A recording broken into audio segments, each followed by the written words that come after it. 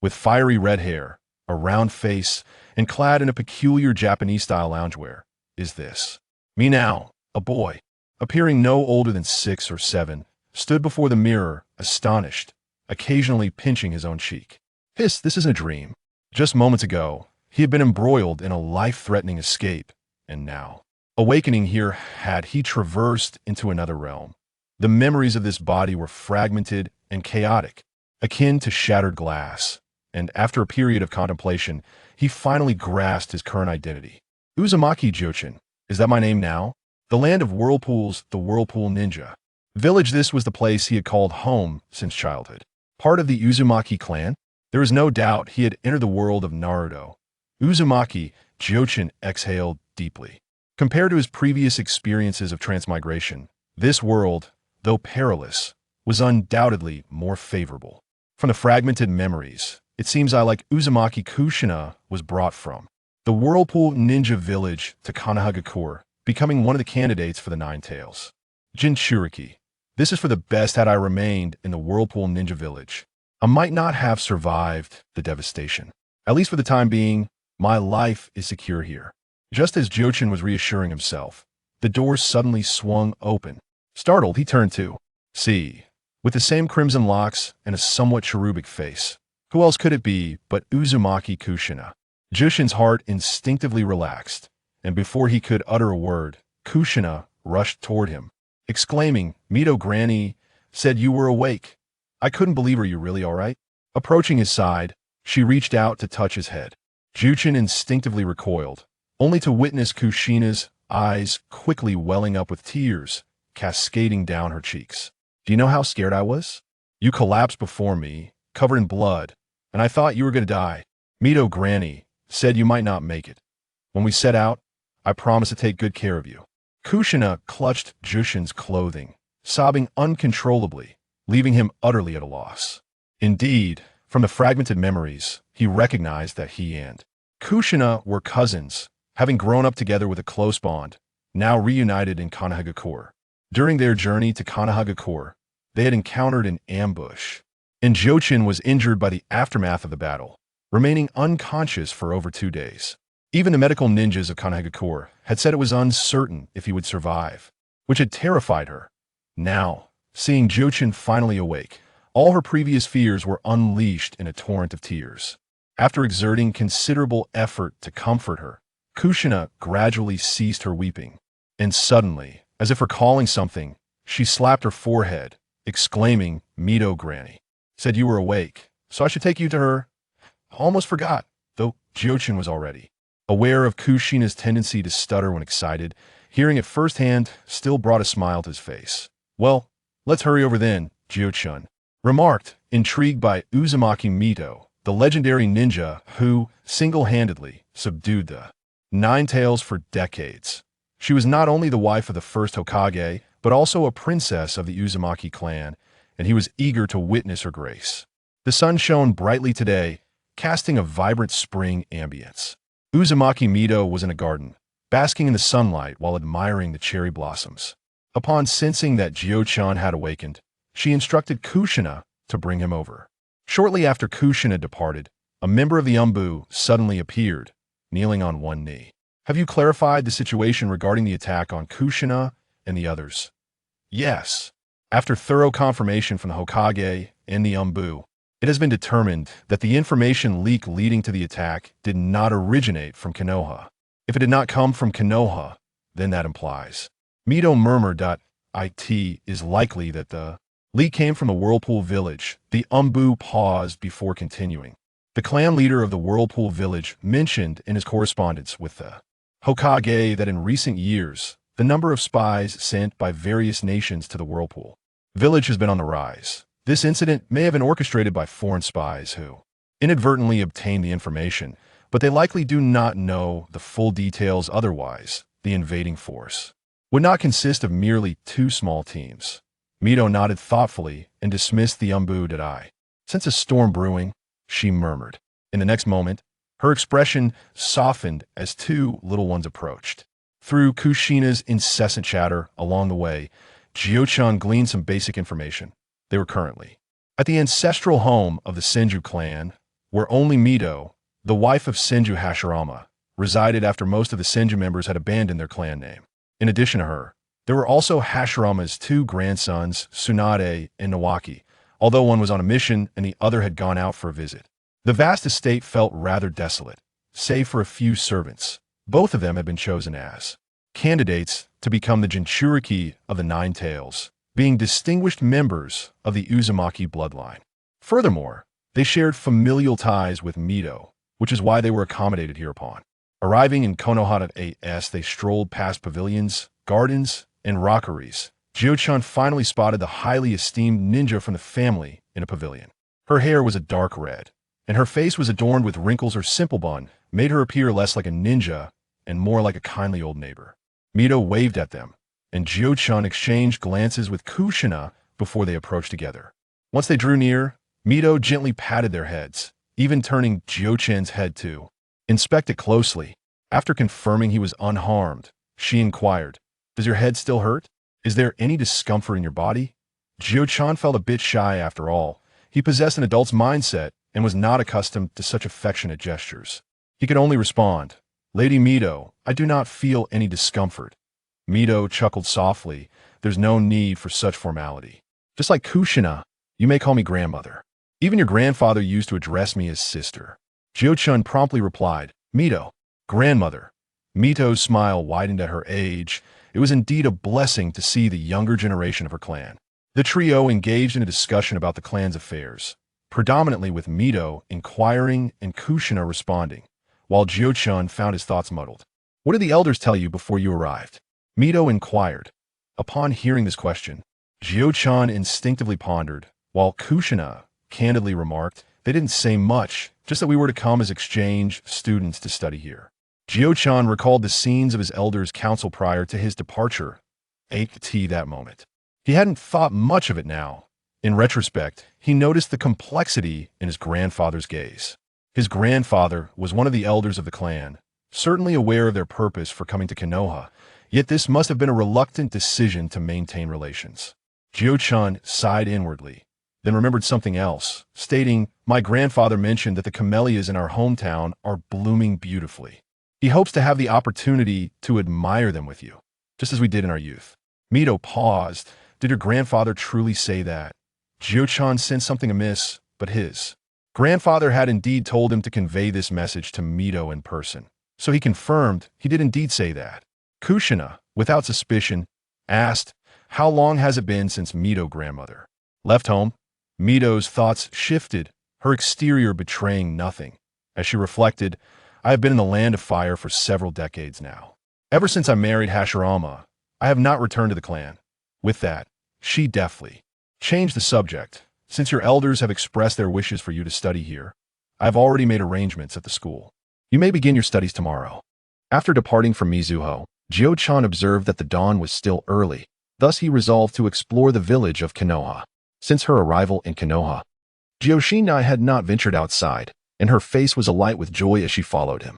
The Senju ancestral residence was situated in the northwest corner of Konoha, and the pair traversed several streets before the surroundings gradually became lively. Although it was already afternoon, the thoroughfare remained bustling with pedestrians. Most were clad in traditional attire, although some wore casual clothing. Jiuchen even spotted a few individuals donned in ninja garments, blending seamlessly with the throng. In comparison to the Uzumaki village etched in his memory, Konoha appeared far more prosperous. Numerous vendors pushed carts along the roadside, hawking handcrafted goods, masks, wooden toys, and an array of snacks such as taiyaki and dango.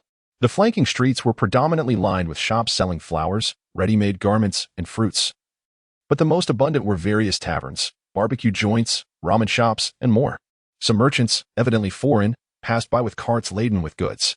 In just a few minutes, Jiuchen witnessed no fewer than 4 or 5 such caravans, causing Jiushina, who had never encountered such a scene, to exclaim in wonder. Feeling fatigued, Jiuchen purchased 2 cups of juice from a small stall, one for himself and one for Jiushina. As he savored the sweet and tangy flavor, he observed the ebb and flow of people around him, a long-lost sense of relaxation washing over him. While passing a barber shop, he touched his long hair and decided to step inside. Upon emerging, his once waist-length hair had transformed into a chic short style. He shook his head. relishing the newfound lightness and coolness, nodding in satisfaction. For reasons unknown, it seemed the Uzumaki clan had a penchant for long hair in his memories. Every family member sported flowing locks. For someone accustomed to short hair for decades, Jiuchen found the long hair quite uncomfortable, so he seized the opportunity to cut it. Watching Jiuchen emerge from the haircut, Jiuchen stifled a giggle, her shoulders shaking with mirth. Feel free to laugh, Jiuchen thought, unfazed by her amusement. Previously, with long hair, he resembled a genderless figure, making him and Jiuchen appear almost like twins. Now, with his hair cropped, the distinction was significant, alleviating any worries of being mistaken for one another. As they wandered east and west beneath the setting sun, they eventually returned to the residence. At dinner, Mizuho paused in surprise upon seeing Jiuchen, puzzled as to why her newly recognized grandson had returned transformed. With a smile, she gently patted his head. The freshly cut hair felt somewhat prickly yet pleasing to the touch, evoking a sense of fondness. After dinner, Mizuho did not linger to converse with them, instead instructing a servant to escort them back to their quarters for rest. To mitigate their initial feelings of unfamiliarity, Jiuchen and Jiuchen were assigned to the same room, divided by 2 tatami mats. As young children of 6 or 7 years old do not require strict separation by gender, Jiuchen also relished the opportunity to rest. The events of the day had been somewhat overwhelming, as he had suddenly transitioned from one world to another. To be honest, despite his body being in motion, he felt the need to mentally acclimate himself to the new circumstances. Upon returning to his room, Jiuchen intended to lie down and recuperate. However, Jiuchen unexpectedly spoke from behind him, reminding him not to forget about the evening practice. Evening practice? Jiuchen searched through the chaotic memories in his mind and recalled its significance. The so-called evening practice entailed the nightly training of chakra following its initial cultivation. The elders of the clan had imparted this wisdom. The first step in a ninja's training is to refine the chakra within their body, followed by a daily familiarization with the steps necessary for its refinement until it becomes second nature, ensuring that they can harness chakra at any moment and avoid losing their lives in times of crisis.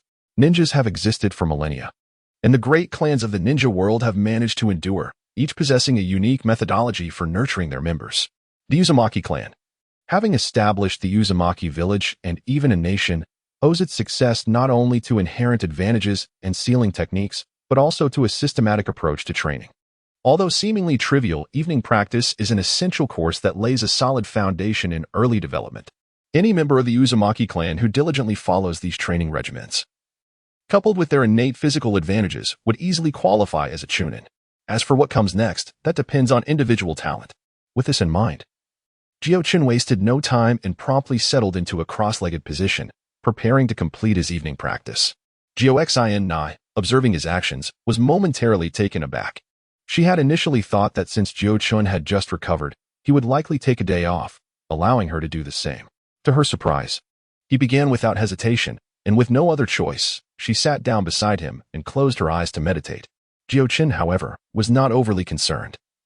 He was genuinely intrigued by the training of ninjas. After all, he had watched this anime numerous times in his previous life and had often fantasized about what it would be like to become a ninja. Now that his dreams were manifesting into reality, it was only natural for him to feel a surge of excitement. Following the methods for chakra refinement as remembered, he cast aside unnecessary thoughts, perceived the energy within his body, and envisioned the sensation of merging with that energy. Before long, Jiuchen personally experienced the process of chakra refinement. It was not particularly difficult, yet it felt notably smoother than he had recalled. The next phase involved practicing the hand seals.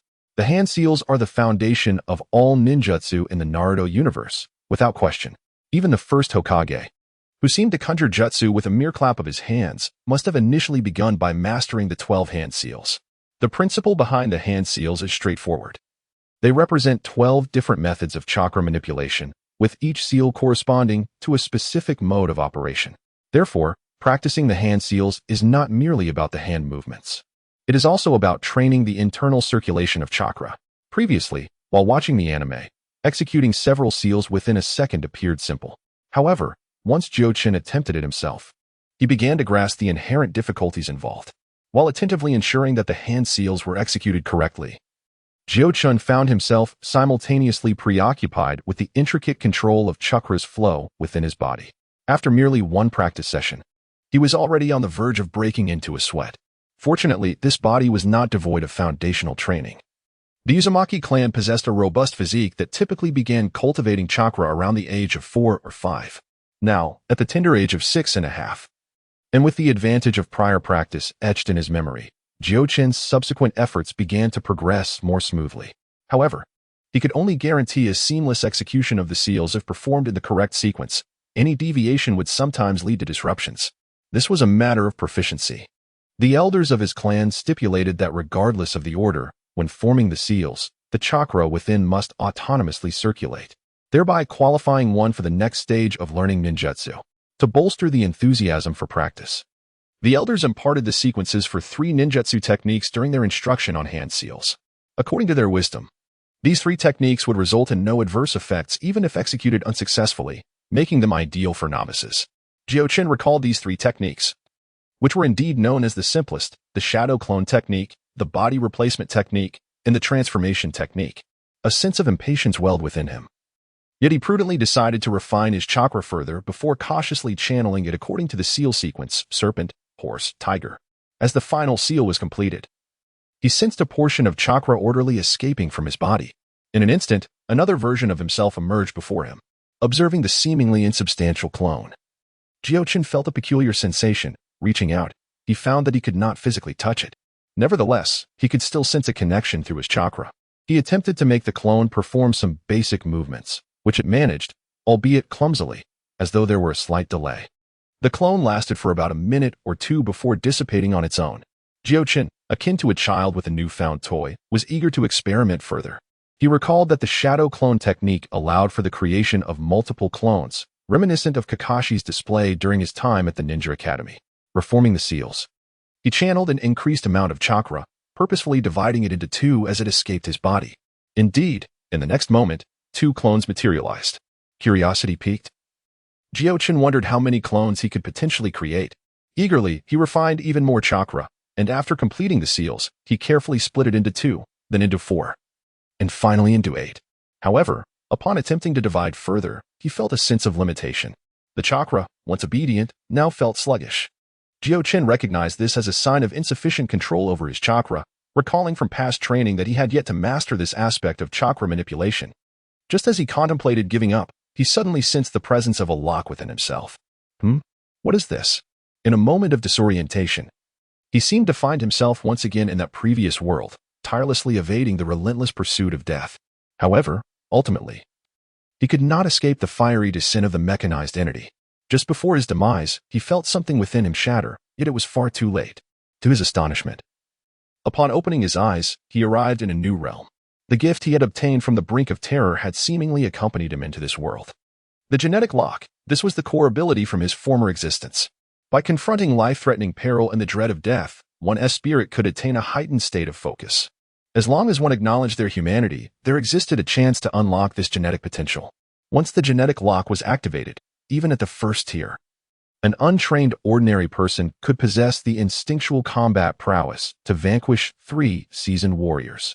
The subsequent 2nd and 3rd tiers would significantly enhance both physical and mental faculties. Upon reaching the 4th tier, one would gain the ability to manipulate their own genes, traversing the cosmos with a body that approached immortality. Contemplating this, Jiuchen felt his breath quicken. He inhaled deeply, forcing his spirit to coalesce, as if it transformed into a sharp blade striking heavily against the lock.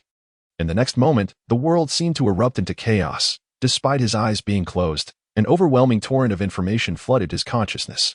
He could hear the breaths and heartbeats of those around him, approximately 152 meters away. That was Kekkei. He smelled the fragrance of flowers wafting from outside. Noting that one had fallen and was beginning to decay, he sensed a gentle airflow brushing against his skin, indicating a window in the room was ajar. Yet, this influx of information did not impede his thoughts. In fact, the chakra within him appeared to become more docile due to the unlocking of the genetic potential. Instinctively, he wished to try the shadow clone technique. With a mere flicker of intent, his chakra began to circulate automatically, splitting seamlessly into 24 strands just before it could disperse. In the next instant, 24 identical clones appeared, nearly filling the room, leaving just a small space beside Kekkei. It was not that he could not produce more clones. Rather, he instinctively perceived the confines of the room, which could accommodate only so many. Even the chakra was allocated perfectly, with just a hint of excess, indicating a significant enhancement in his control over it in this state. He nodded, dispelling the technique, and instinctively deactivated the genetic lock, exiting this heightened state. At the moment of closure, a thought struck him, and he shouted, "Jiuchen Nai." In the next instant, his body convulsed violently, a sensation of pain and numbness emanating from deep within his organs and marrow, as if countless tiny creatures were stir with each passing second. The anguish deepened, yet he could utter not a sound. A wave of intense pain surged through him, and soon he succumbed to unconsciousness. Even in the depths of his stupor, he could not escape the torment that seemed etched into his very soul. Under such suffering, Jiuchen felt that even death might be a preferable option. Time lost its meaning, and eventually, he sensed a refreshing coolness permeating his being. In this soothing sensation, the pain appeared to retreat gradually, and he began to regain awareness of his body, struggling to open his eyes. He was initially met with a double vision that slowly came into focus, revealing Jiuchen Nai and Mito, who stood vigil by the tatami mat. Jiuchen Nai's hands were clenched tightly into fists, her eyes brimming with tears, while Mito rested a hand upon him, employing healing ninjutsu. The earlier sensation of coolness had originated from her efforts, and she gazed at him with palpable concern. Upon realizing that Jiuchen had regained consciousness, Jiuchen Nai's face lit up with surprise, and Mito continued her examination until she felt assured that he was no longer in distress, letting out a relieved sigh. "Mito." Jiuchen Nai. His throat felt parched. "How do you feel now?" Mito inquired, her gaze fixed upon him. "Aside from a lingering sense of weakness, I feel no other discomfort," Jiuchen replied, as he assessed his body, sensing as though the previous pain had been but a figment of his imagination. Yet now, even the slightest movement of his fingers felt laborious. "Now, please tell me what transpired," Mito said, her tone unusually grave. Jiuchen was undoubtedly aware that the initial unlocking of the genetic seal came with repercussions, yet at that moment, he was not preoccupied with such thoughts. When Mizuhito inquired, he hesitated, uncertain of how to articulate his experience. It was Jiuchen Nai, wiping away her tears, who began recounting the events. Upon hearing Jiuchen's cry, she immediately saw him collapse in agony on the ground. Realizing she was at a loss for what to do, she rushed outside and shouted for help. Before long, Mizuhito arrived on the scene, likely alerted by nearby Umbu who had heard her cries for assistance. "I received the report and hastened here, subsequently initiating your treatment," Mizuhito explained, her brow furrowing slightly. "As soon as I assessed your condition, I realized you had been poisoned. Strangely, however, the toxins appeared to originate from your own internal organs. Thus, I could only protect your organs using chakra before preparing to extract the toxins from your body." Another peculiar aspect emerged. Once the toxins reached a certain threshold, they began to decompose within your body, as if your system had adapted to them. In all my years, I have never encountered such a phenomenon. Although Vortex Mizuhito was renowned for her sealing techniques and as the Jinchuriki of the Nine Tails, her medical ninjutsu skills were equally adept, enabling her to articulate the after-effects of unlocking the genetic seal with clarity. Jiuchen felt a surge of apprehension. Fortunately, he was not a mere child. Feigning confusion, he remarked, "I am unsure how it happened. I was practicing the shadow clone technique during evening training, aiming to create more clones. At a certain point, I realized my control was faltering. I sensed an internal limitation and, upon attempting to break through it, I indeed managed to conjure a greater number of clones. However, as soon as that limitation was reinstated, I was instantly engulfed in pain, prompting me to call for Jiuchen Nai." Mizuhito furrowed her brow, contemplating the notion of lifting one's bodily restrictions, something she recalled hearing about previously. "Could you elaborate on the sensations you experienced after lifting the restriction?" Jiuchen feigned deep thought before responding. "It felt as though my chakra control became exceptionally smooth. Previously, I needed to perform hand seals to execute the shadow clone technique. But after the restriction was lifted, I could cast it without seals, and the quantity increased significantly. Additionally, my senses became remarkably acute. I could hear the breathing and heartbeat of those around me, but beyond that, there was little else.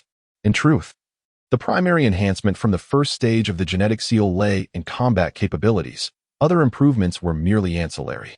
Yet, without engaging in battle, it was challenging to provide an explanation. The power of the genetic seal was unprecedented in this world.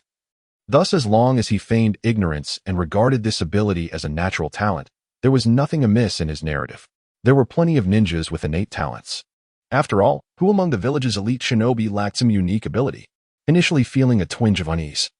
He pondered that with the backing of perhaps the most experienced and potent individual in Konohagakure, there was no harm in appropriately showcasing a measure of talent. Moreover, the talent he presently exhibits is accompanied by considerable side effects. Thus, once he gains the acknowledgement of Mizuho, there is fundamentally little need for concealment. Of course, the crux of the matter is that concealment is no longer feasible. He is acutely aware that Mizuho possesses the ability to discern the innate goodness or malevolence within individuals. Although he is uncertain of the specifics of this capability, it is prudent to minimize deceit whenever possible.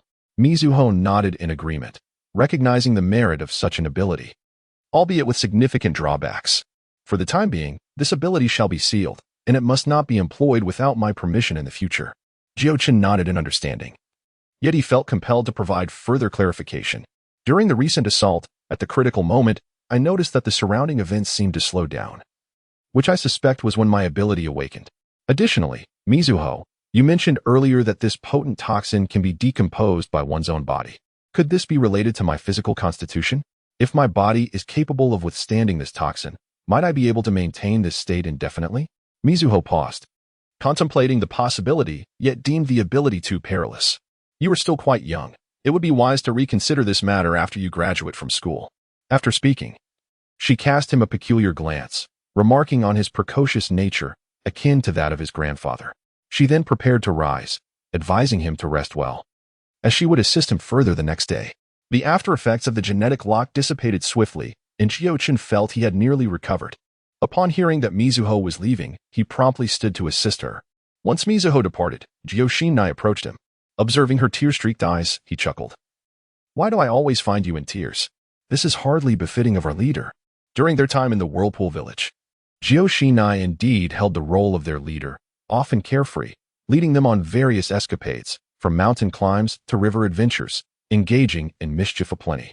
Jiuchen, as her loyal strategist, was always there to offer her ideas. This is all your fault. Now you dare to mock me? Just wait and see if I don't retaliate. Jiuchen exclaimed, flaring with indignation as she prepared to strike. Meanwhile, as Mizuho exited, an Umbu agent approached to report. Lord Hokage is awaiting you in the reception room. Mizuho nodded and swiftly made her way to the reception area. The third Hokage, Sarutobi Hiruzen, was just over 40. A period of vigor and strength for a ninja, his physique robust. Dressed in casual attire, he alternated between smoking and sipping tea. Upon Mizuho's entrance, he immediately rose, saluting her as a junior would. Once Mizuho was seated, he presented a package of tea leaves, stating, "These were brought by the daimyo of the land of tea a few days ago, reputed to be excellent. However, my palate is rather unrefined, so I thought to bring them for your esteemed evaluation." Mizuho accepted the offering, expressing her appreciation for his thoughtfulness. After some pleasantries, Mizuho transitioned to the main topic. "The reason I summoned you today is to seek your counsel on a pressing matter. I have become aware of the recent attack on Jiuchen and her companions, which, I understand, was a result of information leaked by a spy from the Whirlpool Village, correct?" The third Hokage slightly inclined his body, affirming the truth of the matter. "The order to retrieve individuals from the land of whirlpools was issued directly by me, and the only ones privy to this information are myself and the operatives of the Umbu. There are no issues on their end." Mito nodded. "Originally, I should not have intervened in this matter, but the frequent appearances of spies within the land of whirlpools have raised my concerns." The response from the clan leader of the Uzumaki did indeed address this issue, albeit briefly. Should the land of whirlpools find themselves in need, as allies, Konoha has an undeniable obligation to assist. The clan leader, Uzumaki Rumi, is rather obstinate, and while I place trust in 7 parts of his correspondence, it is the words of Jiuchen's grandfather, Elder Siren, that have truly alerted me. He conveyed a message through Jiuchen, indicating that the camellias in his homeland have bloomed, expressing a hope that we might once again enjoy the flowers together. The third pondered this statement thoughtfully before responding, noting the inherent strangeness in such words. "Indeed, Siren is aware of the 9 tails sealed within me, and he must understand that I cannot easily depart from Konoha." The third then spoke earnestly. "Mito has sacrificed greatly for Konoha. But why would the elder convey such a message?" Mito's expression turned nostalgic.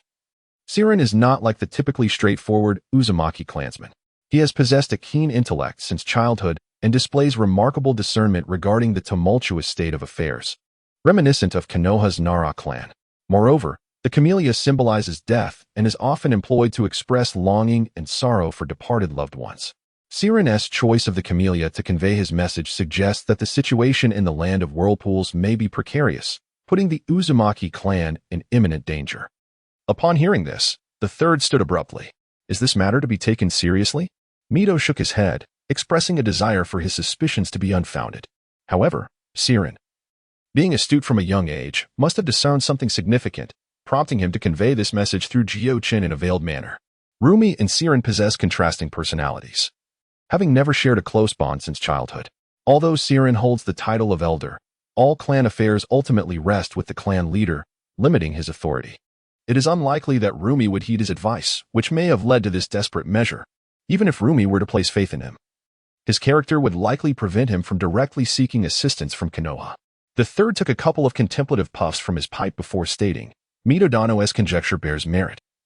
The Uzumaki clan leader has also informed me of the recent surge of spies from various nations within the land of whirlpools. If there are indeed movements afoot, it is not outside the realm of possibility. However, without a formal request for assistance from the land of whirlpools, Konoha would find it difficult to deploy troops. I shall assign Kakashi to lead a team to scout the situation in the land of whirlpools. Should the circumstances prove dire, we will have time to formulate a response, and I shall endeavor to arrange personnel accordingly. The third's expression turned serious. The bond between the Uzumaki and Konoha is akin to branches of the same tree. If the Uzumaki were indeed in peril, Konoha would not hesitate to lend aid. Mito nodded, finding this arrangement agreeable. The third then inquired, has the Uzumaki clansman who was previously attacked and injured fully recovered? He has indeed recovered. I have arranged for them to report to the academy tomorrow. Mito recalled the previous situation with Jiuchen and inquired, you are known as the doctor of the ninja world. Do you know of any jutsu that can lift bodily restrictions, enhance chakra control, and sharpen the five senses? The third Hokage furrowed his brow, pondering for a considerable time before responding. To my recollection, Konoha has documented a forbidden technique known as the 8 Gates of Opening, which can achieve such feats. However, I have never witnessed this forbidden technique firsthand, and according to the records, once activated, it causes the chakra to become wildly uncontrollable, thereby only augmenting the power of physical techniques and not enhancing the five senses. Additionally, both Sunigakure and Kumogakure possess similar secret techniques, yet they ultimately do not compare to the 8 Gates of Opening and lack the effects you mentioned. Mito nodded, choosing not to dwell on the matter further. Recognizing that the ninja world is rife with myriad secret techniques, as long as they pose no harm at this stage, that suffices. Subsequently, the third Hokage briefly inquired about Kushina and Jiuchen, as their roles as potential hosts for the Ninetales were of paramount importance, necessitating a clear understanding of the situation. As night deepened, the third Hokage took his leave.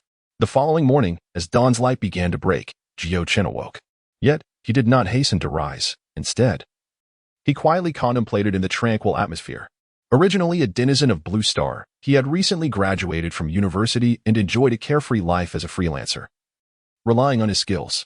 Little did he know that one fateful day, he would awaken in a world of infinite terror.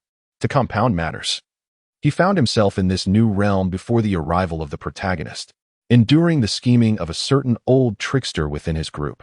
He managed to survive through 2 horror films, only to be pursued to his death by the Grim Reaper in the third, ultimately arriving in the world of Naruto. Although this world was not as terrifying as the previous one, dangers still lurked, making the enhancement of his own abilities quite necessary, Jiuchen mused. His current situation was relatively favorable, after all, bearing the identity of a Uzumaki, even as a potential host for the Ninetales. He could at least develop smoothly in the early stages. With this thought in mind, Jiuchen disregarded the still slumbering Kushina, rose from his bed, and after a brief wash, had a servant escort him to the training grounds behind the ancestral home, preparing to commence his morning lessons. In contrast to the evening sessions focused primarily on chakra training, the morning lessons concentrated on physical conditioning. Though the Uzumaki clan is renowned for their sealing techniques, they inherently possess formidable physical attributes, and for centuries, the clan has developed a comprehensive training regimen. As they were to journey to Konoha, the clan elders had previously informed him of the detailed requirements for each training phase. The morning mist lingered around the training grounds, and the crisp, early breeze carried a chill. Yet, Jiuchen felt no discomfort from the cold.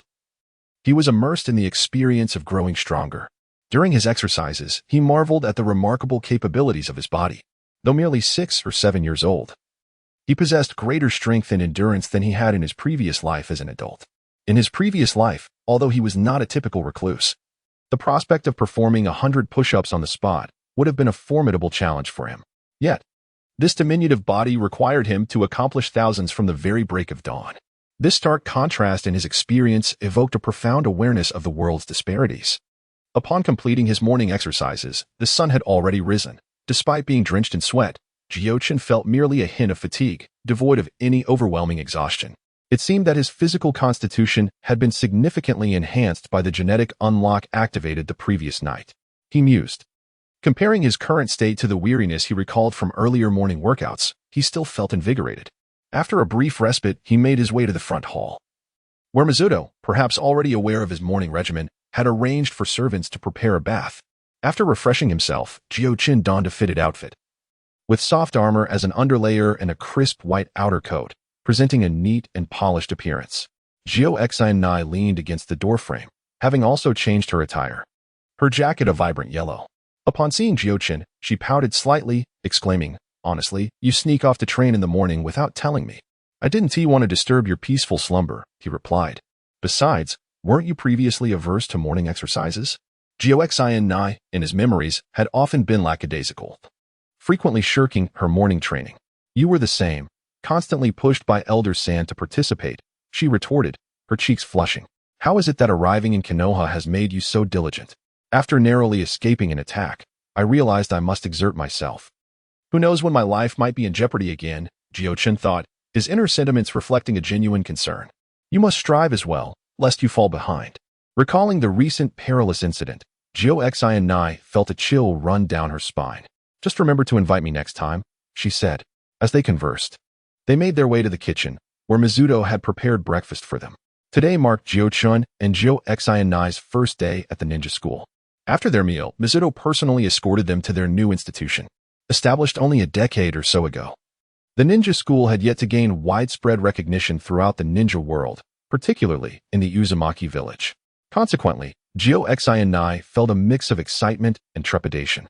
But her anxiety eased upon seeing Jiuchen beside her. The school was located in the village's center, and it wasn't long before they arrived. At the entrance stood a ninja clad in a green vest, who approached them with alacrity upon their arrival. "Lord Mizuto, what a surprise to see you here in person." The ninja addressed Mizuto with utmost respect. "Ah, Yoda. It's been a while," Mizuto responded with a nod, then turned to Jiuchen and Jiuchen, saying, "This is Teacher Yoda, your class instructor at the ninja school. Be sure to listen attentively." "Yes," they replied obediently, nodding in unison. "Very well, Yoda, please escort them inside." "I must take my leave now," Mizuto instructed. Yoda waited until Mizuto was out of sight before leading them into the school. "Lord Mizuto has always been quite considerate of me within the clan," he remarked, seemingly directed at the two of them. Jiuchen discerned that Yoda, too, was likely a member of the Senju clan. As Yongtai walked, he introduced the class situation to them. Since they were transfer students, they did not begin in the first grade but directly entered the second grade. The first grade focused on literacy, primarily teaching cultural knowledge and how to refine chakra. Although some ninja clans would introduce their offspring to education early, most children from commoner families lacked such opportunities. By the second grade, the emphasis remained on cultural knowledge, supplemented by a few practical classes, which included teaching hand seals and the art of throwing ninja tools. Reflecting on this, Jiuchen mused that his previous education within the clan had been rather advanced. However, he noted the difference between general education and elite clan education, making direct comparisons difficult. Before long, they arrived at the classroom for second grade, Class 1. "Classmates, these two will be joining our class starting today. I trust everyone will get along harmoniously," Yongtai announced as he led them to the podium. Jiuchen scanned the room, noticing there were more students than depicted in the anime, approximately 30. A few stood out distinctly. The cool-looking boy with an unusual hairstyle was undoubtedly from the Uchiha clan. The girl with a bob cut belonged to the Nara clan. The chubby boy sneaking snacks was from the Akimichi family, and the gentle-looking boy with short blonde hair was likely Minato Namikaze. "Now, why don't you both introduce yourselves? Please share your name, age, likes and dislikes, as well as your dreams." Yongtai turned to them. "I shall go first," Jiuchen said, glancing at Kushina, who showed no signs of the explosive temperament she exhibited in the original anime. "I am Uzumaki Jiuchen, 6 years old. As for my likes, I have yet to discover them. I have no dislikes at the moment either." Regarding my dream, it might be beyond your comprehension, so I shall refrain from sharing. As soon as he finished speaking, the classroom fell silent. Yang Tai, holding his forehead, thought to himself that Jiuchen had revealed nothing but his name. The classroom soon erupted into chatter. What's with this outsider's attitude? Someone remarked. Just then, Kushina burst forth. I am Uzumaki Kushina, and I aspire to be the first female Hokage of this village. Instantly, the class fell silent once more, only to erupt into an even louder clamor. This person with the strange hair color dares to dream of becoming Hokage? Ha ha ha, this is hilarious. Does she even understand what being Hokage entails? At that moment, Minato Namikaze, seated in the middle row, stood up with a smile. Hello. I too wish to become Hokage, one who was recognized by all the villagers. Gradually, the noise in the class subsided, and Jiuchen nodded at him, while Kushina appeared somewhat unconvinced. Yang Tai, noticing this, quickly gestured for calm. All right. Let us take our seats now, he instructed, showing them to their places. To facilitate their quicker integration into the class, the two were seated apart. Upon taking his seat, Jiuchen discovered that his deskmates were two identical little girls. Hello, he greeted them first. Hi, I am Sachiko, replied one. Hello, I am Masaki-chan the other. The two girls spoke in unison. At the podium, Yang Tai was droning on about some rather insipid topics, while Jiuchen turned to engage in conversation with Sachiko and Masaki. Among the two, Masaki was the elder sister, appearing somewhat introverted, whereas Sachiko, the younger sibling, was more lively and often initiated dialogues with Jiuchen, drawing from his previous life's experiences. Jiuchen felt no pressure in conversing with the two young girls and quickly grew comfortable with them. Even the more reserved elder sister would occasionally chime in with a comment. Where are you from? The younger sister inquired. From the land of whirlpools. Have you heard of it? I know. It's an ally of the leaf, the elder sister replied, displaying a bit more knowledge than her sibling. Indeed.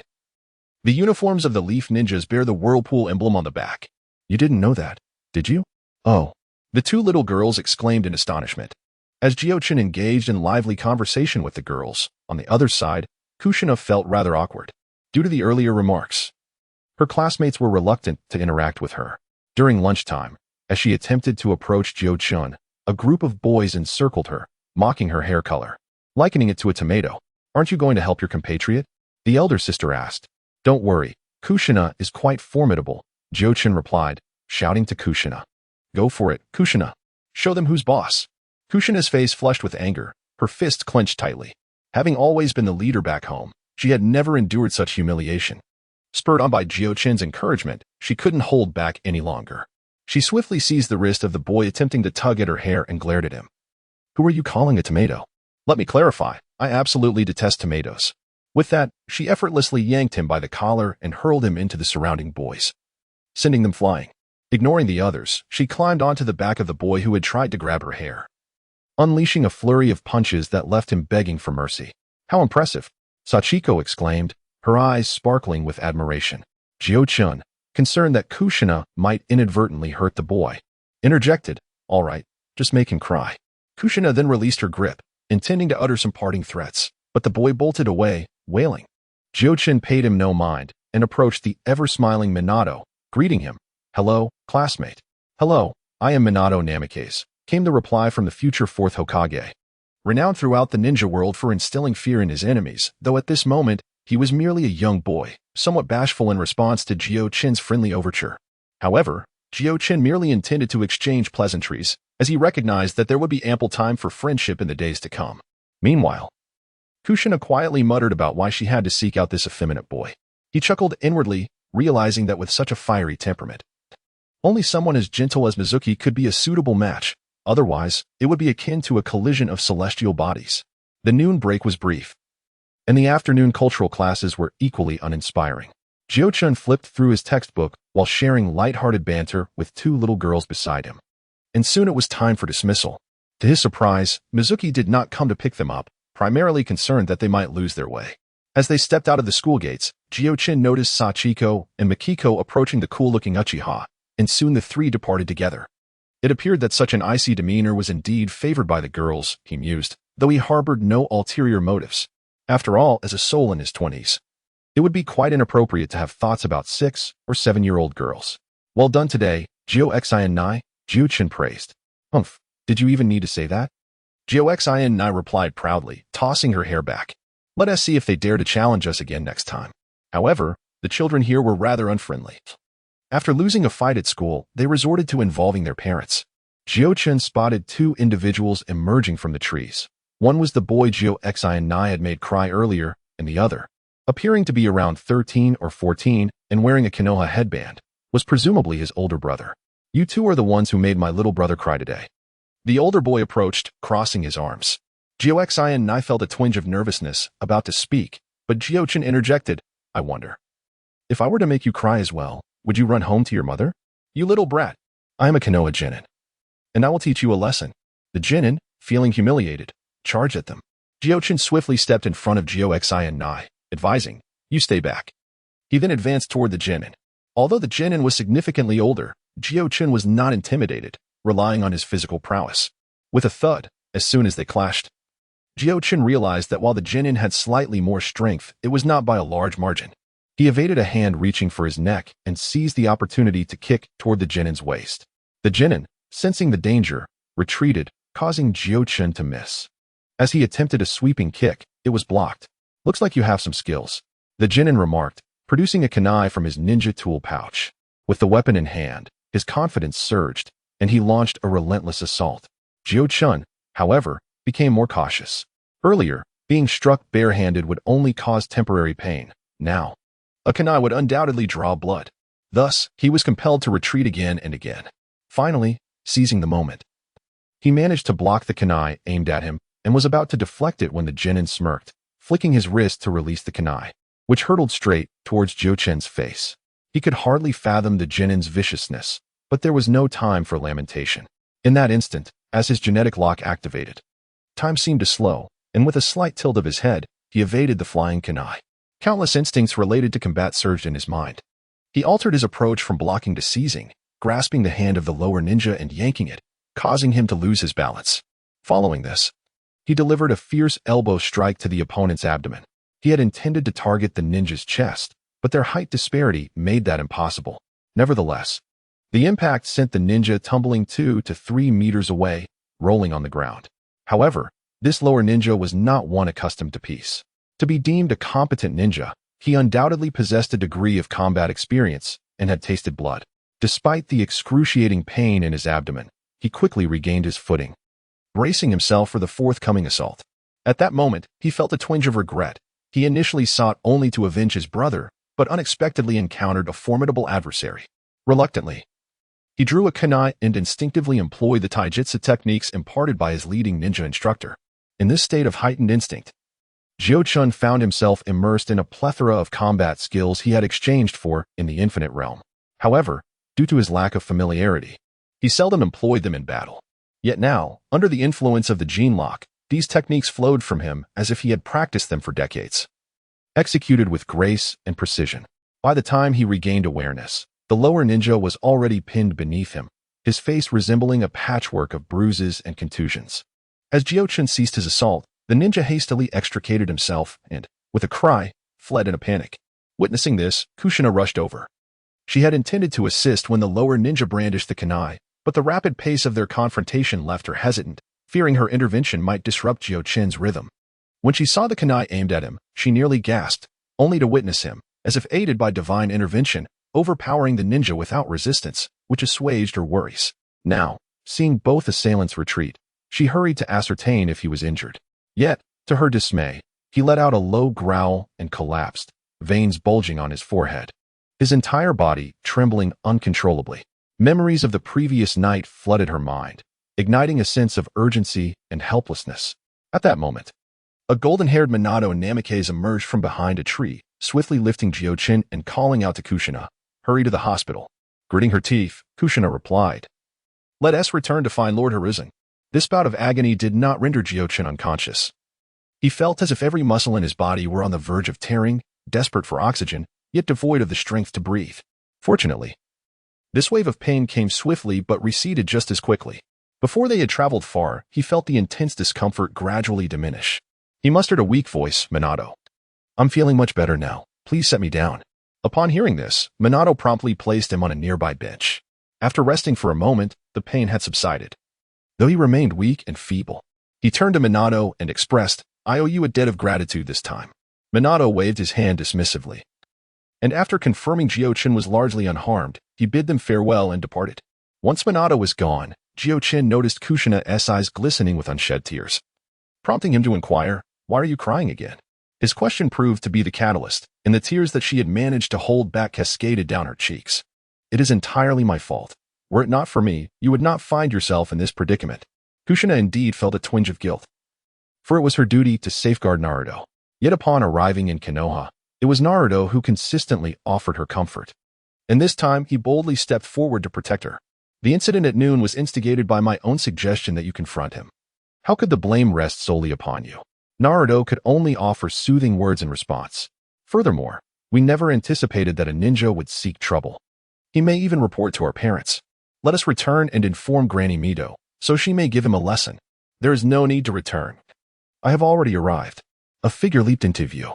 After escorting Naruto and his companions to school that morning, Mito did not return to the Senju estate but instead proceeded to the Hokage building. Since the passing of the first Hokage, Mito had seldom appeared in public, often operating from behind the scenes. To speak of her contributions, she played a significant role in the establishment of the Konoha Hospital and the sealing team, though her efforts remain largely unrecognized. Later, when the third Hokage ascended, amidst the tumult of shifting allegiances, she discreetly met with the heads of various clans to lend her support to the third Hokage, thus facilitating a smooth transition of power. Possessing complete mastery over the power of the Nine Tails, she was virtually unrivaled in this era. Mito undoubtedly served as the steadfast anchor for Konoha, a great tree in need of stability. However, human strength is finite, and in an age where the average lifespan barely exceeds 30, she has already surpassed 60. Even with the longevity characteristic of the Uzumaki clan, it is prudent for her to prepare for the future. The Nine Tails within her is Konoha's most crucial strategic asset, entrusted to her by the first Hokage, and it is imperative that she ensures its complete legacy.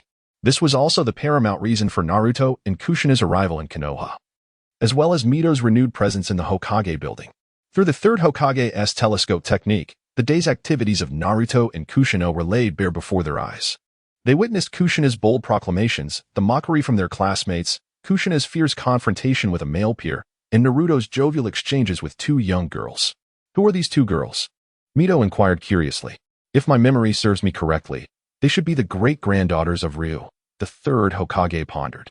"Ryu? That old man is still alive." The third Hokage felt a tinge of embarrassment. Indeed, he was still among the living. The word had it that his time was drawing near. He asked with curiosity, "Does Lady Mito have any connection with him?" "It was many years ago, back when I married Hashirama," Mito replied with a nostalgic expression. He had accompanied his clan leader to interrupt the wedding, but they were swiftly driven away by Hashirama. Who could have foreseen such a scenario unfolding? She reflected wistfully. Later, upon witnessing the arrival of that student's lower-ranking brother blocking their path, the third Hokage expressed concern. "Lady Mito, is this truly without consequence? If they truly believe that the village is ostracizing them, it may prove difficult for them to develop a sense of belonging to the village." Mito shook her head, expressing her concern. "If they cannot even tolerate such rejection, how can I trust them with the Nine Tails in the future?" It was only when the Nin drew out a kunai that Mito's expression shifted, and the third Hokage felt a twinge of anger. This was no longer mere bullying among classmates, but rather the humiliation of a ninja towards a civilian. Subsequently, the unfolding events exceeded the third's expectations. He did not anticipate that Jiuchen, who had previously been at a disadvantage, would suddenly reverse the tide and effortlessly defeat the Nin. Just as he was about to offer praise, he noticed Mito's face alter as a powerful chakra erupted from her, plunging him into a chilling apprehension. Before he could gather his thoughts, Mito was already soaring towards Jiuchen and the others. Although the third Hokage was uncertain of the circumstances, he hastily followed suit. Mito, feeling anxious, instinctively tapped into the power of the Nine Tails, her already swift pace quickening further, leaving even the third Hokage in her wake. Upon her arrival, she overheard Jiuchen's intention to report the incident and interjected immediately. She then began to probe Jiuchen's condition with her chakra. Yet, after a brief moment, she released her hold, puzzled. Mito shook her head. His condition was significantly better than the previous night. She regarded him with an inquisitive gaze. After reflecting on Mito's words for a moment, Jiuchen finally spoke. "Perhaps my physique has strengthened this morning during my early training. I noticed a considerable enhancement in my physical condition compared to before. My previous state seemed to temporarily boost my physical prowess, with some residual effects even after it subsided. Moreover, my conjecture from last night proved correct. As my physique strengthens, the side effects gradually diminish. Mito's eyes narrowed, with her vast knowledge. She instantly comprehended Jiuchen's implications and recognized the immense value of such a condition for a ninja. It was a secret technique capable of not only enhancing a ninja's combat effectiveness but also harboring boundless potential, even scouring the 5 great nations. One might struggle to find a jutsu that could rival it. If Jiuchen were to develop successfully, he would undoubtedly grow into a towering figure. Just then, the third Hokage, who had been lagging behind, finally arrived. Upon seeing Jiuchen unharmed, he breathed a sigh of relief. After all, the chakra that had just erupted suggested that while Mito might be aging, the power she displayed faintly echoed the shadow of the long-departed first Hokage, evoking a sense of dread even in the current Hokage. Had anything happened to Jiuchen under his watch, the fury of the elderly would be something his small frame could scarcely withstand.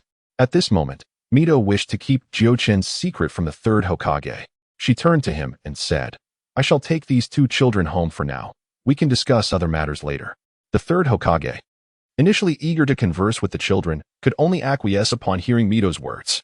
On the way home, Mito resumed her gentle demeanor, turning to Jiuchen and saying, "We are already aware of what transpired just now, that ninja will receive the punishment he deserves." Jiuchen nodded, while Jiuxin beside him expressed curiosity about the nature of the impending punishment. In Konoha, it is strictly prohibited for ninjas to act against ordinary citizens. As students of the academy, their situation is even more serious. The most basic consequence would be the revocation of ninja status, potentially leading to imprisonment. Jiuxin found this quite fair. Mito then inquired of Jiuchen, "What is your dream? Can you share it with your grandmother?" Jiuchen felt a touch of embarrassment. Such a question felt awkward for an adult. However, after a moment's hesitation, he responded, "To become a ninja as great as the first Hokage." Mito burst into laughter, exclaiming, "That won't be easy." "I will strive diligently," Jiuchen replied. "I will also train hard and not hold Jiuchen back," Jiuxin added. Reflecting on the day's events, she realized that had Jiuchen not intervened, she would have been at the mercy of others. Previously, in the Uzumaki village, she had lived carefree, never once having to consider the need for training. However, upon arriving in Konoha, she had faced an assassination attempt on the road, and her companions had nearly perished. Today, she had almost been bullied by a lower-ranking ninja, which made her acutely aware of the importance of strength. Moreover, she noticed Jiuchen's abilities had surpassed her own, leaving her, the self-proclaimed leader, feeling somewhat embarrassed. "Very well, since you were so eager, I shall ensure to teach you well," Mito said with a hint of joy. "By the way, do not disclose your peculiar condition to others for the time being, understood?" "Understood." Initially, Mito had intended for Jiuchen and the others to acclimate to Konoha for a while before beginning their training in sealing techniques. However, upon discovering their eagerness to learn, she decided it would be best to seize the moment and lay a solid foundation while their enthusiasm was still high. Thus, after dinner that evening, Mito formally commenced their instruction in sealing techniques. Sealing techniques, distinct from conventional ninjutsu, do not primarily rely on destructive power. Their main function is to seal an opponent's chakra, body, mind, or even soul. At advanced levels, such techniques can also interfere with space and time, rendering them exceedingly versatile. These techniques manifest in various seals that can be executed individually, such as the fire sealing technique and the 5-element seal, or collectively in formations like the 4 purple flames formation and the Uchiha fire formation. Given their youth, Jiuchen and his companions lacked sufficient chakra control, so the initial lessons focused primarily on the principles of sealing techniques. Once you establish a strong foundation and thoroughly comprehend the principles of sealing, you will be able to seal whatever you wish. If you want to seal fire, use the fire sealing technique. If you wish to seal lightning, employ the lightning sealing technique. The essence of the application lies within your intent, Mito instructed. Jiuchen's eyes sparkled with excitement. He had initially thought sealing techniques were as straightforward as depicted in the original work, but it appeared to be more intricate than he had anticipated. "Can we directly seal an enemy's chakra, preventing them from using ninjutsu?" Jiuchen inquired. "Certainly," Mito affirmed. Mito nodded, inviting them to experience it firsthand. Without forming any hand seals, she placed her hand firmly on Jiuchen. As he sensed it, he discovered that his body felt no different. Refining chakra proceeded as usual. However, When he attempted to use the shadow clone technique, he found that the chakra which typically could effortlessly disperse from his body was now tightly locked within. I have sealed all the channels through which your chakra can enter or exit your body, Mito explained. Consequently, this directly inhibits your ability to perform ninjutsu. Of course, this is not the only method. She then turned to Jiuchen and placed her hand on her as well. Jiuchen tried to refine her chakra but found it significantly more difficult. Even when she succeeded, it was utterly uncontrollable. It can also be done this way. This time, she formed a few hand seals before placing her hand on Jiuchen once more. In the next instant, he collapsed, unable to maintain control over his own body. Seeing both of them witness the true nature of sealing techniques, Mito smiled as she released them one by one. Remarkable, Grandma Mito. I want to learn this. Jiuchen exclaimed with excitement. When the time comes, if someone annoys me, I can simply seal away their chakra and give them a good beating. Jiuchen, however, fell into contemplation. He observed Mito's cheerful demeanor and asked, this sealing technique must have substantial flaws, right? Oh, what do you think? Firstly, it requires direct contact with the enemy to activate. Secondly, the duration of such a sealing technique should not be long. If a large amount of chakra is unleashed in a short time, it could likely be undone. Very good, Mito responded with a look of admiration. You can perceive not only the surface but also discern its inherent flaws. You could be said to have crossed the threshold of sealing techniques. Remember, while sealing techniques are versatile, each possesses its own unique shortcomings. This principle applies not only to sealing techniques but to all ninjutsu. What if the sealing technique could absorb the enemy's chakra? Wouldn't that eliminate its flaws? Jiuchen pondered further. Indeed, it could, Mito acknowledged, then shook her head.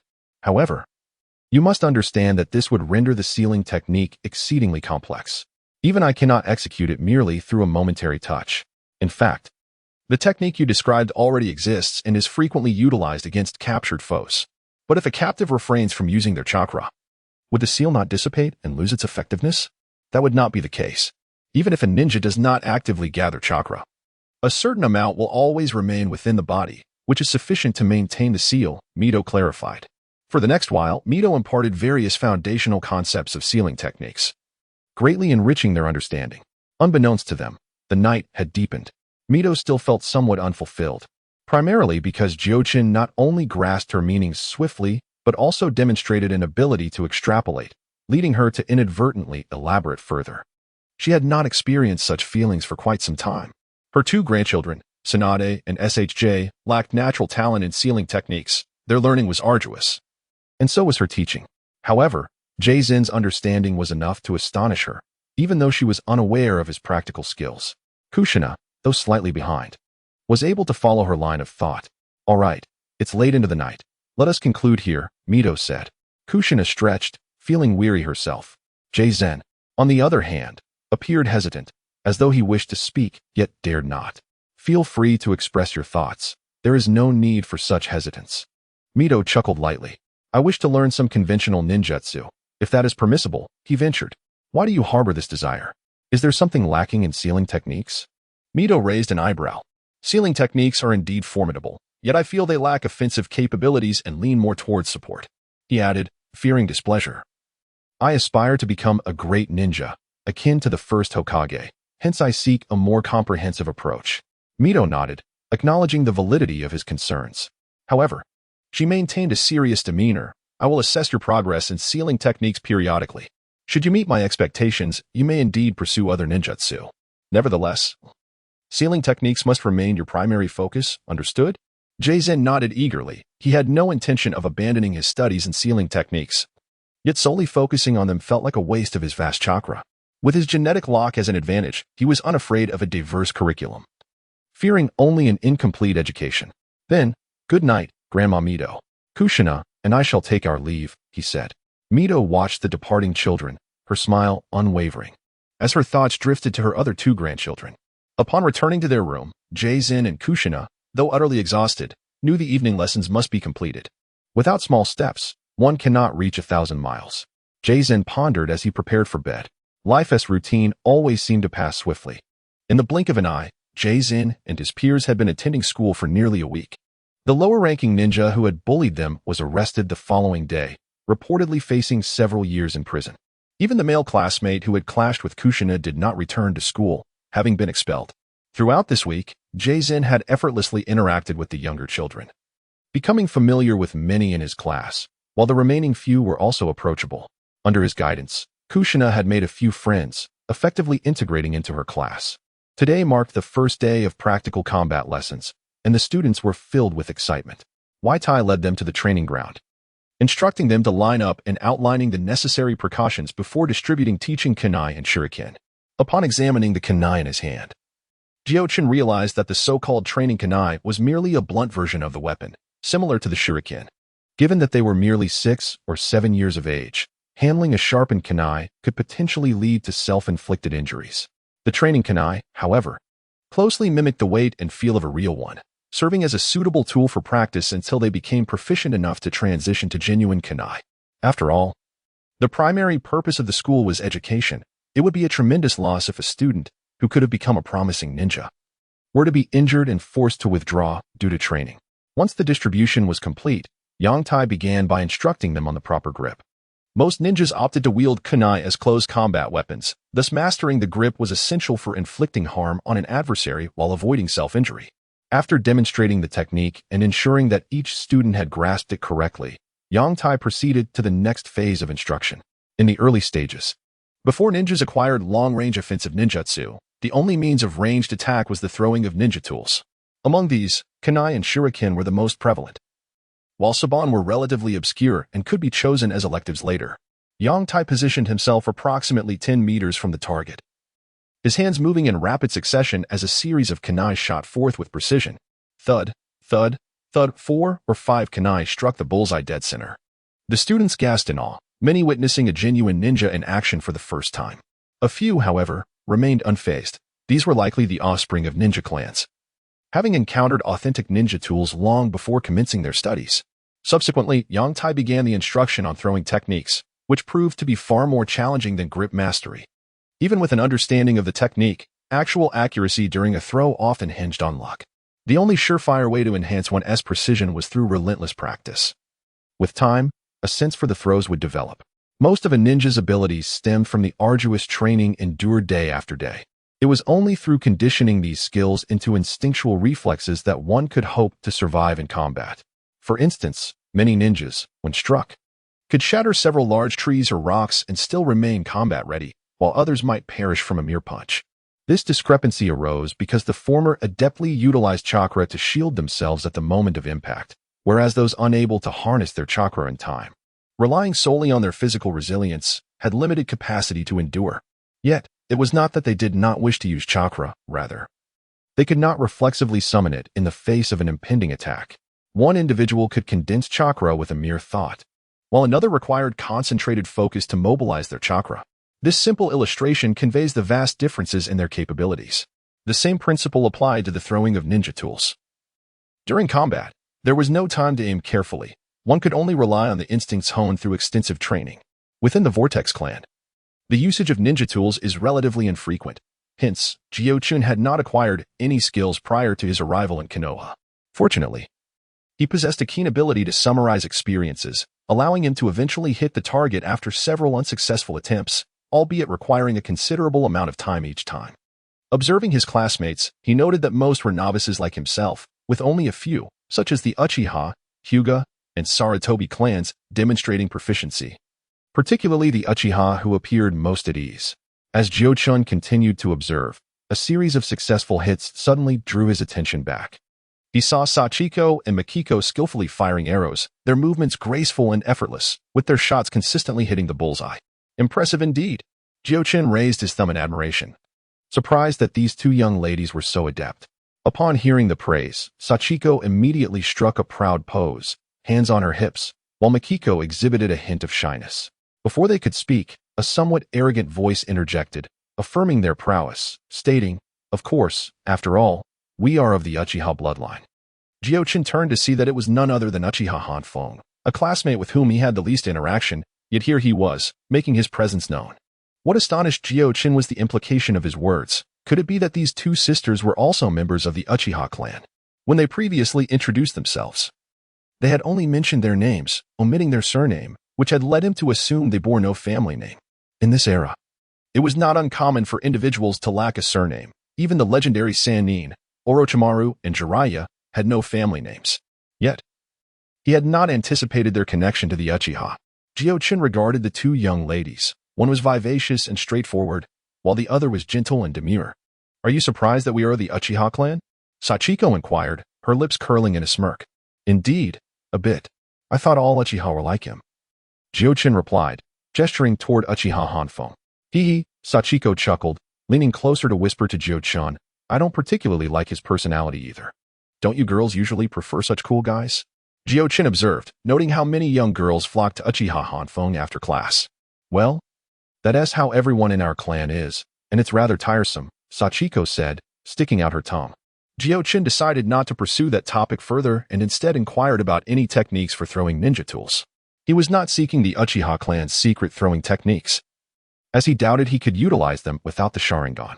Rather, he asked for beginner tips that could facilitate quicker progress, since it did not involve clan secrets.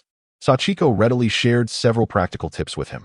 Upon trying them, Jiuchen found his performance had indeed improved significantly. "You should focus on training your left hand." Makiko suddenly chimed in. "What are you doing?" That evening, as he struggled to eat with his left hand, Jiyoshinai could not help but ask. "My left hand is rather inept, and I intend to exercise it," Jiuchen replied. It was only after being reminded by Tanjiko today that he became aware of this issue. In both his previous life and this current body, he has always relied on his right hand, rendering his left hand's strength and dexterity significantly inferior. For a ninja, this is a considerable shortcoming. Acknowledging this flaw, he resolved to overcome it. Hence, Jiuchen planned to practice using his left hand as much as possible, minimizing reliance on his right. Jiyoshinai found it amusing and attempted to eat with her left hand, only to struggle to grasp the chopstick steadily, sending rice scattering everywhere, which prompted her to cast a frustrated glance at Jiuchen. Sitting at the head of the table, Mito observed them with a smile, neither encouraging nor discouraging. Her fondness for Jiuchen had grown. Not only was he exceptionally talented, but he also possessed remarkable initiative and diligence. In contrast, Jiyoshinai reminded her of her own childhood, mischievous and spirited, evoking a nostalgic sense of youth within Mito. The following day marked a rare holiday from school. After Jiuchen and Jiyoshinai completed their morning lessons, they prepared to have breakfast. "You two are quite diligent this early in the morning," a voice suddenly interjected. Jiuchen turned to see a boy, only slightly older than them, observing them. With dark yellow hair and clad in a green top with a white collar. He scrutinized them closely. At this hour and of this age, Jiuchen instantly recognized him. Shinju, the grandson of the first Hokage, Senju Hashirama. Shinju's talents had yet to manifest. He had perished early in the Second Great Ninja War before he could showcase his abilities.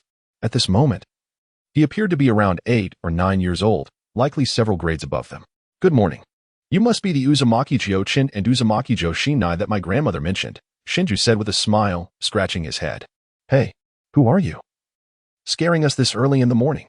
Joshinai retorted, hands on her hips, still startled from his sudden appearance. Shinju's grin faltered as he prepared to explain. However, Jiuchen intervened. "This is Mito Grandma's grandson, Shinju." Joshinai, surprised, scrutinized him from head to toe, realizing, so, he is the first Hokage's. She leaned closer to Jiuchen's ear, whispering, "But why do I get the impression that he seems a bit foolish?" Jiuchen was at a loss for words. While he shared her sentiment, it was inappropriate to voice it so openly. Meanwhile, Shinju continued to assess them. He had just returned to Konoha after visiting relatives yesterday and had come over early this morning. Upon his return, Mito had scolded him after evaluating his training progress, contrasting him unfavorably with the newly arrived Uzumaki siblings. Seizing the moment while Mito reprimanded his sister, he slipped away and stumbled upon Jiuchen and Jiyoshinai in the backyard. As the two prodigies his grandmother spoke of, Shinju felt a mix of curiosity and a hint of resentment. With a swift turn of his eyes, he spoke up, "Indeed, but I am slightly older than you both. From now on, you should address me as brother." Upon hearing this, Kushina's expression darkened instantly, her eyes narrowing with displeasure. "Humph, if you want to be my brother, you'll have to prove you're stronger than me first." Shiraishi, who had anticipated this very response, immediately countered, "Fine by me. Shall we settle this with a little spar?" With that, he stepped forward, readying his stance. Witnessing how effortlessly these two hotheads had arranged a duel, Kyusa could only sigh in exasperation. Seeing them already poised for combat, he had no choice but to intervene. "We just finished our morning training. And we haven't even had breakfast yet. Kushina snapped back to reality at his words, her hand instinctively pressing against her empty stomach. Oh right. You wait. I'll fight you after I've eaten. Reluctantly, Shiraishi conceded for the time being, and the three of them made their way to the front hall together. Just as they reached the entrance, Mito's furious voice boomed from inside. Shiraishi immediately shrank back, offering an awkward smile as he gestured for the other two to go ahead. Upon seeing them enter, Mito's stern expression softened considerably. The young woman seated beside her, who had been enduring the scolding with bowed head, now lifted her gaze curiously. This is my rather troublesome granddaughter, Tsunade. You may call her sister, Mito introduced. There's also a grandson, Shiraishi, though I have no idea where he's run off to now. Grandmother, I'm right here, Shiraishi called out, hastily stepping inside. I was just fetching Kyusuke and Kushina for breakfast. Afraid that his grandmother might scold him for sneaking off, he quickly fabricated an excuse. Good. Since you're all here today, it's the perfect opportunity to get acquainted, Mito remarked, choosing not to expose his lie. Hello, Sister Tsunade, the two greeted in unison. It was clear that Tsunade was in low spirits. She acknowledged their greeting with a mere nod, forcing a faint smile. No doubt. She had just endured a harsh reprimand from Mito. After a proper and uneventful breakfast, Kushina shot Shiraishi a meaningful glance. Yet, the boy who had so boldly proposed a duel earlier now remained unmoved. What else with all the secretive looks? Mito asked, amused. Grandmother Mito. Shiraishi challenged me to a spar earlier, Kushina declared. Oh? Mito turned to Shiraishi, who averted his gaze nervously. She quickly pieced together the situation, her mind working swiftly. She suggested, since you've only just met, roughhousing might not be the best idea, but a simple contest of strength would be harmless enough. Then, her eyes shifted to Kyusuke. You, step forward. Shiraishi, who had braced himself for another scolding, was taken aback by this unexpected turn, though he was unremarkable in other areas. His physique was a perfect fusion of the Senju and Uzumaki bloodlines. Even among his peers, his physical prowess was unmatched. A test of strength against Kyusuke? This was his forte. Yet, he hesitated. After all, these were his grandmother's warts. His earlier challenge had been born of childish pride. He bore them no ill will. Grandma. Enough of the chatter, it's settled. Mito, begin. However, should you lose, you must increase your daily practice of sealing techniques by an hour. Upon hearing this, Ju immediately felt a weight lift off his shoulders, his eyes ablaze with determination as he gazed at J-10. J-10, on the other hand, wore a helpless expression, not anticipating that the flames of competition would engulf him. Did you not express a desire to learn other ninjutsu? If you win, I shall teach you one, Mito added, turning to J-10, fearing he might not exert his full effort, thus adding fuel to the fire. Meanwhile, Kushina, sitting nearby, became excited. Go for it, J-10. Defeat him. The simplest way to measure strength is undoubtedly through an arm wrestling contest. Ju had already taken his place at one side of the table, positioning himself for the challenge. J-10 approached the opposite side, extending his right hand to clasp Ju's. Given Mito's earnestness, he could not afford to back down. After breakfast, Tsunade had initially intended to take her leave. Recently, Orochimaru and Jiraiya had just completed a mission and were recuperating. She planned to join them for a drink to alleviate her frustrations. To her surprise, however, her grandmother had called for her brother to compete in strength against the newcomer, the Uzumaki boy. This piqued her interest. No one understood her brother better than she did. While he may not excel in various aspects, his physical prowess was undeniable. At the same age, even she, his elder sister, found herself lacking. She scrutinized J-10, a child evidently younger than her brother. Aware of her grandmother's acumen, she recognized that such actions were not without purpose. The decision to have this boy compete implied a strong confidence in his abilities. Yet, could he truly prevail over Ju in strength? As both contenders settled into their stances, she took on the role of referee. Begin. Almost instantly upon her words, the veins in both competitors' necks bulged. Yet their hands remained steadfastly locked at the midpoint, achieving a stalemate in their initial clash. Ju was taken aback. He had exerted 80% of his strength. Typically, in school, this level of force left him unmatched. Little did he know he was facing an opponent several years his junior today. Gathering his focus, he inhaled deeply and unleashed his full power. His eyes bulged, and his expression contorted into a fierce grimace. Conversely, J-10, despite Ju's renewed strength, appeared unfazed, maintaining the equilibrium with a demeanor largely unchanged. His physique, having been enhanced through 2 activations of the genetic lock, had developed significantly, surpassing his previous limitations. Although Ju was 2 or 3 years his senior, he had not yet entered a phase of rapid physical development, failing to create a substantial disparity between them. Indeed, J10's strength was merely on par with Ju's. In this scenario, the first to launch an attack would inevitably find themselves at a disadvantage. As the rope tree observed Jiuchen's calm demeanor, an instinctive notion arose within him that Jiuchen had yet to unleash his full potential, compelling him to repeatedly exert his strength. However, such relentless displays of power could not be sustained for long. When Jiuchen perceived a decline in the intensity of the rope tree's exertions, he recognized that his opportunity had arrived. With a resounding shout, he summoned every ounce of his strength and forcefully pressed downwards during a moment of the rope tree's vulnerability. The rope tree sensed this, but found it too late to muster another surge of power. With a loud thud, the rope tree's hand was slammed onto the table, and victory was determined. The rope tree was filled with regret. I have lost. Despite his frustration, he had to concede. Very well.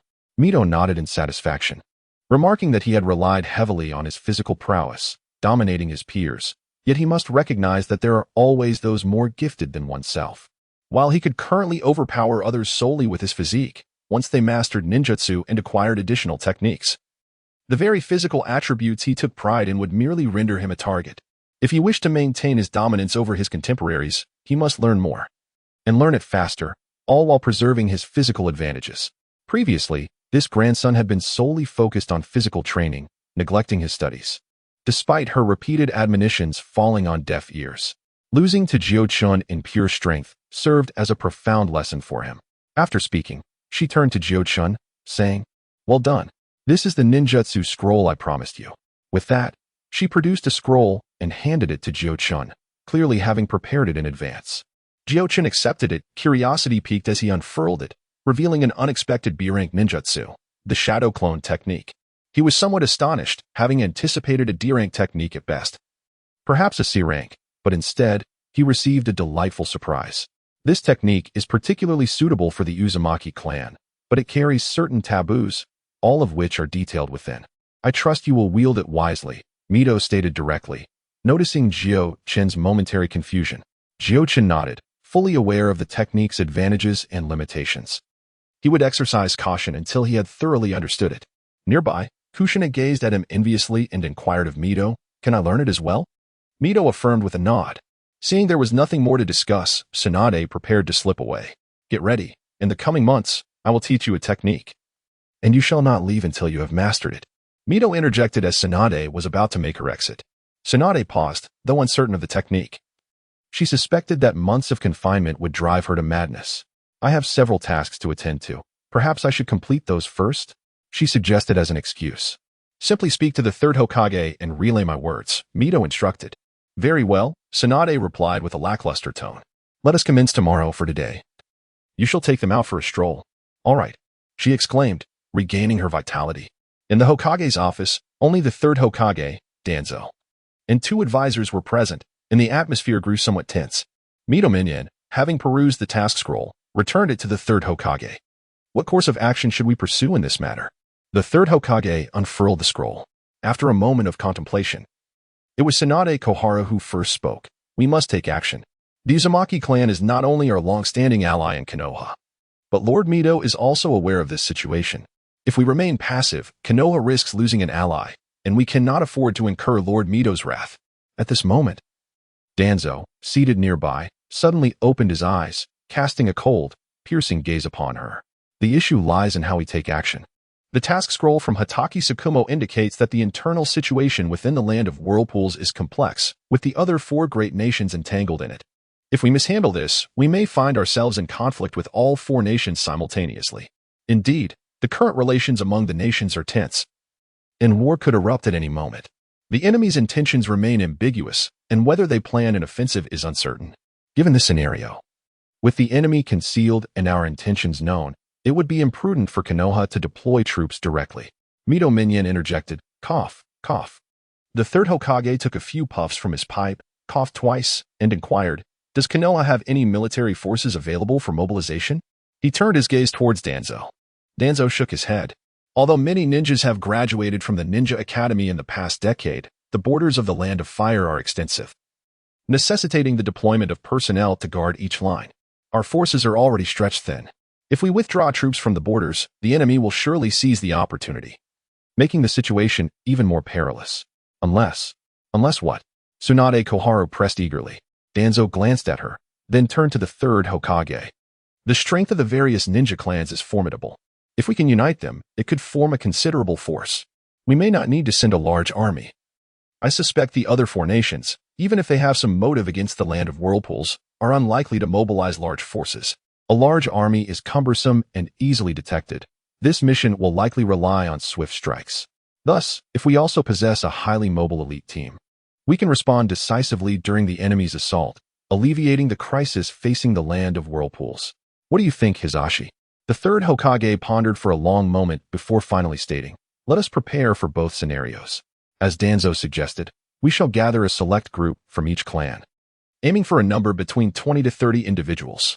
This task will be entrusted to Danzo.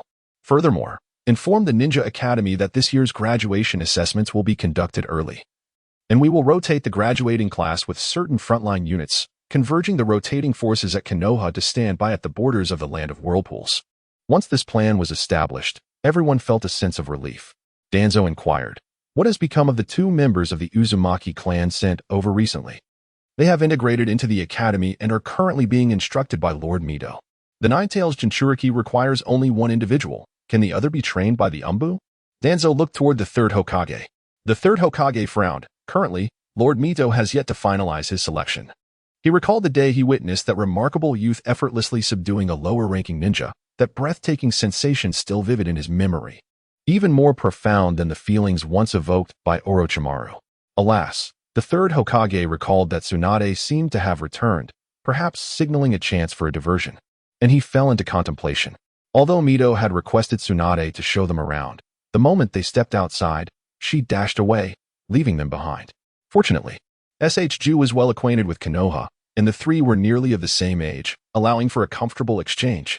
Under Ju's enthusiastic recommendation, their first destination was the Hokage Rock. This location served as the pinnacle of Konoha, offering a breathtaking view of the entire village. It was spring, bursting with vitality and the exuberance of life. After days of immersing himself in training, J-10 relished this rare moment of relaxation, squinting lazily in the warm sunlight. It was here that his grandfather had once conceived the idea of establishing a village.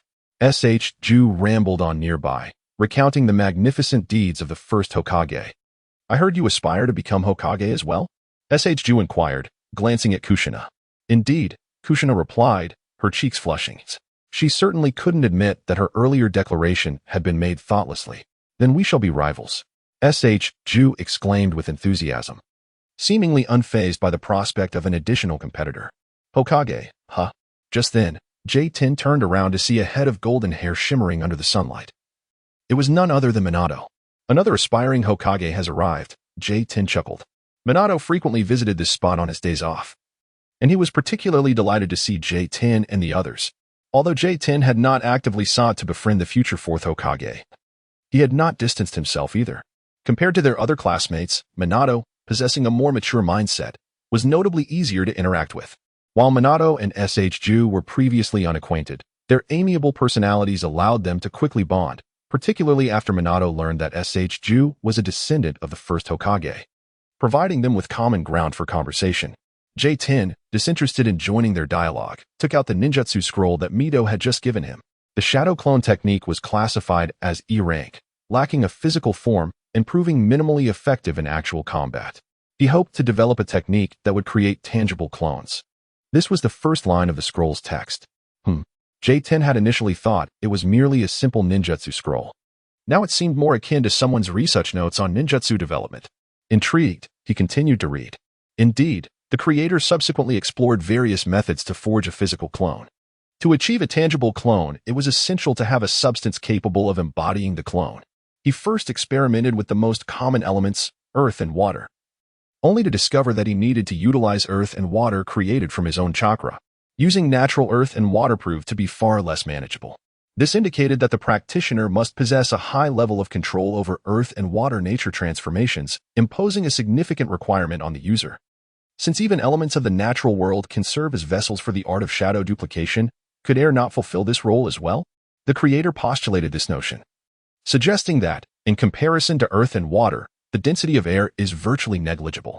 This ensures the manipulability of the created shadow, while also eliminating the necessity for any attribute alteration, thereby significantly lowering the requirements for the practitioner.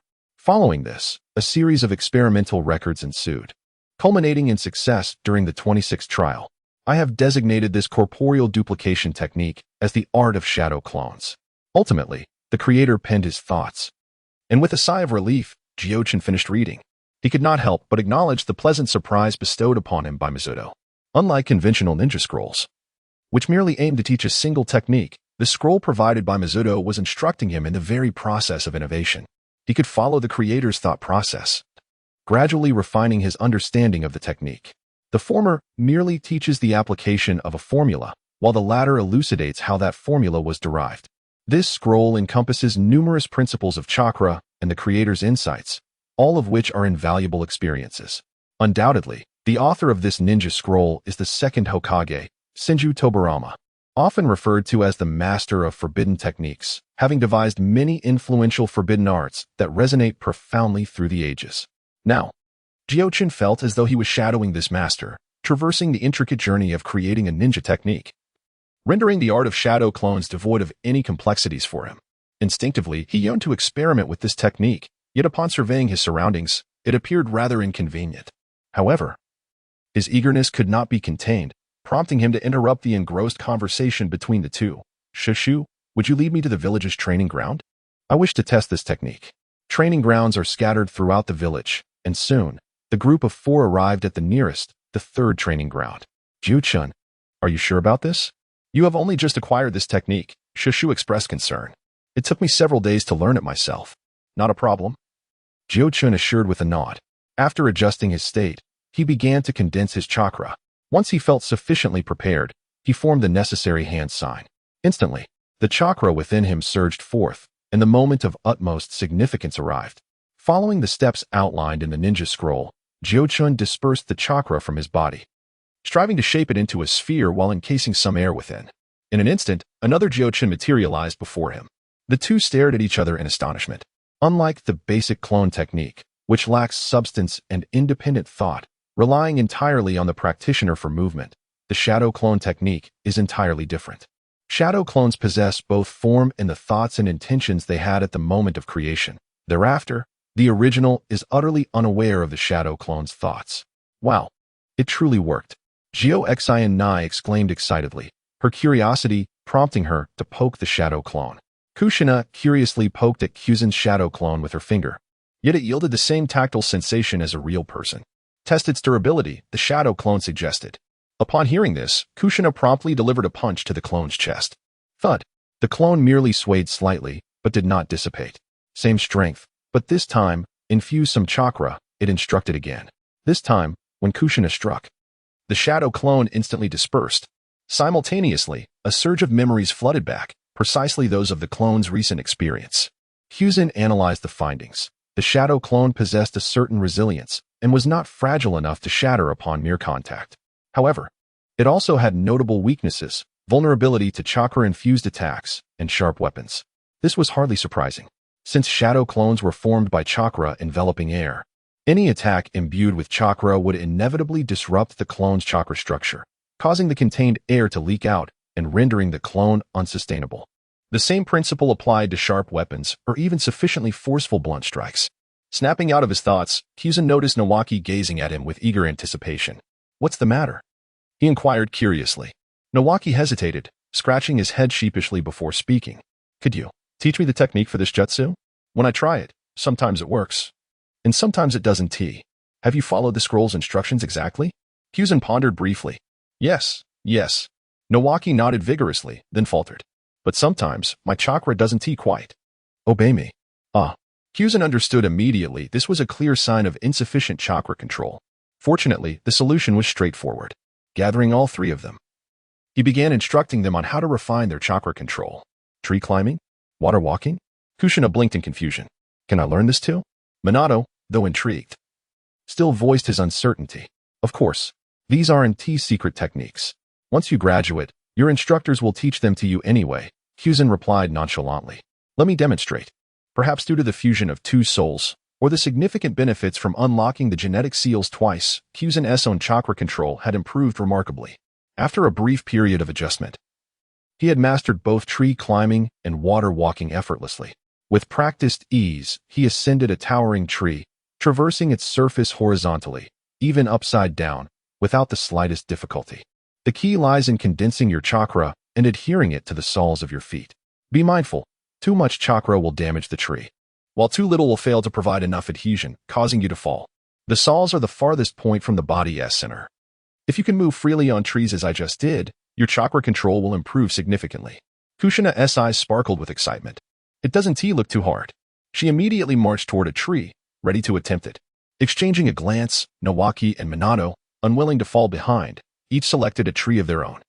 During the initial practice, one mustn't climb too high, lest the fall would be painfully severe. Kekkei cautioned them.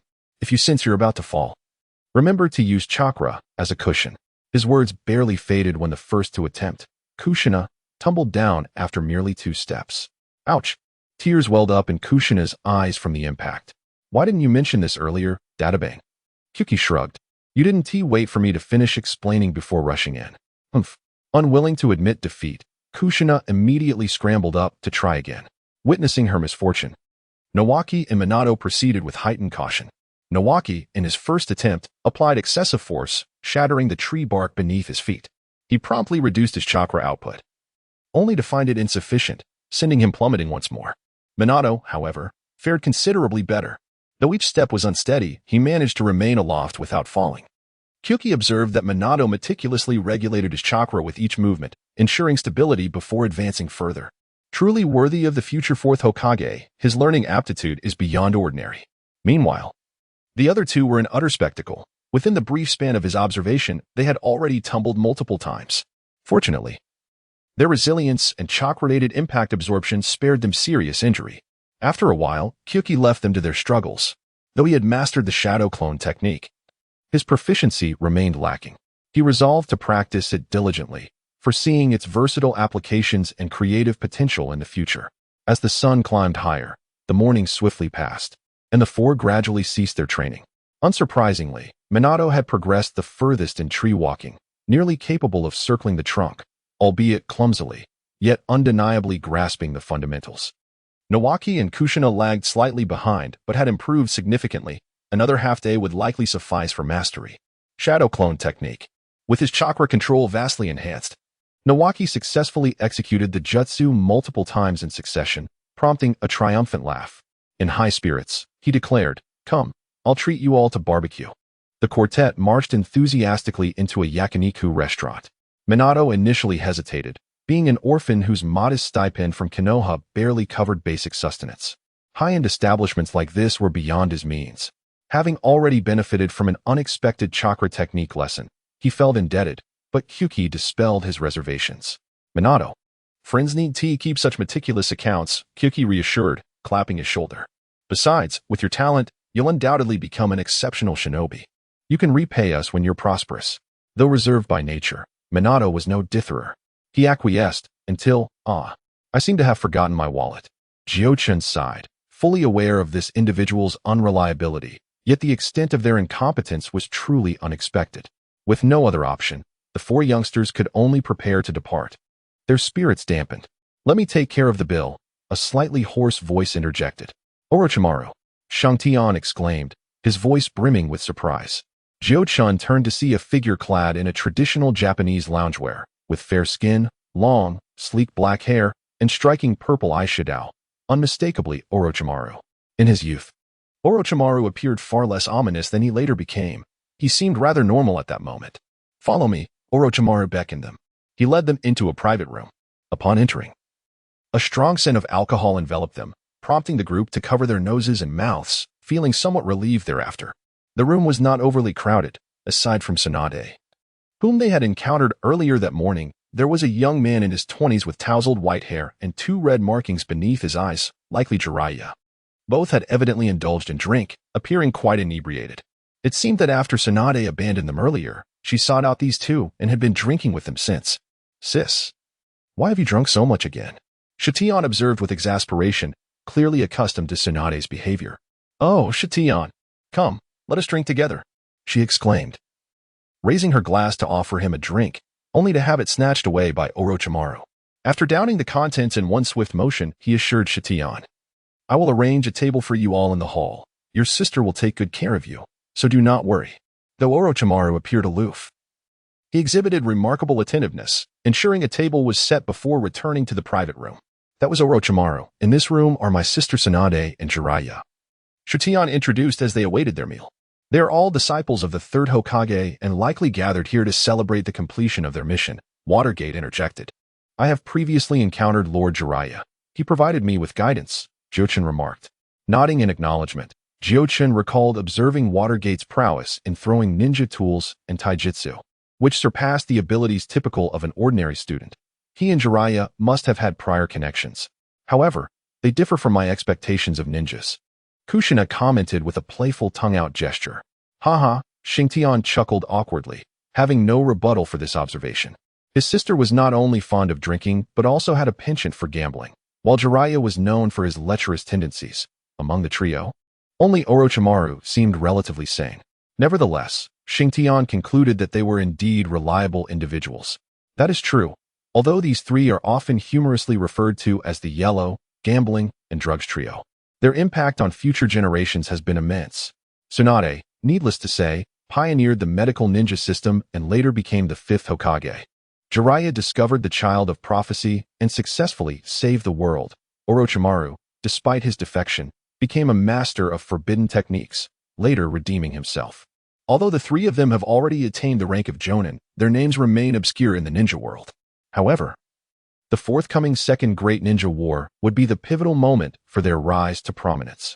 Lost in thought, Jiuchen's mind drifted to the Second Great Ninja War, recalling that the present rope tree had perished during a certain mission, tragically meeting his end due to an explosive tag, a moment that could be deemed the pinnacle of explosive tags. This incident also served as a catalyst for Orochimaru's subsequent obsession with immortality. He pondered how much of an impact his butterfly effect might have on the ninja world. Gazing at the three companions before him, who were joyfully indulging in food and drink, he mused. After satisfying their appetites, the group bid farewell to Orochimaru. The enthusiastic rope tree declared that they must reach the treetop that afternoon, and the indomitable Kushina was determined not to lag behind, with even Minato expressing his desire to solidify his skills further. Thus, the group, originally intending to enjoy a leisurely outing, redirected their course to the training grounds. In the Hokage's office, the third Hokage diligently attended to administrative affairs, having processed a full day's worth of documents by midday. Rising to stretch his limbs, he lit his pipe and savored a deep inhalation before speaking. I recall that Orochimaru and the others are on break today, correct? Indeed, replied an Umbu operative nearby. Go. Summon the three of them to my office, he instructed. After a considerable wait, during which the tobacco in the third's pipe had been replaced several times, Orochimaru and the others finally arrived in haste. While Orochimaru appeared composed, Jiraiya and Tsunade were flushed and swayed as they walked, clearly having indulged a bit too much. Just as the third Hokage was about to express his displeasure, Orochimaru presented a food box. The Umbu mentioned that you had yet to dine, so we brought you some grilled meat. The third's face brightened instantly. Orochimaru, you are indeed considerate. Tsunade grumbled from the side. Old man, why did you summon us? We still want to drink. The third's expression soured again, yet, considering Orochimaru's gesture, he refrained from scolding them. After enjoying a few pieces of grilled meat and noticing that Tsunade and Jiraiya were becoming more alert, he directly inquired, now that you are Jonin of the village, capable of standing on your own, have you considered taking on disciples? Orochimaru frowned slightly at this question. Such a trivial matter hardly seemed worthy of the third Hokage's personal attention.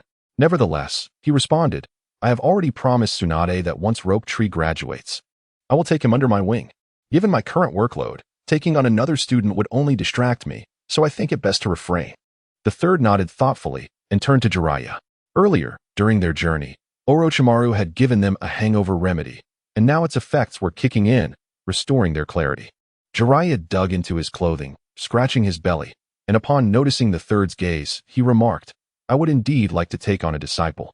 After all, I believe I would make a fine teacher, ha ha ha. However, as you know, regarding the prophecy child, I must proceed with caution in this matter. The third flicked off the ash from his pipe and nodded. That is indeed true, but one must not let fear of missteps prevent action. Previously, I encountered a young lad with golden hair who truly piqued my interest. His character was quite amiable. I wonder how he is faring now, though I suspect he is still pursuing his studies. Upon hearing this, the third Hokage promptly retrieved a substantial list from his drawer, containing the essential details of the current students at the Ninja Academy. He handed it to Jiraiya, who, upon glancing at the extensive documentation, found himself momentarily taken aback but reluctantly accepted it. The third Hokage then shifted his gaze towards Tsunade, who appeared somewhat impatient, preoccupied with the impending miseries of the forthcoming months, leaving her little time to contemplate the notion of taking on a disciple. "I have no desire to take on a pupil. It feels utterly burdensome," she exclaimed. "Tsunade, the legacy of the Will of Fire is an obligation for every ninja in our village. As the granddaughter of the first Hokage, you should comprehend this weight more than anyone," the third Hokage said earnestly. "As a bearer of the will passed down from the first Hokage, it is paramount for you to properly impart it to the next generation." Seeing Tsunade remain unmoved, he directly stated his intent. "I have heard that the young lad from the Uzumaki clan possesses considerable talent and is currently residing with Lord Mito. You must have encountered him. What are your thoughts?" Still, Tsunade remained silent. The third Hokage continued, "Moreover, you need not worry about the teaching aspect. Lord Mito has been guiding him, so you won't have to divert your attention to mentor him." At this point, Tsunade and the others began to grasp the underlying motive behind the earlier discussions. "If you hold such a high opinion of that boy, and Jiraiya wishes to take him on as well, why not allow Jiraiya to be his mentor?" Tsunade remarked with irritation. The third Hokage remained silent.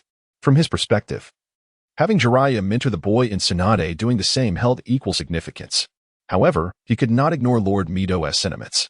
Given that Tsunade was Mito's granddaughter, her acceptance of a disciple would likely meet with no objections from him. After all, the fruits of labor would remain within his own household.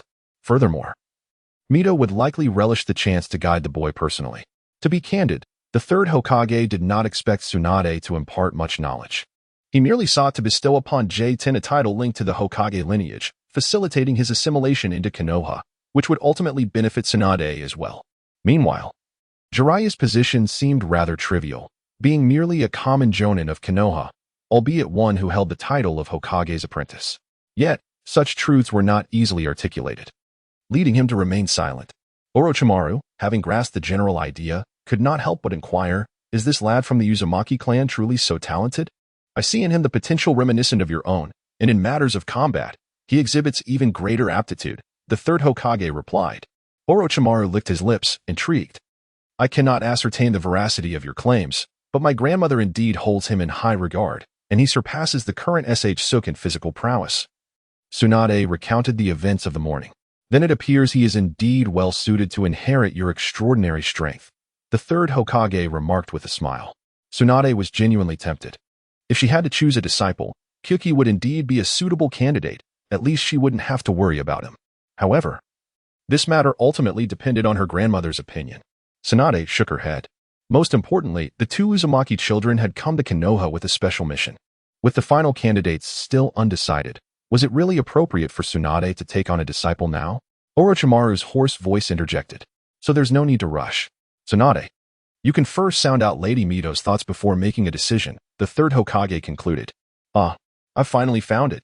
Jiraiya pulled out a single sheet from the thick stack of documents. "Let me see. The name is Namikaze Minato.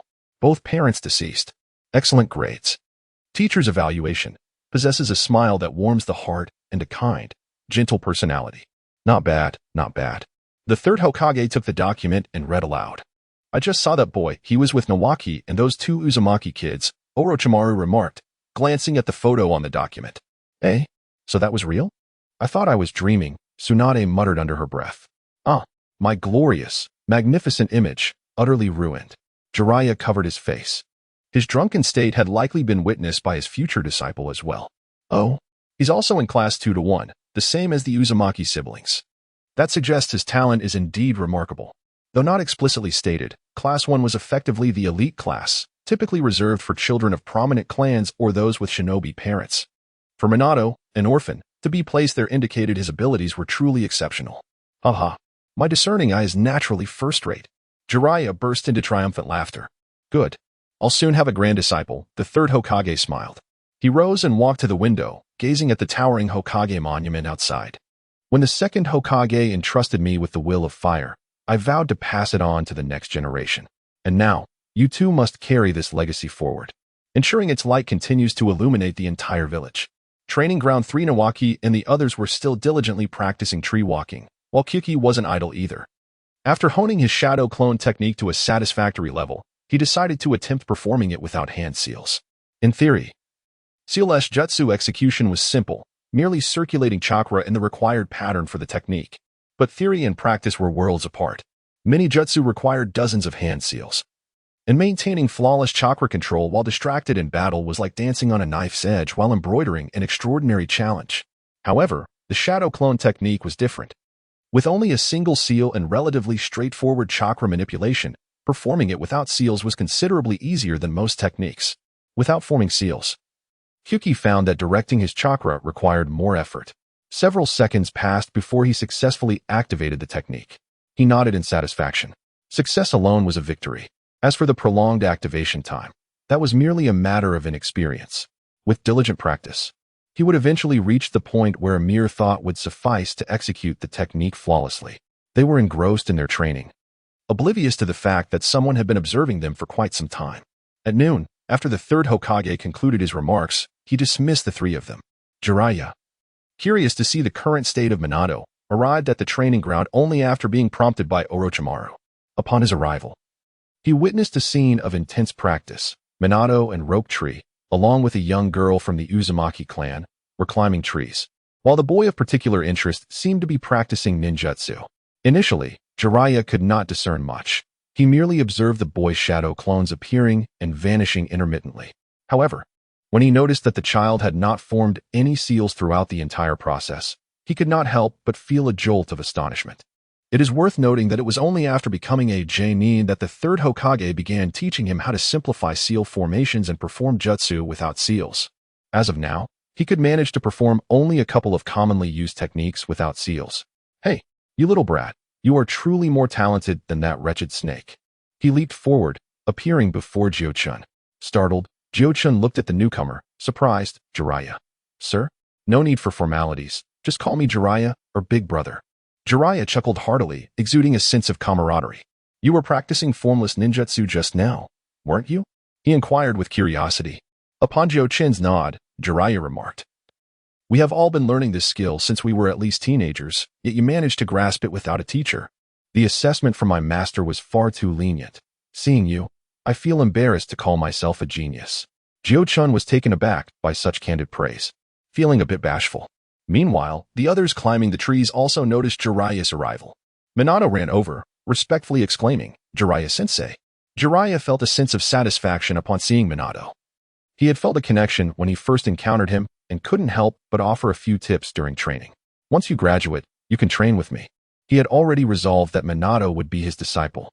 Minato was still bewildered, not fully comprehending the implications of Jiraiya's words, but Jiuchen was quick to clarify. Jiraiya brother is about to take you as his disciple. Huh. Minato finally understood, promptly bowing, Jiraiya-sensei. Jiraiya quickly helped him up. Save that title for after graduation.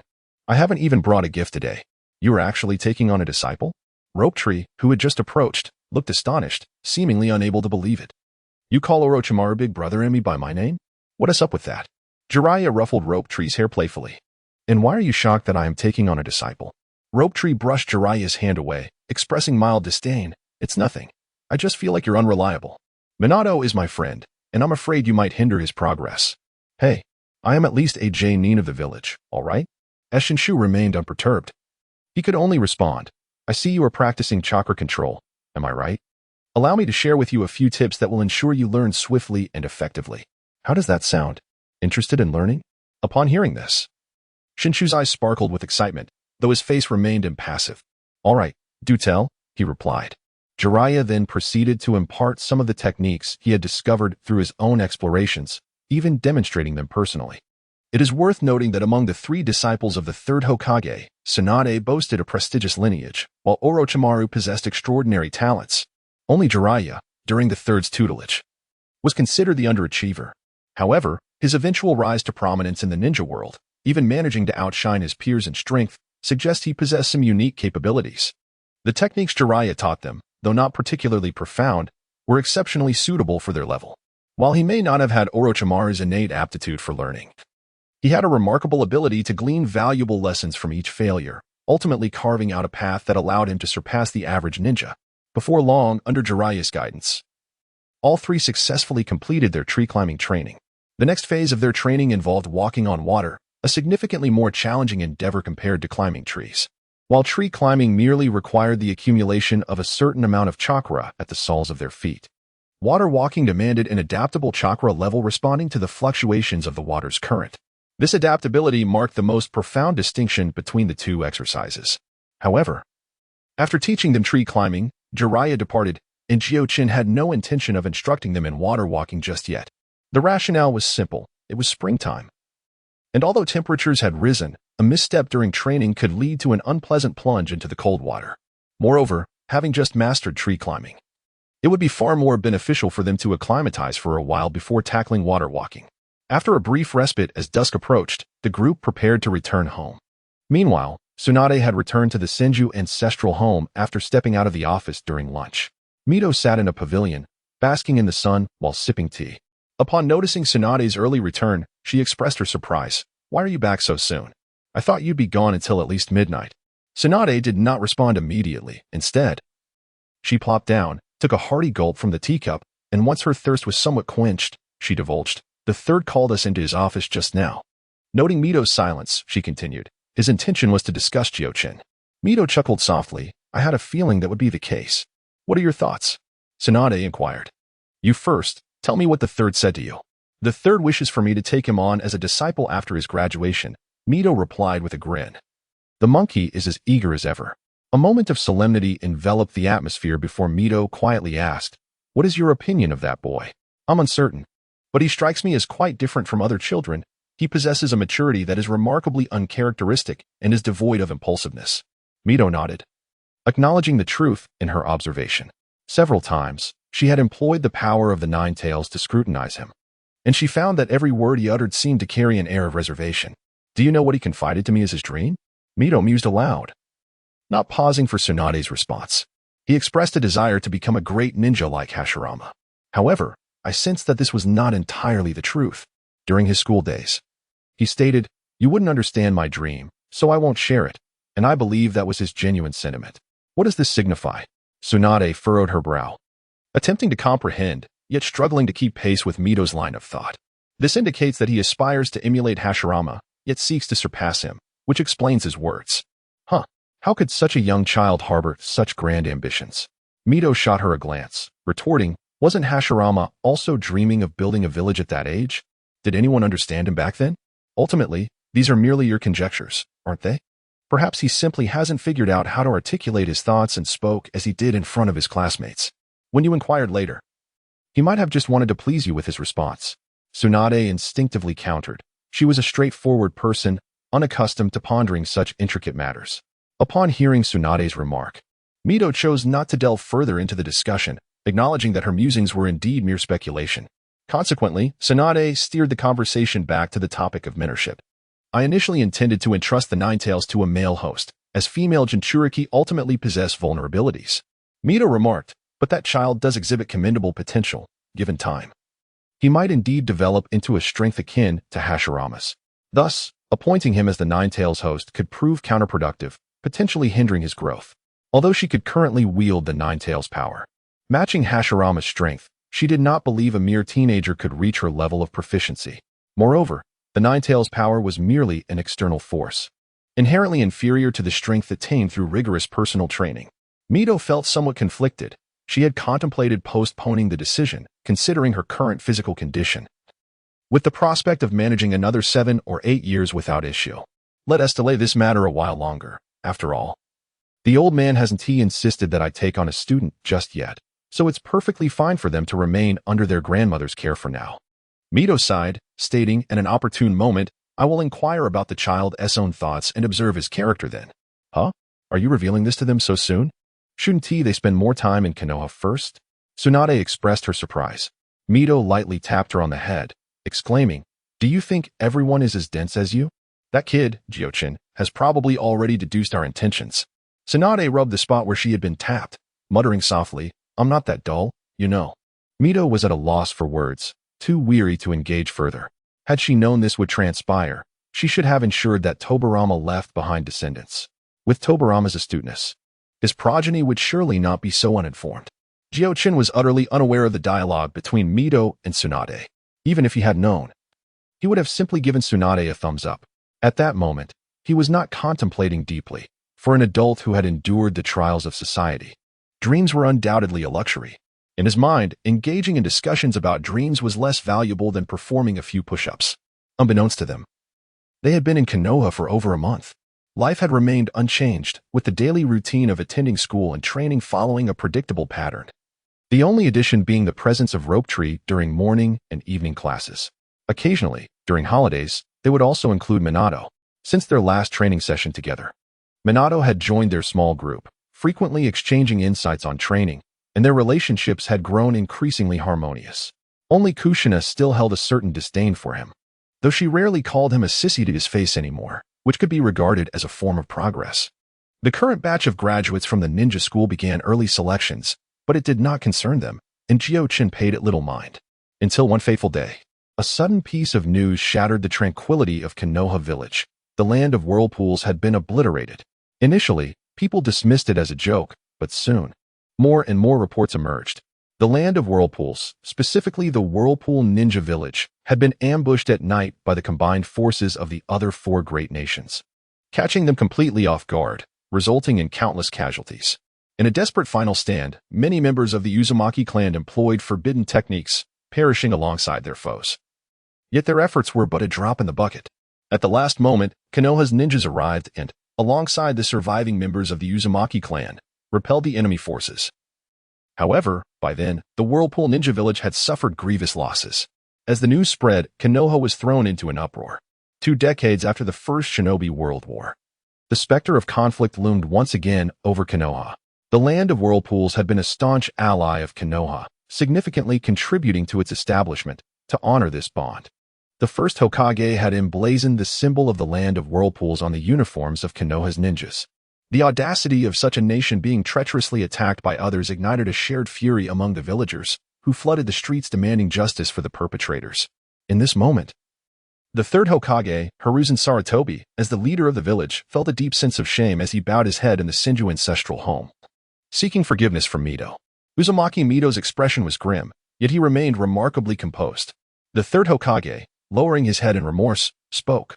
"Lord Mito, it is my inadequate arrangements that have led to this calamity for the Uzumaki clan."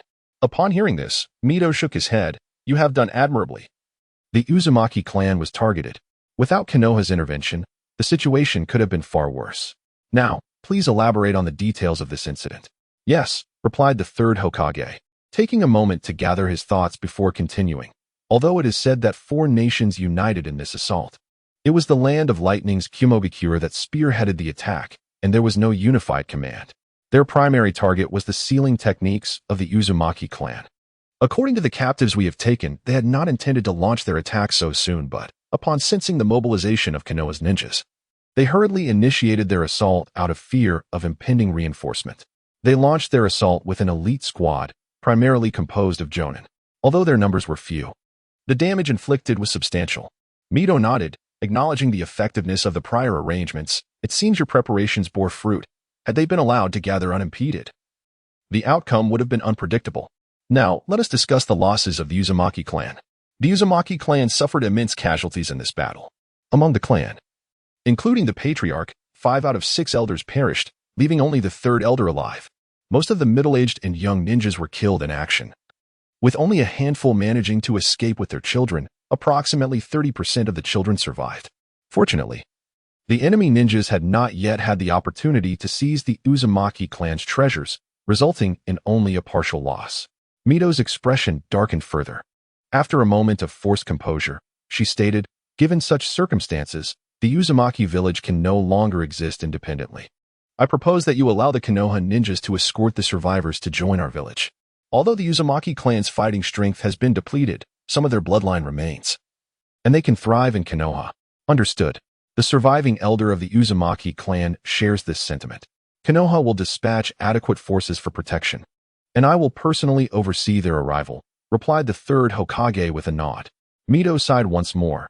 When Konoha was established, Hashirama once invited the Uzumaki clan, but they declined. Who would have thought that decades later, we would be reunited in such a manner? The Uzumaki clan has distanced themselves from conflict, living carefree lives, and have long lost the fierce spirit of the Warring States period. Konoha must heed this lesson of perishing in comfort. Yes, I shall remember Lord Mito's teachings.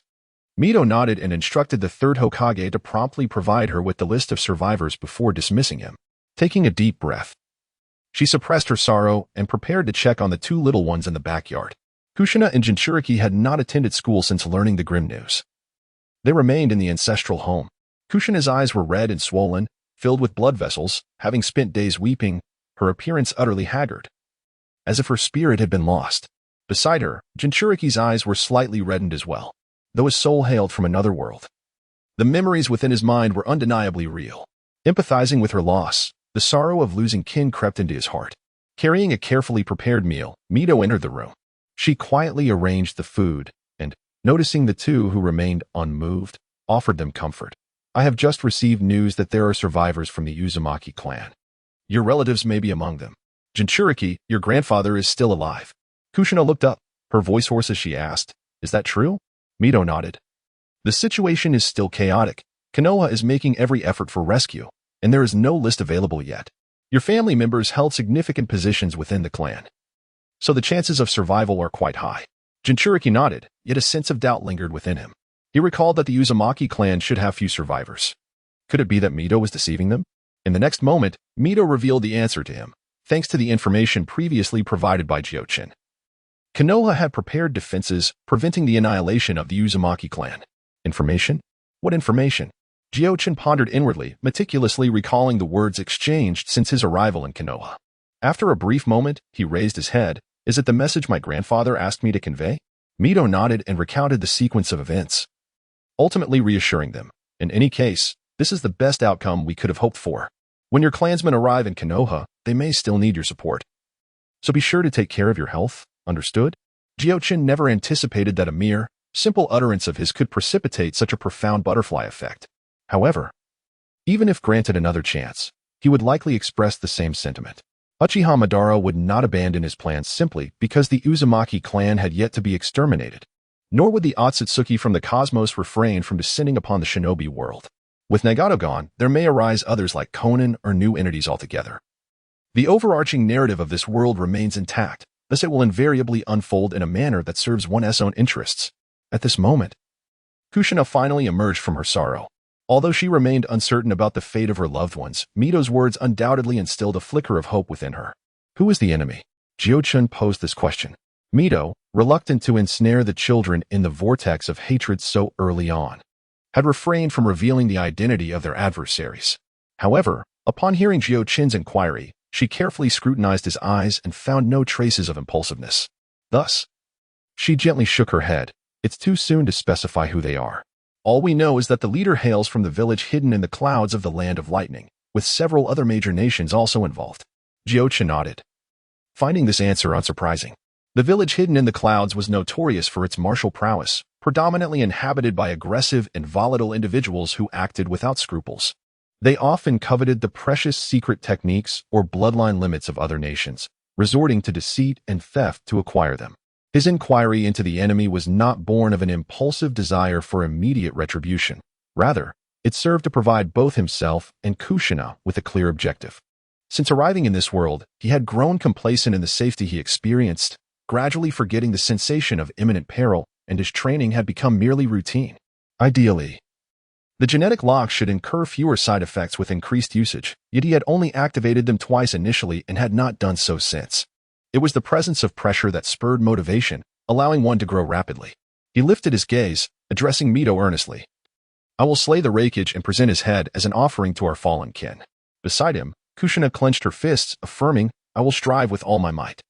Mito was taken aback, witnessing the earnest determination in Jiuchen's eyes, as if he had resolved to embark on a crucial mission. She smiled and affectionately ruffled their hair. Very well, I believe in you both. After the departure of the third Hokage, he promptly returned to his office, where two advisors and the Hokage's aide, Danzo, awaited him. Is the situation resolved? Danzo inquired. Lord Mito did not pursue our shortcomings. The third Hokage nodded. The two advisors let out a collective sigh of relief. Now, let us consider how to handle the aftermath, the third Hokage said as he settled at his desk and took a deep drag from his pipe. What are your opinions? The villagers are in an uproar. I suggest we immediately execute reciprocal retaliation against the other nations, Danzo declared ominously. That is unwise. It would too easily provoke a ninja world war. If Konoha faces 4 adversaries, we may find ourselves in a perilous position. Mito Yin was the first to dissent. Kurenai also nodded in agreement. At present, all nations resemble powder kegs. If Konoha's actions are overly aggressive, it will surely incite backlash. However, should Konoha remain indifferent even after our allies have been annihilated, other nations will undoubtedly take advantage of our perceived weakness. If they believe Konoha to be feeble, the next target could very well be the Land of Fire. Danzo sharply retorted, I am not suggesting inaction, merely advocating for a more strategic approach. Mito Yin responded, let me share my perspective. Firstly, Konoha and the Land of Fire must jointly issue a statement vehemently condemning the actions of other nations. Secondly, demand the execution of all participating shinobi from those countries. Thirdly, insist on substantial reparations. Among your proposals, only the first holds merit. Dan shook his head. The brutes from Kumogakure won't meekly surrender just because of our condemnation. Therefore, Hamura Mitokado interjected, we should covertly dispatch elite shinobi to systematically eliminate all participants in this operation. Assassinations alone cannot serve as sufficient deterrence, Dan's countered, turning his gaze to the third Hokage. The Sandame's eyes darkened with contemplation before he finally spoke. Hamura and Koharu are correct. Open retaliation might indeed spark another great shinobi war. Having witnessed Konoha's current prosperity, I cannot bear to see it engulfed in flames again. Dan's face betrayed his disappointment. However, the Hokage continued, yet Dan also speaks truth. Mere assassinations lack the necessary impact. While Konoha cherishes peace, we do not fear war. Turning to Dan, he inquired, how many foreign outposts do these nations currently maintain? After a brief pause, Dan responded, our intelligence indicates the Land of Lightning maintains 13 in the Land of Frost and 11 in the Land of Moon. The Land of Earth has 14 in Takigakure, 15 in Kusagakure, and 8 in Amigakure. The Land of Wind possesses 12 in the Land of Rivers and 7 in Amigakure. As for the Land of Water, most of their bases are island-based, with 5 in the Land of Bear. Excellent, the Sandame nodded. Since overt retaliation against these nations is unwise, we shall dismantle half of their foreign outposts. Dans, I grant you 3 months and full authority over my ambu forces. Can you accomplish this? Affirmative. The mission shall be completed. Dans bowed slightly.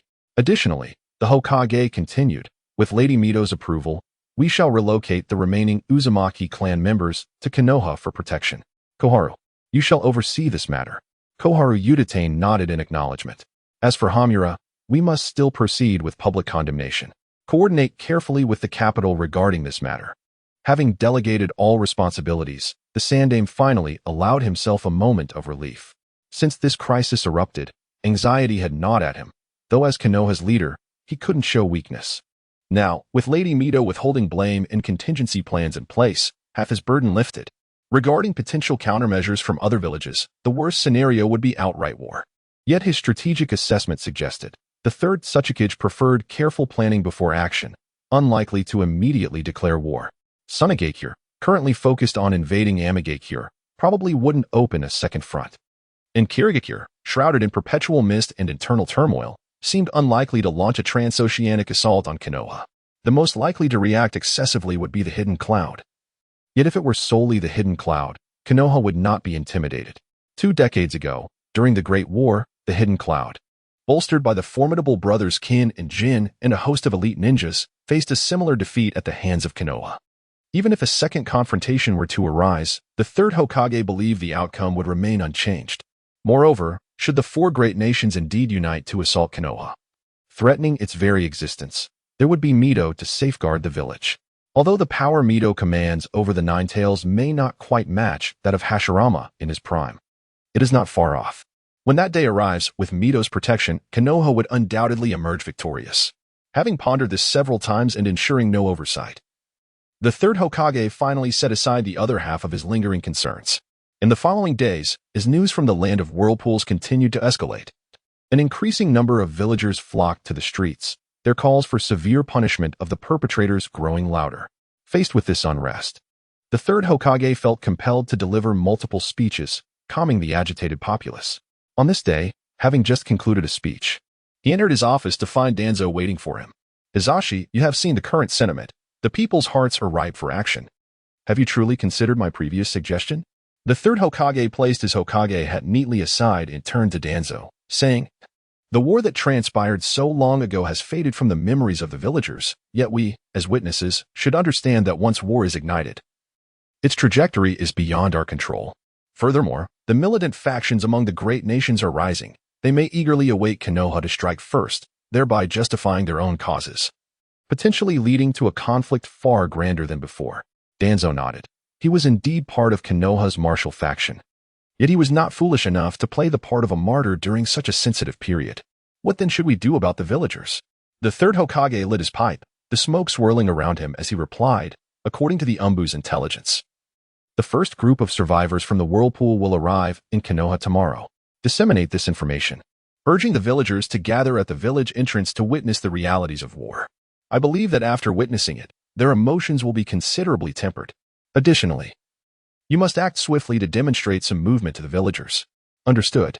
The first batch of ninjas has reached the designated location. We will initiate our actions tonight, and I trust news will follow by tomorrow. Regarding the Land of Lightning, the situation is relatively complex, and we must be wary of their desperate measures. Therefore, I plan to personally travel to the Land of Frost to oversee operations. The third Hokage nodded. Your presence there brings me reassurance. Also, inform Inazuma to release a statement of condemnation.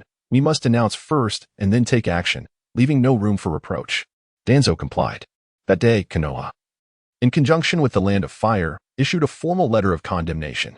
The letter enumerated the transgressions of the great nations involved in this incident, urging them to immediately surrender the culprits and provide reparations, or else Konoha would take measures to seek justice for the innocent lives lost among their allied citizens. The following afternoon, having received the news, the villagers of Konoha gathered at the village entrance to welcome the arrival of the people from the Land of Whirlpools. The high-ranking officials of Konoha, including the Hokage, 2 advisors, and the leaders of the prominent ninja clans, assembled in unison. Mito stood at the village entrance, holding the hands of Kushina and Jinchuriki. Although Mito had informed them of the survivors after obtaining the list, stating that there were still relatives alive, Kushina remained anxious until she could see them for herself. Jinchuriki's emotions were similarly complex. He had only seen his relatives in memories and felt a tinge of nervousness. As time passed, a procession of carriages gradually appeared. Unable to contain her curiosity, Kushina expressed a desire to step forward for a closer look. Mito then took the initiative, pulling the 2 along to greet them. As they moved, the third Hokage and others followed suit, making their way towards the village's outskirts. After a few steps, Jinchuriki suddenly spotted an individual emerging from one of the carriages, leaning on a cane. After a couple of steps, seemingly feeling the pace was too slow, he tossed aside the cane and stumbled towards them with urgency. As he drew nearer, Jinchuriki recognized him, his hair and beard entirely white, his face etched with deep lines. Looking utterly frail, it was his grandfather, the last elder of the Uzumaki clan, Uzumaki Saimai. Tears streamed down Jinchuriki's face as he watched his grandfather approach. Mito hurried to embrace him, but he halted a few steps away, sinking to his knees and burying his head in the ground, sobbing, "Sister, sob." Mito pulled him up sharply, exclaiming, "What are you doing?" Yet he merely wept, lamenting, "I am a sinner of the Uzumaki clan. Enough. You are half buried in the earth. Crying like that is absurd. Wipe your tears, or I shall send you back." Saimai, upon hearing her words, reluctantly ceased his sobbing and used his sleeve to dry his tears. Seeing him calm down, Mito softened her tone, saying, "If it weren't for your urging Jinchuriki to come, do you think there would be any Uzumaki left to survive? On the contrary, you are not a sinner, but rather the greatest benefactor of the Uzumaki clan. But so many clansmen. That was their own failure. In this tumultuous era, instead of diligently training, they indulged in a life of ease, relying on Konoha's protection. If they did not perish, who would? It is a blessing that the Uzumaki clan still exists."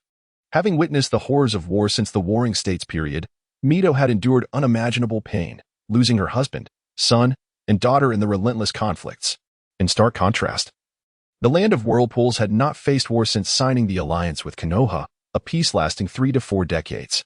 Most of the young Uzumaki ninja of this generation had scarcely taken a life. In Mito's eyes, it was already a miracle that they had not been annihilated during the Four Nations assault. As long as the Uzumaki bloodline endured, there remained hope. Their revival was merely a matter of time. Mito's wisdom rang true. Jiuchen spoke. "Grandfather, the Uzumaki clan still has us. We will surely cultivate diligently and seek revenge." Zhang Ming turned to Jiuchen, and upon hearing his words, managed to force a faint smile, saying, "Well, the future of the Uzumaki clan relies on you." After uttering this, he suddenly collapsed, slipping into unconsciousness. Mito hurriedly examined his condition and, after a while, reassured the visibly anxious Jiuchen. He has sustained some injuries, coupled with mental exhaustion. It is nothing serious. He merely needs rest. At that moment, a ninja responsible for their escort approached them and remarked, "Elder Zhang Ming has been tirelessly laboring since the incident, neglecting his injuries and has yet to rest." Mito nodded in understanding, while Jiuchen observed the ninja before him. His white hair and the short blade strapped to his back gave him a weathered appearance. Most likely Shikaku of the Hitaki clan. As they conversed, the convoy gradually entered the gates of Konoha. Kushina found her mother, and the two were now embracing in tears. Witnessing this, the third Hokage chose not to conduct any welcoming ceremonies or speeches, but instead prepared to settle them first. The atmosphere along the way grew somber. The previously excitable villagers had fallen into silence. Suddenly, a villager called out loudly, "The land of whirlpools is our ally, and now they are suffering. I have nothing much to offer, but this basket of eggs, which I intended to sell today, I give to my friends to help restore their strength." His words sparked a ripple of enthusiasm among the others. Yes, I have some too. I just slaughtered a pig today. Here are fresh vegetables from my garden. I have just steamed buns. If anyone is hungry, please enjoy." The villagers' fervor did not wane quickly. After the Uzumaki clan members were settled, a steady stream of villagers arrived, bringing food, drink, and supplies, piling them at their doorstep. Eventually, the third Hokage had to intervene to temporarily halt this generous outpouring, lest the entire street be overwhelmed. He then announced the news he had just received. "In response to our enemy, Elder Danzo has led a team of ninjas to successfully dismantle 5 of their strongholds. However, this is not the end. Konoha will ensure justice for our allies regarding this incident." Upon hearing this, the villagers erupted into cheers. Long live Konoha! The raucous sounds filled the house. Yet most of the Uzumaki clan members had already succumbed to rest. Days and nights of travel had left them utterly exhausted, with most merely holding on by sheer will. Once they were settled, they collapsed into deep sleep. This residence had originally belonged to the Senju clan. Since its dissolution, it had remained vacant. The arrival of the Uzumaki clan members provided an opportune use for the space. The first batch to arrive in Konoha consisted primarily of the core members of the Uzumaki clan. Aside from a few adults, most were children, the eldest not exceeding 10 years of age. Uzumaki Mito, who was Kushina's mother, held the highest status among this group, aside from the third elder, as her proficiency in medical ninjutsu had entrusted her with the care of the children, thereby sparing her from the worst of the turmoil. From her words, Mito gleaned some details regarding the recent attack. For instance, prior to the assault, the third elder had utilized his connections to construct an underground sanctuary. Intended as a refuge against enemy incursions, the clan leader, in a bid to be prepared for any eventuality, had established a series of large ceiling formations around the village and enforced a state of martial law within. Regrettably, most of these measures proved ineffective, and the sanctuary was not fully completed. Otherwise, there might have been more survivors. Mito listened in silence, refraining from offering any opinions. Noticing that Vortex May was fatigued, she encouraged her to rest. Subsequently, she traversed each room, checking the health of the children, only exiting once she had confirmed that all were well. By this time, it was deep into the night. She sighed quietly, although her earlier remarks to the third elder had seemed callous. Witnessing the plight of the younger generation in her clan caused her heart to ache profoundly. No one can grow accustomed to pain, regardless of how frequently one suffers. The sensation remains as excruciating as ever upon each resurgence. Upon exiting the dwelling, she was unexpectedly greeted by the third Hokage, who awaited her at the entrance. "Lady Mito, how fares the situation?" he inquired softly. "The children are well cared for. Aside from their weariness, they are all in good health." "That's good to hear. Very good," the third Hokage replied, rubbing his hands together before disclosing the latest developments. After dispatching a letter of condemnation to various nations, only the Land of Lightning had responded thus far, but the third shook his head before continuing. The Land of Lightning has entirely denied any involvement in this incident and has instead accused Konoha of fabricating the situation. Moreover, they have asserted their intention to retaliate against Konoha for the attack on their stronghold. Such audacity! Mito exclaimed, her powerful chakra erupting forth, causing her garments to flutter and her hair to billow. Her mood had already been unsettled, and this provocation ignited a fire of indignation within her, which she could no longer suppress. The third Hokage, taken aback by Mito's rising aura, instinctively stepped back, lowering his head as he said, "Lady Mito, please temper your anger. The actions of the Land of Lightning will not compel Konoha to retreat. I have already arranged for the mobilization of our forces. If they truly intend to attack, Konoha will not shy away from war." Upon hearing this, Mito gradually reined in her intensity, nodding before shaking her head. This matter originated from the Land of Vortex. Konoha has already done enough. To drag Konoha into the quagmire of war would be a grave mistake. The Land of Lightning, in their arrogance, likely believes that Konoha is defenseless. They seem to have forgotten who once trembled beneath the might of Konoha when Hashirama was still present. Although Hashirama is no longer with us, I remain. While I may not possess his strength, I believe it is sufficient to impart a lesson to them. My lady, you. The third Hokage began, but Mito interjected. I have resolved to journey to the Land of Lightning. You need not attempt to dissuade me. Although surprised, the third Hokage dared not obstruct her, merely stating, currently, Danzo is in the Land of Frost and can escort you there. Mito refrained from further conversation and swiftly departed, leaving behind a brief message. Please inform the two little ones at home that I have stepped out and will return in a few days. Additionally, I kindly ask you to take good care of the remaining survivors of the Uzumaki clan. Understood, responded the third Hokage with a bow. By the time he straightened up, Mito had vanished into the distance, leaving no trace. The following morning, Jinchuriki and Kushina, skipping their morning lessons, prepared for Mito to escort them to the resettlement site of the Uzumaki clan. After ensuring their safety the previous day, Mito had allowed them to return early. Upon arriving at the front hall, they were surprised to find not Mito waiting for them, but the third Hokage himself. Without waiting for their greetings, the third Hokage addressed them directly. Lord Mito will be away for 2 days. Do not worry, if any matters arise during this time, you may find me in the Hokage office. Furthermore, you shall resume your studies tomorrow, for it is important not to fall behind, and your classmates are quite concerned for you. The two nodded in acknowledgement, and upon seeing their response, the third Hokage arranged for the Umbu to escort them to the resettlement site. Once at the site, Kushina sought out her mother while Jinchuriki made his way to his grandfather's residence. Compared to the previous day's weary appearance, Uzumaki Yoshimitsu looked significantly better after a night's rest. His heart lifted upon seeing Jinchuriki.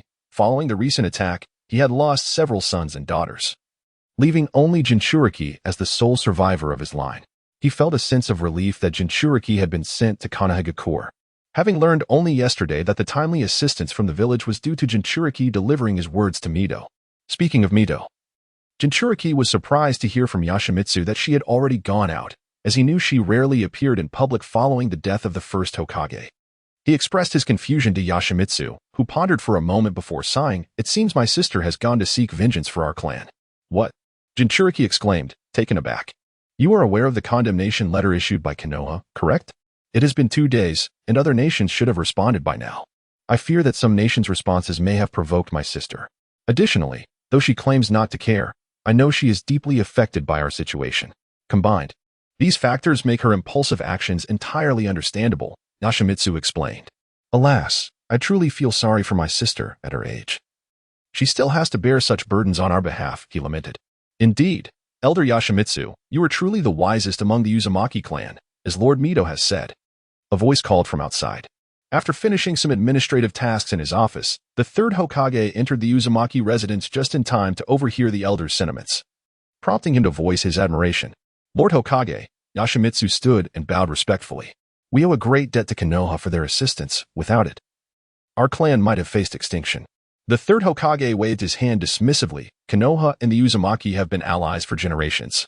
The founding of Konoha was greatly supported by the Uzumaki clan, and now that our allies are in peril, how could we stand idly by?" The two individuals engaged in light conversation for a while before the topic shifted towards Mito. The third Hokage elucidated. "Yesterday, the Land of Thunder responded to our condemnation, entirely repudiating their actions and even threatening to retaliate against Konoha. Consequently, Lord Mito wishes to take action as a deterrent. We, Konoha, are already prepared for war, however. I cannot dissuade Lord Mito. Yet, there is no cause for concern, for Lord Mito's strength far surpasses my own, and he shall undoubtedly return safely. Having addressed this matter, he transitioned directly to the subject of the Uzumaki clan's incorporation into Konoha.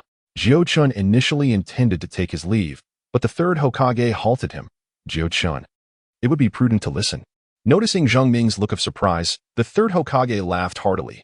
Lord Mito has consistently praised Jiuchen's aptitude, which I have witnessed firsthand. Remarkably, he possesses a calm demeanor, and his potential is boundless.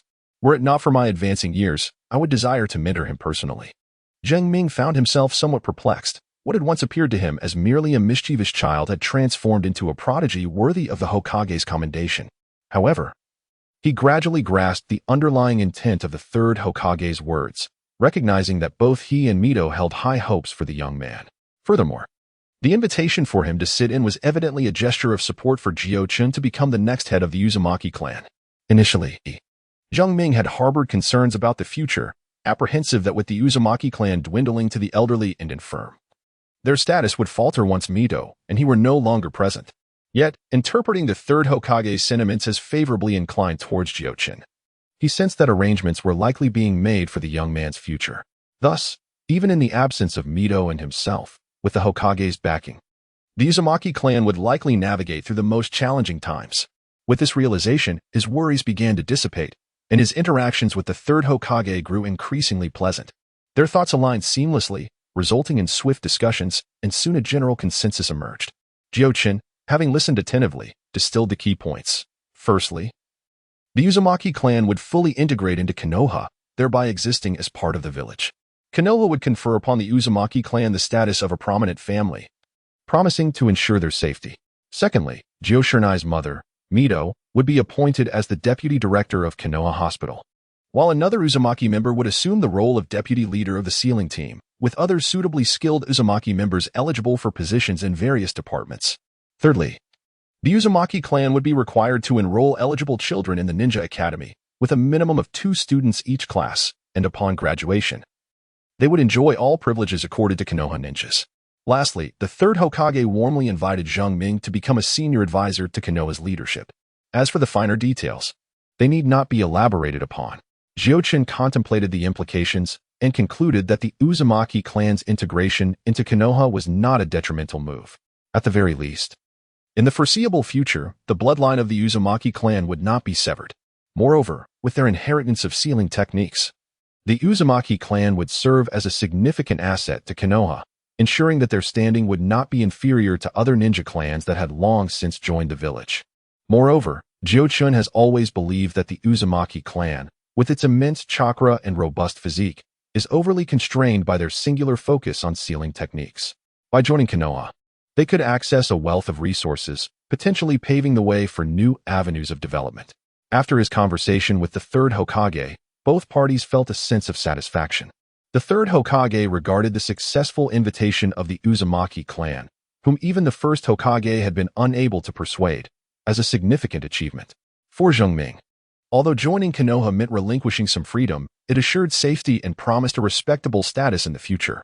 Once the business was concluded, the third Hokage lingered for a while longer, engaging in light-hearted conversation with Zhang Ming before taking his leave.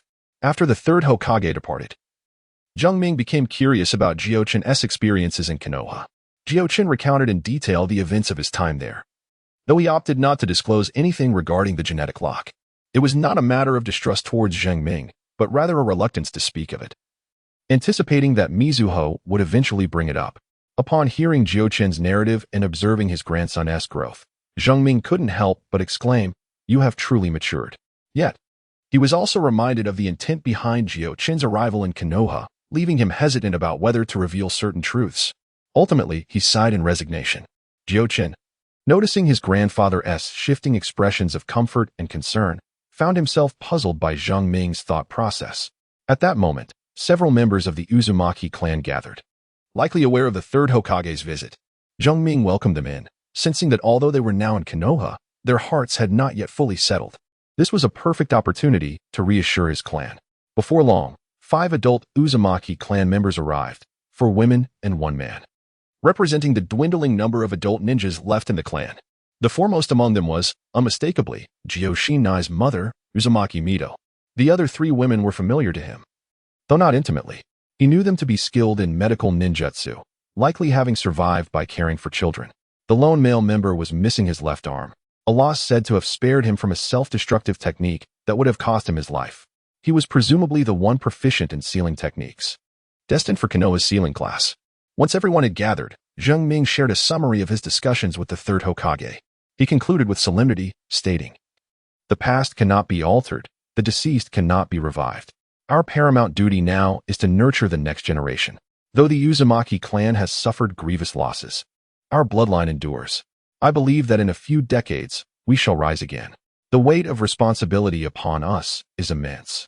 We must not falter until the next generation has matured. Do you understand?" "Yes, Elder." The group responded in unison. With matters concluded, Jiuchen prepared to depart, as he did not reside in this area and anticipated spending a considerable time at Mizuho's place. However, Kushina remained behind. He pondered that staying for just a day or 2 would pose no issue. Before departing, Uzumaki Mido engaged him in conversation, primarily expressing her gratitude for his care of Kushina, likely having gleaned the recent events in Konoha from her.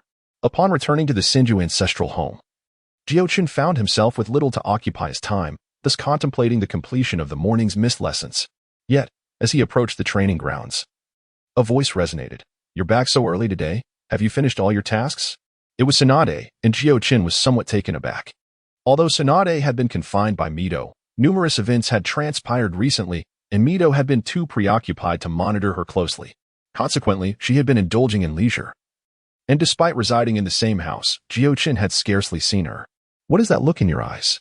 Tsunade expressed her discontent. In truth, her visit was for his sake.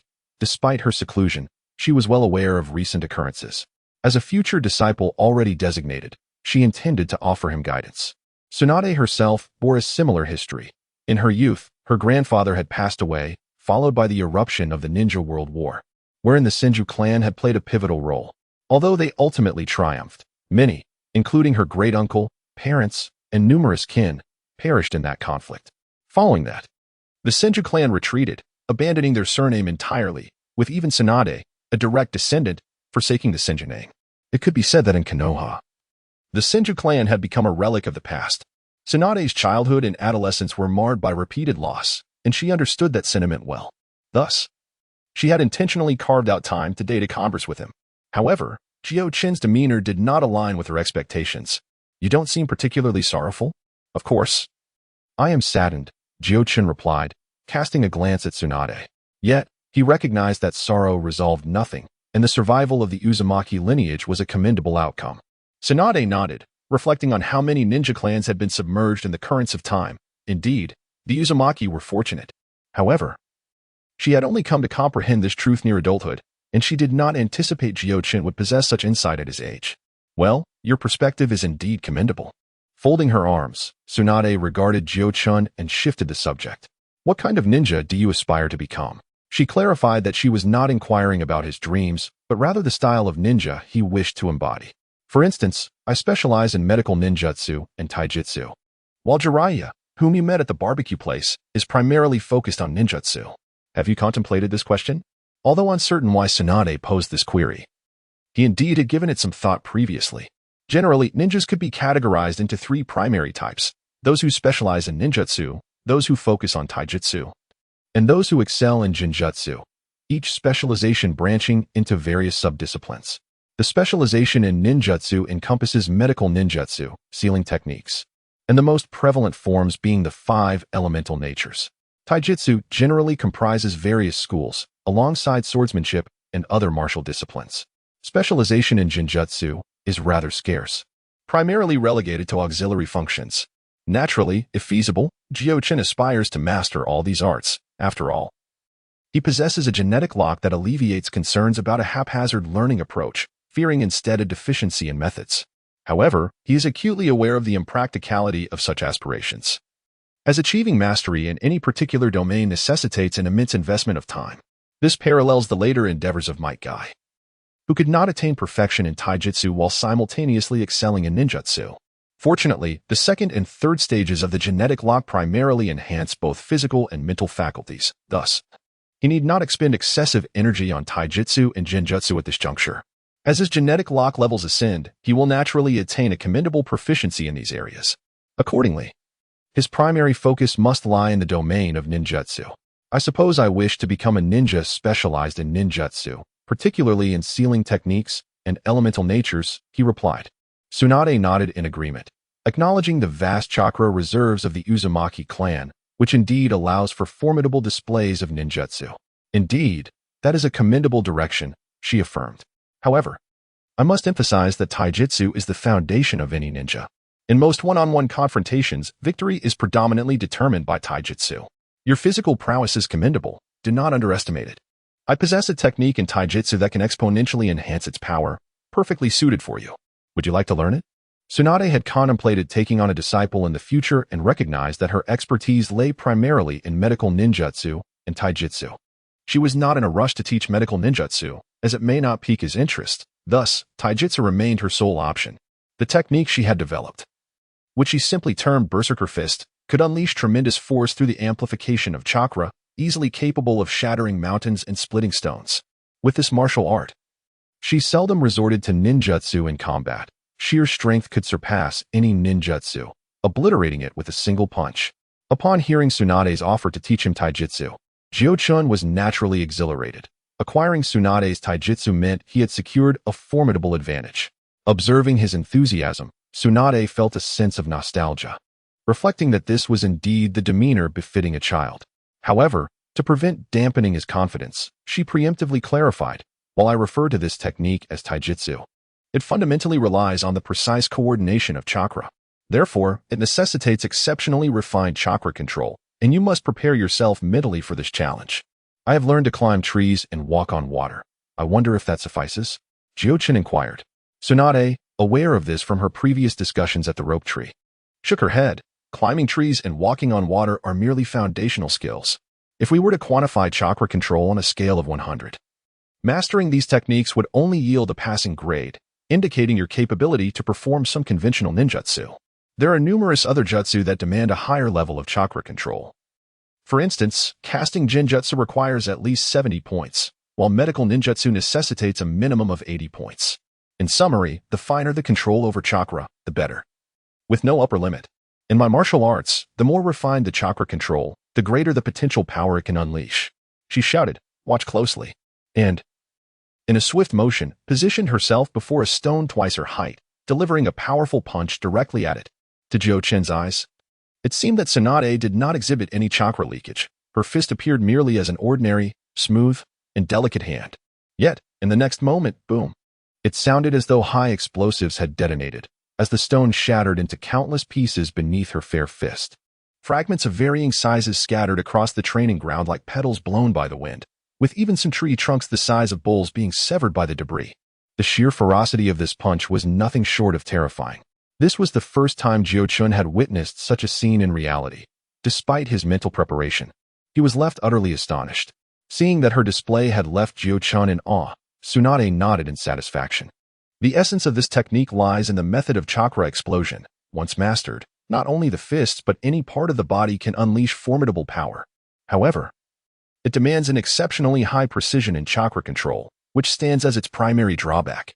Furthermore, achieving fluidity and utilizing all parts of the body is no simple feat, requiring extensive practice. Even I have only mastered it in my fist and feet.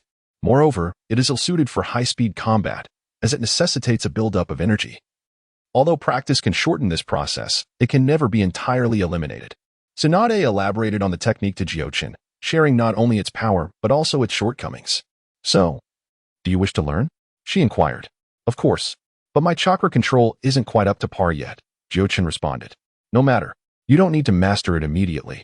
While learning this technique, you will also enhance your chakra control abilities, she replied, as she retrieved a scroll from her ample bosom.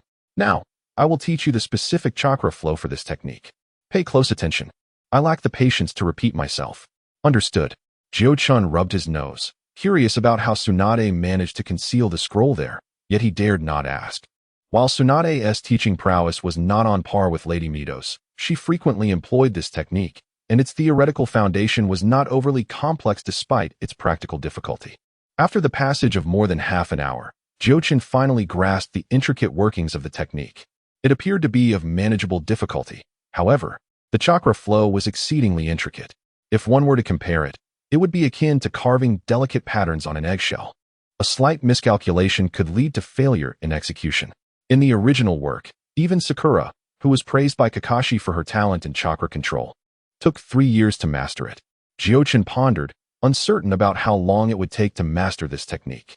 If it required a commitment akin to Sakura's 3-year dedication, it would indeed feel like a fruitless endeavor.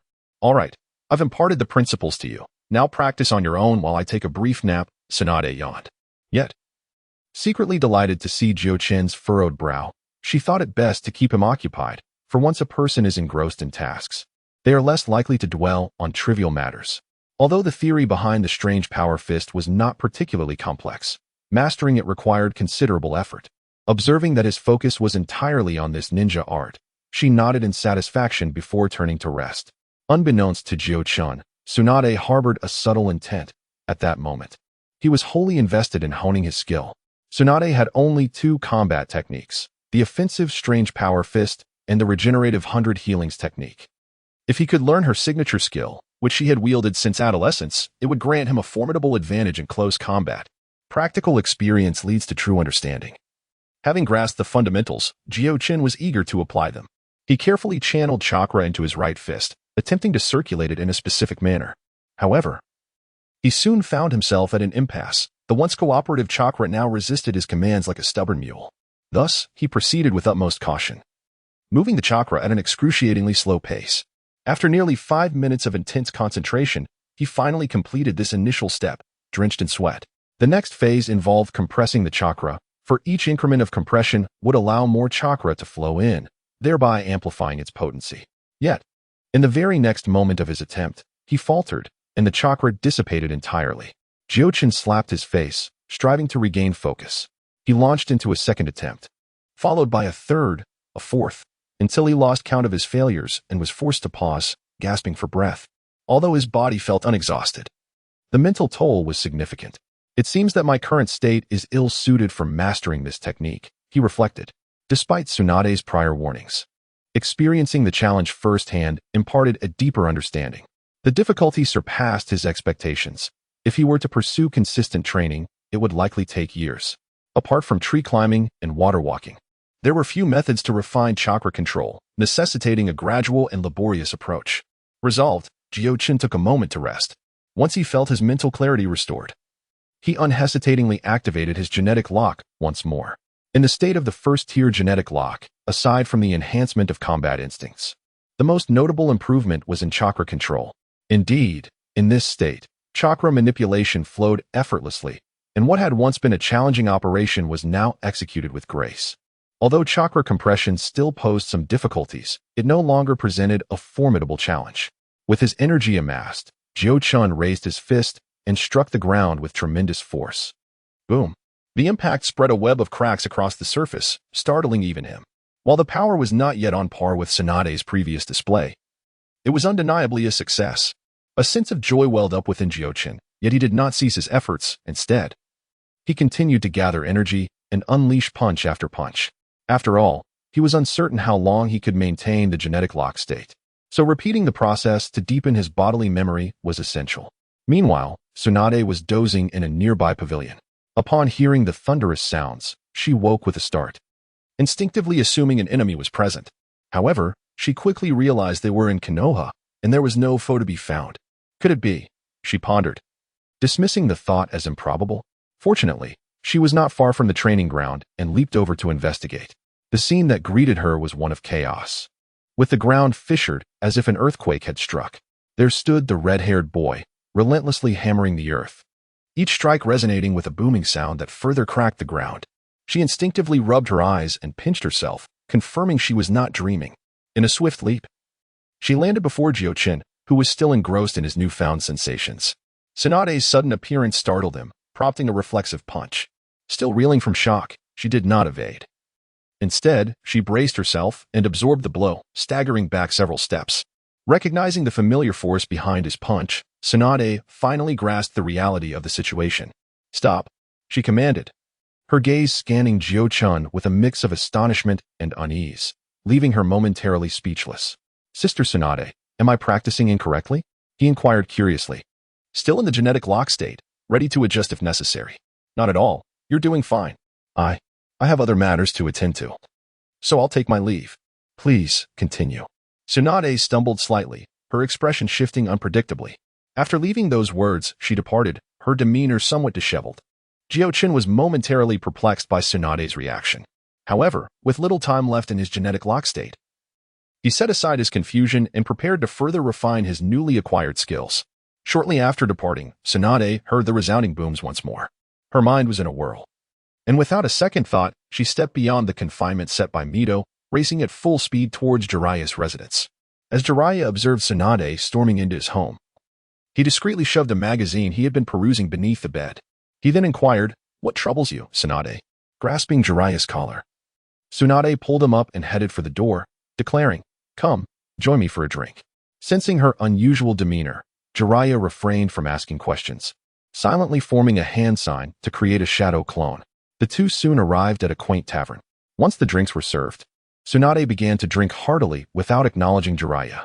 By the time Jiraiya's clone located Orochimaru and brought him along, Tsunade was already inebriated to a considerable extent. Orochimaru regarded Jiraiya with a questioning gaze. Jiraiya shook his head, gesturing towards his mouth and waving his hand, conveying that he was equally in the dark and had yet to exchange words with her. Orochimaru, somewhat exasperated, had anticipated a significant matter when Jiraiya's clone sought him out, but it appeared to be merely Tsunade's sour mood. Nevertheless, they both understood Tsunade well enough to know she could not keep her thoughts concealed. She would eventually speak up once sufficiently intoxicated. Thus, they leisurely continued to drink. As yet another jug was consumed, Tsunade's gaze grew increasingly hazy. She turned to Orochimaru and remarked, "Orochimaru, you are the most gifted among us three. Do you think my talent is lacking?" With Tsunade finally breaking her silence, Orochimaru set down his cup. He shook his head, stating, "Though your talent may not be the finest, it is certainly not lacking." This was indeed the truth. While Tsunade's abilities did not match those of her grandfather and great-grandfather, she ranked among the elite in the entire Konoha ninja community. However, upon hearing this response, Tsunade scoffed, as if mocking, "If my talent is considered good, then what of that little brat? Is he the reincarnation of the god of ninjas?" Jiraiya and Orochimaru exchanged glances. Beginning to grasp the situation, Jiraiya queried, "Are you referring to that red-haired boy? What happened?" Rather than answering directly, Tsunade posed a question of her own. "Do you know how long it took me to master the strength of 100 technique?" Without waiting for their responses, she continued, "Was it 2 years? Or 3? I can't quite recall. But that little brat managed to learn it in the time it took me to take a nap. You say my talent is not lacking, then. What does that make him?" Orochimaru licked his lips, while Jiraiya looked on in astonishment. "You can't be serious, Tsunade. Is it truly your strength of 100? Didn't you say it was incredibly difficult to learn?" Jiraiya stammered. Orochimaru, however, burst into laughter, possessing a far greater capacity for emotional resilience than the other two. "This is nothing. When Jiraiya learned a jutsu, it took him a considerable time, and I mastered it in just one attempt. You have merely encountered someone even more gifted than yourself." "Ah, thank you for the consolation," Tsunade retorted sarcastically. Jiraiya smacked his lips, recalling a previous encounter, and remarked, "If it's that little brat, he is indeed more twisted than Orochimaru. I saw him attempting to perform ninjutsu without hand seals." "Oh?" Orochimaru's curiosity deepened. "When did you come into contact with him?" Tsunade inquired. "During that previous occasion, remember? The teacher asked me to take on a disciple, so I intended to meet my future pupil. Coincidentally, he was there that day. He even taught SHG and the others how to climb trees and walk on water. I truly envy you for having such a gifted disciple." Orochimaru sought to console Tsunade from another angle. "Why don't you just let him come to me? Given his talent, I doubt he would hinder my missions, and surely geniuses have much in common to discuss, don't you think? It seems quite fitting."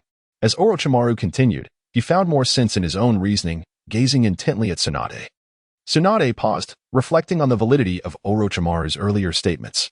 A talented disciple is certainly preferable to a mediocre one, especially considering how Jiraiya nearly drove their teacher to despair with his foolishness in the past.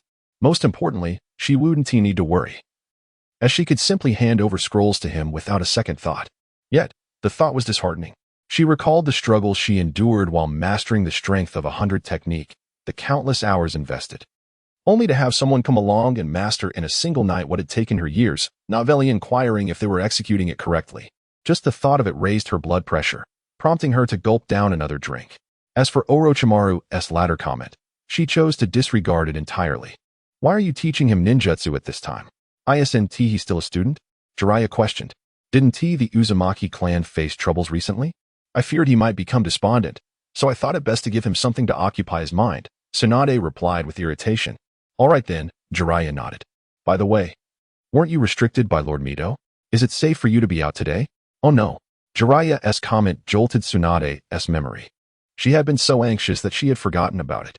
The thought of Mito's usual strictness caused a cold sweat to cascade down her back. Even sobering her up considerably, she abruptly stood, only to slump back down despondently. Forget it, since I've already come out. I might as well drink to my heart's content. With that, she lifted her cup once more. Exchanging glances, both Orochimaru and Jiraiya found themselves speechless. Fine. I'll be leaving the village for a mission in the next few days. Let us consider this farewell drinks, Orochimaru stated. Such a coincidence. So am I. Jiraiya clinked his cup with Orochimaru's. Enough already. Drink up. Tsunade scolded. Meanwhile, Kyuten was oblivious to the events unfolding with Tsunade. Since she deemed his training to be without fault, he took advantage of his gene lock state to practice diligently. After approximately 10 minutes, the gene lock gradually disengaged. The excruciating pain suddenly engulfed his entire body, yet this time, it was significantly more bearable than before. Although the agony persisted, he could still manage to exert some control over his body. The duration of the pain was markedly shorter, lasting merely a couple of minutes. After which Jiuchen felt the intense suffering gradually diminish, replaced by an overwhelming sense of weakness that pervaded his entire being. Thus, he decided to lie down on the spot, and unexpectedly, he drifted into a hazy slumber. Jiuchen, sleeping here may lead to a chill. He vaguely sensed someone calling out to him. He abruptly opened his eyes to find a man standing before him. Orochimaru, what brings you here? Upon recognizing the visitor, he was somewhat taken aback. Tsunade was inebriated, and I, along with Jiraiya, escorted her back. Coincidentally, while she was drinking, she mentioned you. So I thought I would come and check on you, Orochimaru explained. He surveyed the uneven and chaotic training ground, where clear signs of fist marks were evident. I heard that Jiuchen mastered Tsunade's monstrous strength in a remarkably short time. It is indeed astonishing, he remarked. Jiuchen waved his hand dismissively. I merely learned it. I'm still not proficient, it's rather inconsistent. Orochimaru chuckled. Unlike Tsunade and Jiraiya, they may be surprised by your innate talent. However, I understand that there are individuals in this world who defy conventional wisdom, and in my eyes, you are such a person. Despite Orochimaru's praise, Jiuchen was acutely aware that if one disregarded his genetic advantages and assessed his abilities in a typical manner, he might indeed outshine most. Yet he was far from being among the elite. Much of his perceived advantage stemmed merely from a prophetic awareness. For instance, his ability to perform technique-less ninjutsu was a prime example. Additionally, possessing the soul of an adult allowed him to grasp and master knowledge swiftly.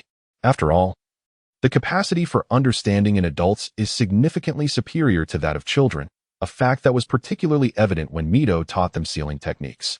Moreover, the forcible activation of his genetic lock to learn the monstrous strength technique contributed to the impression that he was a prodigy capable of rapidly acquiring knowledge and ninjutsu, and even harboring ideas for improving ninjutsu at such a young age, referring to technique-less ninjutsu. Although he aimed to portray himself as a gifted individual with certain capabilities to secure resources, he now wondered if this situation had escalated beyond reasonable bounds. If it attracted the attention of those with ulterior motives, it could lead to perilous consequences, rendering the benefits moot. Seemingly perceiving Jiuchen's concerns, Orochimaru nodded once more. Your disposition is commendable. It is hard to believe you are merely a 6 or 7-year-old child. However, there is no need for worry. The information regarding you is known only to us few and the third Hokage, and we will not disclose it recklessly. Furthermore, with Lord Mito's protection, no one will dare to harm you. Therefore, strive to realize your talents swiftly. I eagerly anticipate the day you flourish. With that, he produced a scroll of ninjutsu. Here, I present this to you, just a basic ninjutsu, but consider it my initial investment in you. As Orochimaru spoke, Jiuchen accepted the scroll, and shortly thereafter, he departed. With a deep sigh, Jiuchen exhaled, fully aware that at this moment, Orochimaru had yet to transform into the grotesque figure he would later become. Nevertheless, the presence of the formidable shinobi instilled within him a considerable amount of pressure. As he unfurled the scroll bestowed upon him by Orochimaru, he discovered that it contained a relatively fundamental ninjutsu, the body flicker technique. However, in comparison to the basic body replacement technique, it was indeed of a higher caliber, typically accessible only to ninjas of Ch-nin rank or above. Observing the twilight sky, Jiuchen realized it was already evening, prompting him to stow the scroll away and seek sustenance. Although Mito was absent, the servants remained diligently within the household. He made his way to the front hall, and shortly, an array of dishes was presented before him. Alas, he found himself dining alone. With Mito away, Kushina occupied elsewhere, and Tsunade inebriated. He pondered the absence of SHJ. He inquired with a servant and learned that SHJ had gone to participate in a survival exercise organized by the school.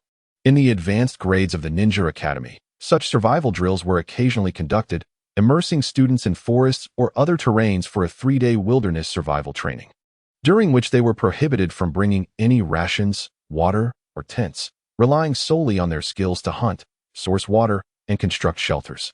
Contemplating this, Jiuchen found the notion rather intriguing, reminiscent of the wilderness survival experiences from his previous world. After finishing his meal and taking a refreshing bath, he noted that the hour was still early and decided to venture out for a stroll. Having resided in Konoha for some time, he had yet to experience the village's nocturnal charm. Previously, he had observed the village illuminated with vibrant lights and with an evening devoid of obligations. It was the perfect opportunity to explore. Once on the streets, Jiuchen discovered through the villagers' conversations that the past few days had been festive, resulting in an even livelier atmosphere than usual. Numerous stalls adorned the streets, offering an array of treats, toys, and cosmetics.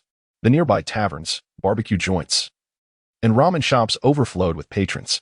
As he meandered along, savoring a refreshing juice, he found himself tempted by the delectable street food, though his stomach, still satiated from dinner, could not accommodate anymore. Suddenly, he heard someone call his name. Turning to the source, he recognized his two classmates, the twin girls from the Uchiha clan. Suzuko dashed towards him, seemingly oblivious to her sister trailing behind. "Jiuchen, you're out shopping too," she exclaimed. "Indeed. I thought I'd take a leisurely stroll this evening." Suzuko hesitated, and Jiuchen, discerning her expression, understood that being a member of the Uchiha clan, she was likely aware of the recent events surrounding the Uzumaki family. However, before she could voice her thoughts, he interjected, "Your outfit looks adorable today." At his compliment, Suzuko momentarily discarded her previous thoughts, twirling in front of him while lifting her skirt. "Isn't it? I specially prepared this for the festival, dressed in a traditional outfit." She appeared quite charming, reminiscent of a porcelain doll. As the two conversed, the elder sister, Mijiko, approached with a woman who appeared to be in her 20s. "Honestly, Sachiko, you see a classmate and abandon me and your sister," the woman remarked. "Aren't you going to introduce us?" Sachiko's cheeks turned slightly crimson as she pulled over Jiuchen. "Mom, this is Jiuchen Uzumaki, and this is my mother." "Hello, Auntie. You look remarkably youthful. If you didn't speak, I would have mistaken you for a sister," Jiuchen said. Upon hearing his name, Chiwi glanced at his hair and smiled. "Jiuchen-kun certainly knows how to flatter. I hope we are not interrupting you." "Not at all. I've been in Konoha for a while now, but this is my first time exploring the night market," he replied. "If Jiuchen is alone, you can join us," Mijiko suggested. "That would be a delight." Jiuchen accepted without hesitation. Thus, he began wandering the market with Chihui's family. Compared to him, Chihui was far more familiar with Konoha, knowing which stalls offered the most delectable snacks and which vendors had intriguing toys. Despite his repeated refusals, she insisted on giving him a handful of treats. Eventually, they arrived at a mask stall. "Jiuchen-kun, what kind of mask do you like?" Sachiko inquired. The masks at the small stall predominantly featured animal designs. After considering her question, he spotted a lovely cat mask. It was a finely crafted white cat mask. "You like cats too?" Sachiko asked, her eyes lighting up. Jiuchen suddenly recalled that the Uchiha clan had connections with the cat clan, which held a fondness for cats and was reputed to be skilled in their care. "Yes, I once had a cat that resembled this mask." In his previous world, he had indeed owned a white cat that accompanied him for a long time. "What masks do you like? I shall gift them to you," he offered. Chihui did not object to this, so the two sisters chose cat masks, one resembling a tabby and the other adorned with spots. After purchasing the masks, Jiuchen prepared to take his leave as the hour grew late and fewer people filled the streets. I will be attending school tomorrow. See you then. Yes. See you at school tomorrow, they bid him farewell. In the following days, Jiuchen attended school punctually. Initially, his classmates regarded him and Kushina with curious glances. But after a few days, things returned to normal. Besides his studies, he diligently practiced the strange power fist, though he still struggled to utilize it in his regular state, managing only to activate the genetic lock for a brief period each day. The silver lining was that he was becoming increasingly accustomed to the first stage of the genetic lock, and he believed that soon its side effects would diminish to an acceptable level, allowing for longer durations of use. Each time he activated the genetic lock, he experienced a heightened sense of chakra control, retaining a fragment of that sensation, which significantly improved his chakra control in his normal state.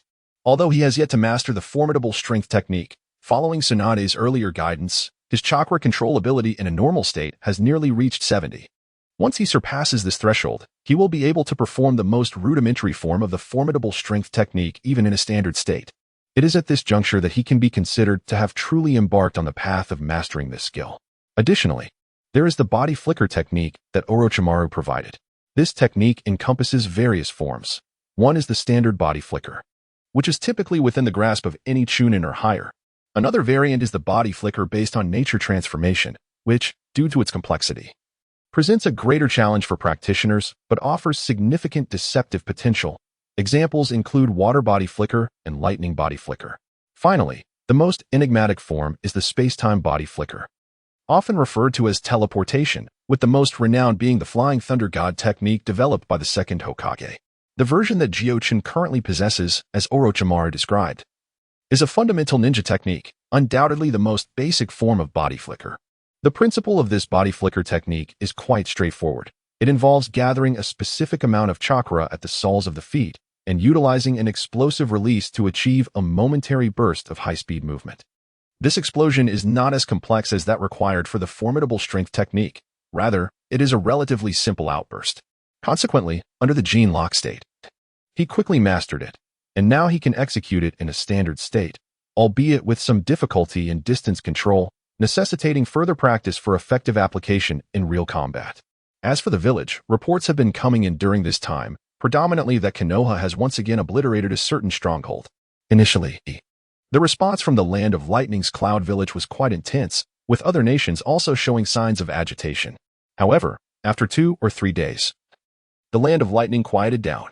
Subsequently, major nations proactively began to retract and dismantle visible strongholds to avoid unnecessary casualties. Clearly, despite the rising assertiveness of various martial factions, there remains a sense of rationality. In the absence of a prominent figure, their first choice was not the Land of Fire. Thus, the entire ninja world unexpectedly fell into a peculiar period of tranquility until another piece of news emerged. The Cloud Village in the Land of Lightning was attacked, with half of the village destroyed and countless casualties. The entire Land of Lightning swiftly went on high alert, and even the ninjas stationed at the borders retreated. As the ninja world speculated on which faction was responsible, the Land of Lightning and Cloud Village publicly issued a condemnation, attributing the blame entirely to Konoha.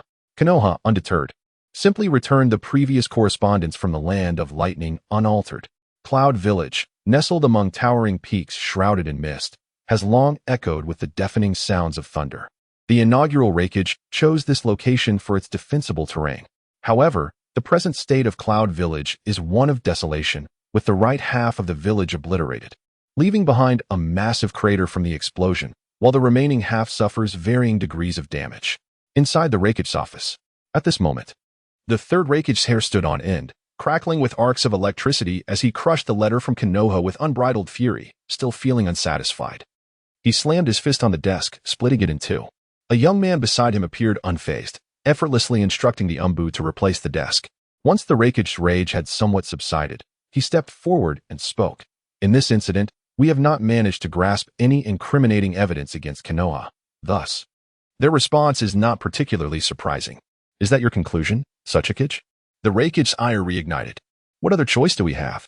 Konoha possesses such formidable military strength that even if we were to initiate war, we would likely emerge the worse for it. Moreover, our primary objective now should be to bolster the morale of our village. If other nations take this opportunity to strike, we might find ourselves overwhelmed. Sachikage replied calmly. After a prolonged silence, the third Reikage continued, "Have we gathered any specific intelligence on the assailants?" Sachikage shook his head. "There are no leads whatsoever. However, I believe you may have your suspicions, Lord Reikage. In this world, the only one capable of wielding the tailed beast's power with such impunity is undoubtedly her. The wife of the first Hokage? How ironic that we once thought she had long since passed, which led us to devise our plans concerning the land of whirlpools. Alas, that endeavor has proven unsuccessful and has invited severe retribution." The third Reikage sighed. Yet, it was not without gain. "We fortuitously acquired a fragment of the four symbols seal from the Uzumaki clan. I trust our scholars will delve into it, advancing our understanding of the tailed beast's power." The third Reikage nodded. "If we could harness the power of the tailed beasts, we would have no cause for fear. At that time, we would be poised to counterattack. For now, as you suggested, we shall temporarily lay low." While the third Reikage plotted, Miza quietly returned to Konoha. Indeed, the assault on Kumogakure was her doing. After leaving Konoha, she had made her way directly to the Land of Frost, where, under Danza's guidance, she infiltrated the Land of Lightning without a sound. Utilizing sealing techniques to mask her presence and evade detection, she navigated smoothly toward Kumogakure's vicinity without being discovered. The subsequent actions were straightforward. Miza harnessed chakra borrowed from the Nine Tails to conjure an enormous tailed beast bomb, which she hurled toward Kumogakure. Without waiting to witness the outcome, she retreated. Initially, Miza aimed for the heart of Kumogakure, but the third Reikage, through his mastery of lightning release chakra, subtly altered the bomb's trajectory, causing it to detonate on the village's right side. However, Mizo had never intended to obliterate Kumogakure with a single-tailed beast bomb. Her purpose was merely to impart a lesson. The extent of the damage was just right, effectively intimidating Kumogakure without inflicting serious injury. Once the news spread, even if Konoha did not acknowledge it, the other great nations would tacitly assume it was Konoha's doing, fostering a sense of trepidation that would deter them from provoking Konoha lightly. In essence, Mito's visit served as a means of intimidation, as well as a channel to vent her pent-up fury, rather than to instigate a genuine conflict. After accomplishing her task, Mito hurried back to Konoha. The journey between Konoha and Kumogakure spans several thousand kilometers, although the physical prowess of a ninja far exceeds that of an ordinary person. Such a considerable distance remains unkind to an elderly individual. Thus, upon her return to Konoha, Mito, though uninjured, could not escape the fatigue of her travels. Consequently, she took a day to recuperate before rejoining her companions. The third Hokage was the first to extend his greetings. Mito's formidable presence had shaken the ninja world, placing her on par with Hashirama, yet confidentiality was paramount. Otherwise, the villagers would hold her in even greater esteem. Mito waved her hand dismissively, expressing that she desired no accolades, only hoping that her impulsive actions had not disrupted their plans. Following this incident, Kumogakure had seemingly lowered its banners, suggesting that the ninja world might enjoy a period of tranquility. Before long, the third Hokage took his leave. It appeared that this display of power had placed considerable pressure on the monkey, Mito mused. She placed a hand on her abdomen, sensing the Nine Tails within growing restless. At dinner, the atmosphere returned to its previous warmth, a harmonious gathering of family. Kushina had stayed for a few days, but had returned home a few days prior. Jutsu had completed his survival exercises at school, claiming his performance was commendable. Tsunade, too, refrained from slacking, dutifully arriving at the dining table. After a brief respite post-dinner, it was time for the customary teaching session with Mito. However, before the lesson commenced, Mito decided to assess their understanding of previously covered material, curious whether they had been diligent in her absence. As anticipated, Tsunade had failed once again, and Kushina, having been away for a few days, had also neglected her studies, resulting in unsatisfactory performance. Jinchuriki remained consistently stable, and Jutsu's performance was particularly commendable, earning Mito's approval. She then turned her gaze towards Tsunade. "Now, explain why you ventured out the other day. Did you truly believe that, in your absence from Konoha, I would be unable to perceive the barrier I set for you?" Upon hearing this, Tsunade glanced at Jinchuriki, but feeling embarrassed, she could only remain silent. "Humph. I shall impose a penalty upon you. Copy the knowledge I previously imparted 3 times. You shall not leave until you have completed it, and Kushina, you too must copy it once for me. 3 times is excessive." Tsunade murmured softly. Mito immediately cast a dangerous glare, causing Tsunade to flinch and refrain from further protest. Mito then praised Jutsu and Jinchuriki, preparing to introduce new ninjutsu. However, Jinchuriki declined the offer. "Grandmother, I recently learned Tsunade's super strength fist and Lord Orochimaru's body flicker technique. I am not yet proficient, so please save the new techniques for next time. Oh? Mito turned her gaze toward Tsunade. Who told you to teach recklessly? Jinchuriki is still so young. What if he injures himself? Tsunade shrank back, falling silent. Grandmother. I have learned it, although I am still not quite proficient. Waterhouse was genuinely surprised, but after a moment, she recalled the unique power possessed by Jiuchen. Did you cultivate that? Yes. Nonsense. Did I not tell you not to use it carelessly? This was the first time she spoke sternly to Jiuchen. Come here. I need to check you. Jiuchen obediently approached Waterhouse. This was also the first time Ju realized that Jiuchen had mastered the mighty fist technique. And he couldn't help but cast a resentful glance at Tsunade. He had long coveted his sister's mighty fist, yet she had always refused to teach him, claiming he was not yet worthy. But now, witnessing Jiuchen's accomplishment, he felt deceived by his sister. Tsunade, under such scrutiny, felt speechless. She could hardly tell her brother that Jiuchen was an anomaly capable of learning it.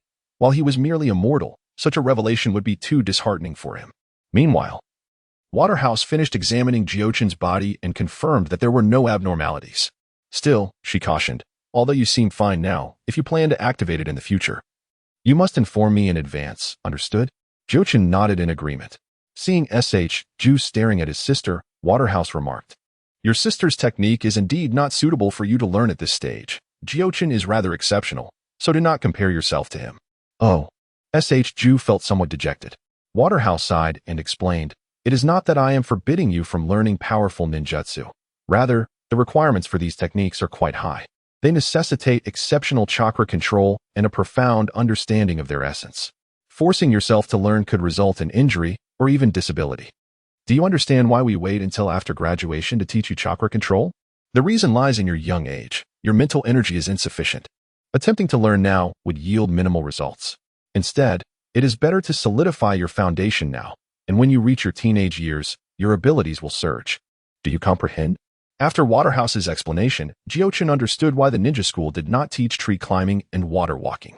Previously, he had found it puzzling that such simple yet practical techniques were not taught. Now the reason was clear, even if it yields minimal results. Wouldn't T starting training now give us an advantage in the future? Jiuchen inquired. Waterhouse nodded, then shook her head. There is a slight advantage, but it is not substantial. Nevertheless, if you wish to learn, you may, but you must wait until summer to begin water walking training. Do not freeze your body, understood? Ju and Kushina both nodded. After Waterhouse finished her instructions, everyone left, but she called Jiuchen back. Your recent training has been rather aggressive. I understand your desire to grow stronger, but relentlessly pushing your body is unwise. It may drain your potential for the future, Waterhouse stated directly. Jiuchen knew she was referring to the gene lock. Each time I use it, the side effects diminish, indicating that my body is gradually acclimating to this state. It should be fine, right? Mito nodded and remarked, When I examined your body, I indeed found no issues, and your physical condition has further improved. However, since this unique state is unprecedented, we cannot ascertain any potential side effects, which is why I advise you to exercise caution in its use. Does the genetic lock have any side effects? He inquired. It seems that aside from the possibility of genetic collapse due to forced usage, there are no other significant side effects. However, should a genetic collapse occur, while it may be manageable in the divine realm, it could be utterly irreparable in this world. He nodded in acknowledgement. After a moment of silence, Mito suddenly posed a question. Jiuchen, do you know about the tailed beasts? Taken aback by this inquiry, Jiuchen pondered why she would ask such a question. Yes, I have seen references to them in the family's records. They range from 1 tail to 9 tails, and each possesses the power to move mountains and fill seas. The first Hokage captured them and distributed them among the great nations to maintain strategic balance, Jiuchen replied. Indeed, you grasp the concept well. Hashirama's intention was indeed to achieve that balance, but over time, the tailed beasts have gradually become instruments of war, including myself. The recent attack on the hidden cloud village was made possible by leveraging the power of the Nine Tails. She turned her gaze towards Jiuchen. Are you familiar with the term Jinchuriki? Upon hearing this, Jiuchen immediately understood the direction Mito was taking, yet he hesitated, considering that he was merely 7 years old. Wasn't he too early to discuss such matters? He recalled that in the original narrative, Mito revealed this to Kushina only when she was on the verge of collapse, by which time Kushina had already graduated. However, feeling compelled to respond, he said, Yes, Grandma, You're the Jinchuriki of the Nine Tails, aren't you? Indeed, Mito sighed. After Hashirama defeated the Nine Tails, I voluntarily requested to seal it within myself to prevent any further chaos, thus becoming its Jinchuriki. However, as I previously mentioned, the tailed beasts have now become weapons of war for the great nations.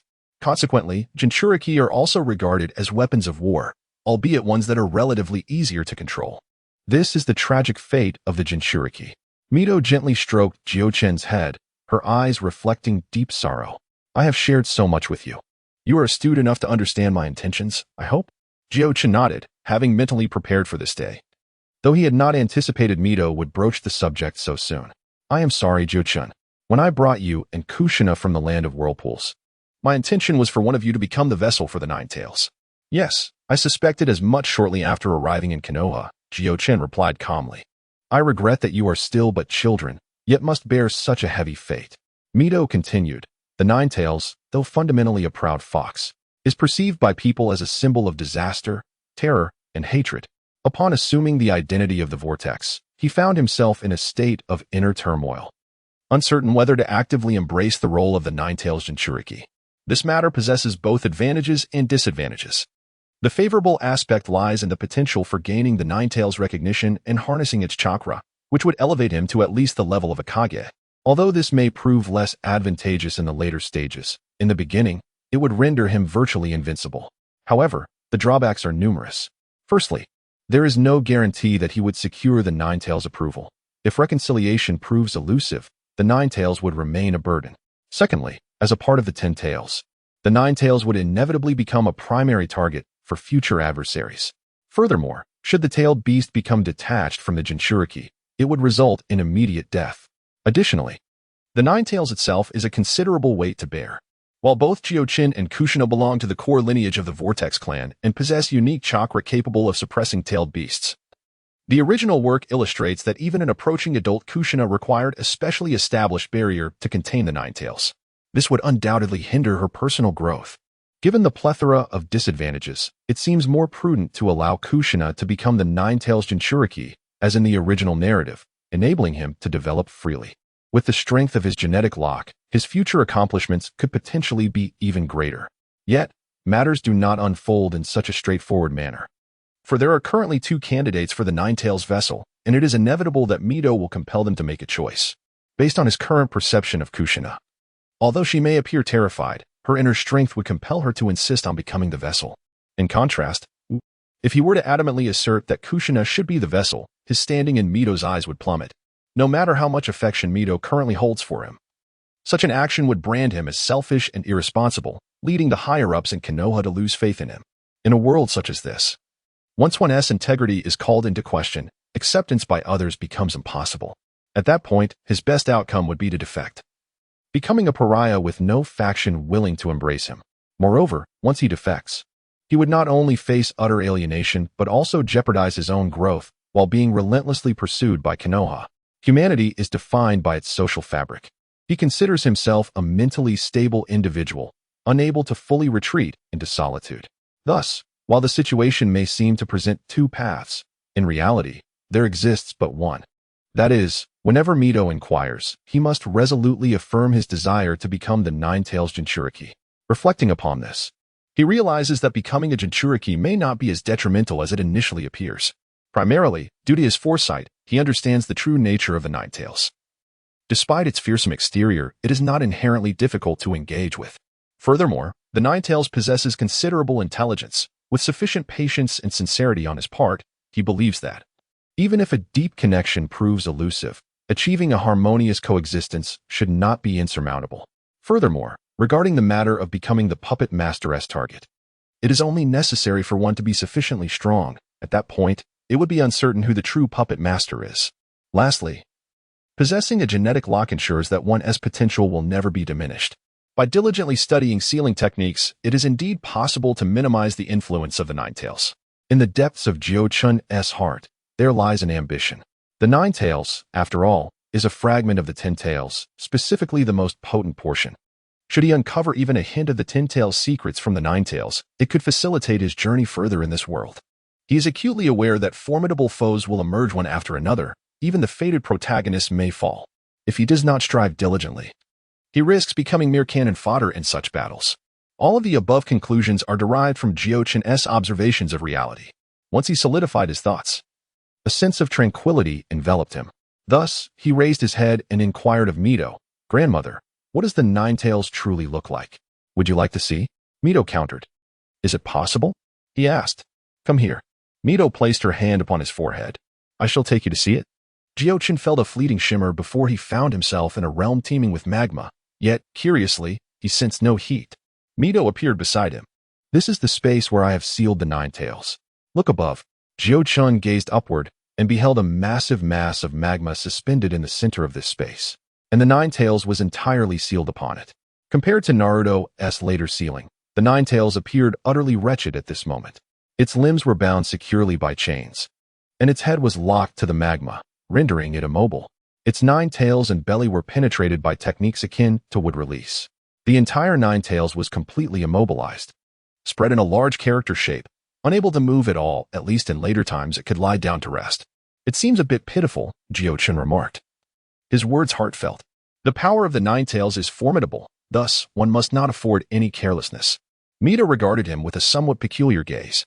"You have not witnessed the overwhelming power of the Nine Tails in the outside world. Even Hashirama would exert considerable effort to subdue it. The Nine Tails possesses intelligence, does it not? Can it converse with humans?" he inquired. An ominous voice resonated. "Is this the next candidate you have chosen, old woman?" It appeared the Nine Tails had noticed their presence. "Indeed." Jiuchen stepped forward. "Allow me to introduce myself. I am Uzumaki Jiuchen, and henceforth, I shall be your host." Jiuchen Mito grasped him. "I have not yet made a decision. Grandmother, I am more suitable than Kushina.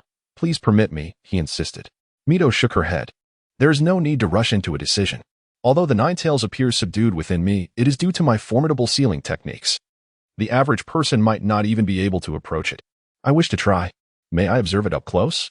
Mito nodded, and their forms quickly elevated, reaching a height comparable to that of the Nine Tails, drawing closer still. From this vantage point, one could already sense the immense and savage chakra of the Nine Tails. Even though he had mentally prepared himself, an involuntary tremor still coursed through his heart.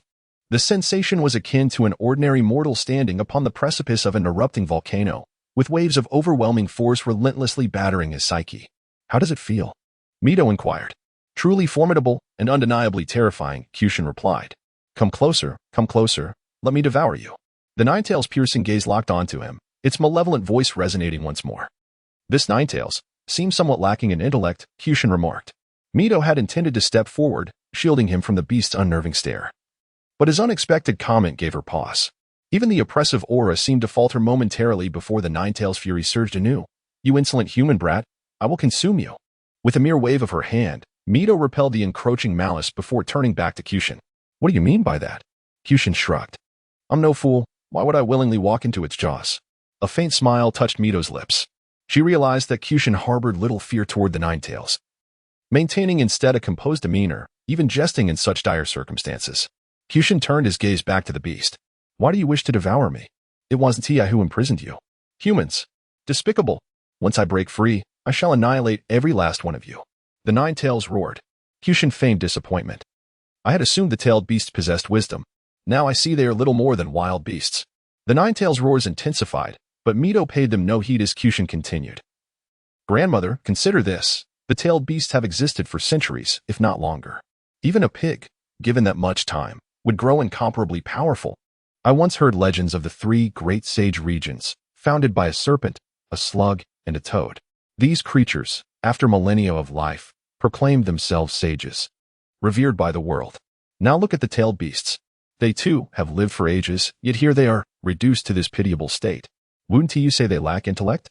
My guess is they've spent their days sleeping and eating, living no differently than common animals." Before Mito could respond, the Nine Tails erupted in outrage. "Silence, human. Had I not encountered those two, I would never have fallen to such disgrace. You speak of humans again. Have you ever considered that mere mortals, with only decades of training, surpassed you despite your centuries of existence? If you couldn't defeat two humans, whose fault is it that you ended up like this?" The Nine Tails seethed, its wrath boiling over. Never in all its years had it been spoken to with such audacity. Yet it found itself unable to refute the logic, left only to fume in helpless fury. Beside them, Mito burst into laughter. Earlier, when Kyushin had resolved to become the Nine-Tails Jinchuriki, his first challenge had been determining how to establish rapport with the beast. He contemplated for a moment and realized that he differed greatly from the Naruto of later generations, who was carefree and possessed a childlike innocence. Hence, adopting Naruto's approach was destined to fail. On another note, it appeared that the tailed beast favored such types, like Naruto, Killer Bee, and F from the Hidden Waterfall Village, all embodying a straightforward and guileless nature. However, Jiuchen was not like them, nor could he transform himself into such a disposition. Consequently, he had to resort to unconventional methods. The Nine-Tails exhibited a rebellious and proud temperament, often dismissing ordinary attempts to appease him. Only by presenting himself as distinct from the majority and delivering a significant blow to the Nine-Tails' pride could he command the beast's attention. Ultimately, it was Naruto's victory in their struggle that led the Nine-Tails to cooperate willingly when Madara emerged. Therefore, the words Jiuchen spoke to the Nine-Tails were deliberately intended to provoke and undermine its arrogance, igniting its fury. If the Nine-Tails perceived that Jiuchen was unlike other Jinchuriki, a chance for connection might arise. Furthermore, the Nine-Tails could sense the malice of the world towards him. Yet, Jiuchen, hailing from another realm, understood the true nature of the Nine-Tails and bore no ill will towards it. After all, who could resist the charm of a fluffy creature? Presently, the Nine-Tails remained enraged, perhaps oblivious to the unfolding dynamics. Once it began to notice the differences, curiosity would surely ensue, marking the beginning of its fascination. Oh, did I use that term correctly? Mito and Jiuchen did not linger in the ceiling space for long before emerging. Through this experience, Mito recognized that Jiuchen's approach to the Nine-Tails was indeed different from hers. For her, the Nine-Tails was partially responsible for Hashirama's demise, which prevented her from viewing it with an impartial mindset. Due to her long-standing prejudice against the Nine-Tails, she could extract chakra from it. But their relationship remained fraught with discord and little hope for improvement. Even without Hashirama's involvement, Mito harbored biases against the Nine-Tails, echoing the sentiments of the majority regarding the tailed beasts. In contrast, Jiuchen exhibited a different demeanor, although he felt astonished and somewhat fearful of the Nine-Tails' aura. This was merely an instinctual response. Deep down, he seemed to harbor no prejudice and perhaps even a degree of fondness towards the creature. At that moment, Mito almost questioned her own perception, doubting her clarity of mind. Nevertheless, Jiuchen consistently maintained goodwill towards the Nine-Tails from beginning to end, even while verbally disparaging the tailed beasts. It was becoming evident that, as he had stated, he was indeed the one best suited to become the Nine-Tails Jinchuriki. Mito's internal scales had begun to tip. Becoming the Jinchuriki of the Nine-Tails was not solely a test of sealing techniques, it also entailed enduring immense psychological pressure. This pressure stemmed from the chakra carried by the tailed beast itself, as well as from the external perceptions of others. Thus, she believes that in order to become a host for a tailed beast, one must possess other emotions to fill the void within, making it less likely to lose control. After all, human emotions are formidable. With such feelings, one can withstand the pressure exerted by the tailed beasts and disregard external judgments regarding the host. However, if one already harbors an affinity for the tailed beast, the aforementioned pressures would undoubtedly diminish significantly. Ironically, this only intensifies the internal conflict within Mito. From the perspective of Konoha, Kushina is undoubtedly the most suitable candidate. Her talent in sealing techniques is commendable, and given time, even if she cannot reach Mito's heights, she would come remarkably close. Consequently, the issue of the Nine-Tails would be resolved, allowing Naruto to flourish, while Konoha would gain a powerful ninja. Yet, from the viewpoint of an elder, since Naruto does not dislike the tailed beast and is prepared to become a host, it follows that Kushina should not have to endure additional suffering. The burden of all pain must be borne by Naruto. Furthermore, Kushina's future potential would be irrevocably limited, while Naruto's achievements would become uncertain due to the influence of the tailed beast. Mito sighed. Fortunately, there was still time. If she refrained from acting impulsively, she could manage for another 7 or 8 years. It would be best to observe their future developments. Meanwhile, after Naruto left, he was about to return to his room for rest when he noticed Shoshin standing there, seemingly waiting for him. "Did you need something?" he asked directly. "Oh, Naruto. You're out." Shoshin scratched his head. "I actually wanted to ask your opinion about something." Naruto gestured for him to follow to a nearby pavilion. Once seated, he inquired, "What is it?" "You know my dream is to become Hokage, and since I've learned nearly everything I can at school, I want to graduate early and participate in missions sooner. What do you think?" Naruto regarded him with curiosity, Shouldn't you be asking your sister or grandmother about this? Why come to me? I've had this thought for a long time, but every time I ask my sister, she refuses. Shashin's voice was somewhat subdued. So, I wanted to hear your opinion. Although you're younger than me, you're certainly more capable. He looked at Naruto with bright, eager eyes. Naruto pondered briefly and deduced Shashin's underlying feelings. Over the years, Shoshin had been under the shadow of his sister and Mito's influence. And even though he knew that Naruto's endorsement would ultimately be of little consequence, he sought validation from him. As the only living grandson of Hashirama Senju, whether he desires it or not, he is perpetually burdened by the heavy shackles of the first Hokage. The entirety of Konoha yearns for Hashirama's brilliance to be reflected through him. Becoming Hokage remains his sole purpose for existing in this world. Regrettably, his sister Tsunade and grandmother Mito have shielded him far too well. To others, he is the embodiment of Hashirama Senju, yet in their eyes, he is merely their brother and grandson. The people of Konoha are propelling him forward, while Tsunade and Mito are swimming against the current to protect him. But what are the consequences of such actions? During the Second Shinobi World War, he, lacking experience, was thrust onto the battlefield and met a hasty demise. Reflecting on this, Jiuchen feels a sense of helplessness. The issues he faces are clearly beyond his current capacity to resolve. Thus, he can only evade his own problems and retort. Could it be that your sister's refusal stems from your insufficient strength? Shushu hesitates, and after a moment, replies, yet many of my classmates, who are not as strong as I, have graduated early. Have you inquired about their survival rates? Jiuchen asks. Shungshu shakes his head. Jiuchen sighs softly. Being a ninja is not a mere game. It often involves walking the fine line between life and death. If you carelessly lose your life due to inadequate strength, how will you ever realize your dream of becoming Hokage? We are not in an era of peace like in later times. We are on the brink of war.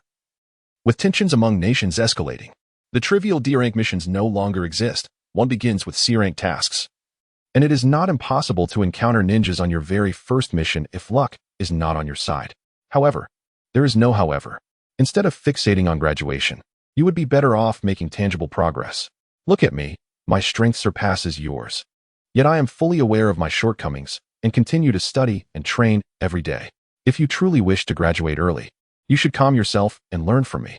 Once your sister and grandmother witness your progress and your ability to protect yourself, would they still deny you graduation? Even if you are unafraid of death, can you bear to see your sister and grandmother in sorrow? Your grandmother is quite advanced in years. You must consider her as well. Very well. Upon hearing Jiuchen's words, Shungshu can only acquiesce. Though the way you speak makes it seem as if I will die the moment I undertake a mission. Jiuchen rolls his eyes and ignores him. Then you must teach me in the future, such as the technique for walking on water. Understood, understood. Now go to sleep. I am utterly exhausted. He stifles a yawn. The following morning, after completing his morning lessons, Jiuchen prepares to head to school with Kushina, only to be informed by Mito that he has been excused for the day due to other matters. Consequently, Kushina must reluctantly attend school alone. Jiuchen is curious about what they will be doing today, but Mito offers no explanation and he patiently waits. Before long, his grandfather, Uzumaki Kazimasa, arrives. Mito inquires about the condition of their clan members, and as days pass, it seems that the Uzumaki clan is gradually establishing itself in Konoha. The third Hokage has also announced this news to the entire village. From this moment forth, the Uzumaki clan has truly taken root in Konoha. As a newly arrived clan in Konoha, the first task at hand was to extend greetings to the other ninja clans.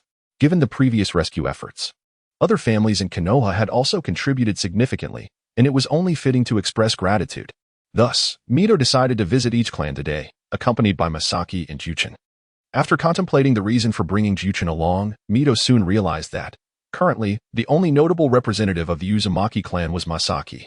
Although Mito hailed from the Uzumaki lineage, her marriage meant she could not serve as a representative of the clan. Hence, bringing Masaki along was a strategic move to familiarize him with the other clans, positioning him as a future figurehead for the Uzumaki.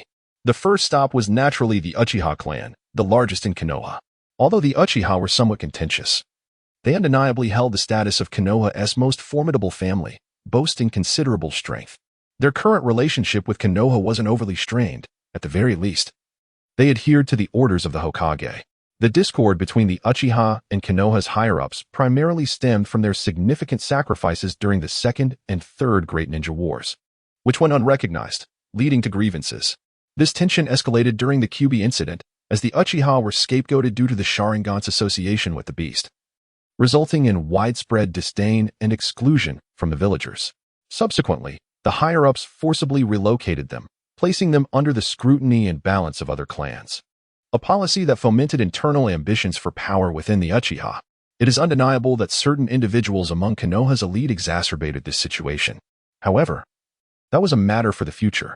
Presently, the Uchiha clan controlled the village's security forces. Theoretically, they could intervene in any internal affairs, wielding power second only to the Hokage. No other clan had managed to command an entire department at this time. Although the third Hokage enjoyed the support of various clans, he had to tread carefully in dealings with the Uchiha. Historically, the Uzumaki clan had allied with the Senju during the Warring States period, leading to a less than favorable relationship with the Uchiha, compounded by the current weakened state of the Uzumaki, which was another reason Mito felt compelled to visit personally.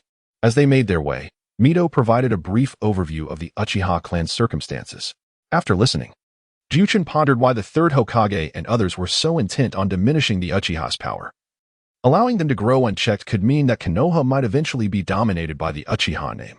Thanks to prior communication, the current Uchiha clan leader, Uchiha Yoshimasa, greeted Mito warmly, personally welcoming her at the entrance. After exchanging pleasantries, they proceeded into the reception room to take their seats. Jiuchen, being young, did not sit but instead stood behind Mito and Masaki. As he surveyed the room, he noted the presence of several older individuals, likely clan elders, indicating that Mito was indeed regarded with considerable respect. One of the individuals appeared particularly frail, his visage marred by wrinkles and age spots, leaning heavily on a cane. Looking significantly older than Mito, Mito was taken aback upon recognizing him. "You are Uchiha Ryuho?" To his surprise, Ryuho responded, "I did not expect Lord Mito to still remember me." The elderly man, Uchiha Ryuho, trembled as he rose and bowed respectfully to Mito, who returned the gesture with a nod. After slowly sitting back down and catching his breath, he continued, "I feel my time is drawing near. Upon hearing that Lord Mito was visiting today, I wish to meet you for one last time, to bid farewell and offer my apologies." Mito shook his head. "So much time has passed, it no longer weighs on my heart. To see familiar faces once again is already a rare blessing." Ryuho seemed genuinely unwell and, after exchanging a few words with Mito, was assisted away. Thus, Mito transitioned to the main purpose of his visit. Recently, the Uzumaki clan had faced dire straits, and thanks to the timely intervention of the Uchiha clan, he had come to express his gratitude. Seija stood and bowed respectfully to Kuma, continuing, "I am Seija, the third elder of the Uzumaki clan. I extend my heartfelt thanks to the Uchiha clan for your generous assistance." He produced a scroll from his robe and presented it to Kuma, saying, "A small token of appreciation, though it pales in comparison. I hope you will graciously accept it." "Not at all. This is merely the duty of the Uchiha," Kuma replied, embodying the decorum expected of a clan leader. The Uchiha clan, with its long-standing traditions, was accustomed to such exchanges. Accepting the scroll without hesitation, he acknowledged the gesture as a sign of the ongoing relationship between the two clans. "I have heard that the Uchiha possess a barrier known as the Uchiha Fire Formation, capable of repelling all attacks, though its application is quite demanding. The Uzumaki clan may lack in many areas, but our sealing techniques are commendable." The scroll contains a technique that bears a similar effect to the Uchiha Fire Formation, yet with significantly lower requirements for its execution. "I hope the Uchiha clan leader finds it useful," Seija stated. Kuma was somewhat astonished. He had not anticipated such a valuable gift from the Uzumaki clan. The Uchiha Fire Formation was indeed a formidable ninjutsu within their clan, a rarity among the Uchiha known for their aggressive techniques. However, its high requirements meant that only elite jonin within the clan could master it. If the scroll truly possessed the capabilities that Seija claimed, it would undoubtedly bolster the Uchiha clan immensely. Such a precious offering was beyond what the Uchiha could accept graciously. "There is no need for such reluctance, clan leader Kuma," Mito interjected. "The Uzumaki clan has officially joined Konoha, and we shall rely on the Uchiha clan in the future."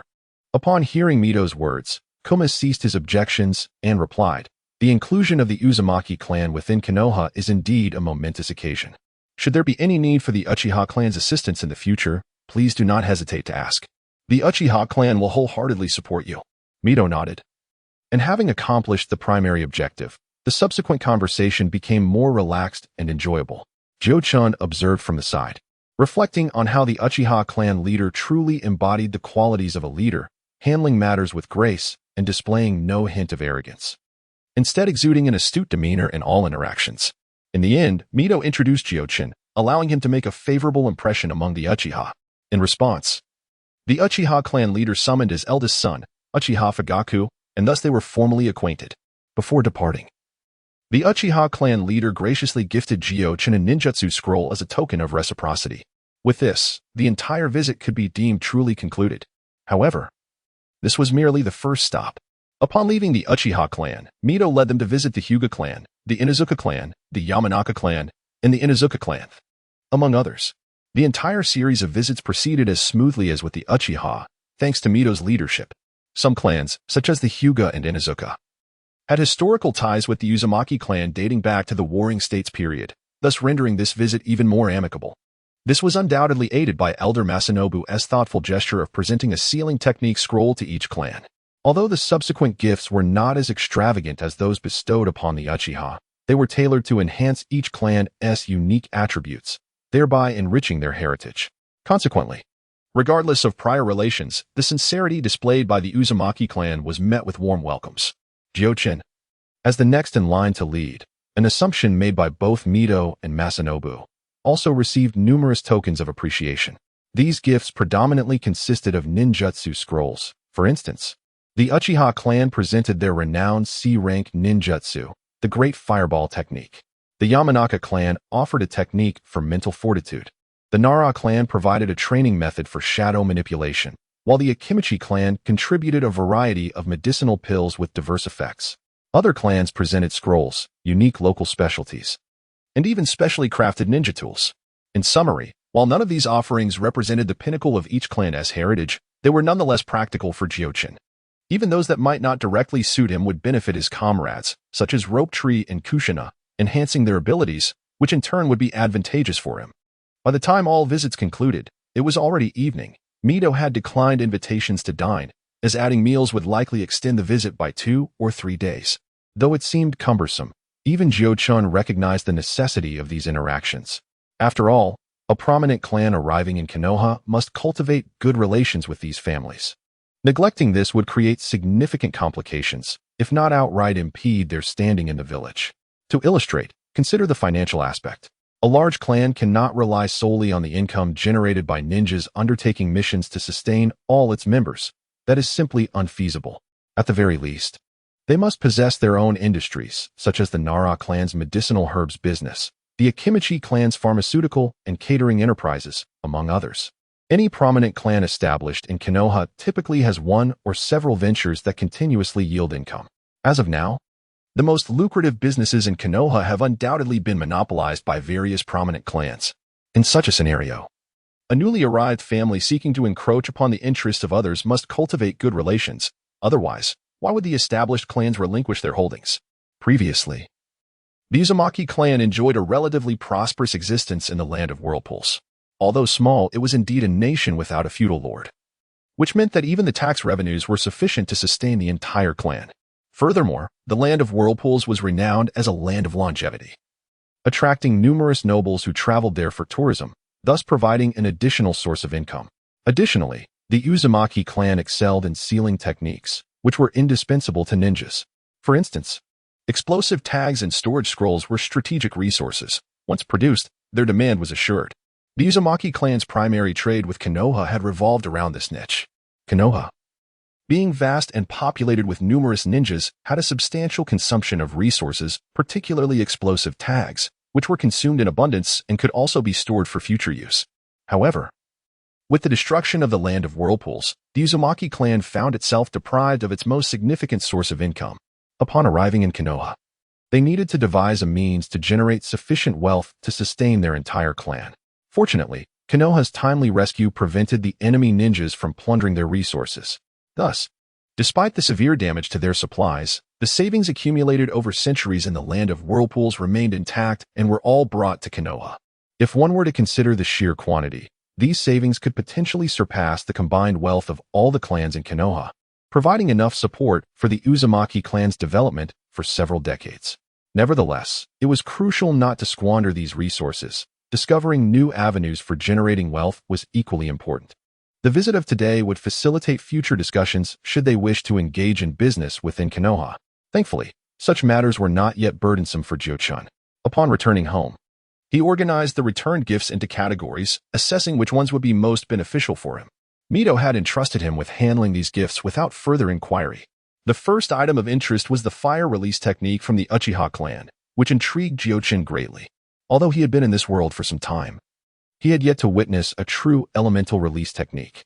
Regrettably, he currently did not even know his own chakra affinity, rendering him unable to learn it at this moment. Additionally, the mental training techniques from the Yamanka clan were quite useful, yet their impact on him was limited, as his mental prowess far exceeded that of an average adult. However, they would be of considerable benefit to Shru and Kushina. The Ein release techniques provided by the Nara clan were rather profound, without having learned elemental release techniques. Attempting to grasp Ein release seemed overly ambitious, especially since the Uzumaki clan lacked any family ninjutsu pertaining to Ein release. Ultimately, he found the most useful items to be the ninja tools, which were plentiful enough to last him for quite some time. He could share them with Kushina and the others later, while temporarily storing the rest for future use, knowing there would come a day when they would prove invaluable. When Kushina and the others returned from school that evening, Jiuchen shared his experiences from the day with them. Upon hearing that he was merely visiting various families, his interest swiftly waned. It is, after all, a matter that typically fails to captivate the young. After a day of delay, the following day resumed the normal routine of school. Yet, upon his arrival in the classroom, he was stealthily drawn aside by Sachiko. Jiuchen initially believed she had some secret to share, but to his surprise, she produced a bag, which she cautiously opened to reveal a tiny kitten nestled within, appearing to be merely a few months old. "How did you bring a cat to school?" Jiuchen inquired, astonished. "Hee, didn't you mention before that you liked cats?" "My cat just had a litter, so I can give you one," Sachiko replied, her pride evident. "Ah, this." Jiuchen hesitated. Although he was quite taken with the little cream-colored kitten before him, he was still residing in someone else's home. Observing his indecision, Sachiko assumed he felt embarrassed about the value of the gift and reassured him, "It's nothing special. This one isn't a ninja cat, just a domestic one." Just as Jiuchen was about to explain, his friend Kushina, noticing their whispered conversation, approached and immediately spotted the kitten in Sachiko's hands. "How adorable!" Kushina exclaimed, seemingly unable to resist the charm of such a fluffy creature. Upon hearing that Sachiko intended to gift the kitten to Jiuchen, Kushina's enthusiasm grew. "Why don't you ask your grandmother when you get home?" "That might work," Jiuchen conceded, finding it difficult to refuse the kind gesture of the little girl. Moreover, he was genuinely fond of the kitten, and after a moment's contemplation, he agreed. He channeled his chakra, performed the clone technique, leaving a shadow clone in the classroom to attend lessons while he took the kitten back to the Senju residence. Regarding Jiuzen's desire to keep a cat, Mito had no objections, merely advising him to express his gratitude for the thoughtful gift. After settling the kitten in, Jiuzen returned to school. Time flew by like a fleeting shadow, and in the blink of an eye, over 2 years had passed. Jiuzen and Kushina had progressed from 2nd grade to 4th. The curriculum for 4th grade underwent significant changes.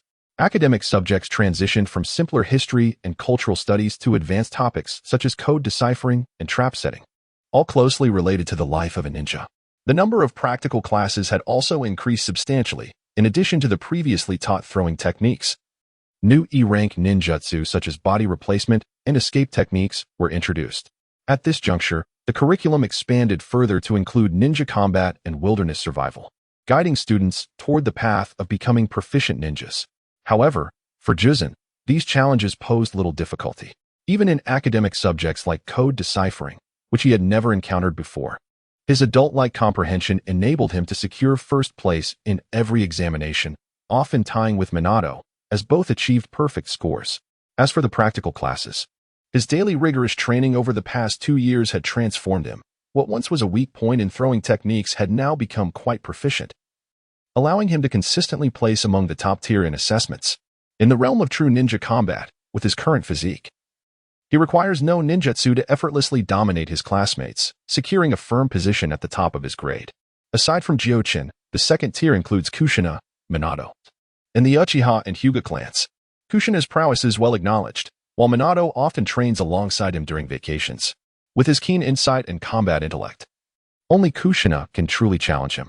During their matches, Minato typically engages in a mere symbolic exchange of blows before conceding defeat, which irks Kushina greatly. Some matters, such as the connection between Minato and Kushina, remain impervious even to Jiuchen's butterfly effect. However, as it stands, Minato's affection is unreciprocated. Kushina finds him overly gentle and lacking in masculinity. Yet, in matters of the heart, Jiuchen prefers to adopt a laissez-faire attitude. Whether it blossoms or not is inconsequential, for he has already transformed many aspects of his life and does not particularly mind this one. On the family front, after more than 2 years, the Uzumaki clan has fully integrated into Konoha, bolstered by the support of high-ranking officials such as the third Hokage, resulting in minimal turbulence. Among the younger students at the Ninja Academy, some members of the Uzumaki clan have enrolled, though not all eligible individuals have chosen to attend. Only a select few with notable potential have been admitted. This practice mirrors other clans in Konoha, as they too do not send every child to the Ninja Academy. 1 or 2 per generation suffices. These children, upon graduation, will serve as a bridge between the clan and the village, holding positions of significance while also representing their families. Conversely, others will serve solely the clan's interests, typically abstaining from village missions. Nonetheless, in times of urgency, such as during warfare or personnel shortages, the Hokage may consult with various clans to mobilize additional manpower, as seen during the previous rescue of the Land of Whirlpools. Moreover, the Uzumaki clan has ventured into diverse businesses within Konoha, dabbling in various trades.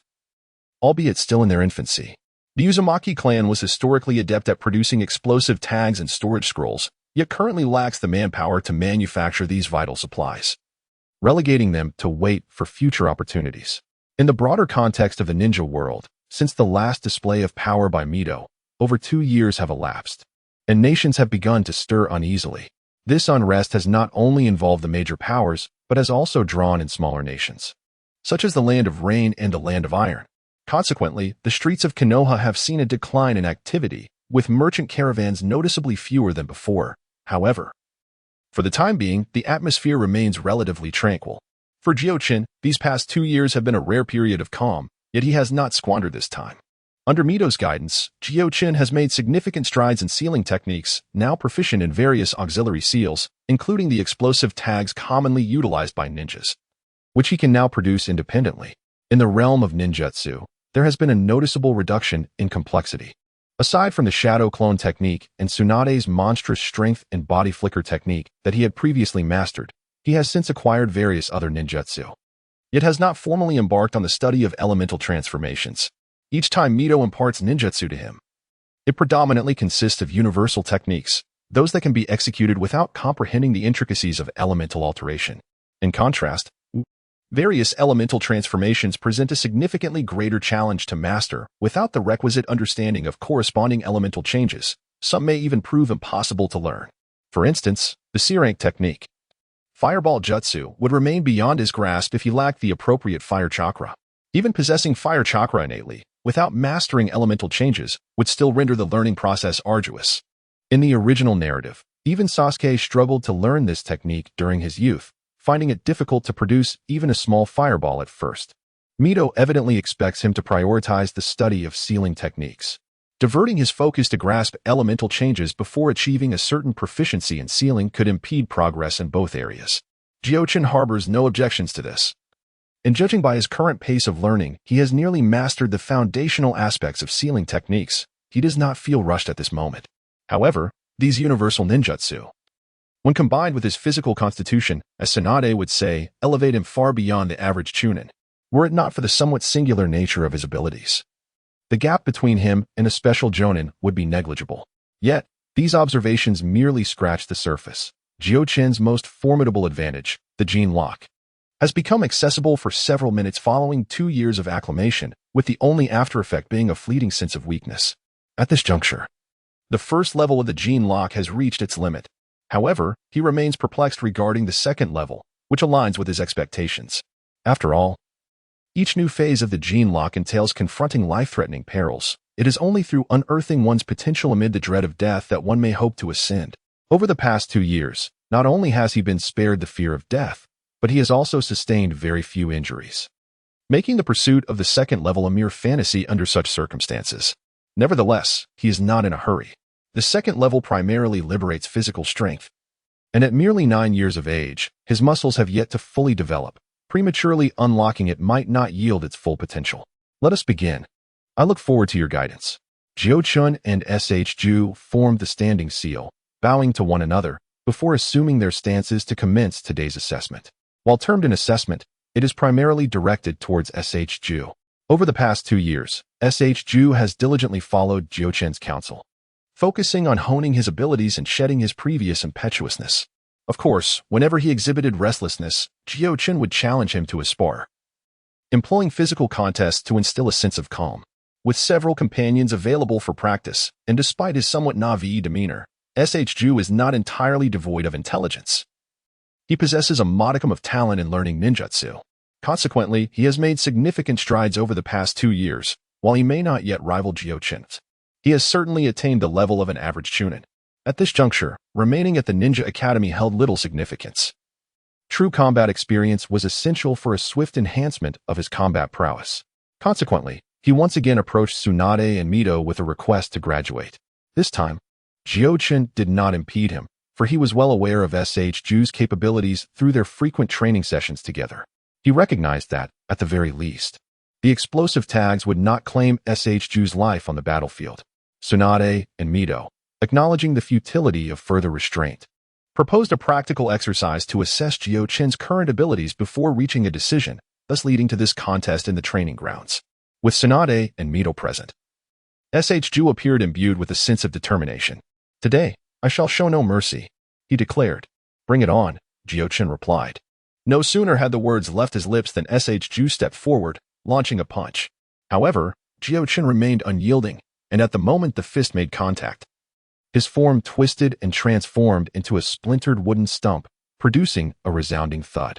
Unsuccessful in his attack, Ju's frustration mounted, not because he failed to hit Jiuchen, but due to the nature of the ninjutsu he had employed, the body replacement technique.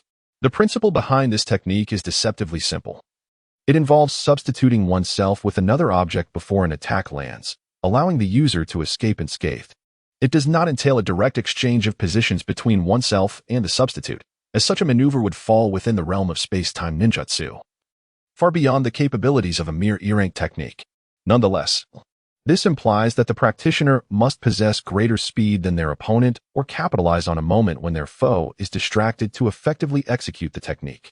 This was the source of Ju's irritation. He felt that Jiuchen was mocking him. Emerging from behind a large tree, Jiuchen remarked, "Your speed is somewhat lacking. Remember to focus on improving it in the future. Furthermore, in battle, one must maintain composure at all times. A lesson I have reiterated to you on numerous occasions. With Ju's abilities, passing this assessment was hardly in doubt, as Tsunade and Mito did not genuinely expect him to defeat Jiuchen. Thus, Jiuchen approached this contest with a pedagogical mindset. Taking a deep breath, Ju endeavored to calm his frayed nerves, recognizing the wisdom in Jiuchen's words. As Jiuchen approached him once more, Ju refrained from acting impulsively. Instead, he retrieved several shuriken from his ninja tool pouch and flung them with precision. 3 shuriken flew towards Jiuchen in a triangular formation, while Ju himself dashed forward in pursuit of them. In response, Jiuchen produced a kunai and deftly deflected a few of the shuriken before delivering a powerful kick toward the advancing Ju. Quick to adapt, Ju, unable to halt his momentum, rolled sideways, simultaneously executing a sweeping kick aimed at the leg on which Jiuchen stood. Should he succeed in landing the kick, Jiuchen would undoubtedly lose his balance, granting Ju the advantage. However, Jiuchen was well aware of Shungtai's strength and naturally did not underestimate him. The previous kick had only utilized a fraction of his power. When faced with Shungtai's counterattack, he decided not to withdraw, but instead exerted force with his other leg, leaping into the air to evade the sweeping kick while simultaneously launching a kunai towards him. At that moment, Shungtai had just completed his sweeping leg attack and had not yet regained his strength. He could only roll aside, managing to dodge the kunai's assault with some difficulty. Had Jiuchen chosen to press the advantage at that instant, Shungtai would have had little means of resistance, likely succumbing after just a few more moves. Yet, Jiuchen refrained from pursuing, choosing instead to stand leisurely, awaiting Shungtai's rise. "This time, it seems different from our previous sparring matches," Shungtai remarked, somewhat perplexed. Jiuchen nodded in acknowledgement, explaining, previously, our encounters were primarily for practice, not true contests. In a genuine competition, one must strive to achieve victory by any means necessary. Just as you would against hostile ninjas during a mission. In their earlier matches, Jiuchen had often held back, allowing Shengtai to fully display his abilities before ultimately claiming victory. Had he employed his full strength from the outset, the outcome would have been predetermined. Your strikes need to be more ruthless, he advised, like those shurikens just now, aimed directly at the enemy's vital points. Following their graduation from the academy, it was inevitable that they would encounter adversarial ninjas during missions, which was far removed from the playful sparring they had previously engaged in. Consequently, Shitai's mindset needed to undergo a transformation. Nodding in understanding, Shitai repositioned himself before Jiuchen, his expression now lacking the previous navet, replaced instead with a newfound intensity. He initiated the attack with shurikens once more, but this time, the angles were far more cunning, forcing Jiuchen to allocate greater focus to his defense. Seizing the opportunity, Shitai swiftly formed hand seals, invoking the water release, water whip technique. From the small pond behind him, several whips composed of water suddenly emerged, rapidly coiling towards Jiuchen. Born into the Senja clan, Shitai possessed an abundance of ninjutsu, and as his chakra control improved, he had learned several C-rank techniques. This water whip technique transformed water into whips, primarily used to ensnare enemies, with varying degrees of power, making it an exceptionally practical jutsu. However, since Shengtai had yet to master the transformation of water attributes, he was compelled to utilize natural water, resulting in a relatively modest impact.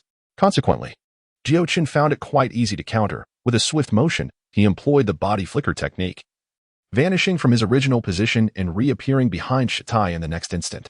Nonetheless, the body flicker technique involved a brief moment of rigidity during its execution, a fact even Jiuchen could not evade entirely. However, in the state of his genetic lock, this rigidity was almost negligible. Yet, as this was merely a sparring match, there was no necessity to engage the genetic lock. Thus, the brief moment of immobility allowed Shengtai to react quickly. He pivoted and delivered an elbow strike aimed at Jiuchen's ribs. However, given Jiuchen's audacity to appear directly beside Shengtai, he was certainly prepared for such a move. Therefore, anticipating Shengtai's elbow strike, he raised his hand to firmly block Shengtai's arm, and, taking advantage of the moment, he seized it, effectively locking it in place. In the next instant, an enigmatic smile crept across his face. The moment his elbow strike was intercepted, Tobarama sensed something amiss.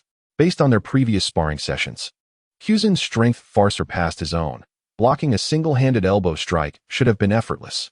Moreover, this strike had been hastily executed without his full power. Yet Kyuzen had used both hands to counter it. When Kyuzen locked his arm in place, Tobarama finally twisted his body fully around, only to be met with a sinister grin that sent his ominous premonition spiraling into dread. Suddenly, he glimpsed something white clinging to Kyuzen's body. An explosive tag. His soul nearly fled his body as he stared at Kyuzen in disbelief. Just a spar. Was this really necessary? He wanted to demand an answer. But the situation left no room for hesitation. One arm immobilized, escape was impossible now. Survival instincts flared. Channeling chakra, he manipulated the water whip technique he had just unleashed, swiftly enveloping Kyuzen, along with his own trapped arm, in a cocoon of swirling water, with the liquid cushioning the blast and his chakra reinforcing his defense. Even an explosive tag's detonation should inflict minimal harm.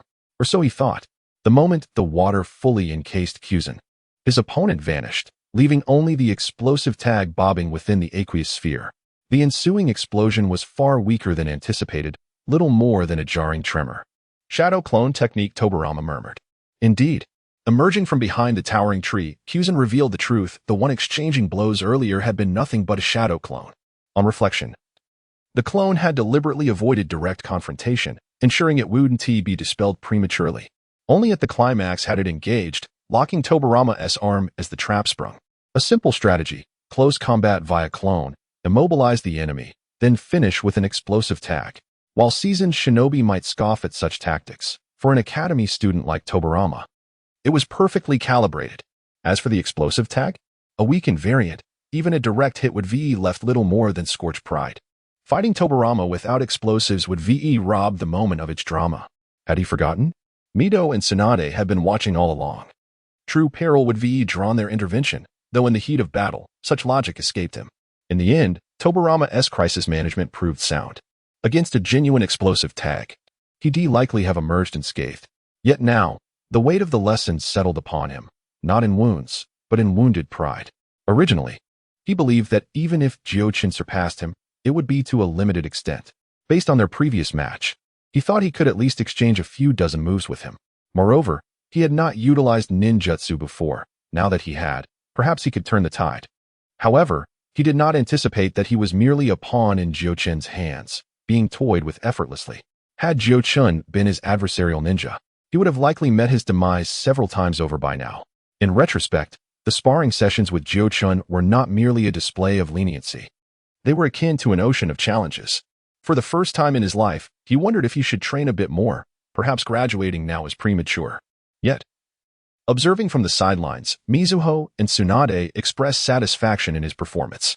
They had never expected Ju to triumph over Jiuchen, so witnessing him, albeit somewhat disheveled, managed to deflect Jiuchen's lethal move brought them contentment.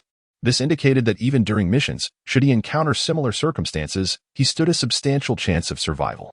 That was sufficient for them. Tsunade and Mizuho never demanded that Ju achieve remarkable feats as a ninja. They merely hoped he could survive each task. They understood that Ju was destined to become a ninja. It was his innate calling, unalterable even by Mizuho. However, she sincerely wished that he would not have to endure the anguish of losing loved ones again in the final years of his life. Following this battle, he would undoubtedly gain much. Some lessons could only be truly learned through the crucible of life or death experiences.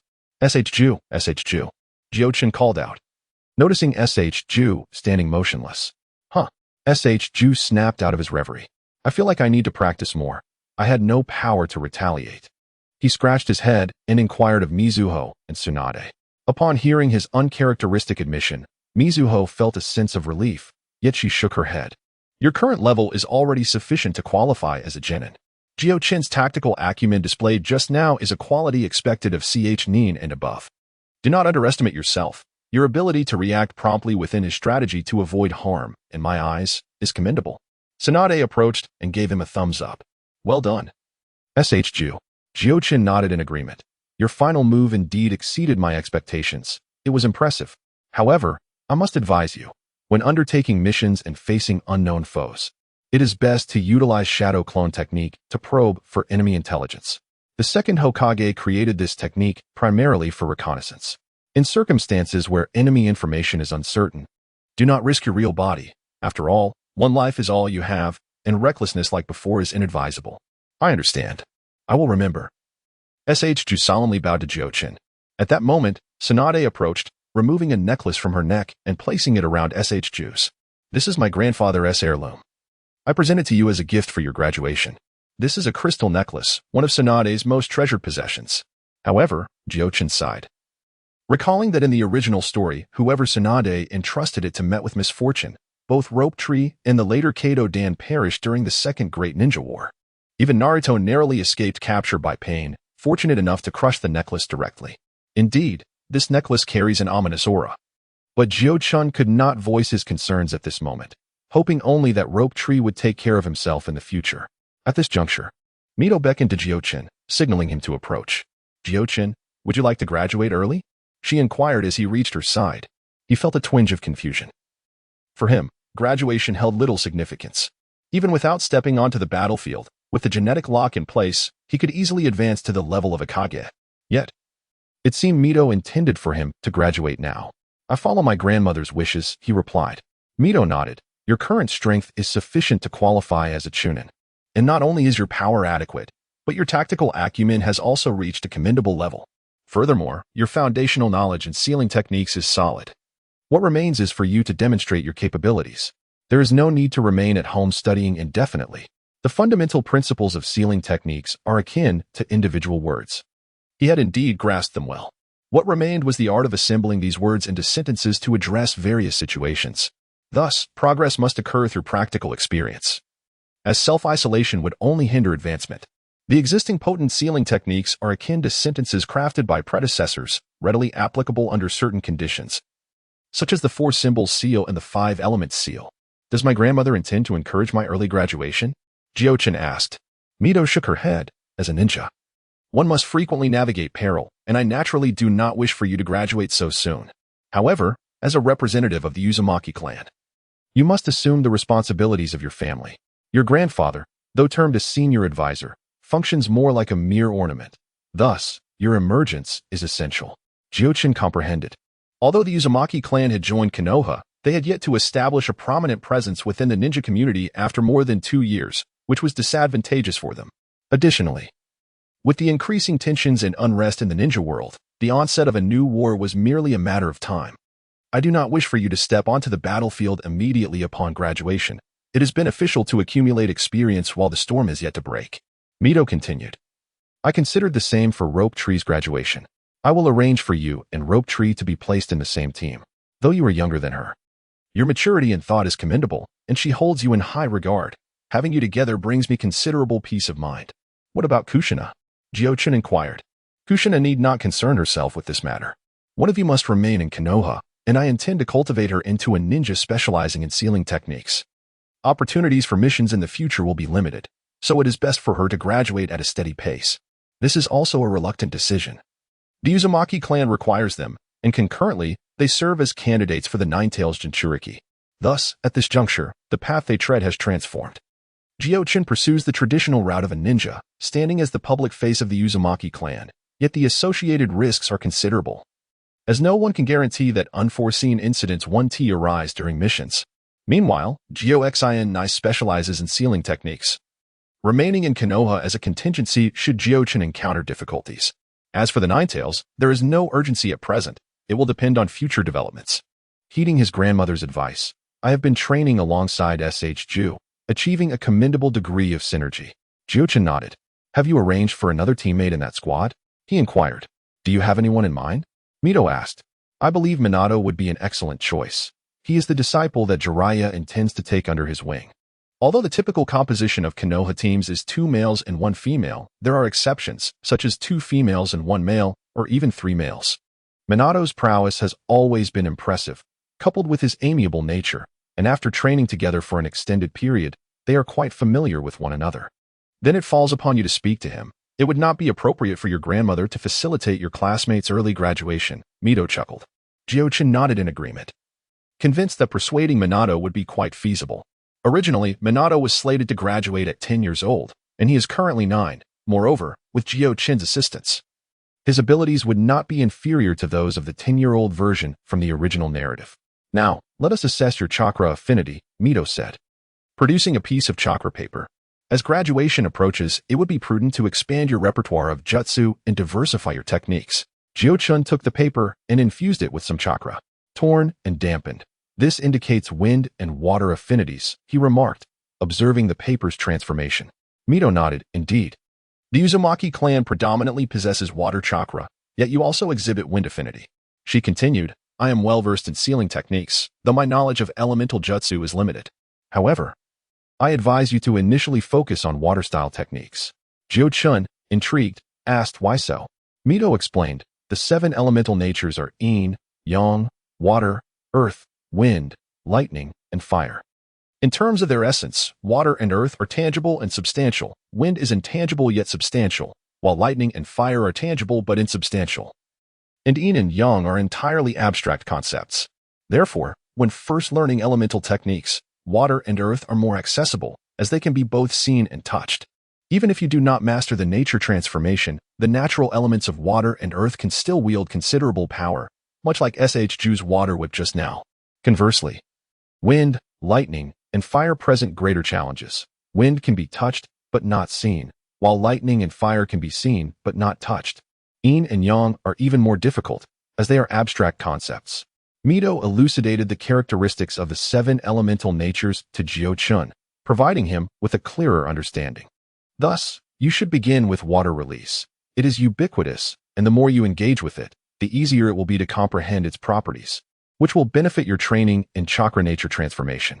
Mito produced several scrolls. Tobarama's mastery of water release is quite commendable. These are some records of his early studies on water release, which I hope will inspire you.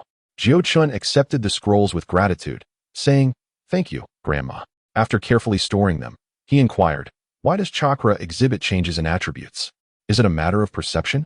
If one diligently strives to transform chakra into water, can it truly become water? Or is there some underlying connection to other elements, such that during our training, we inadvertently meet certain conditions for it to acquire the properties of water? The question Jiuchen posed had long been a source of confusion for him. Why does chakra transform into various attributes? If it is indeed a matter of perception, then the process of altering its nature would merely be a form of self-hypnosis. If one believes that chakra can become water, then it can embody the properties of water. However, this notion presents numerous contradictions. For instance, if that were the case, chakra should not be limited to merely 7 attributes. Could I not hypnotize myself into believing that chakra can take on other properties? Alternatively, if we consider that chakra is intrinsically linked to certain elements, then as long as it fulfills the requisite conditions, it may manifest specific attributes. Although one may not consciously comprehend these conditions during their training, they could be subconsciously aligning themselves with them. Once those conditions are met, the transformation of attributes would be complete. Jiuchen found this second explanation to be far more compelling. In response to his inquiries, Mito rubbed her temples and remarked, "I truly wonder where you derive such imaginative thoughts. However, my understanding of ninjutsu and elemental techniques is rather limited, so I fear I cannot provide you with an answer. But I am curious. Why do you seek to uncover the answer to this question?"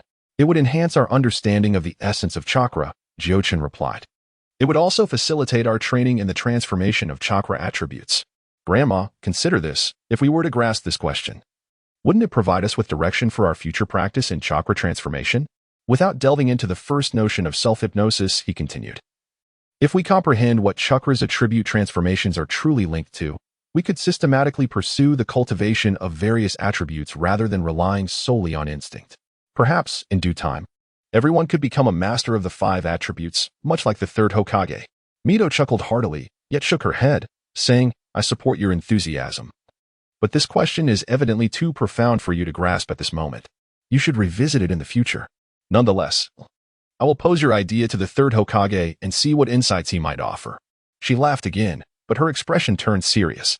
"While it's commendable that you are contemplating this issue, remember that countless others over the centuries have pondered the same question without resolution. Clearly, it is not easily solved. Do not fixate on it. Instead, focus your energies on self-improvement." Jiuchen nodded, understanding that he merely wished to initiate a discussion, not to resolve it immediately. However, now in Konoha, with the presence of the 3rd Hokage, a master of all attributes, and the likes of Orochimaru, a genius researcher who appears once in a millennium, given them time, they might very well uncover something remarkable. Mito's hearty laughter drew the attention of the speaking siblings. Tsunade approached curiously and inquired, "Grandma, what brings you such joy?" Mito shook her head in silence, while Jinchuriki turned to Ju and said, "This time, it's not just you graduating. I shall graduate early as well." "Really? That's splendid," Ju exclaimed, excitement evident in his voice. "If we form a team then, completing missions will be a breeze." "Oh dear," Tsunade interjected, lightly tapping his head. "Everything I just told you has gone to waste, has it? I want to dare to be reckless again." "I promise to be cautious," Ju replied, cradling the spot where she had tapped him. Tsunade, not paying him any heed, turned to Jinchuriki and said, "Once you graduate, you will become my disciple. I may not have much to teach you, as you have already mastered the super strength fist, but the Senju clan possesses a wealth of hidden jutsu. Whatever type you wish to learn, you can request it from either me or Grandma. Surely, your desires will be met." Upon hearing this, Jinchuriki solemnly bowed to Tsunade and proclaimed, "Teacher, in this world, the bond between teacher and disciple is held in utmost reverence, perhaps even more so than familial ties. It symbolizes not only status, but also the transmission of the ninja way and unique skills." Now that Jinchuriki has become Tsunade's disciple, he is aligned with the legacy of the 3rd Hokage. In terms of identity, he transitions from being a member of a clan nearly extinguished to a recognized disciple of the Hokage, with the potential to one day ascend to the position of Hokage himself. Tsunade, being the princess of the Senju clan, may have lost her title, yet the influence of the Senju is undeniable. As her disciple, Jinchuriki will inevitably inherit a portion of that influence. In summary, becoming Tsunade's disciple bestows upon Jinchuriki a formidable endorsement of identity, elevating his status significantly above that of many ordinary ninjas in Konoha. This is why Jinchuriki had to display his talents early on. Without such aptitude, he would merely be a spare vessel for the Nine Tails. And even if he were never called upon, he would likely remain in Konoha for eternity as another redundant vessel. Instead, he now possesses a high degree of autonomy, able to exist as a proper ninja. After discussing this matter, Tsunade departed with Mito, leaving only Jinchuriki and Ju in the training ground. Shall we inform Minato and the others? It would be nice to dine together, Ju suggested. Sure, let us invite Minato. Jinchuriki, you can call your friends, Jinchuriki agreed, knowing it was customary to bid farewell before leaving the academy.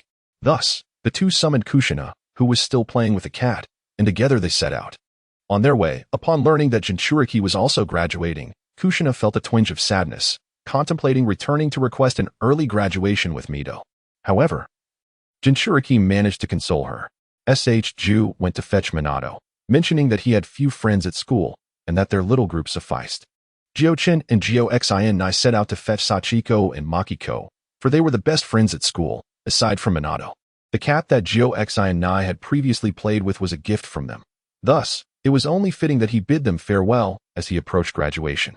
Jiuchen had previously strolled through the market with them and their mothers, so upon arriving at the Uchiha compound, he swiftly mentioned Uchiha Chi-Wei's name and was soon directed to their location. After explaining their intentions, Chi-Wei graciously permitted the sisters to accompany them. Gathered at the barbecue restaurant, they took their seats, and after exchanging introductions, the conversation naturally shifted to the day's topic. Shoshu raised a glass filled with juice and stood to announce, Jiuchen and I are set to graduate early. You are all dear friends, and thus we wish to share this news with you. Congratulations, Minato replied, evidently informed by Shoshu prior to their arrival. The sisters, however, were unaware until now, leaving Sachiko astounded. What? Jiuchen, you are graduating? Makiko also turned her gaze towards him. Indeed, my capabilities are sufficient, and my elders encouraged me to gain experience sooner, he replied. Oh, very well then. I wish you a smooth graduation. It was apparent that Sachiko felt somewhat disheartened. While Makiko stood to say, I hope Jiuchen-kun's endeavors are prosperous. Do remember to keep in touch. Jiuchen stood to clink glasses with her. Indeed. Hana is still your gift, and I shall not forget you. Hana was the cat gifted to him by the sisters, adorned with yellow spots, aptly named Hana, which translates to little flower. Hearing Jiuchen's words, Sachiko smiled. After several rounds of dishes, Jiuchen recalled Minato's situation and inquired, Minato, have you considered graduating early? With your prowess, it would be a breeze, and we could form a trio. Upon hearing this, Minato instinctively glanced at Geoxinai, who felt a surge of indignation. Why can he graduate early, and I cannot?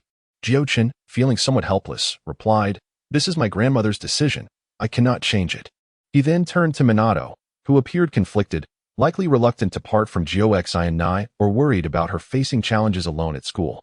Thus, he leaned in to whisper to Minato, If you graduate now, we can form a team of 3. Would you still worry about not seeing Geoxinai? To be candid, she intends to remain until her natural graduation and will not undertake missions outside the village. So you may not be able to team up with her later. Moreover, with her current skills, she is unlikely to encounter any trouble, rest assured. Minato felt a flush of embarrassment but contemplated Jiuchen's words carefully, ultimately arriving at a decision. Despite his gentle nature, Minato was remarkably astute. Though he may have feelings for Geoxinai, he could discern the weight of his future against that fleeting sentiment. He understood well what it would mean to team up with Jiuchen and Shoshu, based solely on the identities of these two individuals. Forming a team with them would undoubtedly lead to an exceptional leading jonin, significantly enhancing their chances of survival. This fact alone suffices for Minato, who hails from a civilian background. Although Jiraiya had previously mentioned taking him as a disciple, his appearances in the last 2 years have been exceedingly rare. From Minato's perspective, it would be imprudent to place his future in a single basket, relying solely on Jiraiya's words to assume that he could rest easy. Rising from a civilian background to the esteemed position of the 4th Hokage, Minato, despite his portrayal of gentleness and humility in the original narrative, undoubtedly possesses the requisite intelligence and emotional acuity to stand out so swiftly. For Jiuchen, Minato is undeniably the ideal teammate. His combat intelligence is commendable, and his social acumen is well honed. Regardless, his fundamental nature is predominantly kind-hearted, allowing Jiuchen to entrust his back to him without hesitation. With this matter settled, the atmosphere became lively. After dining, the group strolled about until twilight, at which point they bid farewell and returned home. The following day at school, Jiuchen and Minato ventured to Yang Tai's office to clarify their intentions. Yang Tai had received prior notice and promptly completed the necessary paperwork, presenting them with their diplomas and solemnly distributing the Leaf Village headbands. Jiuchen felt puzzled, wondering why they were exempt from the required assessments for early graduation. Yang Tai explained, "You two need not worry. Your displayed prowess in class has surpassed my own, rendering tests unnecessary. Moreover, the Hokage has already given his approval." Exchanging glances. Jiuchen and Minato had anticipated a challenging ordeal, yet the process proved unexpectedly straightforward. "From this day forth, you are ninjas of the Leaf Village. I hope you will strive diligently and contribute to our village," Yang Tai remarked. "Thank you for your guidance, Sensei." Jiuchen and Minato bowed in gratitude. "Now, we shall proceed to the creation of your ninja registration certificates. Let us take a photograph." Upon arriving at the photo studio, they found Rope Tree ahead of them in line. The three of them posed for their portraits, thus completing the essential procedures. As it was not graduation season, only the three of them were undergoing ninja certification, enabling their registration certificates to be processed swiftly. Jiuchen opened his certificate to find, besides basic personal information, the most crucial detail, his ninja number, 005970, with Rope Tree and Minato being his immediate predecessor and successor, respectively. Due to Jiuchen's influence, Rope Tree graduated later than in the original storyline, while Minato graduated over a year earlier, thus altering their ninja numbers. Receiving their ninja registration certificate signifies that they are now honored ninjas of the Leaf Village. Both Rope Tree and Minato displayed excitement, while Jiuchen remained notably composed. According to protocol, newly initiated ninjas must first report to the Hokage's office. Noticing that the day was still young, the trio resolved to complete the process today. Along the way, Moku and Minato cheerfully adorned their foreheads with their Leaf Village headbands, while J-10 appeared somewhat conflicted. Minato inquired, "The style of the headband can be chosen freely. Where do you wish to wear it?" After pondering, J-10 recalled options such as tying it around the neck, securing it on the arm, fastening it to the thigh, or using it as a belt. Although wearing it on the forehead, like Minato and Moku, was the most conventional style, J-10 found it rather unappealing. He worried that if it were to loosen inadvertently, it might obstruct his vision. After a moment of contemplation, he replied, "I would prefer to wear it on my arm or as a belt, as both options would not hinder my agility. While the arm option is viable, it would be best to use elastic bandages to avoid any impact on strength. As for using it as a belt, I wonder if it might appear somewhat indecorous."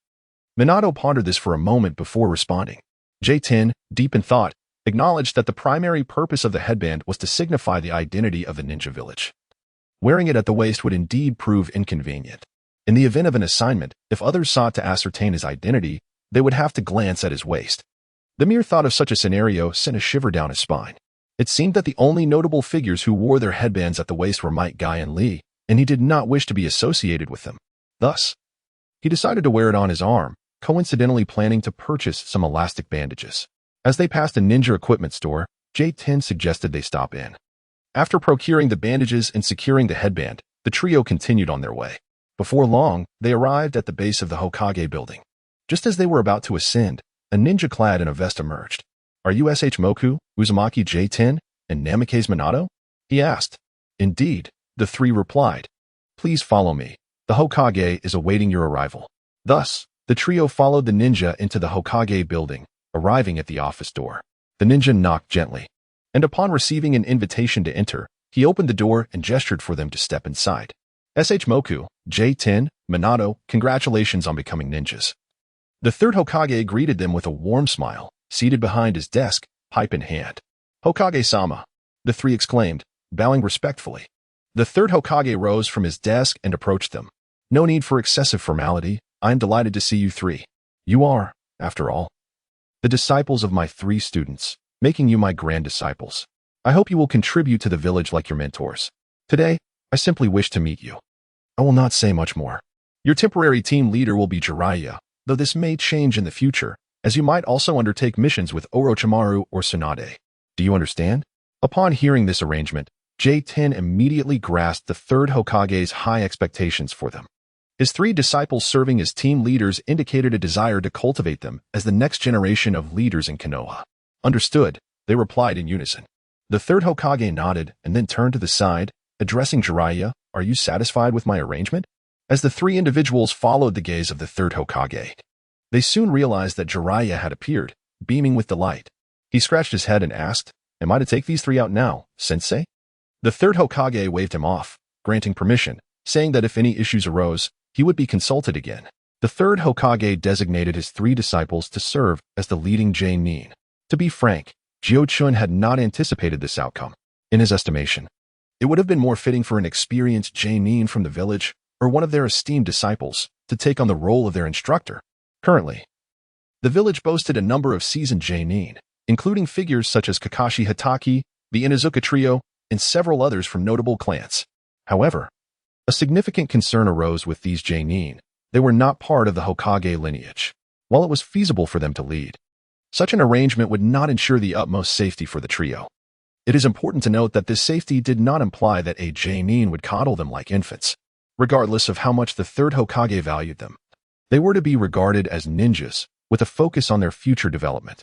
In certain specific scenarios, such as an injury among the three, it would be necessary to abandon one of them to ensure the completion of the mission. Other Genin might choose to prioritize their own interests and opt for abandonment. While if it were his three disciples, they might conduct a comprehensive assessment and, if the mission were not of paramount importance, choose to safeguard all three. This distinction is crucial. Although referred to as sensei, the relationship between a leading Genin and their charges is typically one of hierarchy. It is standard for a superior to sacrifice one or two subordinates in the course of a mission. Even the third Hokage could not reproach such a superior. To avert such eventualities, the third Hokage decided against assigning any other ninja to lead them. His three disciples had now become vital assets to the village and could not be relegated to menial tasks indefinitely. Thus, the most prudent solution was to allow whoever was available to lead them. Orochimaru was still outside the village and not a viable option, while Tsunade, despite being present, was ill-suited for the preliminary leadership role due to her temperament. Therefore, at this stage, it fell to Jiraiya to be their first leading Genin. Although Jiraiya appeared somewhat eccentric, the third Hokage had complete confidence in his ability to handle serious matters. Believing that entrusting the trio to him would provide them with a commendable start, Jiraiya guided them across half the village before pausing atop a building. Turning to the trio, who seemed unfazed, he chuckled, "Not bad, you can keep up with my pace." Shang Shu, upon hearing this, scoffed and retorted, "Who do you think you're looking down on? Even if you doubled your speed, it would be a piece of cake. Hey, you little brat, remember to call me sensei, got it?" Jiraiya responded, exasperated. He certainly did not exert his full strength, yet his speed was beyond the reach of an average genin. Observing the three of them, who appeared unfazed and composed, gave him a clearer understanding of their capabilities. Jiraiya leaned against the wall and addressed them. "While I have garnered some insight into your abilities, we must adhere to the established protocol. Please introduce yourselves." "I shall begin. I am Jiraiya, a Jonin of Konohagakure, 23 years of age. Proficient in various elemental ninjutsu as well as summoning techniques.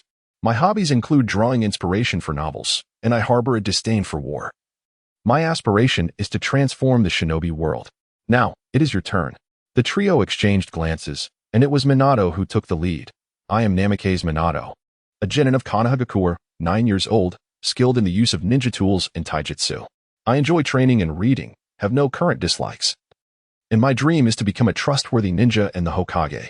Next was S.H. Suk. "I am S.H. Suk, a genin of Konohagakure, 11 years old, adept in taijutsu. Currently studying water release.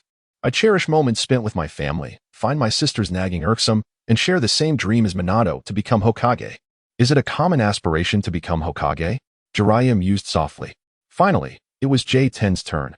"I am Uzumaki Jiuchen, a genin of Konohagakure, 9 years old. Proficient in taijutsu, sealing techniques, and some general ninjutsu. My passions lie in learning and training, with no current dislikes, and I aspire to change the shinobi world, much like my teacher." Jiraiya regarded J-10 with intrigue, surprised that their dreams aligned, yet he said nothing further. Instead, he instructed them, "From now on, refer to me as Teacher Jiraiya. Although my time with you may be limited, I assure you that I will impart all that is necessary during our time together. For now, your primary focus should be mastering the skills of a ninja and gaining experience through missions. This differs significantly from your time at the Ninja Academy. So I hope you are prepared. I specialize in fire release, though I have also dabbled in other elemental techniques, except for lightning release. By the way, are you all aware of your chakra affinities?" "I possess water release and earth release," S.H. Suk replied. I have wind release and water release, J10 added. I'm not sure yet, Minato admitted bashfully, explaining that chakra testing paper was a bit too expensive for him, as he had to budget carefully for meals. Not to worry, I have prepared some. Here, try this. Simply infuse it with your chakra, Jiraiya said, handing Minato a piece of chakra paper. Thank you, teacher. Minato accepted the paper and infused it with his chakra, which then split into two. Wind release, very commendable. It possesses formidable lethality at mid-range, Jiraiya remarked, before adding, alas. It seems none of you possess my strongest affinity for fire release, but fret not. I am well versed in all your elements. Your attributes are primarily concentrated in the elements of wind, water, and earth. Fortunately, I am well prepared and shall bestow upon each of you a unique ninjutsu as a token of our first meeting as teacher and students. With that, he retrieved 3 scrolls from his ninja tool pouch and presented them accordingly. To Minato, he offered the wind release, Gale Palm Technique, to Ju, the earth release, Earth Rock Cutter Technique, and to Jiuchen, the water release, Iron Cannonball Technique. All are C-rank ninjutsu, representing the pinnacle of what you may learn prior to mastering nature transformation. Thank you, teacher, the 3 replied as they accepted the scrolls. Though you have now become my disciples, I am yet to gauge your abilities. Therefore, at 9 o'clock tomorrow morning, we shall engage in a survival exercise at the 3rd training ground. Ensure you have a hearty breakfast, he added. Observing the waning daylight, he concluded, it is getting late. Let us call it a day for now. To celebrate the formation of our team, I invite you all to a barbecue. That sounds fantastic. Ju cheered. The joyous barbecue needs no elaboration. Upon returning home that evening, Jiuchen laid out the ninjutsu scrolls he had acquired over the past 2 days. Mito had given him 3 scrolls, and with Jiraiya's addition, he possessed a total of 4, all pertaining to the water release techniques. He had perused the 3 scrolls from Mito the previous night, which were also C-rank water ninjutsu, containing not only the method of execution but also notes pinned by Senju Tobarama. For Jiuchen, these notes were invaluable, preventing a novice like him from feeling lost during his studies. Today, Jiuchen intended to earnestly practice in preparation for tomorrow's survival exercise. The summer forest resonated with the sounds of frogs and birds, and even without direct sunlight, the oppressive heat was stifling. Yet, Jiraiya ambled through the woods with ease. Seemingly unfazed by the discomfort, even jesting, "Are you all hiding well, little ones? This Grandmaster is coming to catch you." The next day marked the survival exercise. After gathering together, they were led into the forest by Jiraiya, who granted them 20 minutes to strategize and set up ambushes. This exercise was not merely a Klitsch D game of stealing bells. In Jiraiya's words, such games were no longer suitable for them. The objective today was to treat him as an enemy and to approach the conflict with the mindset of eliminating him. 3 Nin facing a single J Nin would typically leave them with only the option of surrendering in a straightforward confrontation, as J Nin possess far superior combat experience and individual prowess. Even a team of 10 Nin facing a J Nin would find themselves easily dispatched. However, Jiraiya's aim for this survival exercise extended beyond merely assessing their combat abilities. He sought to evaluate their teamwork, trap-setting skills, and tactical intelligence as well. Thus, he allotted Jiuchen and his companions 20 minutes to discuss and devise their strategy. As the 20 minutes elapsed, Jiraiya formally entered the forest. Although he maintained a light-hearted demeanor, his internal vigilance was heightened to its utmost. As Jiraiya has been a ninja for over a decade, he has encountered countless adversaries, accumulating a wealth of combat experience. Regardless of the opponents he faces, underestimating them is inadvisable, especially given his awareness of these youngsters' talents. A moment's carelessness could lead to a humiliating defeat. Indeed, as he took a few steps forward, 3 wooden objects spiraled toward him, approaching from the front, left rear, and right rear, converging with a force that nearly drowned out the calls of the forest's birds. However, such an attack was clearly anticipated by Jiraiya, who effortlessly evaded the assault from the blind spot. Yet, the tactical plan devised by Jiuchen was not so easily unraveled. The 3 wooden objects he had just dodged suddenly twisted and morphed into Jiuchen, Rope Tree, and Minato, who, at the very moment Jiraiya dodged, launched 3 massive wind shuriken toward him once more, employing transformation techniques to disguise the traps themselves. They initiated a second surprise attack as the enemy evaded the first round, an admirable strategy, though ultimately ineffective against me. As he spoke, Jiraiya executed a body flicker technique, evading the wind shuriken while instantly appearing before Jiuchen, delivering a powerful punch aimed directly at his abdomen. In this fleeting moment, Even Jiuchen failed to perceive the brief rigidity following Jiraiya's flicker. Suspended in midair, he had no time to evade. If that punch connected, one among them would be lost in an instant. Nevertheless, he remained unperturbed, aware from the outset that Jiraiya would target him first. Thus, after launching the wind shuriken, he had been secretly gathering his strength. As Jiraiya's punch approached, he did not flinch, raising his own fist to meet it head-on. The collision reverberated, sending ripples through the air around them. To Jiraiya's surprise, he was forced back 2 steps by Jiuchen's punch, while Jiuchen, propelled by the force of their clash, executed a flip in midair before landing deftly. Was this the might of the monster fist? Though phrased as a question, Jiraiya felt certain. He had heard Tsunade mention it 2 years prior, and now he bore witness to its power. My apologies, Sensei. This is my first application in actual combat. So I'm still a bit unrefined, Jiuchen replied with a smile. Although he had mastered the technique 2 years ago, it was only in the state of genetic locking. After 2 years of practice, he could now execute it in his normal state. During training with his companions, he had refrained from using the monster fist, making today a true debut in battle. As for the results, they were commendable, while his power still paled in comparison to Tsunade's. He had nonetheless managed to catch Jiraiya off guard. Jiraiya shook his hands, gazing at the trio that had surrounded him, and remarked, "Are you preparing for a direct confrontation? That is not a wise choice." The trio formed a triangular formation, encircling Jiraiya at the center. Upon hearing Jiraiya's words, they remained resolute, seemingly determined to engage him in direct combat. Jiuchen struck first, employing his formidable strength in a straightforward punch aimed squarely at Jiraiya's chest. Following Jiuchen's assault, Rope Tree and Minato joined the fray from the flanks. Despite the brute force of Jiuchen's punch, his speed was lacking. As Jiraiya faced the simultaneous attack from the three, his primary focus remained on Jiuchen. This time, he refrained from clashing directly with Jiuchen. Instead, he leveraged his superior speed to grasp Jiuchen's arm, rendering the punch ineffective. Simultaneously, he deftly evaded Minato's assault, raising his other hand in preparation to block Rope Tree's punch. However, the moment Rope Tree's fist struck his arm, Jiraiya sensed something amiss. Why did Rope Tree's punch possess such weight, akin to the force of Jiuchen's? Could it be the strength punch? A glance over his shoulder revealed that Rope Tree was, in fact, still Jiuchen. The technique of shadow clone combined with transformation, he was inwardly astonished. Meanwhile, the Jiuchen he had previously seized transformed into a puddle of water, and unbeknownst to Jiraiya, Minato had also approached him, morphing into another puddle. It was, astonishingly, the water clone technique. His surprise deepened, and an unsettling feeling crept over him. As the Jiuchen who had transformed into Rope Tree observed this unfolding scenario, he swiftly formed hand seals and shouted, "Water style, water prison technique." The water clones that had been hovering beside Jiraiya instantly coalesced into a spherical prison, ensnaring him within.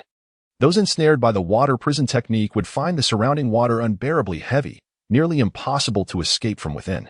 However, the caster must maintain contact with the water using a part of their body. Should they disengage, the prison would collapse of its own accord. The operation was a success. From the outset, Jiuchen and his comrades understood that defeating Jiraiya would pose an immense challenge, bordering on impossible. Jiuchen struggled to gauge Jiraiya's current power. Yet he speculated that he was at least more formidable than an average Jonin, though whether he reached the level of an elite Jonin remained uncertain. Nonetheless, surrender was not an option. The three Chunin possessed only basic ninjutsu, lacking significant lethality, with Jiuchen's strength punch being their sole means of inflicting damage, albeit with a woefully low hit rate due to his sluggish speed. Amidst several ninjutsu scrolls, Jiuchen had encountered the C-rank water prison technique. This technique left a lasting impression on him, as he recalled its use by Zabuza in the original story, where he ensnared Kakashi within it, ultimately requiring the intervention of the two protagonists to escape. At that time, Kakashi was undeniably an elite Jonin, indicating that the water prison technique, when executed at the right moment, could indeed trap Jiraiya. Thus, inspired by this thought, Jiuchen devised a meticulous plan. He played 3 roles simultaneously, concealing his water clones among them. Initially, he launched a surprise attack using traps, followed by a direct confrontation, leading Jiraiya to mistakenly believe they had exhausted their tactics. Ultimately, he executed the water prison technique unexpectedly. As anticipated, Jiraiya fell into the trap step by step, ultimately becoming ensnared within the water prison. At this juncture, it could be said that Jiuchen's battle plan had successfully come to fruition. With a smile, Jiuchen glanced at Jiraiya within the water prison, poised to speak, only to notice Jiraiya pointing upward. Up there? What could be up there? Jiuchen looked up and was startled to see another Jiraiya descending from above. In a moment of surprise, he swiftly dodged to the side, causing his hand to slip from the water prison, thus dispelling the technique. Shadow clone? The three hidden observers silently watched the unfolding drama, finally exhaling in relief when they saw Jiraiya successfully trapped in the water prison. If one were to inquire why there were three individuals, it was simply because the previous three were all water clones. However, before they could revel in their success, another Jiraiya appeared, instantly shattering the water prison technique. They exchanged glances, bewildered. This cunning Jiraiya had employed the shadow clone technique to deceive them. This is infuriating, Rope Tree exclaimed in frustration. But there's no rule against him using ninjutsu, Watergate added, somewhat at a loss for words. Enough. Our initial battle plan has failed. We should contemplate our next course of action, Jiuchen remarked, panting lightly after witnessing the last clone's demise. Having divided his chakra into 3 water clones, he found himself with little chakra remaining. Their margin for error had significantly dwindled. Meanwhile, Jiraiya, observing the third clone he had vanquished, felt a sense of irony. Such a strategy of attacking solely with clones while the main body remains hidden, who could have possibly taught them this? Jiraiya mused. Nevertheless, he had to concede that the strategy was effective. Had he not retained a shadow clone as a precaution, he might have fallen victim to their ploy. However, using 3 clones at his age surely depleted his chakra reserves. It seemed that the next wave of attacks would indeed be their final effort. As he pondered this, Rope Tree, Jiuchen, and Watergate suddenly leapt into his line of sight. Not going to evade? He remarked, genuinely impressed. TCH, you saw right through it. Rope Tree retorted, his expression still sour. But it seemed like it was all Jiuchen's offensive just now. I haven't seen either of you in action. Jiraiya chuckled. Are you too afraid to engage? In response to Jiraiya's taunts, an already irked Rope Tree charged forward first, closely followed by Watergate. However, Jiuchen remained stationary, tossing shurikens and kunai at Jiraiya. Oh, what tactic is this? Jiraiya pondered, observing Jiuchen's unmoving stance.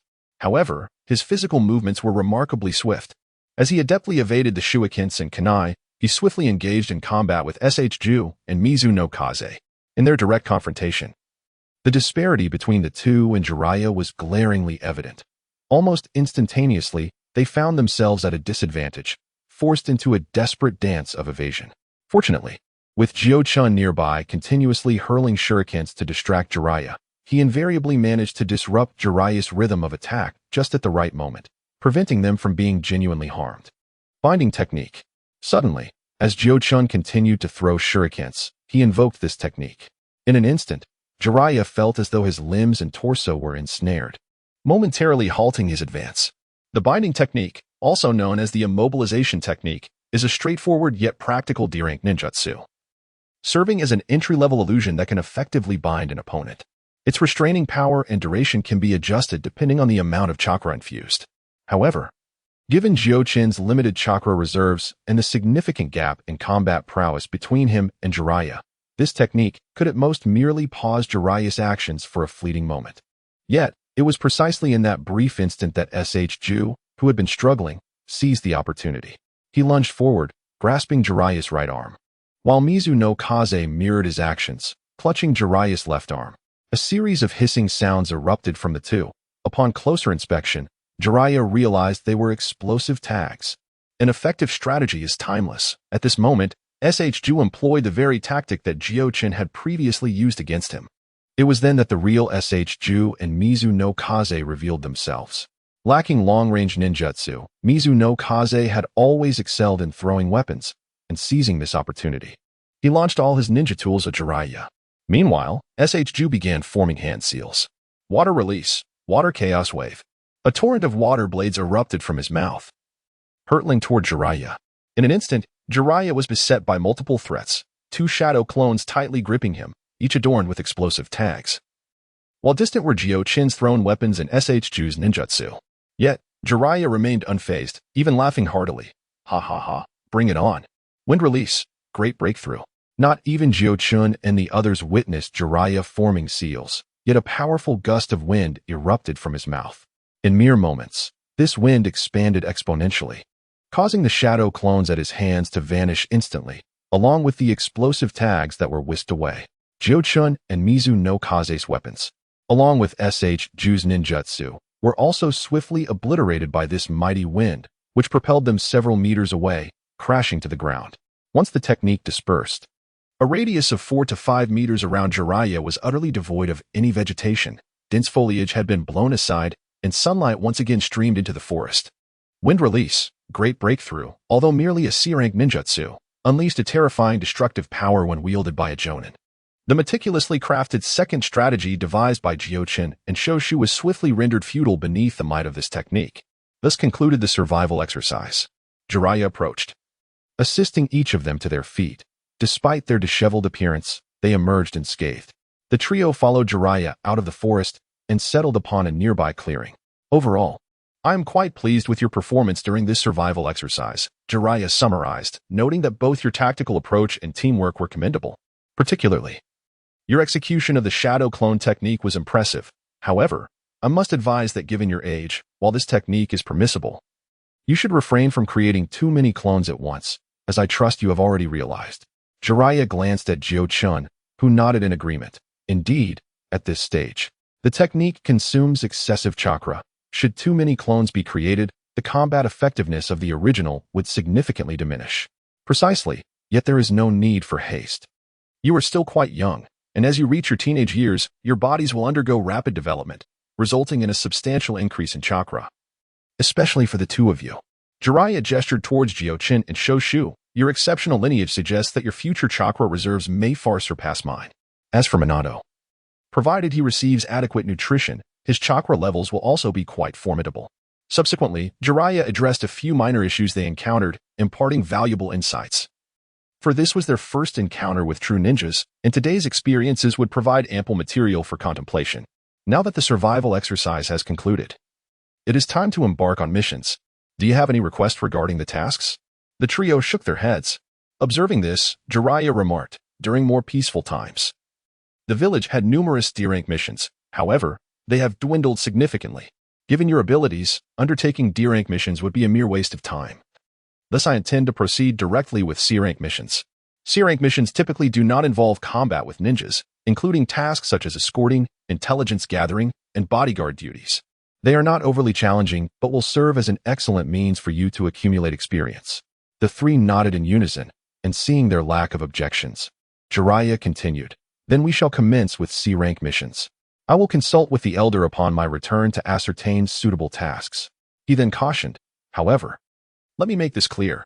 C-rank missions are generally not very difficult. Therefore, during these tasks, I will typically refrain from intervening, relying solely on your abilities. With their nods of understanding, Jiraiya was satisfied. Very well, we shall disperse for now. Gather here at the same time tomorrow.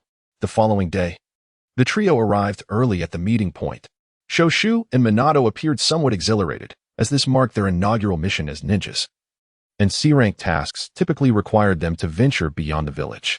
While Shoshu had previously ventured outside of Konohagakure, Minato had remained within the village confines for as long as he could remember. Thus, the prospect of exploring the outside world elicited a palpable excitement within him. Jiraiya did not keep them waiting long. He arrived shortly.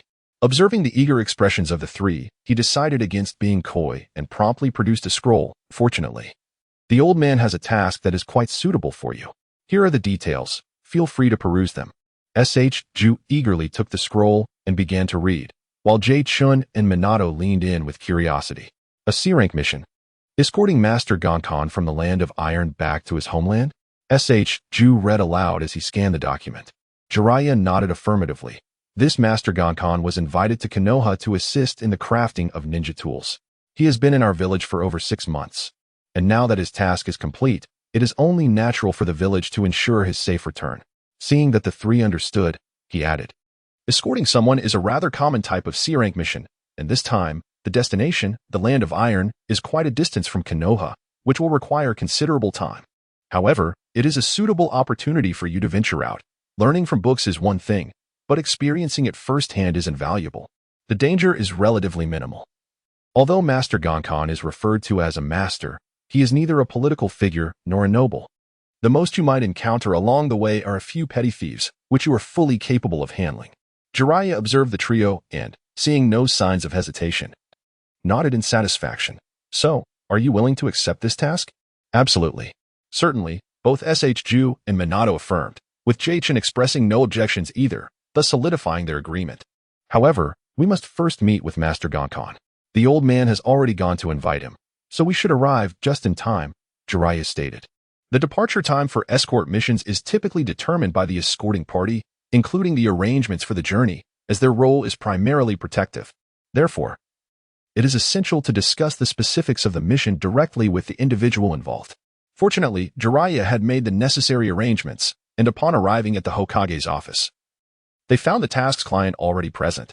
As they entered, the third Hokage introduced Master Gonkan. This is my less-than-stellar disciple, Jiraiya, along with his 3 students who will be responsible for this escort mission. Master Gonkan, though quite robust in stature, appeared aged and somewhat stooped. Having spent considerable time in Konoha, he was familiar with its ninjas. Initially, he had intended to hire merely a few nin, but he was taken aback by the Hokage's decision to assign his own apprentice, leaving him a bit uneasy. Hokage-sama, the mission is primarily under the purview of my 3 students. While I will accompany them, I shall not provide any assistance, Jiraiya clarified. Master Gonkan reluctantly nodded and replied, Very well, I appreciate your assistance. Subsequently, Jiuchen stepped forward to discuss the details of the escort, ultimately agreeing that they would depart promptly at 8 o'clock the following morning. With the task established, they did not linger in the Hokage's office. After receiving the pass for their departure from the village, they quickly took their leave. As it was their first venture beyond the village, they were uncertain of the duration of their journey. Consequently, Jiraiya offered them a plethora of advice, particularly concerning their supplies. Understanding the necessity for advanced preparation, the trio swiftly parted ways. Jiuchen and Xingtian returned home to commence their preparations. Their primary sustenance consisted of military rations, known as bingliangwen, which could restore considerable stamina in a short period and essential for any ninja. Additionally, they gathered various ninja tools, such as kunai and shuriken. Once they finished packing, Jiuchen found himself somewhat speechless at the sight of the bulging bag filled with an assortment of items, reminiscent of his past travels. Fortunately, Mito learned of their impending departure and graciously provided several storage scrolls.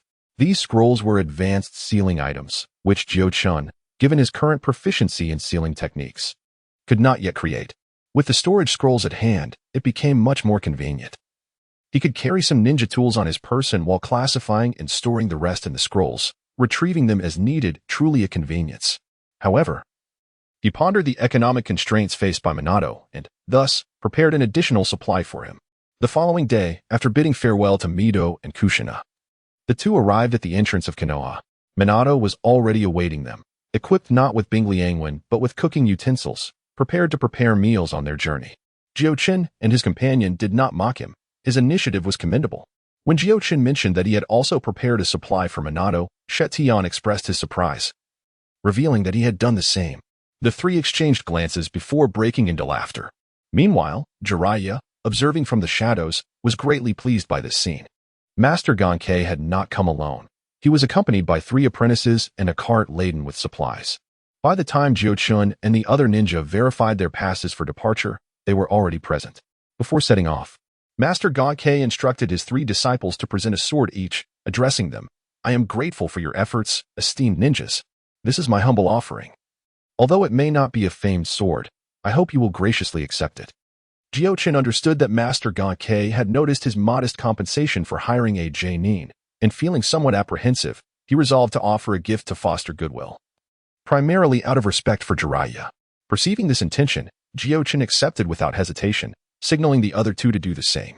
Seeing them accept his gifts, Master Genkai smiled and inquired, May I ask, Lord Jiraiya, for this mission, my teacher will merely follow in the shadows and will not accompany us. However, should we encounter any insurmountable troubles, he will intervene. Understanding Master Genkai's unspoken concern, Jiuchen promptly reassured him, allowing him to feel a sense of relief. Although Master Genkai held no disdain for the trio, they were merely genin, and hearing of nin's protection was indeed reassuring. Jiuchen was not deceiving him. Rather, it was yesterday, before their departure, that Jiraiya had informed them that he would only follow them discreetly, allowing them to make all decisions regarding both significant and trivial matters. Should they encounter any unforeseen circumstances that threatened their lives, he would intervene, Otherwise, he would remain as though he were invisible. Thus, once Master Gangjin confirmed that all was in order, they prepared to embark. Consequently, the first mission of Jiuchen, Shinshu, and Minato commenced. As they exited the village for the first time, both Shinshu and Minato exhibited considerable excitement, yet, in an effort to maintain professionalism before their client, they involuntarily adopted a serious demeanor, which Jiuchen found quite amusing. Possessing the soul of an adult, Jiuchen naturally exuded a greater composure. Though he was not devoid of enthusiasm, he simply managed to conceal it beneath a veneer of serenity. To stave off boredom, he engaged Master Gangjin in conversation. Master Gangjin, though appearing stern, revealed a warm disposition during their discussions, never underestimating the young ninja and patiently addressing his queries. The Land of Iron, as depicted in the original narrative, was a frigid realm, yet it was safeguarded by a group that referred to themselves as samurai, making it the only neutral nation in the ninja world. Beyond this, Jiuchen possessed little knowledge, as school textbooks merely skimmed over the topic. However, through his dialogue with Master Gangjin, he gradually formed a general impression of the Land of Iron. Situated to the north of the Land of Fire, its high latitude resulted in prolonged cold seasons. Though the current season proved relatively comfortable, although the Land of Iron cultivated limited crops sufficient only for self-sustenance, it boasted rich mineral resources, particularly iron, which lent the nation its name. Due to its abundant iron deposits, the blacksmiths of the Land of Iron gained renown, with Master Gangjin being one of the illustrious figures among them. In both urban and rural areas, the fires of forges burned continuously, producing a plethora of iron tools. The economy thrived on the export of minerals and iron goods, leading Jiuchen to ponder the reason behind the samurai's full armor in the original work. It was intrinsically linked to the conditions of the Land of Iron. Overall, ninjas tended to lean towards the role of assassins, resulting in lighter attire, often consisting of merely a layer of chainmail beneath their garments. In contrast, the Land of Iron, with its plentiful iron ore, offered a significantly lower cost for full armor compared to other nations, thus fostering a unique samurai culture. While they too harnessed chakra, their combat style diverged from the various ninjutsu employed by ninjas from other lands, leaning more towards swordsmanship and warrior-like tactics. However, Jiuchen found it perplexing that the current Land of Iron was not truly a neutral nation, merely opting for minimal involvement in ninja affairs. He speculated that it might only declare permanent neutrality after the Second or Third Great Ninja War. Renowned blacksmith Master Kekkei has recently received numerous invitations from various nations to craft ninja tools, leading him to depart from the Land of Iron for over 6 months. Initially, he had no intention of hiring ninjas, as his status as a distinguished guest meant that few would harbor ill intentions towards him. However, the recent turmoil within the ninja world has prompted a surge of commoners to turn to banditry, and these marauders show no respect for even the most esteemed masters. Consequently, Master Kekkei has been compelled to consider his own safety. As time passed during their journey, the exchanges among them unfolded slowly. Being ordinary individuals, their pace was not swift. By nightfall, they finally reached the next town and decided to rest at an inn before continuing their travels. Master Kekkei graciously extended an invitation to Jiuchen and his companions, but it was politely declined. As their protectors, Jiuchen and SHU understood the necessity of ensuring their employer's safety, even in such a seemingly secure town. Thus, they devised a plan to take turns keeping watch through the night, ready to awaken the others at the slightest sign of trouble. A protocol they intended to maintain even in the wilderness. Master Kekkei, observing their dedication, chose not to press further and retired to rest. This routine persisted for over half a month, during which they occasionally took refuge in towns, though most nights were spent in the open. Initially, SHU and Watergate were filled with excitement, but as time wore on, their feelings dulled. At first, they struggled to stay awake during their watches. Yet after weeks of practice, they gradually adapted to the rigors of their responsibilities. The life of a ninja is often tedious, demanding a heart capable of enduring solitude. Not every mission unfolds with the dramatic twists and turns akin to those of protagonists and tales. The very name ninja likely reflects this truth. After traversing the Land of Fire for over half a month, they finally ventured beyond its borders, where banditry was less prevalent due to its economic prosperity. However, in smaller nations, the stability of the ninja world often fluctuates, and their citizens are most susceptible to upheaval. Although a grand war had not yet erupted, minor skirmishes were frequent. For major powers, these were mere irritations, but for the smaller nations, which served as buffers between larger countries, such disturbances signified turmoil. leading to an increase in bandit activity. Upon leaving the Land of Fire, Jiuchen cautioned Ju and Watergate to remain vigilant and alert. Indeed, shortly after passing a great mountain, a band of marauders charged towards them from all directions. Form a protective formation. Do not hold back, Jiuchen commanded, swiftly coordinating with Ju and Watergate to encircle Master Kekkei and his group. To ensure they fought with resolve, he reminded them not to hesitate, considering this was their first true encounter with enemies. As the bandits drew near, Jiuchen acted decisively, launching shuriken and kunai aimed directly at their vital points. With a swift motion, 3 or 4 individuals collapsed in an instant, causing the bandits to exclaim in alarm. "This is bad. There are ninjas." "Fear not.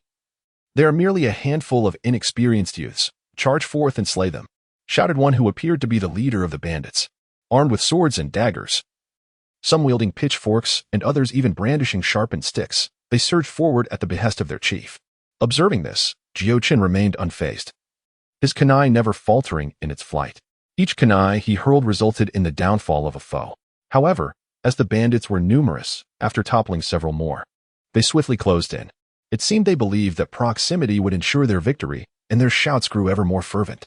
Realizing this, Jiuchen ceased his throwing of kunai and instead gathered his strength, preparing for the imminent confrontation. As the first bandit approached, he suddenly struck the ground with his fist. With a thunderous roar akin to an earthquake, the ground splintered and cracked, causing the advancing bandits to lose their balance and tumble to the earth. Seizing the opportunity, Jiuchen drew the sword gifted to him by Master Guanjin and advanced rapidly, dispatching them with ease, as though slicing through vegetables. In mere moments, he had decimated the majority of their ranks. The remaining bandits, untouched until now, witnessed Jiuchen's ferocity and immediately lost their will to fight, turning tail and fleeing. Jiuchen, however, did not pursue them, instead redirecting his attention towards Shoshu and Mizumon. Whether it was due to Jiuchen's earlier encouragement or not, both Shoshu and Mizumon performed admirably, showing no signs of hesitation. Rather than wielding swords, they employed kunai, darting amidst the throng, and with each deft movement, another bandit clutched their throat and fell. Against the prowess of 2 ninjas with the strength of Chunin, the ordinary bandits appeared woefully fragile.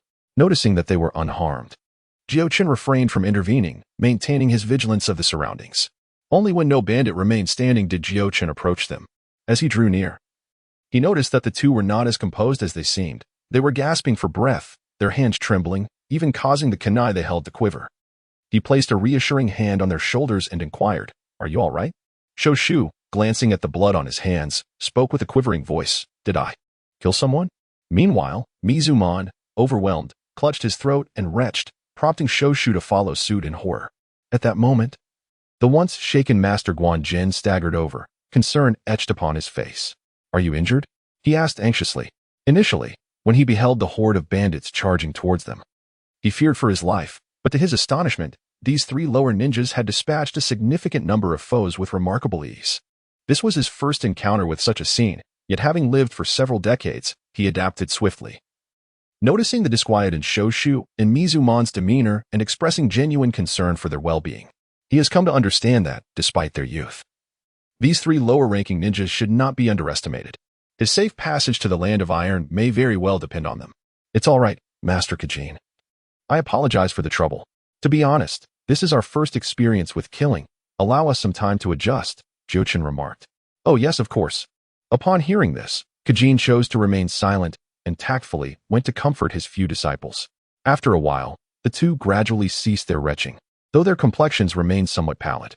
Observing this, Jiuchen beckoned Master Kekkei to set off, hastily departing from the area.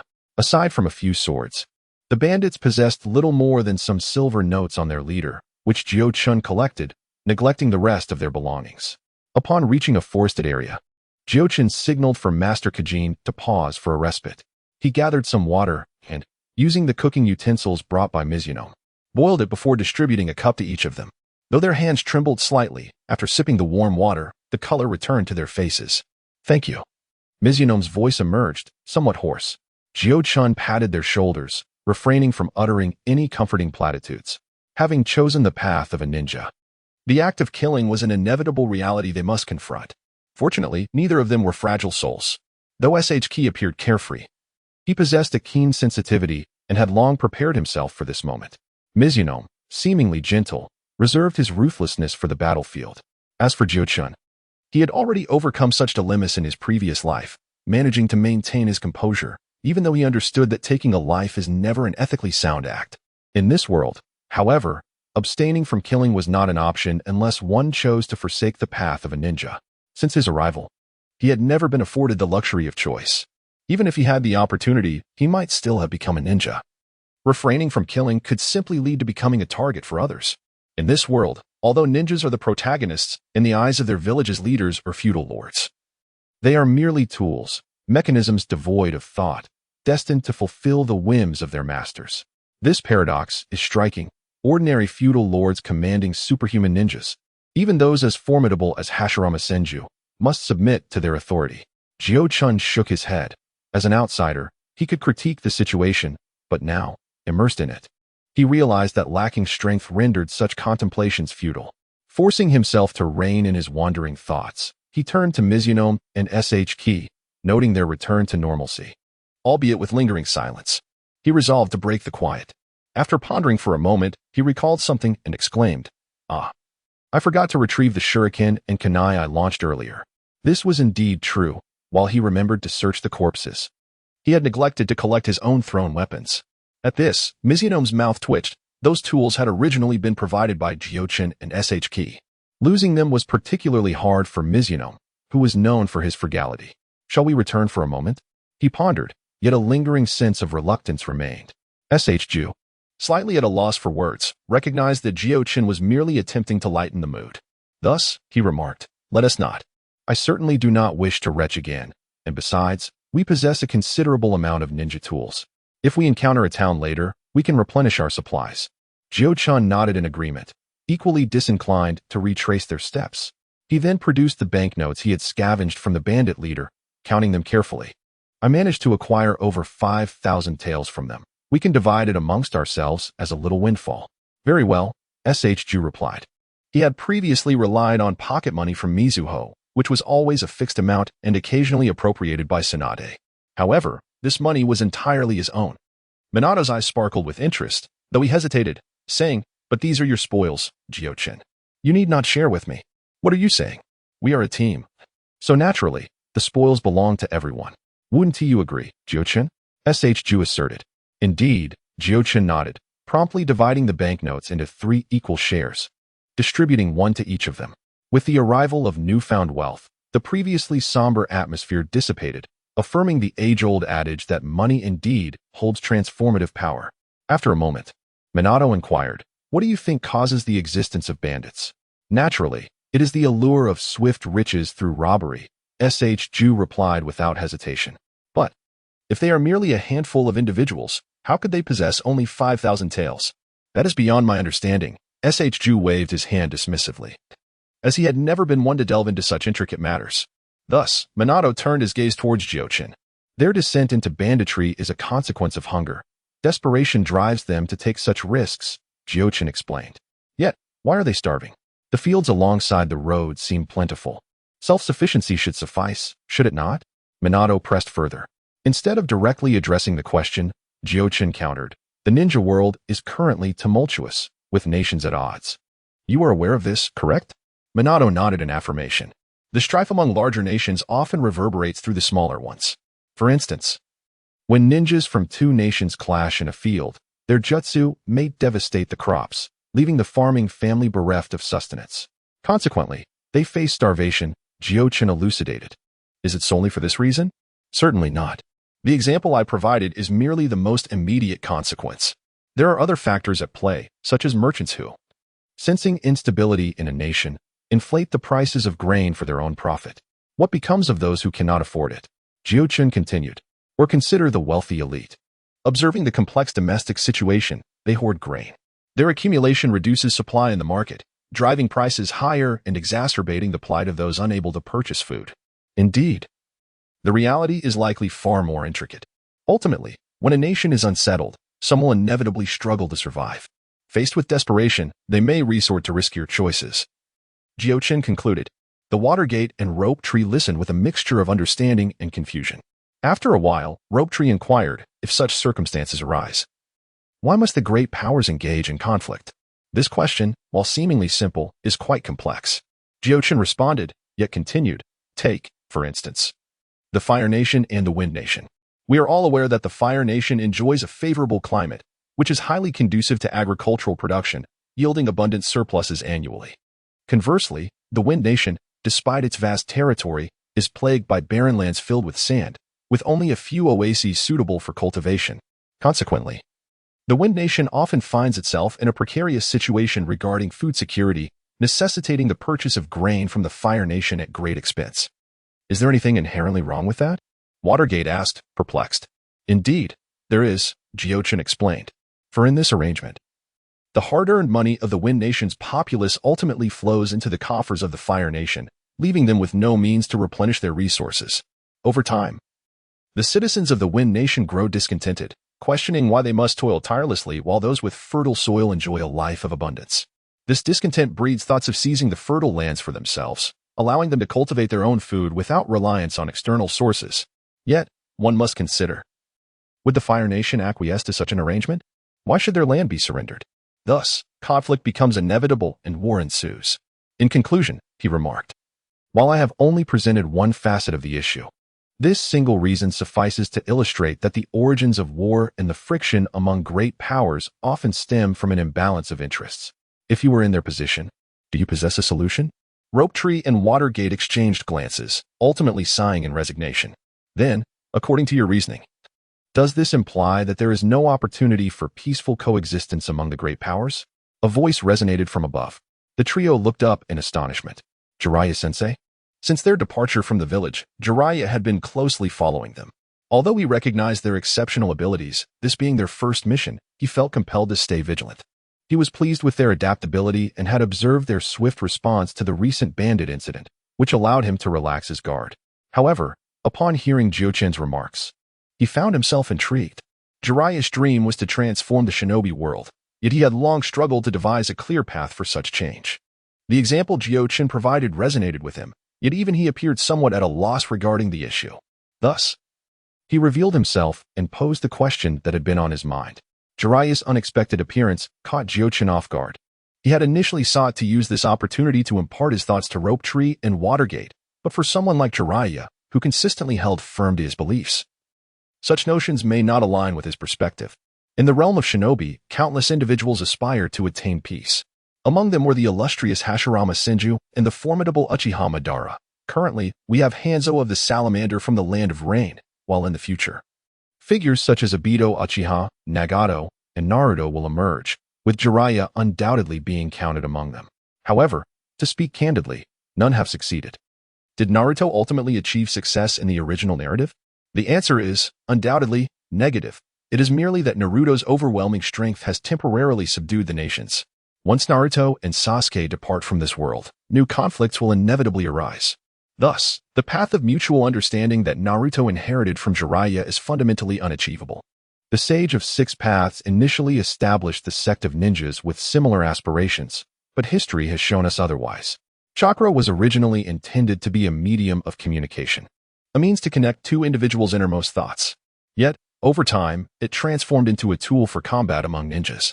If the Sage of Six Paths could not accomplish this, how could Naruto hope to succeed? However, if one were to assess the situation through Kyujin's experience, perhaps Nagato's approach holds a glimmer of potential, creating a weapon that evokes fear in everyone. Should anyone contemplate war, this weapon would serve as a means to teach them a lesson. Yet, such thoughts must remain concealed from Jiraiya and the others. Should he be perceived as a figure akin to Uchiha Madara, it would be challenging for him to become a prominent figure in Konoha, with the best outcome likely leading him to associate with Danzo. Faced with Jiraiya's inquiry, Kyujin could only feign ignorance. I have no idea. I'm still just a child. After all, such profound matters should be pondered by adults like yourselves. Jiraiya gazed deeply at Kyujin, choosing not to respond further. After offering encouragement to Shoshin and Minato, he vanished from their sight once more. Master Sakine observed Jiraiya's appearance and, following the recent incident involving bandit attacks, felt a renewed sense of security with such a powerful Jonin nearby. Once Jiraiya departed, Kyujin lost interest in further conversation. As dusk approached, the trio allocated their night watch duties, and the other two prepared to rest. After their harrowing experiences, The trio's demeanor had grown increasingly resolute. Although they faced additional bandit assaults, the outcomes mirrored their previous encounter, yet they remained composed. Moreover, they had accumulated additional earnings. After traversing for several more days, they finally reached the borders of the Land of Iron, currently residing in a small border town. Master Sakine exhaled a sigh of relief, surprised by the arduous nature of this journey home. If future trips were to be similarly challenging, he would need to reconsider accepting invitations. Nevertheless, they were nearing home at last. While a distance remained to his residence in the capital, the recent hurried pace had taken a toll on his body.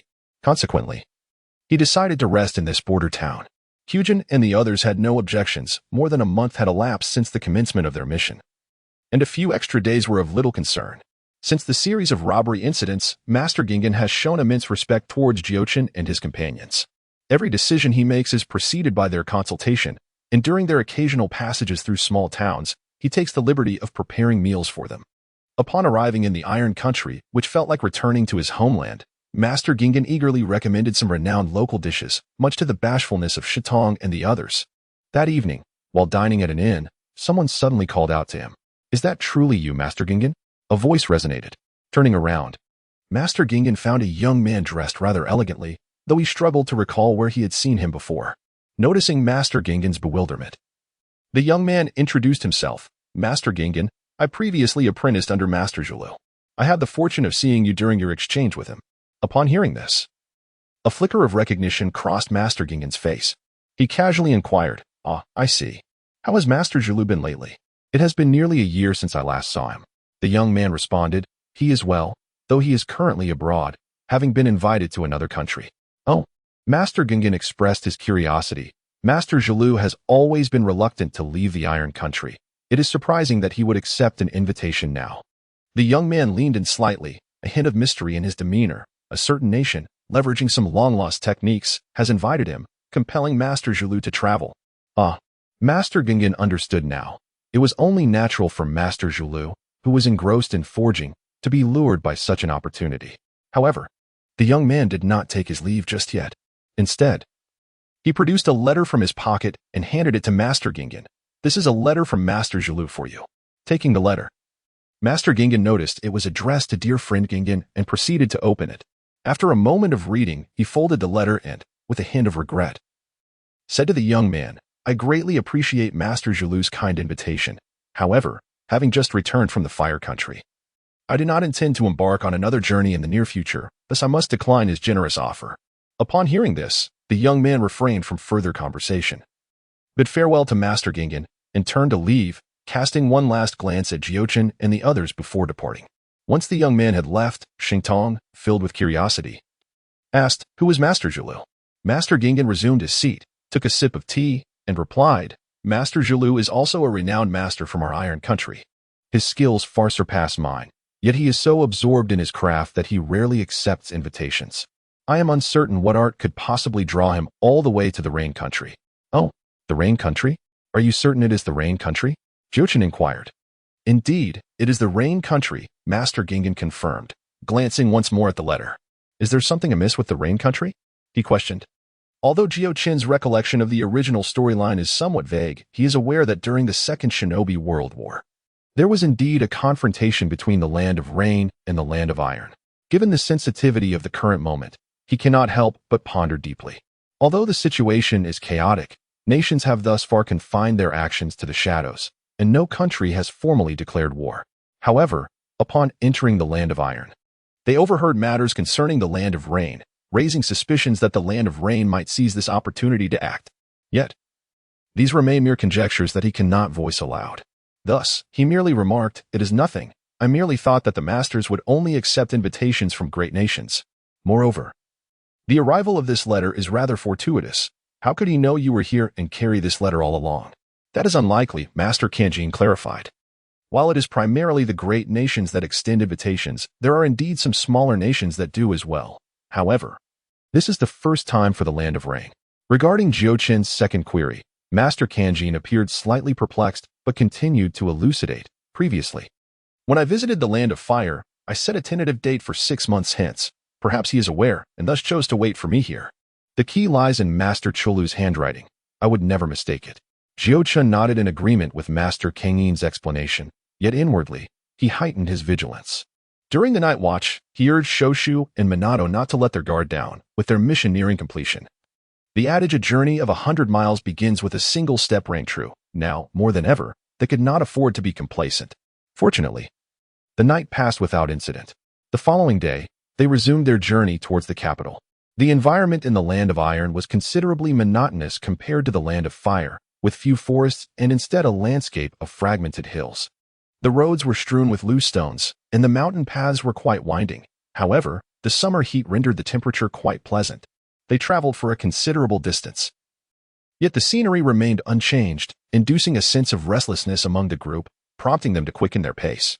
As they passed a large stone once more, Jiuchen was suddenly struck by a sense of familiarity, as if he had encountered a similar stone not long ago. This recognition jolted him into alertness, and he shouted, "No, we are trapped." The sudden shout from Jiuchen startled everyone. While Shingshu and Mizumoto merely felt a bit fatigued, Master Kekkei and his disciples collapsed onto the ground, breathless as if they had just engaged in an intense physical exertion. "Quick, form a protective formation." Jiuchen reacted promptly, although he was unaware of the circumstances. His command prompted the two to spring into action, and together, the three formed a triangular formation to shield Master Kekkei. "What has transpired?" Shingshu inquired. "It seems we have been going in circles," Mizumoto, now alert, discerned. "Indeed, it is an illusion technique," Jiuchen affirmed. He had recognized the jutsu, the illusion technique, Fox's Heart, which ensnares its victims into an endless loop, subtly draining their stamina. Originally employed by ninjas from the Rain Village, Jiuchen's earlier concerns had materialized. Yet he remained perplexed as to why they were targeted by the ninjas of the Land of Rain. Nonetheless, dwelling on these thoughts was futile. They had to focus on confronting the imminent threat. The trio maintained their formation, vigilant and alert, while consuming a few soldier rations to bolster their strength. It was their first encounter with ninjas from another village, and Jiuchen felt a twinge of anxiety. The adversaries seemed to have realized that Jiuchen and his companions had seen through the illusion as they swiftly formed hand seals. In the blink of an eye, 7 or 8 shadowy figures emerged, launching a silent assault. Recognizing the technique, Jiuchen immediately identified it as yet another illusion. "Be cautious. These shadows will split upon being attacked, yet they possess no offensive capability. Beware of hidden strikes." The illusion technique, Mist of the Departed. These Rain ninjas were indeed employing tactics identical to those in the original narrative. Upon realizing their strategy had been unraveled, the Rain ninjas ceased their concealment and revealed themselves. There were 3 of them, dressed in peculiar attire, their bodies tightly wrapped, and although it was not raining, they wore conical hats and carried several umbrellas on their backs. Seeing the hidden foes finally expose themselves, Shingshu could hardly contain his eagerness to engage in battle. But Jiuchen restrained him and addressed the ninjas from the Rain Village. "Might I inquire why you seek to assault us, the ninjas of Konohagakure? Our objective is not you, but him." The leader of the Rain ninjas gestured at Master Kekkei. "As long as you surrender him, I can allow you to depart." Jiuchen did not respond with an immediate agreement or refusal, but instead continued to question, "Is the individual from the tavern yesterday also one of yours?" The leader's murderous intent became palpable. "The more you know, the quicker you shall meet your demise." Seemingly aware that Jiuchen and his companions would not relinquish their mission, the leader of the Rain ninjas ceased their prattle and hurled several umbrellas that had been strapped to his back. Ninjutsu, 1,000 leaves like rain. The umbrellas opened and spun in the air, releasing thousands of shuriken concealed within, which hurtled towards Jiuchen and his companions with alarming speed. The myriad of shurikens were imbued with chakra, allowing the wielder to manipulate them at will. Jiuchen astutely discerned that the majority of these projectiles were aimed at the 3 of them, though a scant few were directed toward Master Kekkei. Should they evade, Master Kekkei would undoubtedly sustain injury. With a commanding shout of dodge, Shju and Mizumoto instantly employed their body flicker technique to evade the onslaught. However, while they followed his command, Jiuchen did not retreat. Instead, he concentrated chakra into his hand and struck the ground. Under his precise chakra control, a stone wall erupted from the earth, firmly shielding Jiuchen and Master Kekkei behind it. In the next moment, the wall was besieged by a torrent of shurikens. Yet neither Jiuchen nor Master Kekkei suffered a scratch. Water release, water chaos wave. Having just evaded the attack, Shju and Mizumoto wasted no time. Since battle had commenced, they would not hold back. Shju unleashed a jet of water from his mouth, hurtling towards the rain ninja with astonishing speed, striking one of them and sending him flying several meters away, his fate uncertain. Hoisu, one of the rain ninja, exclaimed in alarm, recognizing the opportunity to press the advantage. Jiuchen swiftly orchestrated their next move. Mizumoto, guard Master Kajin, Ju, let us advance. As he spoke, he executed a body flicker, appearing beside the foremost rain ninja. Before the adversary could react, Jiuchen unleashed a powerful punch. However, it met only empty air, passing straight through the figure. Just as Jiuchen lost his balance from the missed strike, a shadowy figure emerged from the ground, lunging at him with a kunai.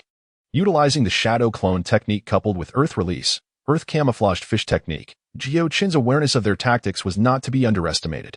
The kunai struck Jiuchen, causing him to dissolve into a cloud of smoke, leaving the rain ninja in shock. Yet, it was too late for him. A swift flash of a blade from behind pierced him through.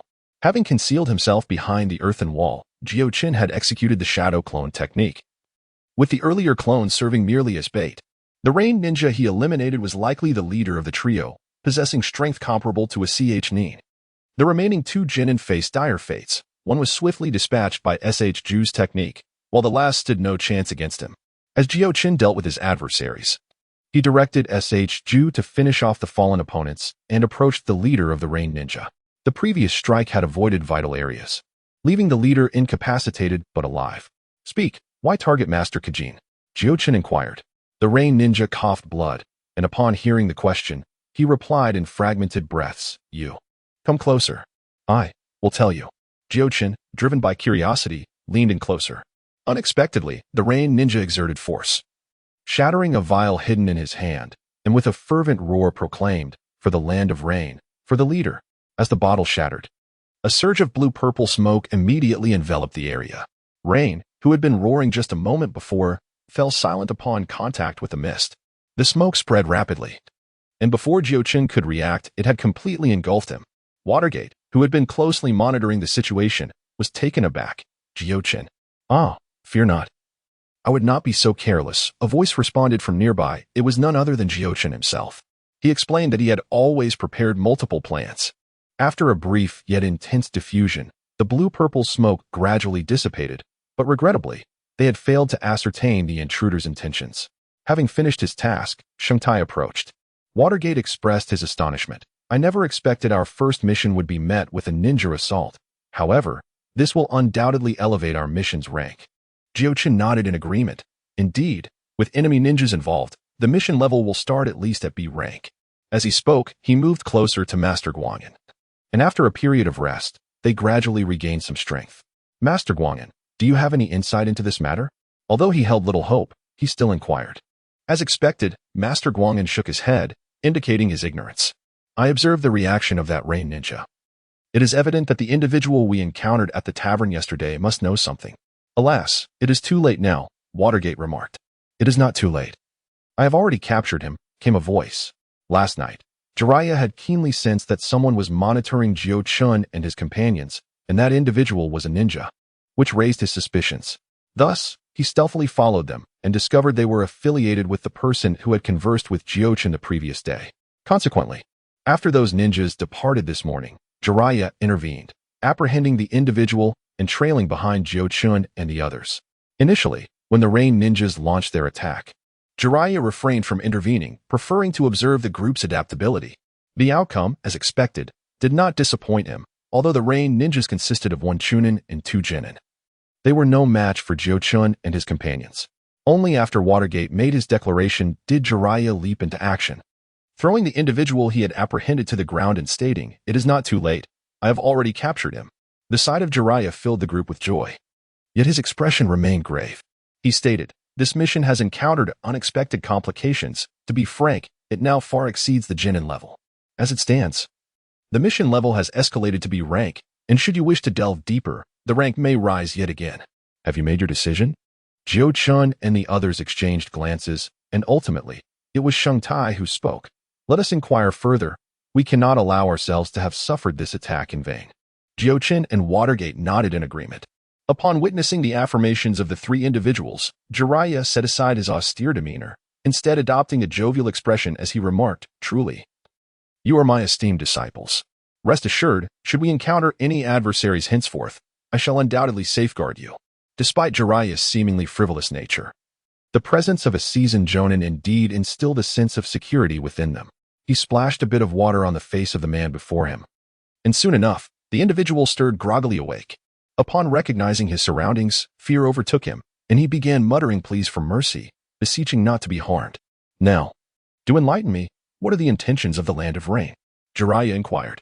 The man stammered, caught off guard by the question, his apprehension evident as he hesitated to respond. Perhaps it would be prudent to employ genjutsu, he mused, lamenting the fact that such an action would render the man mentally incapacitated. However, given their isolated location, leaving him here afterward would pose no dilemma. Kukin, visibly intimidating, pressed the man further. I shall speak. I implore you, noble sir, do not resort to such measures. Unsurprisingly, the intimidation proved effective, and he began to divulge what little he knew in a stutter. It turned out that he had indeed been a disciple of the renowned Forge Master. But over 4 months prior, the Land of Rain had dispatched agents to abduct the Master, and he had been present at the time. Subsequently taken to the Land of Rain. Their demands were rather straightforward. They sought assistance in crafting ninja tools. However, the Land of Rain soon grew impatient with the slow progress and sought to capture additional blacksmiths. In the Land of Iron, capturing individuals could be a matter of chance. But the Land of Rain shifted their focus to those esteemed masters invited to various nations, believing they could intercept them en route. In this tumultuous era, no one would dare pursue such actions. As a disciple of the Forge Master, he was well acquainted with the blacksmithing community, and thus the Land of Rain brought him back to the Land of Iron to act as a guide, identifying those masters. Once identified, they would attempt to lure them away, and if that failed, they would deploy ninjas to forcibly abduct the masters directly to the Land of Rain. According to his accounts, several masters had already fallen victim to this scheme, and they had all been transported to the Land of Rain. Moreover, it seemed that this was not the only team operating within the Land of Iron. As he recounted his tale, Jiraiya and his companions gradually grasped the unfolding situation. After concluding their inquiries, Jiraiya promptly rendered the man unconscious and convened with Kukin and the others. From his revelations, we have gleaned the essence of the matter. It appears the ninja world is in turmoil, and even these smaller nations are eager to bolster their military capabilities, Jiraiya expressed with evident concern. Perhaps the situation is even more grave, Kukin interjected, now fully aware of the Land of Rain's ulterior motives. Historically, the Second Ninja World War was largely instigated by the Land of Rain, driven by their current leader, Hanzo the Salamander, who detests the hegemony of the larger nations, seeking to elevate the status of smaller nations through external expansion. However, for external expansion, one must first possess fundamental resources, such as explosive tags, ninja tools, and military provisions. The Land of Rain has been mired in perpetual conflict, leading to an underdeveloped economy that lacks the means to procure such necessities, thus resorting to outright abduction. Yet, mere manpower is insufficient. The mineral resources within the Land of Rain are also scarce. Once these resources are depleted, their habitual inclination would compel them to venture outward for plunder. Consequently, the Land of Iron, blessed with abundant mineral wealth yet not classified as a major power, becomes the prime target for the Land of Rain. Following Jiuchen's reasoning, this may elucidate why the Land of Rain would seek to engage in warfare with the Land of Iron. Historically, Hanzo of the Salamander effortlessly vanquished the samurai of the Land of Iron, likely achieving his objectives. With a stockpile of resources secured, it is only natural for the Land of Rain to turn its gaze towards larger nations for conflict. Jiuchen selectively shared these conjectures with Jiraiya and his companions, including potential subsequent actions of the Land of Rain, yet refrained from suggesting that they would directly wage war against Konoha. Upon hearing this, Jiraiya let out a deep sigh. I have heard of Hanzo of the Salamander, reputed to be immensely favored by the people of the Land of Rain, surrounded by numerous loyal followers. If he harbors such ambitions, what you speak of may indeed come to pass. In conclusion, he sighed once more. It seems that the Ninja World War is ultimately unavoidable. Jiraiya understood that the current state of the ninja world resembled a powder keg. Should the Land of Rain set this precedent, other nations, including Konoha, would inevitably follow suit. In the ensuing period, Jiraiya ceased to conceal his presence, accompanying Jiuchen and the others on their journey. Fortunately, they reached the capital of the Land of Iron without incident. However, the news they gathered along the way warranted notification to the Land of Iron. The relationship between the Land of Fire and the Land of Iron remained amicable, at least in terms of mutually beneficial trade, Should the Land of Iron descend into chaos, it would undoubtedly impact the development of the Land of Fire. Nevertheless, the Land of Iron displayed a considerable degree of exclusivity. Even Jiraiya, a disciple of the third Hokage, was met with indifference, and ultimately, even the general of the Land of Iron did not receive them. However, they did encounter the most renowned young samurai of the current generation, named Mifune. I apologize, honored guests, but the general is presently occupied with pressing matters, so I shall attend to you in his stead, Mifune courteously stated, offering his apologies. Jiraiya, not one to harbor grudges, swiftly shifted to the matter at hand, relaying the details of their mission to Mifune. Upon hearing this intelligence, Mifune was taken aback. Thank you for sharing such crucial information. To be candid, the disappearance of Master Chikuro has left the Land of Iron in shock. Who would have anticipated such actions from the Land of Rain? Jiraiya opened his mouth to speak, but ultimately refrained from divulging Jiuchen's speculations, doubting that they would garner the attention they deserved. Thus, he chose to remain silent. As for the subsequent actions of the Land of Iron, that was a matter for them alone. Jiraiya had no interest in probing further. With their mission concluded, Jiraiya and his companions did not linger. On the very day they met Mifune, they commenced their journey back home. Thus concludes the entirety of this mission's proceedings, Jiraiya remarked, handing the mission report to the third Hokage. The third accepted it, taking a puff from his pipe before stating, I did not anticipate the involvement of ninjas in this mission. However, the remuneration for this task is only 50,000 Ryo. Let us supplement that with another 50,000 from the village and elevate the mission's rank to B. Oh, very well, Jiraiya replied nonchalantly. Once the formalities were addressed, the third inquired about the performance of the trio involved in the mission. Jiraiya pondered for a moment before responding. They all performed admirably, adapting swiftly to the life of a ninja. Jiuchen typically assumed the role of commander, meticulously devising the particulars of the mission and formulating strategies for combat against adversaries, exhibiting a level of maturity that belied his youth. Minato and Sh. also proved to be competent ninjas. Minato was somewhat more composed, while Sh. displayed a tendency toward impulsiveness, though Jiuchen was there to temper him. After further contemplation, he shared Jiuchen's speculations regarding the Land of Rain and the Land of Iron, concluding, it appears Jiuchen possesses profound insights into the dynamics of the ninja world, a quality I might not even rival. The third carefully considered this, nodding in agreement. Indeed, that is a reasonable hypothesis, and based on the intelligence gathered by the Umbu regarding Hanzo of the Salamander, this could very well come to fruition.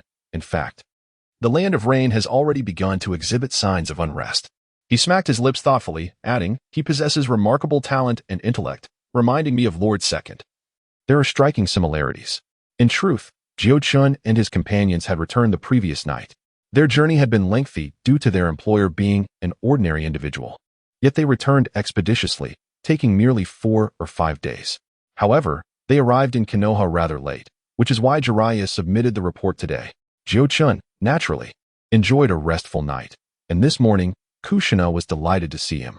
They had long since ceased sharing a residence, as their advancing ages rendered cohabitation rather impractical. After breakfast, Kushina departed for school, while Mito inquired about the mission. In response, Jiuchen and Sh. shared only the more favorable aspects of their experiences, conveniently omitting the challenges they encountered along the way. Mito listened with a smile, refraining from interrupting them. After a while, Jiuchen suddenly asked, Grandmother, I recall that our clan possesses a particularly formidable sensing technique. Am I able to learn it now? Are you referring to the Kagura Shingon? Mito pondered for a moment before replying, this technique requires considerable mental fortitude. Typically, even adult members of the Uzumaki clan may struggle to meet the prerequisites. However, in your case, it is worth attempting. The Kagura Shingon is renowned as one of the most potent sensing techniques to have emerged within the Hokage lineage, reputedly allowing its wielder to perceive anomalous activities within a radius of several dozen kilometers through chakra. Furthermore, if a specific chakra is already known, the user can discern its precise location and movements, even identifying the characteristics of the opponent's techniques and their speed in great detail. Previously, during missions, if Jiuchen had possessed a certain perception ninjutsu, he would have avoided situations where the enemy was hidden while he was exposed. In the subsequent missions Jiuchen received, there was a significant likelihood of encountering ninjas. Thus, mastering this perception ninjutsu would undoubtedly prove invaluable. In fact, after unlocking his genetic potential, Jiuchen had developed commendable perceptive abilities, albeit limited to his immediate surroundings, rendering him somewhat powerless at greater distances. The technique known as Kagura Shinin could effectively remedy this shortcoming.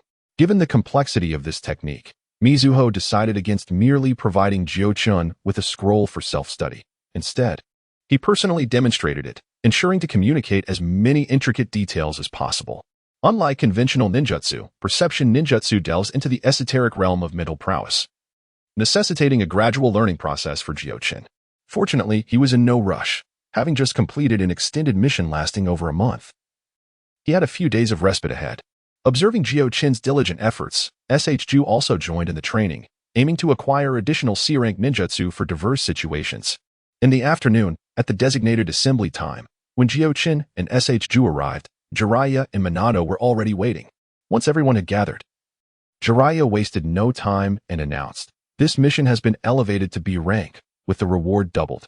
After deducting the village's share, the total is 80,000 ryo. You may divide it among yourselves." He then produced a stack of banknotes from his pocket and handed them to Jiuchen. "Isn't the leading jonin supposed to take 40%? Jiuchen inquired, puzzled. Jiraiya waved his hand dismissively. "I shall forego my share. You keep it." Given Jiraiya's numerous completed missions, he indeed deemed this some insignificant. "Well, thank you, sensei." With no choice but to accept, Jiuchen added, "To celebrate our successful first mission, let us treat you to barbecue." SHU and Minato nodded in agreement. Jiraiya stroked his chin thoughtfully. "That sounds agreeable. Sensei, what should we do next? Will we continue with missions?" Minato asked after their meal. Jiraiya, picking at his teeth, replied, "Missions must proceed, but the upcoming ones may not require such extensive travel.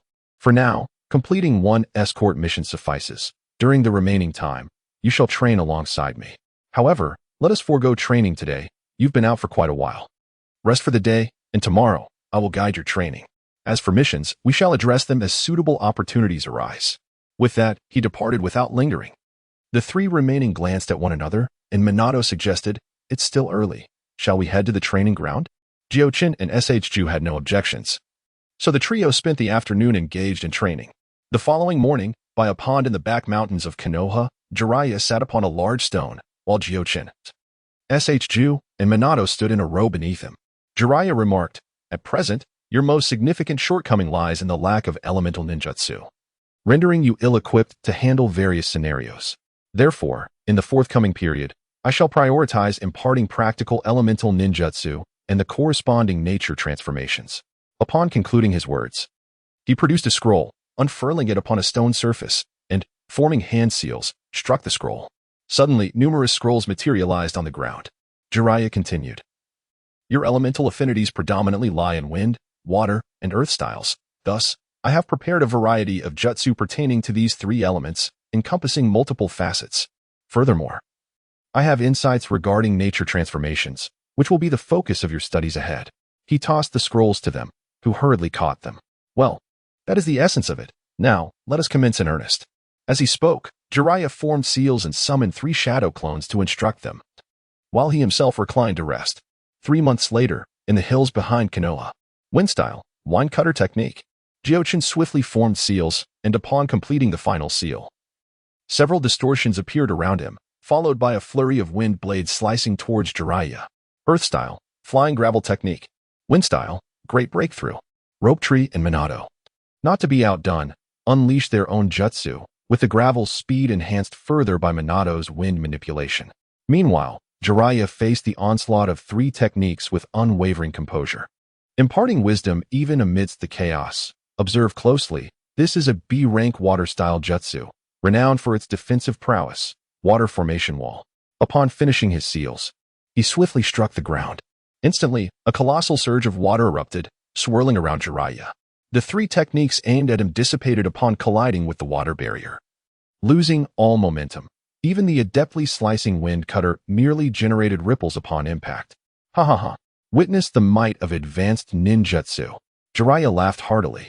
Rope Tree shouted, "Devious Jiraiya, you promised to match us with only C-rank techniques. Yet here you are, secretly employing advanced ninjutsu." Taken aback, Jiraiya hesitated. He could not admit that it would be challenging to withstand their 3 techniques with only C-rank jutsu. Thus, he deftly changed the subject in response to Rope Tree's inquiry. "Well, You have all grasped the fundamentals of C-rank ninjutsu over these 3 months. The upcoming nature transformations will require you to explore independently. Sensing the shift in Jiraiya's tone, Minato inquired, "Sensei Jiraiya." Jiraiya averted his gaze. "It's precisely as you imagine. An old acquaintance has summoned me for a particularly challenging task, and I cannot accompany you for the time being." Observing the evident despondency in the trio, Jiraiya continued, "All right, do not wear such forlorn expressions. I am not departing forever. Moreover, after 3 months of arduous training, you have made significant strides in your ninjutsu skills. It is now time to delve into other ninja techniques. Henceforth, Tsunade will guide you for a period. Although she may not possess my genius, her prowess in taijutsu surpasses mine, and you shall learn much from her." Initially, during their class assignments, the third Hokage had raised concerns about the trio's continuous guidance. Yet after nearly 4 months of close companionship with Jiraiya, his sudden departure left them feeling somewhat disheartened. Jiuchen had to concede that despite Jiraiya's seemingly frivolous demeanor, he was indeed a commendable teacher. Previously, while self-studying ninjutsu, his progress was sluggish, and even upon mastering techniques, he struggled with the finer details. However, after 3 months of instruction, he had not only acquired various ninjutsu, but also rectified some of the minor flaws he had developed during self-practice, enabling him to execute techniques more fluidly. Jiu and Minato experienced similar advancements, and within the atmosphere of rapid improvement, the trio had almost forgotten the passage of time.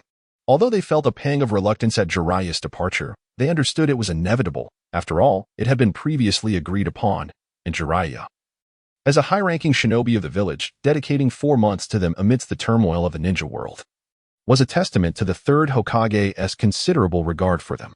Thus, after sharing their final farewell feast, Jiraiya entrusted them to Tsunade and departed with a flourish. Tsunade, though also a high-ranking shinobi, excelled in medical ninjutsu and had spent considerable time in Konoha, frequently assisting at the Konoha hospital. "Now that Jiraiya has entrusted you to me, I will take responsibility for your training. I will teach you some taijutsu techniques, followed by medical ninjutsu," she declared with a commanding presence. "Sister, do we really need to learn medical ninjutsu?" Jiu raised his hand to inquire, but before he could finish, Tsunade lightly struck his head. "From now on, do not call me sister, but teacher, understood?" she admonished. Before continuing, "You do not need to master comprehensive medical knowledge, but it is essential for you to learn some fundamental medical ninjutsu to handle basic injuries. This way, should you sustain injuries during missions, you will not instantly lose your combat effectiveness. Do you understand?" The trio nodded in agreement. Acquiring basic medical ninjutsu would significantly enhance their survival capabilities during future missions. "All right, that will be all for today. We shall officially commence our learning tomorrow." At the end, she seemed to recall something and said to Minato, "I usually teach at home. So Minato, it would be more convenient for you to move in for a while." Minato appeared somewhat embarrassed, replying, "Teacher, is that really appropriate?" "Enough with the chatter, just move," Tsunade stated impatiently, issuing a direct command to Jinchuriki and Shinshu. "You two, help Minato settle in for the remainder of the day." With that, she left without further ado. The three exchanged glances, and it was Shinshu who reassured Minato, "Don't worry, my sister has that temperament. Since she said you should move in, you should just go ahead. It will make training together much more convenient. I was going to mention this to you earlier." Realizing he had no choice but to comply, Minato conceded, "All right then, I apologize for the inconvenience." Jinchuriki chimed in with a grin. "Kushina will be living with us too. Minato, you should seize the opportunity." At those words, Minato's face flushed immediately. Although Tsunade had instructed him to move, they first went to seek permission from Mito before they began helping Minato relocate. As an orphan, Minato had few belongings, making the move relatively simple. They finished in just one trip. Consequently, that evening at dinner, an extra pair of chopsticks was added to the table. Minato seemed quite reserved. Not due to any disapproval from Mito, but because Kushina was biting her chopsticks and staring intently at him. Minato is going to live here for a while to learn from Tsunade, so Kushina, please don't frighten him. Mito gently reminded Kushina before turning to Minato with a warm smile. "Good boy. Eat up." Thank you, Lady Mito," Minato stammered, bowing his head to start his meal. Meanwhile, Jinchuriki and Shinshu were stifling their laughter.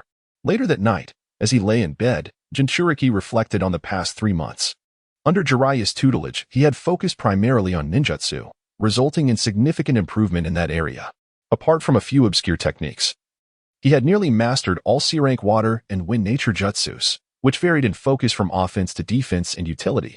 It could be said that in terms of ninjutsu, he could easily surpass himself from 3 months prior. However, after acquiring so many techniques, he realized a pressing issue. His progress in nature transformation was negligible. The ability to change chakra nature is a crucial indicator of a ninja's potential to attain J-nin level strength. The most glaring comparison was with Jiraiya. When he used C-rank ninjutsu, the power was significantly greater than what Jinchuriki and his peers could muster, almost representing a qualitative leap. Moreover, his inability to perform nature transformation meant he expended more chakra to execute C-rank techniques, while he could still manage to use C-rank jutsu. Mastering B-rank and above would prove exceptionally difficult without grasping the corresponding nature transformation. Even if he learned them, forcing their use would likely yield minimal effectiveness. During his studies, Jinchuriki had also inquired with Jiraiya about the current standing of his strength. After contemplating, Jiraiya provided his answer. At the Ch-nin level, his strength had reached the pinnacle. Even when faced with some Ch-nin possessing unique secret techniques, Jiuchen could hold his own. However, when compared to J-nin, he still had a long way to go. Even a special J-nin could easily overcome Jiuchen, though this assessment pertained to his typical state. Ultimately, Jiraiya advised Jiuchen that if he aspired to reach the J-nin level, mastering nature transformation would be the swiftest path. Once he had grasped this technique and combined it with 1 or 2 powerful ninjutsu, he would no longer be utterly defenseless against J-nin. Regrettably, despite Jiuchen's considerable efforts, the intricacies of nature transformation remained elusive, relying heavily on intuition, which hampered his progress. He initially intended to follow Naruto's example by employing multiple shadow clones to assist in his studies, but Jiraiya intervened, sternly forbidding him. You are still in your developmental phase. While utilizing forbidden techniques may yield some progress, a careless mistake could result in a lifetime devoid of the ability to become a ninja. Thus, I absolutely prohibit you from using such methods, Jiraiya cautioned him. Consequently, this avenue was effectively closed off. For the first time, Jiuchen, who had previously navigated his training with relative ease, encountered frustration on the path of nature transformation. Fortunately, Jiuchen possessed a mature mindset. Recognizing that this route could not be rushed, he resolved to explore an alternative. Besides nature transformation, chakra also encompasses form transformation. Unlike nature transformation, form transformation is less complex and seems to serve primarily an auxiliary role.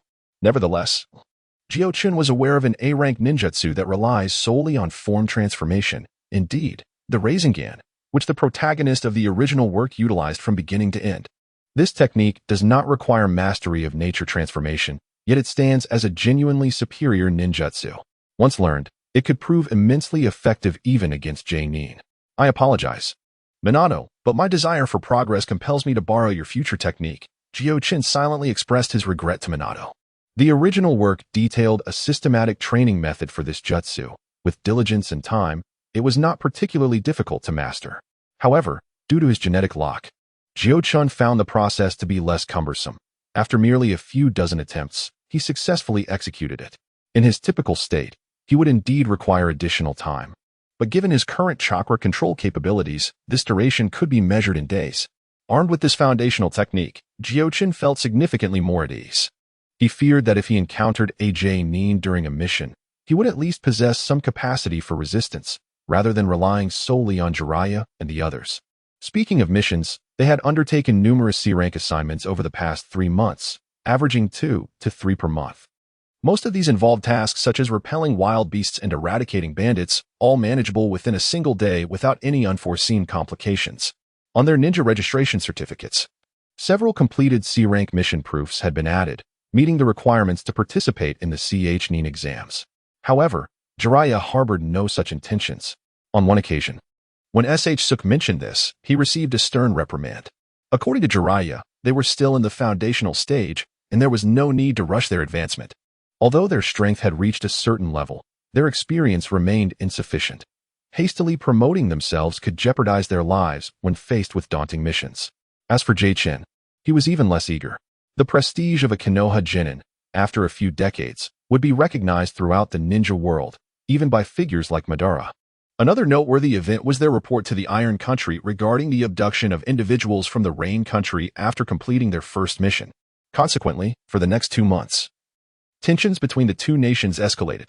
Finally, last month, The Rain Country brazenly declared war, and Rain ninjas began a large-scale assault on the Iron Country. The Iron Country, undaunted by the conflict, fought valiantly alongside its samurai. Initially, the Iron Country did gain some advantage, but as the Rain ninjas became familiar with the samurai's fighting styles, the tide began to turn.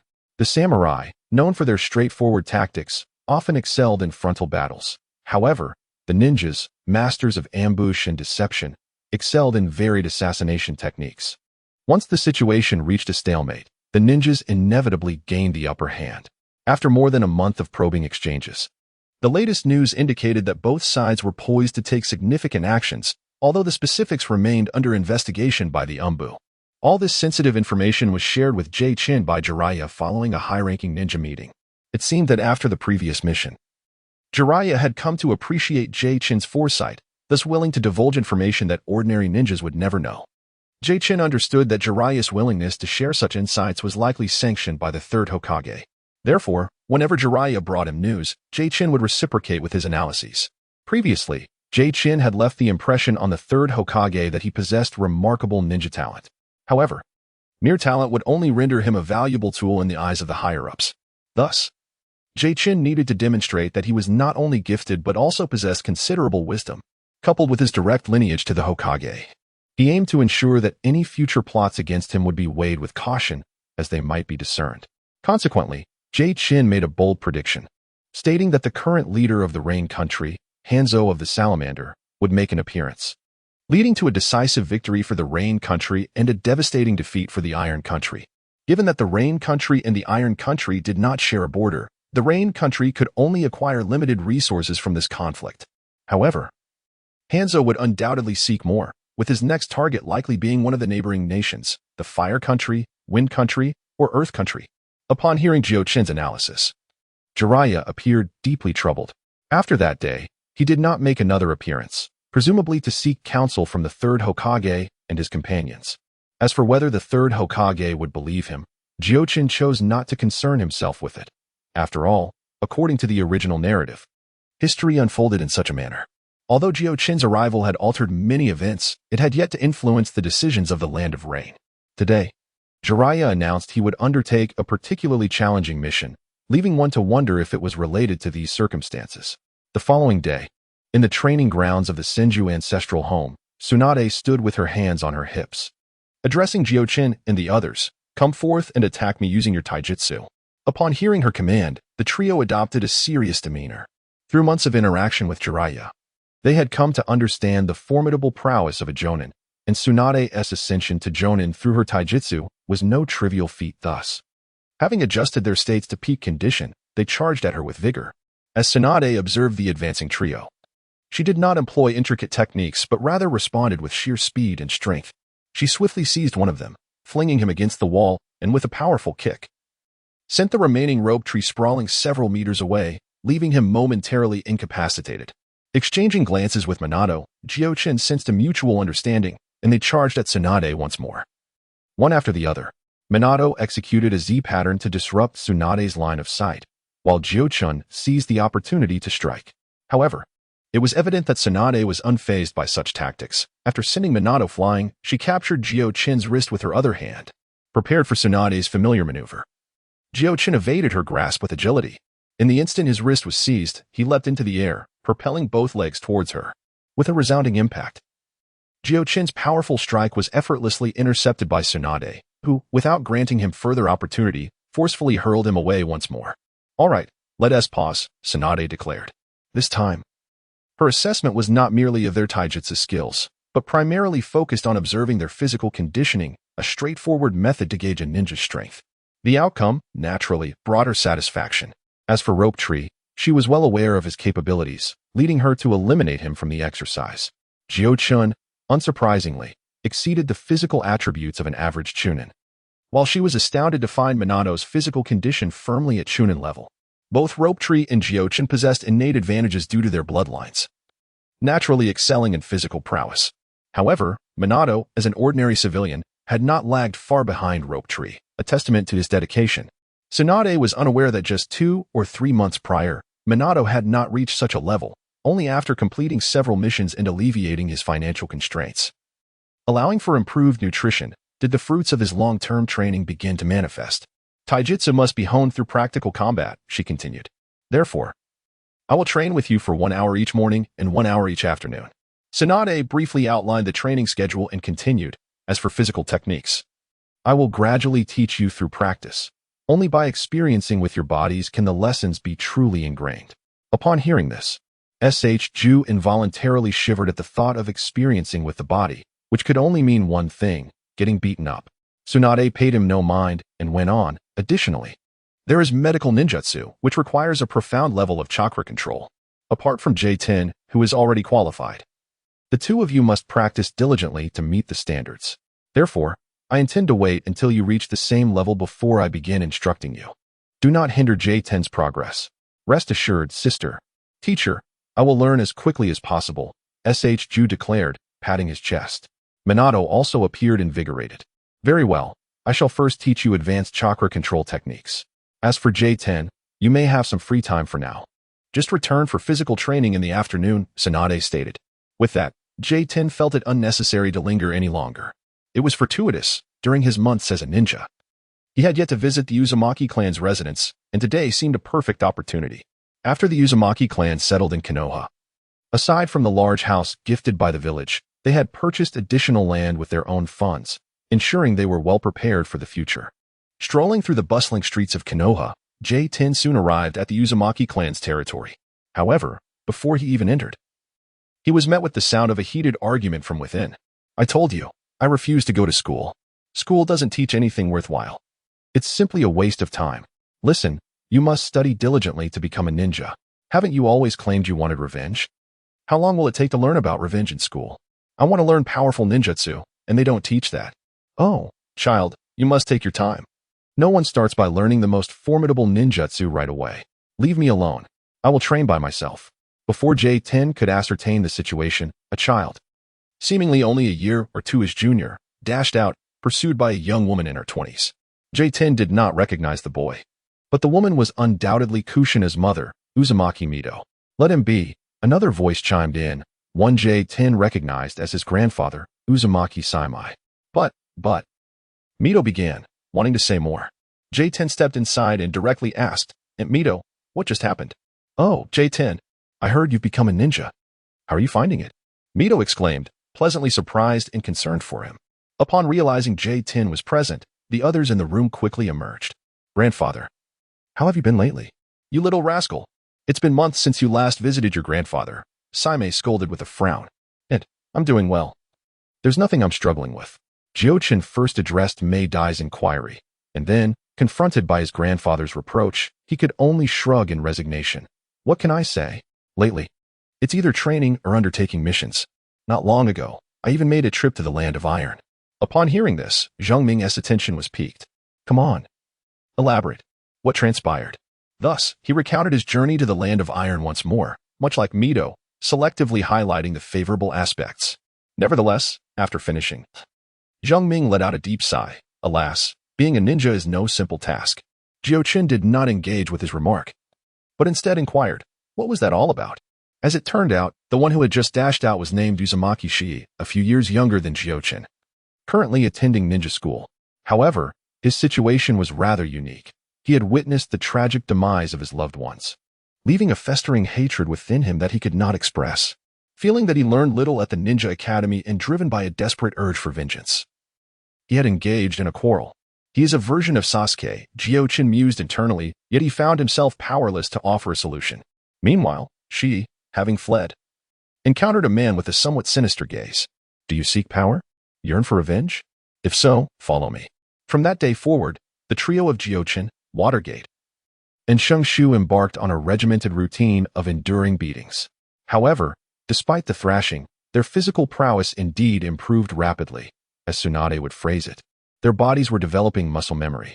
With Tsunade, the medical master, overseeing them, they need not worry about severe injuries. While the pain was undeniably real, they emerged unscathed. In fact, they often felt invigorated after each day as practice.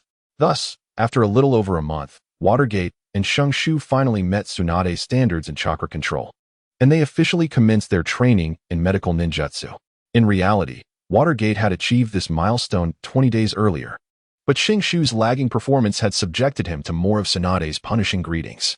Regrettably, plans are often subject to change. Tsunade was unexpectedly summoned by the Konoha hospital, with reports suggesting her absence would last several months.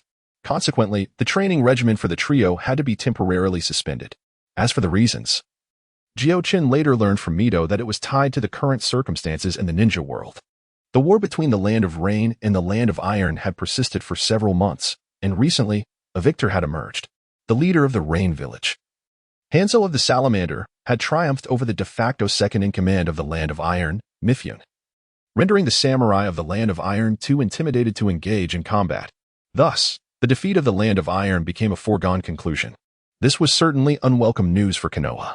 Indeed, aside from Jiuchen, the higher-ups of Konoha were acutely aware of Hanzo of the Salamander's ambitions. After conquering the Land of Iron and acquiring substantial resources, no one could guarantee that his next target would not be the Land of Fire. Consequently, Konoha had to be vigilant not only in mobilizing its forces and fortifying defenses, but also in paying close attention to the various toxins frequently employed by the Rain Shinobi during this war. Perhaps influenced by Hanzo, the Rain Shinobi began utilizing an array of poisons against their foes. Konoha had secretly gathered dozens of types, even going so far as to procure a body infected with Hanzo's toxin from the Land of Iron for research purposes. Tsunade, being the most formidable medical ninja in Konoha, naturally had to partake in the efforts to counteract the toxins.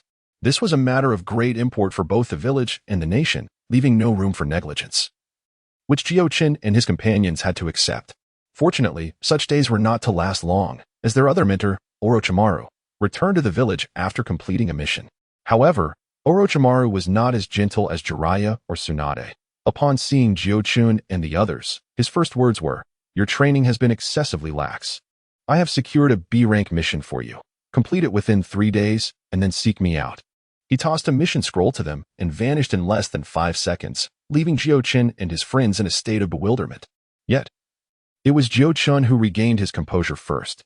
He picked up the mission scroll and remarked, "It's been months since we undertook a challenging task. This will provide an excellent opportunity to apply the fruits of our recent training." Ju and Minato nodded in agreement, prompting Jiuchen to unfurl the scroll and read the mission aloud.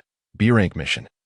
Apprehend a B-rank rogue ninja from Sunagakure who is fleeing within the borders of the Land of Fire.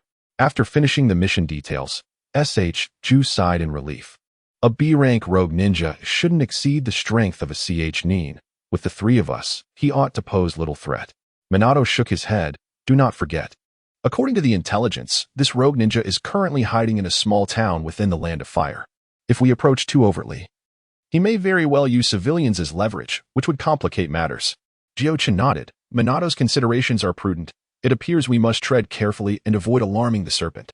However, we shall devise a detailed operational plan en route. He then expressed his curiosity, nonetheless. The intelligence states that this rogue has been in the town for 5 or 6 days. Logically, as a rogue, you should not linger in one place for so long. Indeed, Minato concurred with a nod. Regardless, we shall capture him and inquire directly, Ju proclaimed boldly. Let us not be so reckless, Ju, Jiuchen replied, exasperated. In missions, intelligence is paramount. If we fail to ascertain this rogue's intentions, and it turns out to be a trap set for pursuers, we could find ourselves in dire straits. Since the information is lacking, we must conduct an on-site investigation. Let us proceed to our destination without delay, suggested Watergate. Agreed. Jiuchen replied, glancing at the sky. It is still morning. Let us prepare our belongings and set off promptly at noon. This way, we should arrive by evening without issue. The trio swiftly departed, gathering their supplies before heading to the Hokage's office to obtain their village exit permits. After enjoying a midday meal, they ventured out of the village together. Their mission was directed towards a place known as Bailu Town, situated in the southern region of the Land of Fire. According to the documents, it was an ordinary small town where the villagers primarily engaged in farming or tea picking, with nothing of particular interest to ninjas. As evening approached, the 3 finally arrived at the outskirts of Bailu Town. It was autumn, and the fields surrounding the town were adorned in golden hues, with wisps of smoke rising from chimneys, painting a serene picture. Due to the incomplete intelligence regarding their mission, the trio decided to refrain from entering the town immediately, opting instead to infiltrate under the cover of night.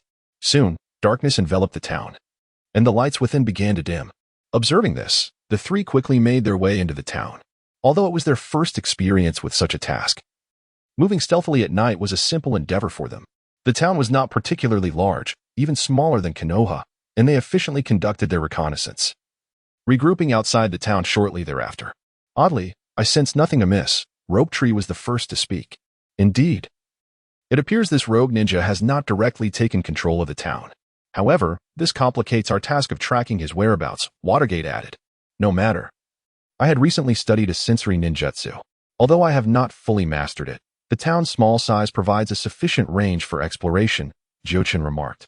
With that, he closed his eyes and activated his mind's eye, allowing his invisible spiritual energy to expand and encompass the entire town. Rope Tree and Watergate, witnessing this, held their breath, wary of disturbing Jiuchen. However, Jiuchen's search did not last long. Soon, he opened his eyes and met the curious gazes of his companions, nodding gently. I have identified two individuals with chakra. One possesses a feeble chakra level, yet it is approximately that of a CH Nin. He should be our target. Surprise flickered in the eyes of Rope Tree and Watergate. Watergate quickly regained his composure and inquired, "What about the other?" Jiuchen hesitated slightly, stating, "The other possesses chakra that significantly exceeds that of a CH Nin, but there is an unsettling familiarity to it." The expressions of his companions grew serious. Chakra is a crucial measure of a ninja's strength, and having more than that of a CH Nin indicates a fundamental quality of a J Nin. This is perplexing. The mission scroll clearly stated a B-rank rogue ninja. How could someone of J Nin caliber be present? Rope Tree remarked. Minato shook his head, expressing that tasks are not always immutable, and unexpected circumstances can arise. So what shall we do? Should we simply abandon the mission? No matter how reckless Shungtai may be, he would not believe that the three of them could slay a Jounin. There is no need for such haste, Jiuchen interjected. Although that person's chakra is immense, it feels rather unrefined, vastly different from the Jounin chakra I sensed in Konoha. Both of them turned to Jiuchen, who pondered for a moment before speaking again. The chakra of Konoha's Jounin conveys a sense of grimness and weight, akin to a solid block of iron, whereas this individual's chakra feels rather airy, like cotton. Therefore, based on my impression, he likely lacks Jounin strength. After a brief pause, he added, "Yet this is merely my perception. I cannot guarantee its accuracy. Thus, we must make a choice now." Shirtai rubbed his head and suggested, "Can't we quietly bind the target and leave?" Before Jiuchen could respond, Minato decisively stated, "No, first, we cannot ascertain if they are part of the same group. Secondly, this small town is too confined. If we take action, should he be a Jounin, he would easily sense the fluctuations in chakra, and we would not be able to conceal our movements." "Very well. Then, what do you propose?" "I am at your disposal," Shungtai replied helplessly. Minato remained silent, but nodded resolutely at Jiuchen. Seeing both of them express their stances, Jiuchen did not hesitate and declared, "All right, we shall confirm the target shortly. If the target is indeed correct, you two will exert your full strength to capture him while I will distract the other enemy." "No." Shirtai and Minato spoke in unison. Minato urgently countered, "It is far too perilous for you to distract him alone. Should he indeed be a Jounin, the danger is immense. It is better for two to distract him while one captures the target." Shirtai fervently nodded in agreement. "No," Jiuchen firmly rejected Minato's suggestion. "The target takes precedence. He's also a Chunin. If only one person engages him and he reacts, it could end poorly. Therefore, if we are to act, we must ensure a decisive strike. As for me," Jiuchen smiled, "even if he truly is a Jounin, I may still have an opportunity to distract him. Surely, you do not believe that the level at which I spar with you is my true capability?" However, Shungtai wanted to say more, but Jiuchen interrupted him directly. "No more buts. If he is indeed a Jounin, once you succeed, return to Konoha immediately to summon reinforcements. I assure you, I will not perish." Minato and Shungtai exchanged glances, and after a moment of resolve, they agreed. "All right, we will follow your lead." With the plan established, the trio wasted no time and swiftly approached the vicinity of their target, confirming that this was indeed their objective. "I entrust this to you both," Jiuchen said. The two nodded firmly and then dashed toward the interior of the building. Jiuchen made his way directly to another target's residence. Upon arrival, he sensed a powerful surge of chakra emanating from behind him, which indicated to him that Minato and the others had commenced their assault. He brandished a kunai, his gaze fixed intently on the dwelling before him, prepared for any potential ambush from adversaries. However, after a protracted period of silence, the door remained firmly shut, arousing his curiosity. Within his keen perception, he could discern a considerable chakra presence inside, yet there was no sign of movement.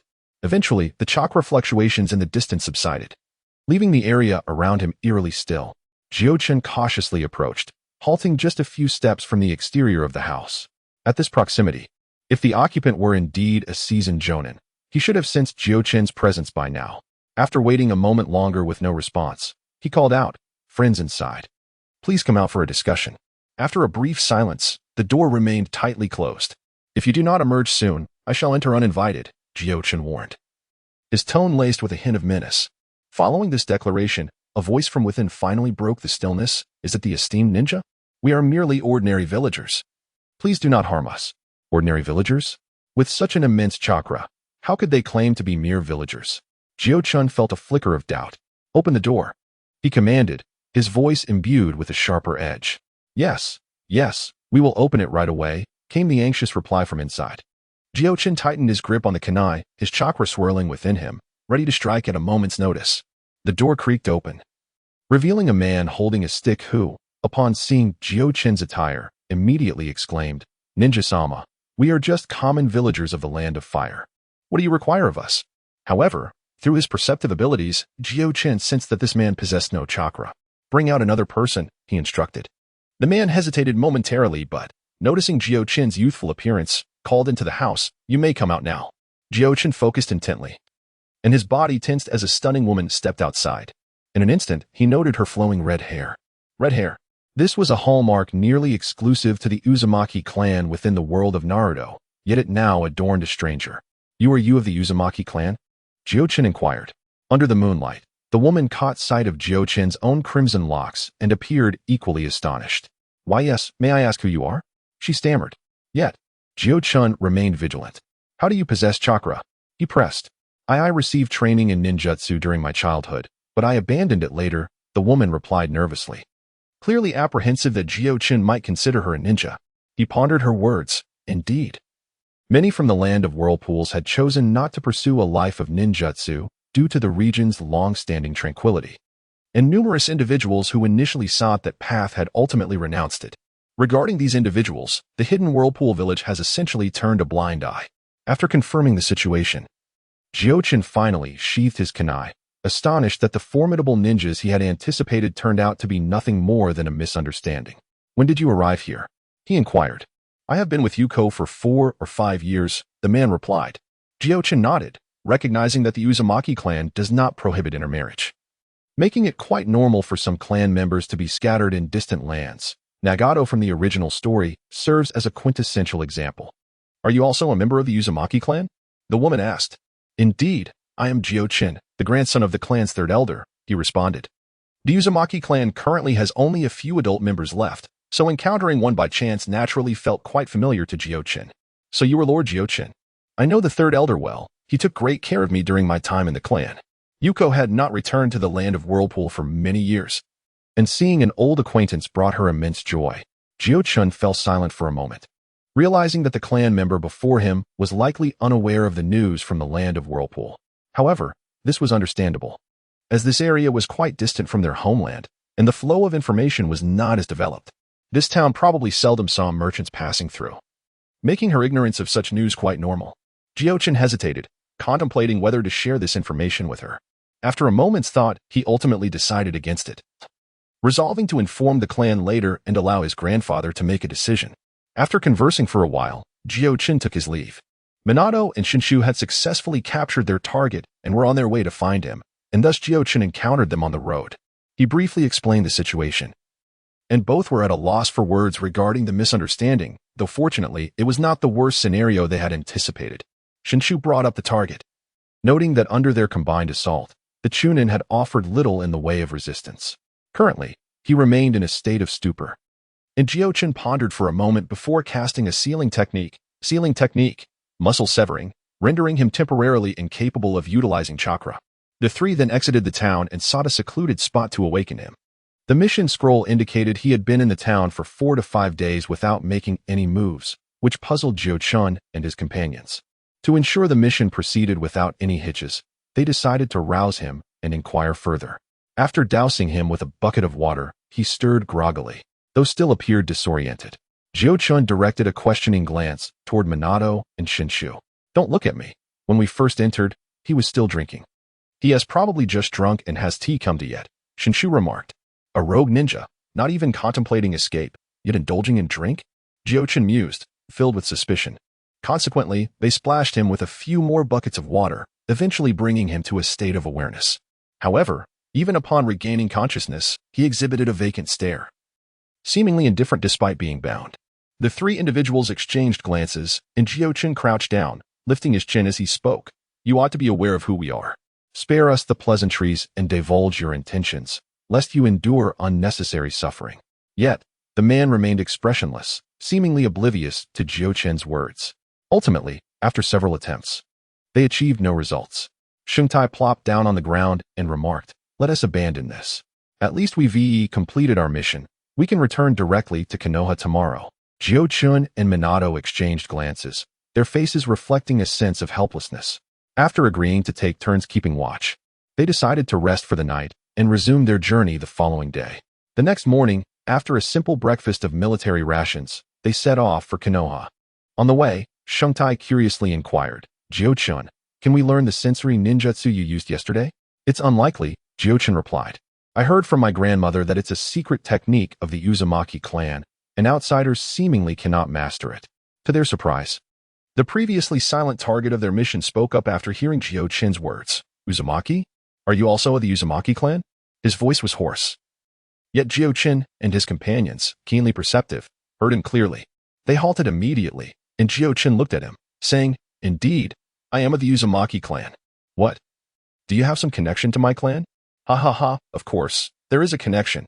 How could there not be? The man burst into laughter upon hearing Jiuchen's response. However, as his laughter continued, it transformed into heart-wrenching sobs, tears streaming down his face. Has he gone mad? Shungtai inquired. Jiuchen was equally perplexed by his behavior, but fortunately, the man's cries gradually subsided. Once he had completely stopped, Jiuchen approached him and asked, Speak. What is going on? Retribution, truly retribution.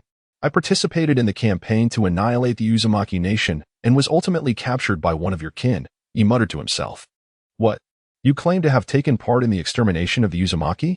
Jiuchen seized the man by his collar, exclaiming furiously. The man's eyes were bloodshot. And upon noticing Jiuchen's distinctive red hair, he continued, Indeed, I was involved in the war against the Uzumaki clan. Surely, many of your relatives perished, so go on. Kill me, and consider it revenge. Upon hearing this, Jiuchen calmed himself and asked, You actually wish for death? Aren't you a rogue ninja? Huh, a rogue ninja? If given the choice, I would rather not be a ninja at all. He replied, his expression twisted with rage. Minato and Shungtai exchanged bewildered glances. Clearly taken aback by the unfolding drama, Jiuchen persisted with his questioning. Stop with the riddles. Tell me everything you know. If you fear nothing, why hesitate to speak? Very well, I shall tell you. He writhed his body and leaned against the tree before continuing in a slow, measured tone. To be honest, it's quite simple. I received this mission 2 years ago, and I went to the land of whirlpools with my captain at the time.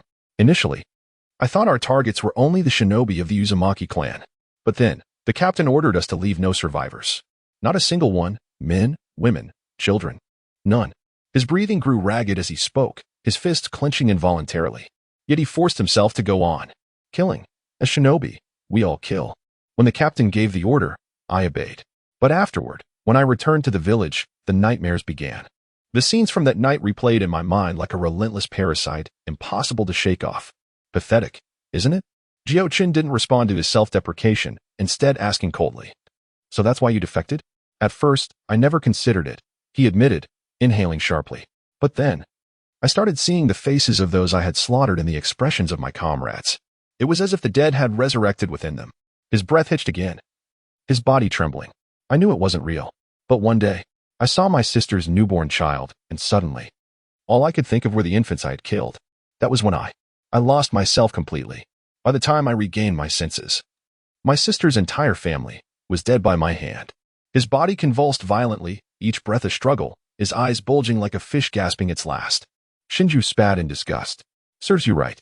Who orders the slaughter of the defenseless? At those words, the man's bloodshot eyes snapped toward him, his throat working. Easy for you to say. If you had been given that order, would you have refused? Then, his head bowed deeply, voice choked with grief. In the end, a shinobi is nothing but a tool. Shinju instinctively took a step back, fists clenched, teeth gritted. If it were me, I would have beaten the one who gave such an order to a pulp. I swear it. Agreed, Minato added firmly from the side. And I believe our village would never issue such a command. Jiuchen exhaled slowly, understanding dawning. This shinobi was clearly suffering from severe post-traumatic stress. Though shinobi were often treated as mere instruments, they were still human. No matter how early they were trained to kill, there was a threshold, a breaking point. This man, after participating in the massacre of an entire clan, particularly the slaughter of the defenseless, had been mentally shattered. For 2 years, he had been tormented, until finally, in his madness, he had killed his own kin.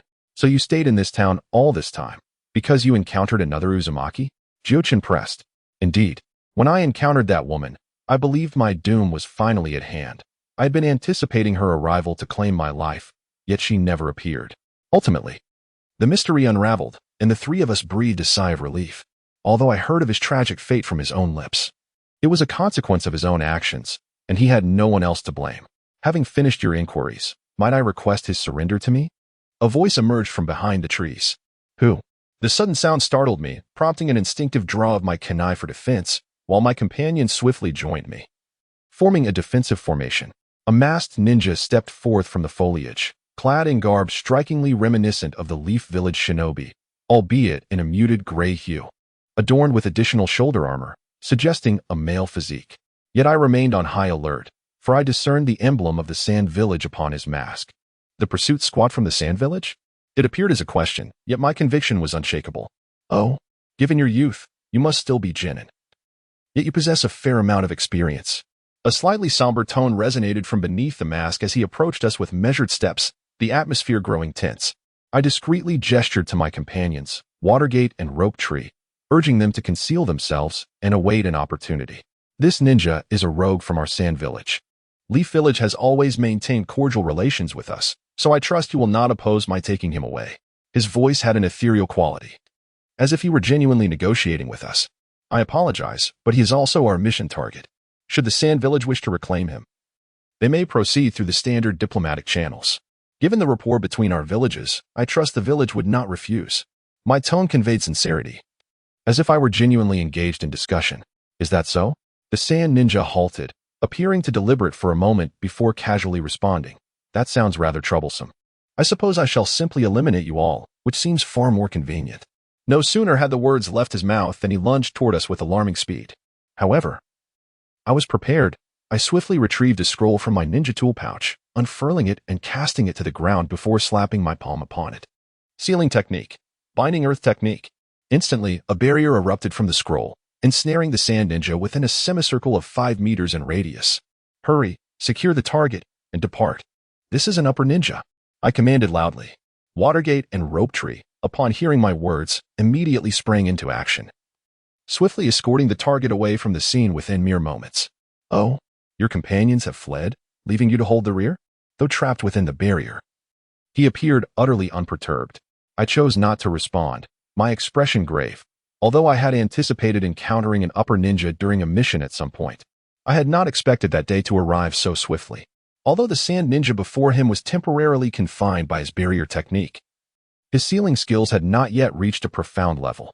This binding technique required a continuous flow of chakra and could only be sustained for a brief period, serving merely as a temporary means to hinder the enemy. Moreover, his sudden appearance left Jiuchen and his companions utterly unprepared. In the wilderness, when 3 unready Chunin encounter an unscathed Jonin, it usually signals a grim fate. However, Jiuchen, having trained diligently for so long and possessing several trump cards, believed that while defeating a Jonin might be a stretch, he could at least hold his ground. To his surprise, Shoshu and Minato, who had just departed, suddenly returned. Are you too foolish? Didn't I tell you to retreat quickly? Jiuchen exclaimed, exasperated. In response, Shoshu beamed a bright smile. After discussing it with Minato, we decided it wouldn't be right to leave you alone against a Jonin. With us here, we should at least be able to delay defeat. Minato added, indeed. We have signaled Konoha, and I believe that if we can hold out for a while, their Jonin will arrive. Meanwhile, the Sand Ninja erupted into laughter. Haha. If you had fled, I would have had to put in more effort. I never expected you two little brats to return, making this all the easier for me. At this point, there was no time to allow the two to escape, so Jiuchen urgently instructed, quick, hide. Be cautious, this is not a mere sparring match. Just as he finished speaking, the barrier shattered, and the sand ninja lunged towards Jiuchen. Following his command, Shoshu and Minato swiftly concealed themselves. With no other choice, Jiuchen realized that if Shoshu and Minato were not present, he could have engaged in guerrilla tactics against the sand ninja. However, if he resorted to such strategies now and the sand ninja found them first, they would undoubtedly be in grave danger. As the sand ninja charged rapidly towards him, Jiuchen closed his eyes and, upon reopening them, found himself enveloped in a haze of clarity. Gene Lock, activate. The once swift movements of the sand ninja appeared to Jiuchen as though they were in slow motion, and countless battle instincts surged within his mind. Wind release, great breakthrough. Without forming any hand seals, a colossal storm materialized, hurtling toward the sand ninja.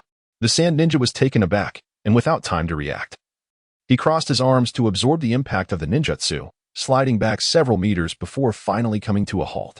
His fists bore thick calluses, and his agility suggested he specialized in taijutsu, a troublesome revelation for Jiuchen. He quickly assessed the situation, realizing that practitioners of taijutsu generally possessed formidable defenses. And with his current reserves of ninjutsu, inflicting damage on him would prove challenging. Earth release, earth rock cutting technique. Seizing the moment while the sand ninja was still off balance, Shoshu, concealed in the shadows, swiftly formed hand seals, causing numerous rock spikes to erupt from the ground, targeting him with lethal precision. However, a jonin is indeed a jonin. Even in such circumstances, he manages to respond adeptly. With a powerful stomp, he propels himself into the air, effortlessly evading the oncoming spikes of rock. Meanwhile, on the other side, Minato observes this situation and, with swift motions of his hands, releases several shuriken directed at the sand ninja still suspended in midair. Unfortunately, at the jonin level, ordinary kunai and shuriken pose little threat. Even while airborne, he deftly deflects each one. "Ha! You little brats!" the sand ninja roars. Evidently incensed by the trio's relentless assault, he charges towards the nearest rope tree with a speed that has doubled since the onset of the confrontation. Initially, having assumed he faced mere children, he had refrained from employing his full strength. Rope tree, having just executed a ninjutsu, fails to reposition in time, leaving an opening for the sand ninja to exploit. Without a moment to spare, Jiuchen activates his body flicker technique, swiftly closing the distance to the sand ninja. To his surprise, the sand ninja, who had been sprinting, abruptly halts as if anticipating Jiuchen's movement. Seizing the moment, he throws a powerful punch directly at Jiuchen's face. The force of the punch precedes it, creating a gust that stings Jiuchen's skin, hinting at the tremendous power behind it. Instinctively, danger alarms blare in Jiuchen's mind, and countless combat instincts churn within him. The brief moment of paralysis feels interminable. He senses a swelling sensation in his body, yet there is no time for contemplation. As his body regains mobility, he instinctively raises his arms in a desperate attempt to shield himself from the impending blow. Boom! The tremendous force of the punch collides with Jiuchen's crossed arms, driving them painfully against his chest. Despite channeling as much chakra as possible to mitigate the damage, he cannot prevent a mouthful of blood from erupting forth.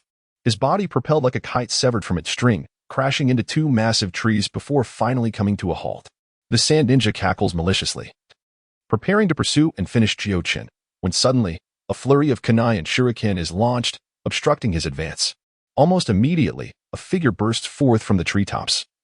Enveloped in wind chakra, its speed reaching unprecedented heights, to the untrained eye, it resembles a golden flash. At this moment, Minato possesses chakra of a singular nature, wind, unlike Rope Tree and Jiuchen, who must divide their focus.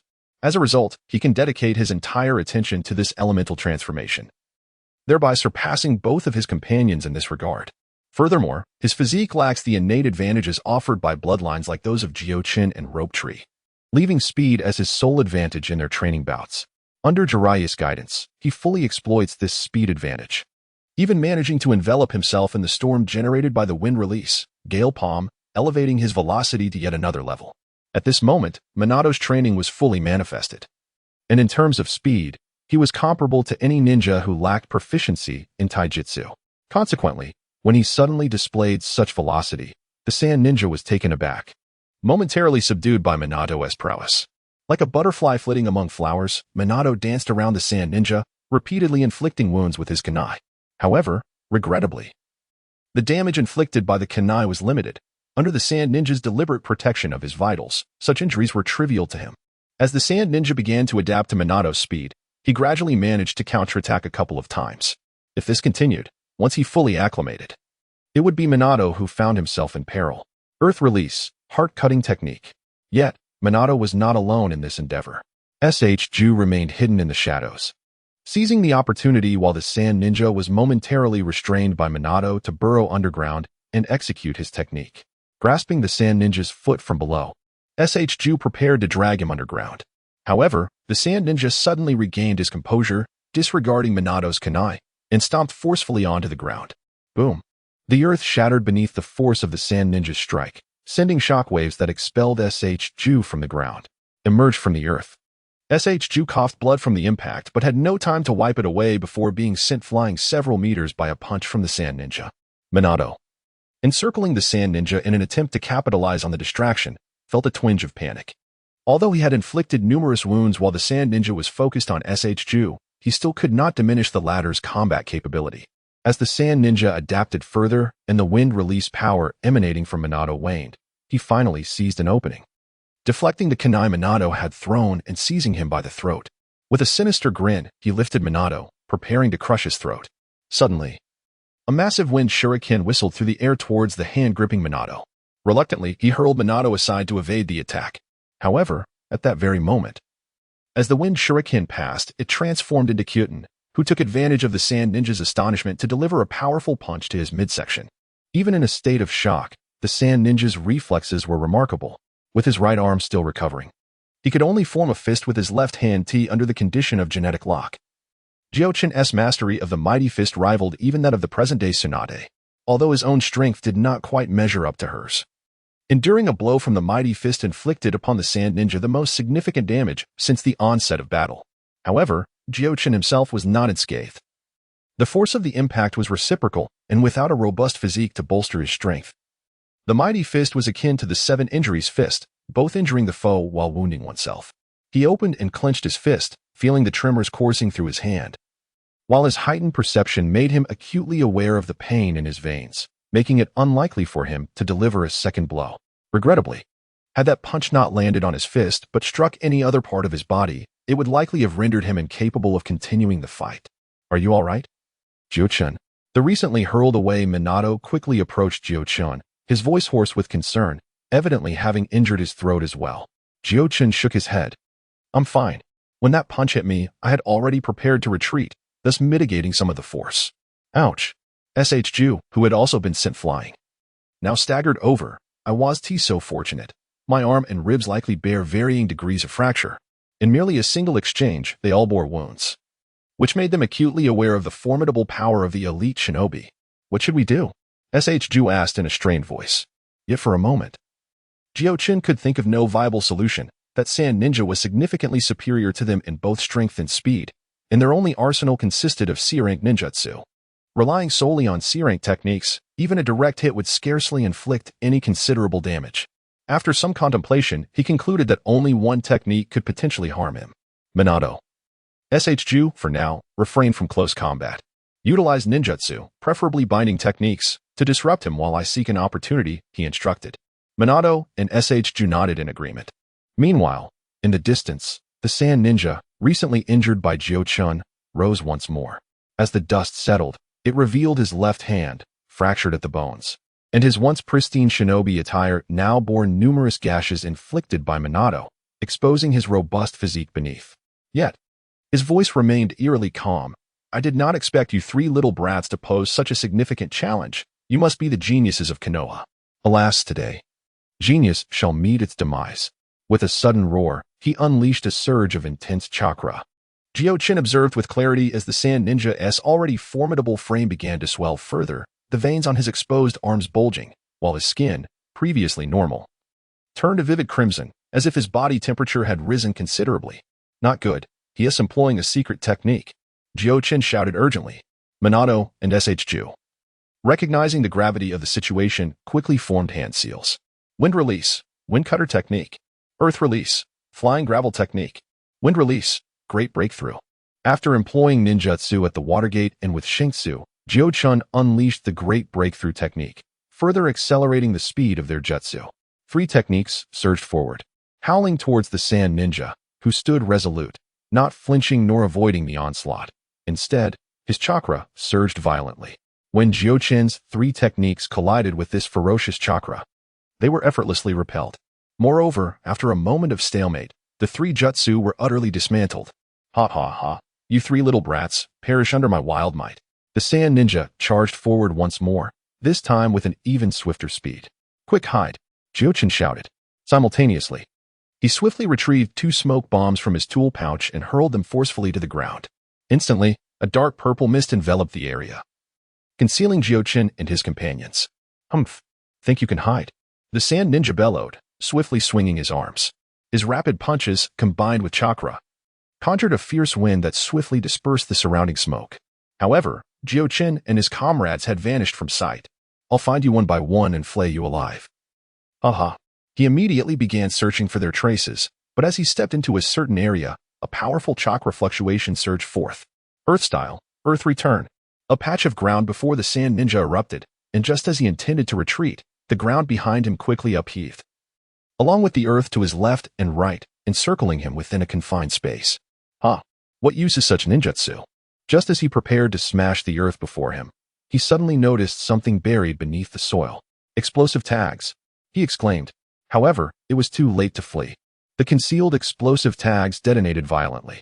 Boom, boom, boom. Furthermore, Jiuchen and his companions, hidden away, continued to hurl kunai affixed with explosive tags towards the epicenter of the explosions. Finally, after several seconds had passed, they had exhausted their supply of explosive tags, and the blast began to subside. Shangsa plopped down onto the ground, muttering. He must be dead now, right? Clearly, before they concealed themselves, they had set such a trap. With Shangsu utilizing the ninjutsu skills he had diligently honed to lift not just one, but 4 sections of earth, effectively trapping the sand ninja at the center. By employing the explosive tags hidden underground, they amplified the explosive effect within this pseudo-closed space. It was a pity that if there had been a block of earth above, it would have truly constituted a sealed environment, Jiuchen lamented. Nonetheless, having endured such a bombardment, the sand ninja would surely be grievously injured, if not dead. As the smoke gradually cleared, however, there was still no sign of movement. He must have been killed outright, right?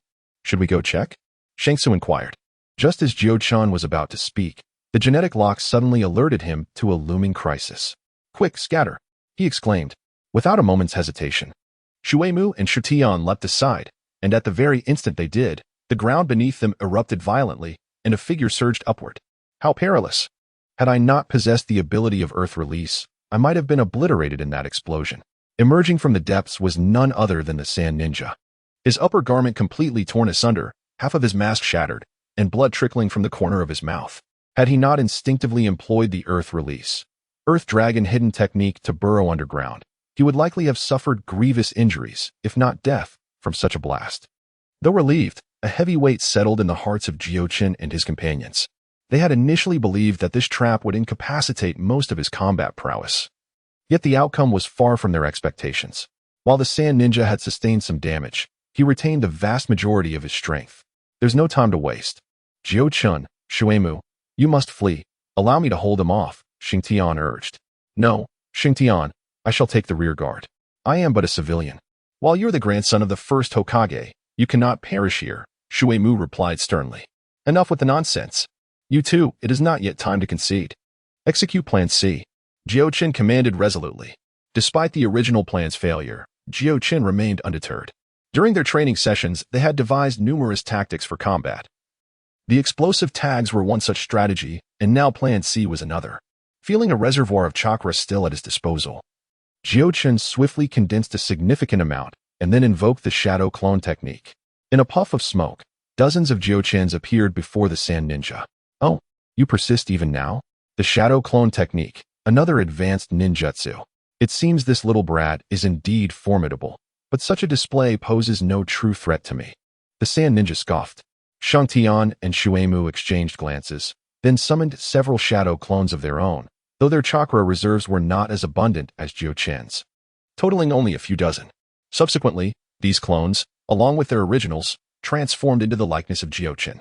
Instantly, the scene appeared populated solely by numerous Jiuchens, while Shuemu and Shutian vanished from sight. Humph. A mere trick. The Sand Ninja huffed disdainfully and charged toward the shadow clones of Jiuchen.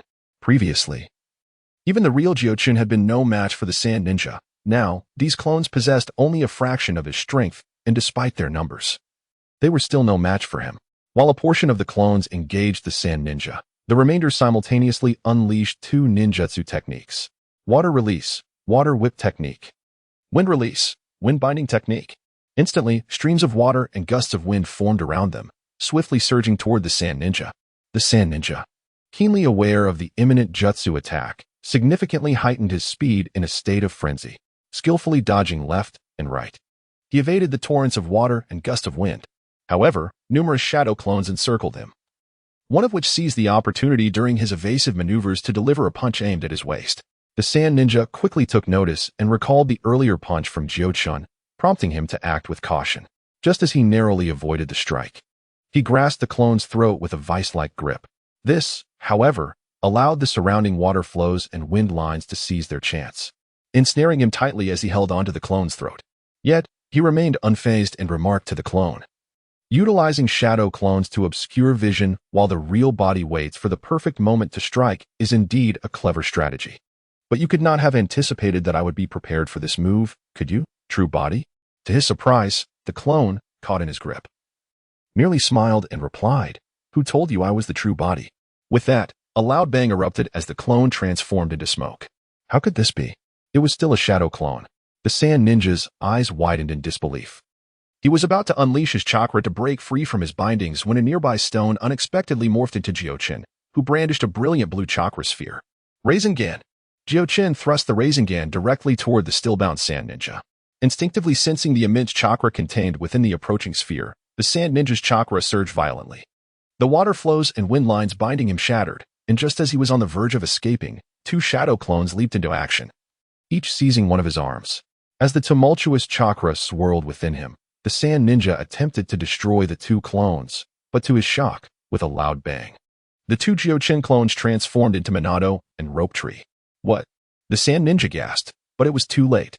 The azure chakra sphere struck him squarely in the abdomen, and even the tempestuous chakra surrounding him could not mitigate the impact. The violent rotation and friction dismantled all chakra within his abdomen, and he was struck hard by the Rasengan. The Sand Ninja was propelled away, spinning through the air, and the trees in his path splintered as he hurtled toward a large rock, where he finally came to a halt, sending dust swirling around him. Before the CR, both of you, remember never to let your guard down until the enemy ninja has truly breathed their last. Understood? Jiuchen's voice trembled slightly as he spoke. Although the time was brief, he had pushed the genetic lock to its utmost limits, and now that it was deactivated, there were naturally some after effects. He had previously warned Shinshu and Minato that ninja tactics were ever-changing, with many instances of feigned injuries aimed at luring one into a false sense of security before launching a counterattack. Even upon witnessing the Sand Ninja's grievous condition, Jiuchen was determined to remain vigilant until he was completely certain of the foe's demise, until his own strength had fully matured. Jiuchen constantly reminded himself to be cautious, caution upon caution, realizing that a moment of carelessness could cost him his life, and he could not guarantee another chance. Upon hearing Jiuchen's words, Shinshu and Minato felt a hint of shame. "I apologize, Jiuchen. It was my oversight, and I shall not make such a mistake again," Minato declared. Shinshu nodded vigorously in agreement. "Indeed, you both possess such potential. You have not disappointed me." Suddenly, a somewhat husky voice emerged from above the boulder, prompting them to look up. "Orochimaru-sensei? What brings you here?" Shinshu exclaimed in surprise. Orochimaru leapt down from the boulder, approaching them while assessing their conditions. One could deduce it with a modicum of thought. "I am your supervising Jonin. How could I possibly refrain from accompanying you on a mission? I have no desire to experience Tsunade's fist. So, even if we truly cannot defeat that Sand Ninja, Orochimaru-sensei would still come to our aid, correct?" Shinshu queried, belatedly grasping the implication. Orochimaru chuckled softly but offered no further response. After he had completed his examination, he remarked, "Your injuries are not severe. Only Shinshu has 2 fractured bones. Given that, you may return to Konoha on your own." With that, he executed the body flicker technique and vanished in an instant. "Ah, sensei." Shinshu wished to say more, but it was too late. Sigh. Orochimaru-sensei truly is swift in his comings and goings, Jiuchen lamented, to which Minato nodded in agreement. Yet, for reasons unknown, Shinshu was enamored with this enigmatic figure. From a young age, he had enjoyed playing alongside the aloof Orochimaru and held deep respect for him. While he had always referred to Jiraiya by his first name, after resting for a while, the trio gradually regained their strength. They first sealed the corpse of the Sand Ninja into a storage scroll, then retrieved their mission objective that they had previously hidden away. The three of them then began their journey back to Konoha at a leisurely pace. Along the way, Shinshu curiously inquired of Jiuchen, "When did you master such profound ninjutsu? I don't recall ever seeing it before." Having used the Rasengan, Jiuchen no longer intended to conceal it. Upon hearing Shinshu's question, he replied directly, "This technique, I have named Rasengan. The reason you have not seen it before is that I invented it. I simply had not mastered it well enough to share with you." Ah? Shinshu was momentarily dumbfounded, and Minato, upon hearing Jiuchen's words, wore an expression of astonishment. At the tender age of 9, he devised his own ninjutsu, a feat I have never encountered before. "Jiuchen, you truly are a prodigy," remarked Minato. However, upon receiving Minato's praise, Jiuchen felt a twinge of guilt. He could hardly confess that this was merely a theft of your future ninjutsu. The Rasengan, this technique, undoubtedly serves as a significant enhancement for Minato, a ninja renowned for his speed. His subsequent creation of this technique was primarily to complement the Flying Thunder God technique. This jutsu, while challenging to master, has some simplified steps I devised. Once we return to the village, I can teach you, Jiuchen stated to them. The Rasengan is, in reality, not an insurmountable feat. Jiuchen harbored no intentions of withholding knowledge. By imparting this technique to Ju and Minato, he not only bolstered their individual strengths, but also indirectly enhanced the overall prowess of their team. Should they encounter a Jonin again, they would not find themselves in such a strenuous situation. "Is that true? Jiuchen, can we really learn it?" Ju exclaimed, recovering from his astonishment. Jiuchen nodded affirmatively. "Of course, this technique is roughly classified as A rank, necessitating exceptional chakra control. However, with the steps I provide, the learning curve will be significantly reduced." "Jiuchen, this is invaluable," Minato said, visibly conflicted. Understanding Minato's dilemma, Jiuchen interjected, "Do not hesitate, Minato. Your enhancement in strength benefits me as well. Moreover, this ninjutsu suits you far better than it does me." "Indeed, Minato, do not refuse it," Ju chimed in supportively. Minato remained torn. As a commoner, he fully comprehended the implications of possessing a high-level ninjutsu. Yet, his conscience would not allow him to accept it without effort.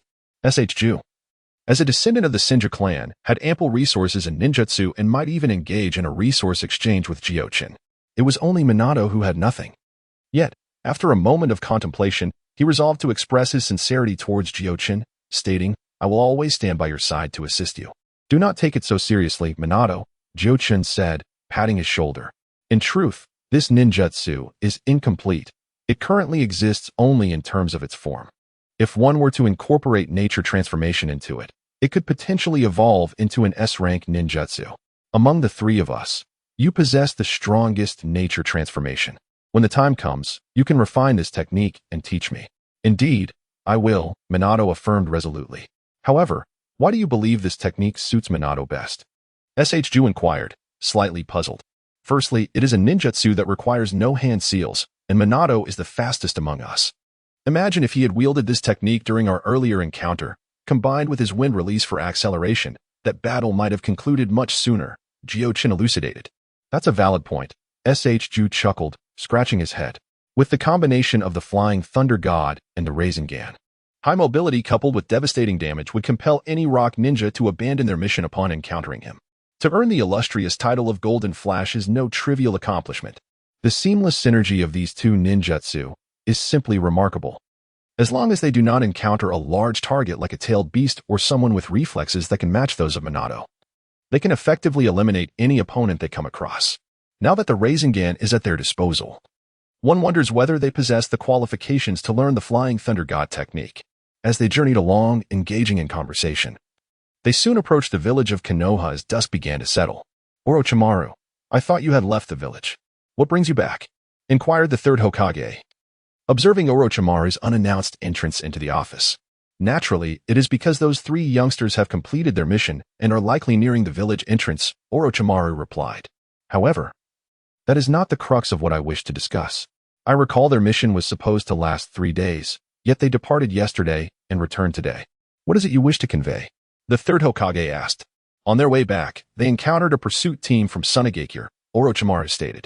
The third Hokage took a drag from his pipe before responding. A pursuit team from Sunagakure must consist of elite jonin. For them to face such formidable opponents at their age is indeed perilous. Did you intervene? Orochimaru shook his head. That is precisely the point I wish to emphasize. The sand ninja they faced was a jonin specializing in taijutsu, yet I did not need to intervene. They handled it themselves. The third Hokage's hand trembled slightly, causing ash to spill from his pipe, but he had no time to dwell on it, and instead asked urgently, "Are you saying they defeated a jonin on their own? A jonin who specializes in taijutsu? That is inconceivable." Initially, I too found it implausible. My intention was merely to let them experience the strength of a jonin, and I planned to step in when they could no longer hold their ground. However, Uzumaki Naruto utilized an unknown jutsu to overcome him. A jutsu you have never seen before? What sort of jutsu was it? The third Hokage asked, intrigued. It was a blue sphere of pure chakra, constantly rotating. The most astonishing part is that I did not see him perform any hand seals, Orochimaru replied, his tone tinged with skepticism. Oh? A jutsu without hand seals that can instantaneously defeat a jonin with such power. The third Hokage pondered this for a moment before saying, the most crucial aspect is that when I observed him using some conventional ninjutsu, he also performed them without hand seals. Therefore, I cannot ascertain if it is indeed a jutsu without hand seals. Conventional ninjutsu can also be executed without hand seals. The surprises today never cease, the third Hokage murmured, at a loss for words. Orochimaru licked his lips. You previously mentioned that Uzumaki Naruto's combat abilities surpass my own. But today I witnessed that his talent in ninjutsu also exceeds mine. At his age, I certainly could not achieve what he has. The third Hokage took a puff from his pipe to steady himself, and after a moment replied, let us keep today's events confidential, since he is such a prodigy. You three must take great care in mentoring him.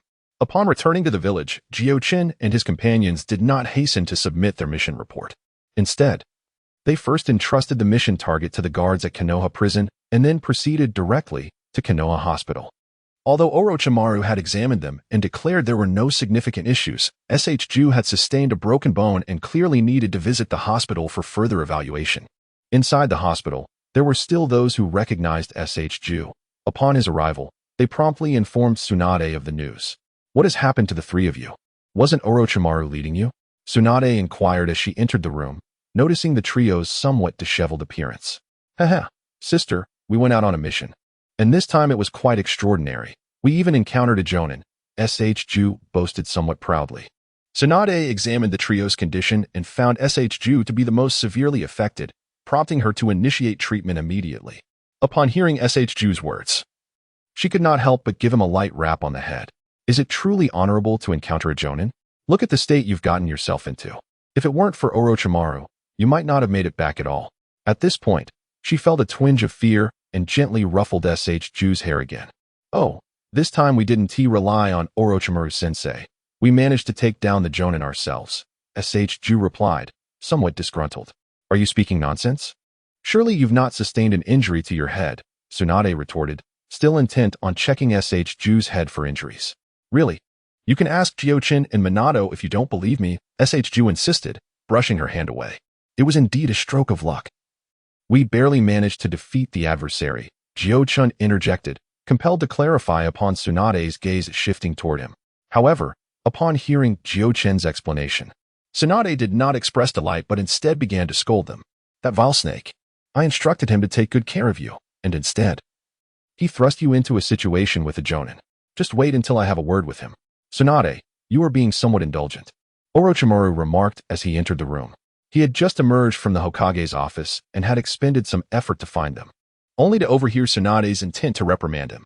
Before Tsunade could respond, he continued, once one chooses to become a ninja, one cannot evade danger. While S.H. Ju and the others have our oversight now, we cannot perpetually protect them. Thus, it is imperative that they comprehend the perils of being a ninja. Only then can they continue to survive in our absence. If we shield them from every threat now, how will they fare when the time comes for them to stand alone? One could argue that Orochimaru was harsh, yet his assertions were undeniably accurate. Tsunade recognized this truth, and thus she remained silent in response to his words. I believe the teacher is correct. I cannot rely on you and Granny for my entire life. Ju stated resolutely. Having chosen the path of a ninja, I am prepared to confront these dangers. Even the rope tree spoke on behalf of Orochimaru, prompting Tsunade to let out a deep sigh. Nevertheless, she addressed Orochimaru, expressing her hope that they could take good care of them before they matured. In response, Orochimaru nodded in acknowledgement, then turned to Jiuchen, requesting the body of the Sand Ninja, stating that he would take responsibility for the mission report and that there would be no tasks for them in the upcoming days. Yes, thank you, Orochimaru-sensei. Jiuchen promptly handed over the scroll containing the body to Orochimaru. After a brief nod, Orochimaru departed without further inquiry into Jiuchen's ninjutsu. For ordinary individuals, the healing of broken bones requires an extensive period of convalescence. However, with the aid of medical ninjutsu, the restoration occurred swiftly, with most fractures on the rope tree healed within half an hour. Yet, Tsunade cautioned the rope tree against engaging in intense physical exertion for the next few days. As for Jiuchen, he had sustained only minor abrasions, while Minato had a few superficial wounds and some bruising around his throat, but the treatment was relatively straightforward. In summary, although their encounter with the Jonin was perilous, none of the three sustained life-threatening injuries, largely due to Jiuchen's tactical acumen, which effectively minimized the Sand Ninja's opportunities to inflict severe damage. Upon leaving the hospital, they found little inclination for leisure, despite their physical injuries being healed. The fatigue weighed heavily on their spirits, and they yearned to return home for a meal and a restful night. The following morning, after breakfast, Kushina proceeded to school as usual, while Tsunade remained busy with her duties at the Konoha hospital. The dining table was left with only Jiuchen and his companions, alongside Mito. Mito-san, I recently developed a new ninjutsu. Do you think I should present it to the village? Jiuchen inquired. What kind of ninjutsu? Mito asked curiously, surprised that Jiuchen had created a technique at such a young age. Behold, Jiuchen extended his hand, striving to maintain the rotation of his chakra. In a short while, a vibrant blue orb materialized above his palm. After considerable practice, he could now perform it under normal circumstances, albeit not entirely smoothly. A ninjutsu relying solely on form alteration without any change in nature? Mito observed closely. Indeed, Jiuchen used this technique to swiftly incapacitate a Jonin yesterday. The rope tree interjected. Right. My progress with nature transformation has been somewhat sluggish, so I contemplated whether I could create a technique solely through form alteration. The chakra, after vigorous spinning, achieves a delicate balance, and upon release, its power is formidable, Jiuchen explained. Remarkable. Is it truly an unhanded ninjutsu? Mito exclaimed joyfully. But why do you wish to present it to the village? This ninjutsu has reached A rank and possesses considerable power. Since it is unhanded, I wish to offer it to the village in exchange for another technique, Jiuchen replied. Oh, what ninjutsu do you seek? I have heard that the second Hokage was once referred to as the fastest ninja in the world, owing to his creation of a technique called the Flying Thunder God. What I wish to exchange for is precisely this. Although the Rasengan boasts considerable power, it is a close-range attack technique. If paired with a swift advance technique, its potency should be greatly enhanced, Jiuchen stated somewhat bashfully. Mito instantly discerned Jiuchen's underlying intentions. The notion of dedicating this to the village was merely a pretext. Given that the ancestral home of the Shinju clan was in her possession, how could she not have preserved many of their ninjutsu techniques? However, she refrained from exposing him, instead contemplating the synergy of these two techniques, which indeed seemed a perfect match. Yet, she shook her head. I already possess the Flying Thunder God technique, so there is no need to request it from the village. However, this technique involves sealing techniques, summoning techniques, sensory techniques, and space-time ninjutsu, making it quite intricate. Your sealing technique is not yet up to par. You have not yet learned summoning techniques, and as for sensory techniques, you are currently only a novice. Not to mention, it requires an innate talent for space-time ninjutsu, which you presently lack. Therefore, this technique is beyond your grasp for now. Upon hearing Mito's words, Jiuchen did not feel disheartened. He had not anticipated learning it immediately. Instead, he inquired, as long as I meet the requirements, I can learn it? Mito glanced at him. Naturally, once the conditions are met, you may pursue any technique you desire.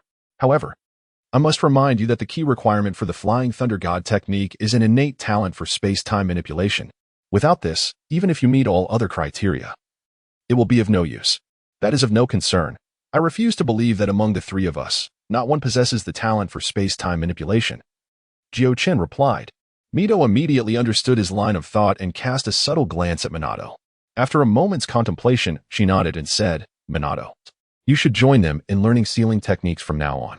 Although Minato was puzzled as to why Mito suddenly mentioned him, he quickly regained his composure and expressed his gratitude. Jiuchen intended to begin teaching them the Rasengan that very day, so he instructed them to procure some balloons and rubber balls from the market. Once they returned, he commenced their instruction, observing Rope Tree and Minato grappling with the balloons. Jiuchen approached Mito once more. You mentioned wanting to borrow the Ninetales for training? What exactly do you intend to train? Mito inquired, puzzled. You are aware of my previous condition, which has now largely subsided. Yesterday, while battling a Jonin, I sensed a faint possibility of further advancement. However, the pressure exerted by the Jonin was insufficient. Thus, I thought that the explosive and malevolent chakra of the Ninetales might yield some effect, Jiuchen explained. Mito furrowed her brow. That state you experienced has never manifested in the ninja world before. Can you be certain it poses no harm to you? I can be fairly certain. During combat, I noticed it even has a precognitive ability for danger. If there were genuine peril, it should provide a warning. Yet it did not give me such a feeling previously. Jiuchen pondered for a moment before responding. Mito spoke solemnly. I understand you encountered a Jonin yesterday. But at your age, an excessive pursuit of power is not advisable. It's not that I seek power recklessly, Jiuchen replied, but as a ninja, I desire the strength to protect myself and my comrades. Besides, the ninja world is far from tranquil. Such incidents may become increasingly frequent. I cannot remain hidden within the village indefinitely. After a long moment of contemplation, Mito met Jiuchen's unwavering gaze and finally said, Very well, I shall assist you. However, should any issues arise during your training, I will intervene immediately. Having agreed to help, Mito led him to a secluded clearing in the back mountains, surrounded by towering stone pillars etched with intricate seals. This is where I practiced the Ninetales chakra in my youth, she explained. The area possesses potent sealing effects, so there is no need to worry about the Ninetales chakra leaking out. If you are prepared, we may begin. I am ready. However, once we commence, it would be beneficial for the Ninetales to observe our actions, Jiuchen suggested with a smile. You mischievous child, Mito chuckled in response. With a focused mind, Mito formed several hand seals. In an instant, a visible crimson chakra began to emanate from her, filling the space with the ominous and turbulent presence of the Ninetales. Simultaneously, a barrier rose around them, containing the Ninetales' aura within. What are you up to, old woman? The Ninetales bellowed, but soon realized that this time, Mito had not sealed his senses, allowing him to perceive the events unfolding outside. Damn it, you little brat. The Ninetales quickly recognized the child who had left a lasting impression on him within the sealing space. Ignoring the Ninetales, Jiuchen nodded towards Mito. She altered her hand seals, causing the crimson chakra that had been tightly bound to her to gradually envelop Jiuchen. Upon contact with the Ninetales chakra, Jiuchen felt as though he were not encountering chakra at all, but rather a torrent of molten lava. The intense, searing pain pierced through his mind, making him feel as if he might be scorched to ashes. Stifling a groan, he struggled to maintain his stance, ultimately choosing to sit cross-legged as the first stage of the gene lock activated automatically. Gradually, the Ninetales chakra enveloped his entire being. In this state, he momentarily disregarded the pain surging through his body, yet the sense of danger intensified. He felt as if he were but a fragile boat amidst a raging storm, on the verge of capsizing. This sensation echoed the swelling he had experienced during his confrontation with the Sand Ninja, re-emerging vividly in his mind. However, this level of intensity was still insufficient. He laboriously opened his eyes, first nodding to Mito to signal that he was fine, then forcing out a few words. Not enough. More, please. Yet at this moment, Mito hesitated. The amount of Ninetales chakra she was channeling was already the maximum she could output without harming Kyuzen. Increasing it further would inevitably cause genuine damage to him. It's fine. More. Sensing her hesitation, Kyuzen urged once more. Compared to being forced to activate this power in a life-threatening situation against an overwhelming enemy later, doing so under Mito's watchful gaze was far safer, precisely why Kyuzen had chosen this path. Now, with only the final step remaining, he had no intention of retreating. Feeling Kyuzen's unwavering resolve, Mito steeled herself. In the next instant, an even more torrential surge of Ninetales chakra erupted, cascading toward Kyuzen. Within the confines of the seal, the Ninetales had initially been oblivious to their intentions, but after observing for a while, realization dawned. That detestable brat was actually attempting to harness his chakra for some kind of training. The discovery enraged the beast further. Trading barbs within the seal was one thing. But now the boy had the audacity to pluck fur from the fox itself. Unforgivable. In a fit of fury, the Ninetales abruptly intensified its chakra output. Previously, Mito had been the one extracting its energy, but now it forcibly poured forth an overwhelming deluge, far exceeding her controlled draw.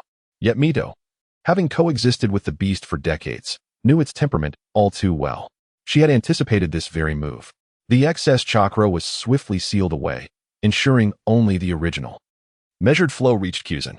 The Ninetales instinctively thrashed against its bonds, but Mito's seals held firm. At most, it could only shake its massive head in frustration.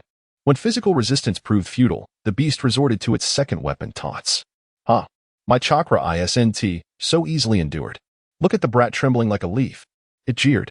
Old hag, are you trying to kill him? See how he gasps, one more second, and he drop dead. More. Didn't you hear him beg for more? Drown him in every drop of my chakra. It begins. Behold, his skin peels away in strips. What a magnificent sight. In truth, the Ninetales' verbal arsenal was limited. Its insults cycled through the same crude epithets, brat, hag, fool, revealing a lamentable lack of creativity compared to humanity's vast lexicon of curses. Mito tuned out the beast's vitriol, but as Kyuzen's skin began to flake under the intensified chakra, concern flickered across her face. If the earlier dosage had been barely tolerable, this new surge pushed Kyuzen's body past its limits. The Ninetales' savage, corrosive chakra was now inflicting tangible harm, etching its malice into his very flesh. As the damage continued to intensify, Jiuchen seemed unable to even maintain his cross-legged posture. The Ninetales' chakra enveloping him felt like countless fine needles, relentlessly penetrating his body. With the erosion of this chakra, an overwhelming sense of crisis flooded his mind. As though he were submerged 10,000 meters beneath the ocean, the suffocating pressure of imminent peril pressing in from all sides. At last, as if breaching some critical threshold, an unyielding lock within his consciousness shattered. In that fleeting moment, an entirely new door swung open before him. His heartbeat accelerated, driving blood to surge through his veins. Muscles that had once been beyond his direct control now contracted violently before expanding with explosive force. Along. Resonant cry tore from Jiuchen's lips as his entire body convulsed. With the eruption of his muscles and chakra, he momentarily repelled the Ninetales' chakra clinging to him. He rose to his feet, only for the expelled energy to swiftly reattach itself. Yet this time, Jiuchen wielded his own chakra with seamless mastery, weaving a protective barrier over his skin. The once devastating Ninetales' chakra could no longer harm him. Mito swiftly withdrew the Ninetales' chakra, resealing it within herself. She studied Jiuchen and asked, "Success?" His eyes were vacant, yet his mind had never been clearer. Yes, grandmother. Success. The second stage genetic lock was incomparable to the first. Now, every fiber of his being obeyed his will, every muscle, every nerve, every vein moved at his command. His chakra flowed smoother than ever before. He flexed the muscles in his arm and threw a casual punch. The air cracked with a thunderous boom, and the resulting gale tore through a tree over a dozen meters away, reducing it to splinters. After testing his movements and confirming the transformation, he deactivated the genetic lock. Then came the backlash. Unlike the life-threatening toll of the first stage, the second stage's consequences were less severe: swollen muscles, congested blood vessels, symptoms born from pushing his body beyond its natural limits. Yet even these would diminish as his physique grew stronger. Now, Jiuchen gasped for breath. Drenched in cold sweat, his body collapsing in exhaustion. His right arm, the one that had delivered that devastating punch, swelled rapidly. Mito rushed to his side, examining him thoroughly before exhaling in relief. Just some pooled blood and muscle swelling. A marked improvement from last time. Green chakra flickered to life in her hands as she began healing him. "How does it feel?" she asked. "Powerful," Jiuchen panted, still recovering from his first activation of the second stage. "Far stronger than before. This time, it's mostly physical. I have just carefully sensed that my sheer physical strength has increased at least tenfold compared to before its activation. I estimate that a casual punch could now possess the formidable power akin to my previous monstrous strength, and my speed has more than doubled. Furthermore, several of my prior abilities have also seen enhancement."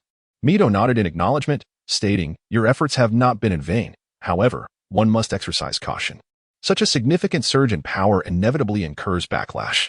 Should you repeatedly utilize this strength that exceeds your limits, your body will surely falter and collapse. Indeed. I shall be prudent in my usage moving forward, Jiuchen replied. Moreover, you must acquire some medical ninjutsu. Initially, it was merely to provide you with an additional means. But given the current circumstances, it has become essential, Mito added. However, in recent times, Tsunade has indeed been quite occupied. Very well. I shall instruct you in my medical ninjutsu for the time being. Thank you, Grandma, Jiuchen said, not declining her offer. Yet, as if recalling something, he smiled and remarked, this time, I owe much to the assistance of the Ninetales. Ha ha, it is currently in a fit of rage, Mito chuckled. The Ninetales was indeed furious. It had not anticipated that the impudent little brat pulling at its fur would lead to such a success, although the specifics eluded him.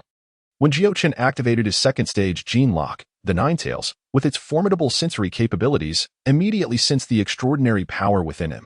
The recent emotional upheavals had stemmed from this little rascal, and at this moment, the Ninetales had indelibly marked Jiuchen in its memory. By the way, the technique you mentioned to me this morning, you should dedicate it to the village, Mito suddenly interjected. Very well.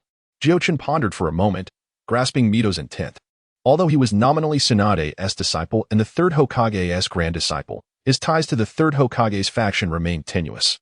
The ninja resources he required were predominantly available through Mito, while the third Hokage's side offered little of value to him. Over time, he would need to ascertain whether he belonged to the Senju clan or the Hokage lineage. Now, by gifting the Rasengan to the village, Mito was also providing the third Hokage an opportunity to strengthen their mutual relationship. Although he could not shed the Senju label, he must substantively acquire some Hokage affiliations as well.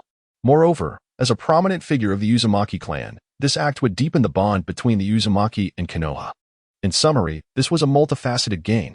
It was a prudent decision. Oh, is it truly an unmarked ninjutsu? The third Hokage intently observed the scroll unfurled upon the table, his hand unconsciously lifting as chakra began to gather, attempting to compress and rotate it as delineated in the scroll. Yet, ultimately, it dissipated into nothingness.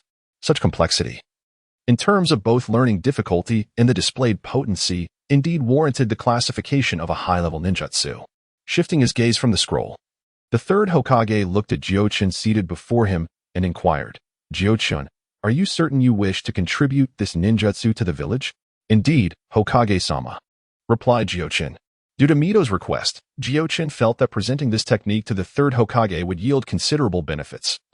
So he had meticulously documented the details of the ninjutsu on a scroll the previous afternoon, ready to deliver it to the third Hokage today. At such a tender age, to have crafted such a formidable ninjutsu, I increasingly yearn to witness your growth. Tsunade has truly acquired an exceptional disciple, the third Hokage remarked with a sense of admiration. If I had known this would be the outcome, I would not have declined when you invited us to take on apprentices, a slightly hoarse voice interjected. As Orochimaru observed Jiuchen with keen interest. Ha ha ha, such is the nature of fate. One cannot force it, the third Hokage chuckled. However, I am quite curious about how you conceive this ninjutsu. His inquisitive gaze shifted back to Jiuchen. Thank you for your kind words, Hokage-sama and Orochimaru-sensei. This ninjutsu was indeed an unintended creation on my part, Jiuchen explained. He then fabricated a narrative regarding his struggles with chakra nature transformation and how that led to the invention of the Rasengan. While he could not provide an excessively detailed account, he ensured that his explanation was coherent enough to satisfy the third Hokage and Orochimaru's scrutiny. As anticipated, upon hearing Jiuchen's words, the third Hokage began to laud his talent, foregoing any further probing into the specifics. He then addressed Jiuchen, saying, achieving such success at your age is commendable. Chakra nature transformation is a significant threshold that requires prolonged practice to master. Therefore, there is no need for you to rush. Even I, during my own studies of nature transformation, spent an extensive period honing my skills. How about this? If you are willing to offer the Rasengan to the village, it would be inappropriate for the village to accept your ninjutsu without reciprocation. I happen to possess some insights into chakra nature transformation, so I shall present to you my training notes, hoping they will be of assistance. After this, he summoned a member of the Umbu to retrieve the notes. Orochimaru shook his head, saying, Sensei, you are somewhat biased. I once requested those notes from you, yet you did not oblige. Now you are directly gifting them to Jiuchen.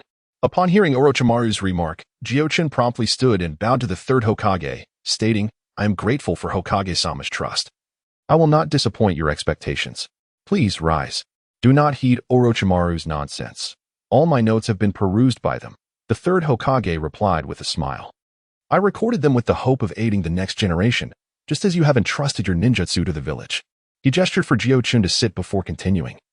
By the way, Lord Mito previously posed a question to me, which I understand originated from you, concerning chakra nature. Do you recall? Of course, Jiuchen nodded. When I first encountered chakra nature, I inquired of Lady Mito whether the transformation of chakra nature is influenced by subjective consciousness or arises from objective factors. Hokage-sama, as a master of ninjutsu, what is your perspective on this matter? The third Hokage did not respond directly. Instead, he turned to Orochimaru and said, I recall you once posed a similar question to me. What are your thoughts on this matter now? Orochimaru fell into contemplation, reminiscing about that period in his life when he was of a similar age to Jiuchen, just beginning his journey into ninjutsu and nature transformation. As a prodigy from a young age, he swiftly mastered techniques once he grasped the key, yet like Jiuchen, he too struggled for a long time at the threshold of nature transformation. Eventually, he had posed the very question to the third, what is the principle behind the nature transformation of chakra? At that time, the third had admitted his ignorance and encouraged Orochimaru to seek the answer himself. However, after becoming a ninja and undertaking various missions, he succeeded in mastering nature transformation and gradually forgot about that question, no longer pondering it until today when the third brought it up again. Thus, he could only shake his head and reply, I apologize, Sensei, I have not contemplated this issue in a long while. The third meticulously rolled tobacco into a ball, stuffed it into his pipe, struck a match to ignite it, took a deep breath, and then spoke. This is not your fault, Orochimaru. Ninjas typically prioritize practicality over theoretical understanding. Had you not asked me this question back then, I might not have ever considered it myself. However, Orochimaru, as my most outstanding disciple, I hope you will not disregard such questions in the future, as they can aid you in your journey as a ninja. Yes, Sensei. Thank you for your guidance, Orochimaru expressed gratefully. The harmonious scene between master and disciple before them would be difficult for anyone to believe that, decades later, they would be at odds, swords drawn against one another. Yet, at this moment, their relationship was indeed strong.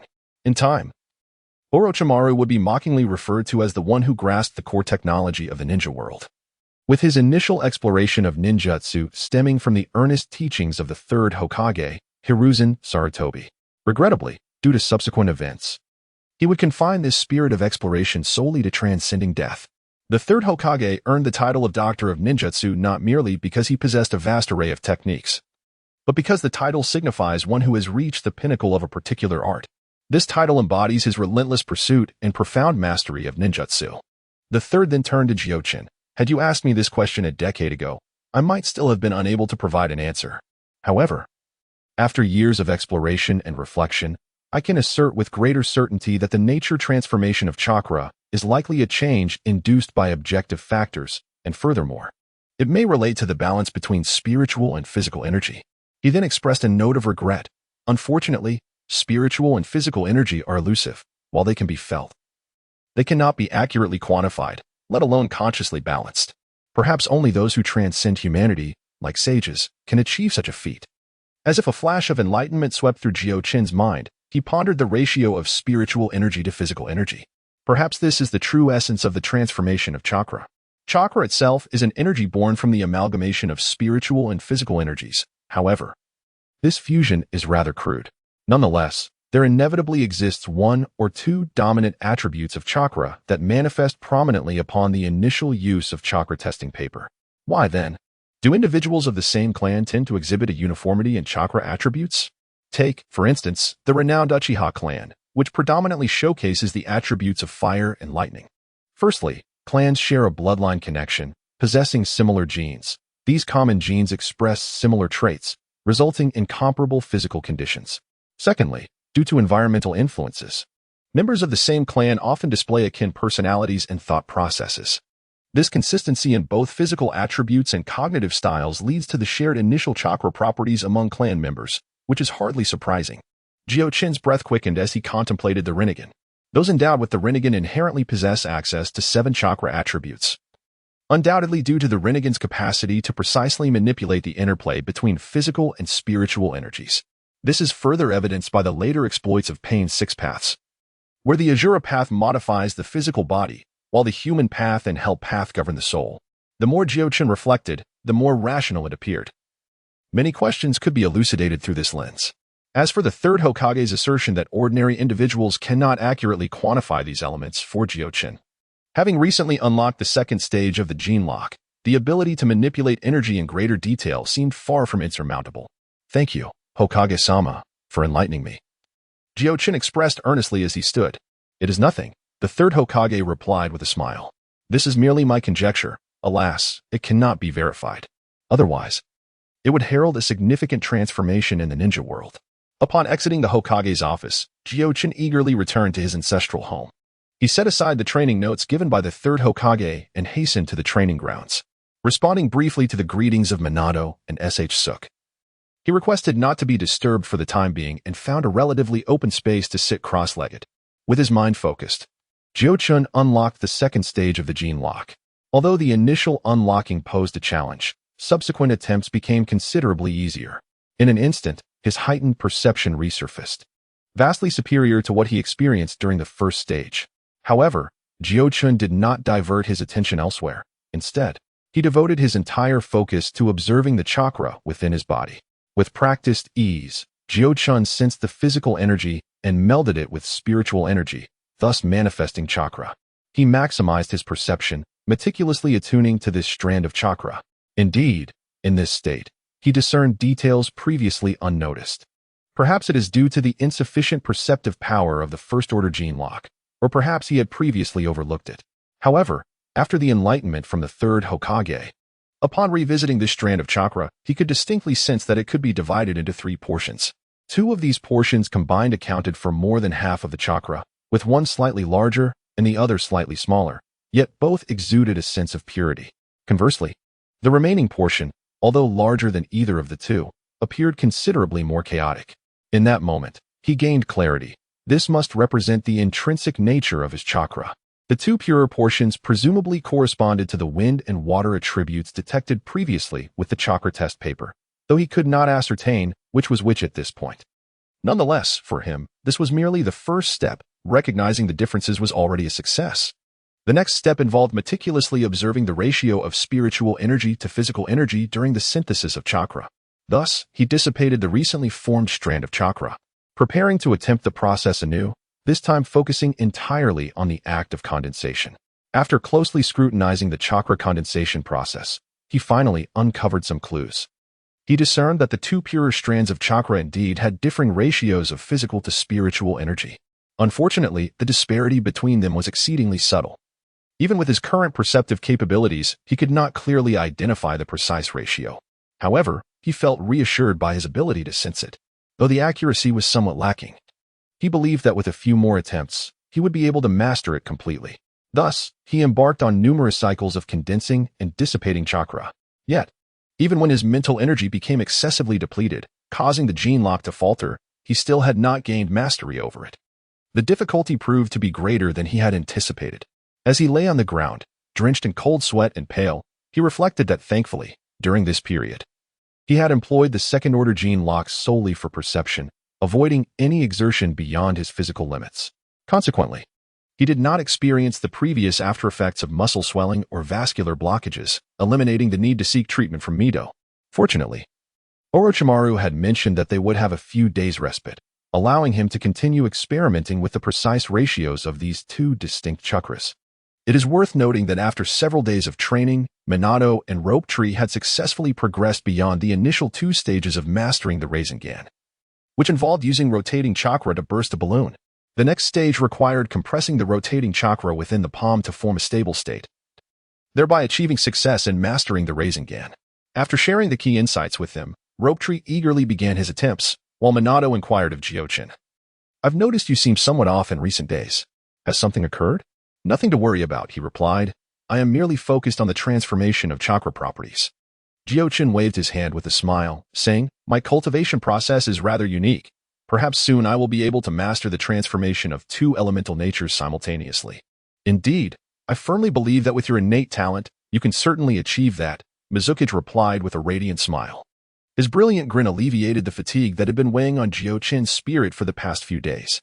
Of course, but you must also strive diligently, lest you fall too far behind, Jiuchen responded cheerfully. After exchanging a few casual remarks with Mizuki, Jiuchen commenced his training for the day. After several days of relentless effort, he felt he was on the verge of success. If all went well, today should mark a breakthrough. Indeed. During the 9th attempt to gather chakra, he finally managed to confine the ratio of the two chakra types within a relatively narrow range. The next step was to precisely control his spiritual and physical energies, blending them according to the ratio he had determined. The physical energy was manageable under his control. Yet the spiritual energy remained somewhat elusive. Fortunately, under the regulation of the second-tier gene lock, he barely succeeded. As he sensed this pure chakra within him, Jiuchen exhaled deeply, relieved to see the fruits of his labor after days of dedication. He plucked a leaf from a nearby tree, placed it in his palm, and directed the pure chakra into it. Soon, a moist sensation enveloped his hand. It didn't split in two. Rather, it felt damp. Could it be that, under this ratio, the chakra produced was of the water nature? Regardless, he only possessed two distinct forms of pure chakra within him, one being water. Thus the other must inherently be wind. To verify, he attempted to gather chakra using an alternative ratio, and indeed, upon infusing it, the leaf was cleaved in two. He laughed joyfully, for hard work pays off. With the enhancement of the gene lock, he had finally mastered the transformation of these two chakra natures. This also confirmed the third Hokage's hypothesis was entirely accurate. However, as he had stated, such a method of training was not something an ordinary person could grasp. Without the aid of the gene lock, Jiuchen would have been unlikely to succeed. In high spirits, Jiuchen controlled his spiritual and physical energies once more, gathering another wave of chakra before forming hand seals. Water style, water barrier technique. After a specific flow of chakra within him, it converged in his throat. As he opened his mouth, a torrent of water erupted forth, swirling around Jiuchen to form a protective barrier. However, after successfully casting the technique, Jiuchen did not display any signs of joy. He realized that as he gathered more chakra, his ability to control it precisely diminished. The water chakra he had just formed was inevitably mixed with chakra of other natures, comprising approximately 30%. In other words, a significant portion of the chakra he had gathered had been wasted. Upon reflection, it seems rather natural. Even after achieving a change in the nature of chakra, individuals vary significantly in their mastery of it. For instance, Uchiha Madara's B-rank fire release requires the combined efforts of dozens of water release ninjas to counter with a water barrier. This suggests that the fire nature chakra within Uchiha Madara is extraordinarily pure, according to Jiuchen's current line of thought. This implies that the proportion of other chakra types is minimal, enabling him to perform such formidable fire release techniques, much like chakra control capabilities. Where the baseline requirement is 60 points, some can attain 70 or 80 points. The same principle applies to the transformation of chakra nature. The ninjutsu Jiuchen just executed, based on the scoring of nature transformation, likely hovers around 70 points, given that 30% comprises other chakra attributes. With identical quantities of chakra and techniques, the one who demonstrates greater potency is indicative of superior mastery over nature transformation. This may well serve as the most intuitive means of comparing the strengths among J-nin. In the distance, Ju and Minato, sensing the commotion, hurriedly approached. Was that a water barrier just now? Ju gazed at Jiuchen with astonishment, while Minato regarded him with curiosity. Indeed, Jiuchen had disengaged his genetic lock, taking a few breaths before articulating, "I've made a slight advancement in nature transformation." "You've got to be kidding me," Ju replied, somewhat speechless. "You can already perform B-rank ninjutsu. Can that still be considered a mere advancement?" "Congratulations, Jiuchen." Minato smiled. Jiuchen waved his hand dismissively. "It is indeed only a minor progress. I still have a ways to go before I can truly apply it in battle." He spoke no falsehood. Although he had just grasped the transformation of two chakra types, it was achieved while in a genetic lock state. Moreover, even in that state, he had to divert his focus to control the chakra's composition, which was far less efficient than his usual method of chakra accumulation. This pointed to a significant drawback of such a rapid method. Had he followed a traditional approach, gradually cultivating the transformation, he would have been able to engage in practical application almost immediately upon success. This method necessitates prolonged training, allowing the body to unconsciously adapt the chakra composition over time, during which the body instinctively memorizes the method of composition. Yet, he currently finds himself at a disadvantage. Although his mind has registered the information during chakra accumulation, he still instinctively resorts to his previous method, lacking the muscle memory. It is akin to a struggling student and a top scholar both tackling a complex problem. The former must engage in trial and error repeatedly to arrive at the correct answer, while by the time the latter finds the solution, the steps are already etched in his mind. Jiuchen resembles that top scholar. He can discern the answer at a glance. Yet he must still gradually master the correct methodology to arrive at it. However, these are trivial matters. Jiuchen is exceptionally gifted in this regard. With the enhancement of the genetic lock, his muscle memory develops at a rate exponentially faster than that of an ordinary person. It is believed that it will not be long before he masters it completely. While the wind and water chakra are manageable, as they belong to Jiuchen's innate attributes, he is at a loss on how to acquire the remaining fire, lightning, and earth attributes. The thought of separating these three attributes from the chaotic chakra is daunting. Must he resort to a meticulous trial and error process? The sheer magnitude of this task would likely require a quantum computer. A quantum computer? The third-tier genetic lock? Jiuchen shook his head. Having only just unlocked the second tier, contemplating the third seems rather fanciful. Perhaps it is best to take things one step at a time. Do not envy me. The third Hokage once gifted me a notebook filled with his insights on elemental transformation during his training. I doubt I will make use of it. But it should prove beneficial to you. I will share it with you later, Jiuchen remarked to Shinshu and Minato. That is wonderful. This way. I won't fall too far behind you, Shinshu exclaimed excitedly. Yet, his expression quickly soured. Jiuchen, why is the third stage of the Rasengan so difficult? Every time I follow your method, the jutsu explodes. Is there no other trick to it? If it proves too challenging, try using both hands. Stabilizing the form with your other hand should significantly aid you, Jiuchen responded, albeit exasperated, while still providing him with a viable solution. However, I must caution you that while this approach may yield success, the technique is inherently a no-hand jutsu. Utilizing both hands may ultimately be counterproductive. Therefore, consider this merely a supplementary method for your learning. In due course, you must master the execution with one hand alone. Do you understand? Jiuchen advised him. The Rasengan was originally conceived by Minato as a specialized assassination technique to complement his Flying Thunder God technique, emphasizing speed above all else. Naruto's portrayal in the original narrative deviated entirely from the essence of this jutsu, which, due to later power inflation, reduced the Rasengan to a mere display of brute force.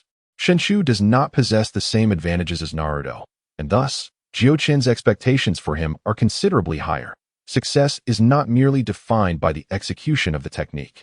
In truth, the Rasengan is ill-suited for Shinshu. He does not embody the characteristics of a speed-oriented ninja. With the blessing of his bloodline, his chakra reserves are substantial, making him more suited to a heavy artillery-style ninja, akin to later figures like Kisame, who traversed the world wielding water release techniques. This approach would be more fitting for Shinshu. Furthermore, the Senju clan was renowned for their mastery of water release, earth release, and taijutsu during the Warring States period, having contended against the Uchiha clan for over a millennium. Regardless of their lineage, their profound heritage remains intact. As long as Shinshu avoids an untimely demise like his original counterpart, he could easily ascend to the level of a Kage, given the rich legacy of the Senju clan. However, achieving the strength of Hashirama Senju would pose a considerable challenge. As for Minato, he should adhere to the growth trajectory established in the original narrative. The Flying Thunder God technique, as a space-time ninjutsu, possesses untapped potential that Minato has yet to fully exploit. Regrettably, he met an untimely demise in the original story. Otherwise, the limits of his power would surely extend beyond that of a Kage. Nevertheless, Minato does exhibit certain shortcomings, particularly in the realm of offensive capabilities. Although the Rasengan is effective against weaker opponents, its damage output diminishes significantly when confronting foes of Kage caliber. To enhance his offensive repertoire, Minato's chakra reserves may prove insufficient. While his chakra volume is considerable among standard ninjas, it pales in comparison to that of elite beings. Even the current SH-10 possesses a markedly greater chakra capacity. It is implausible that the original Minato was unaware of how to refine the Rasengan. Rather, the advanced spiraling shuriken may not have suited his style. While the spiraling shuriken undoubtedly surpasses the Rasengan in terms of sheer power, mastering it to achieve instantaneous release akin to the Rasengan presents a formidable challenge. The cornerstone of Minato's ninjutsu remains the Flying Thunder God technique. If it cannot be executed instantaneously and merely serves as a conventional ninjutsu, it loses its significance in conjunction with the Flying Thunder God technique. Thus, for Minato to continue his evolution, he must diligently work on enhancing the offensive capabilities of the Flying Thunder God technique. if successfully developed as a time-space offensive ninjutsu. It could serve as a remarkably sharp weapon even against foes of extraordinary caliber. However, it is premature to dwell on such matters. Minato has not yet mastered the Flying Thunder God technique, although the timeline of its acquisition in the original narrative is unclear. It likely required significant achievements for the third Hokage to bestow this technique upon him. With Jiuchen's presence, however, this timeline may be considerably expedited. He had previously hinted to Mito, who consented to impart sealing techniques to Minato, effectively agreeing to allow Jiuchen to pass on the Flying Thunder God technique to him, albeit without Minato's current awareness. Having recently succeeded in mastering the nature transformations of two elemental attributes, Jiuchen found himself contemplating a multitude of ideas. Yet, as one must take life one step at a time and eat their meals bite by bite, they are still quite young with ample time for growth. After conversing with SH-10 and Minato for a while, Jiuchen resolved to seek out Mito to learn medical ninjutsu. In recent days, aside from practicing nature transformations, he had not neglected the medical ninjutsu that Mito had promised to teach him.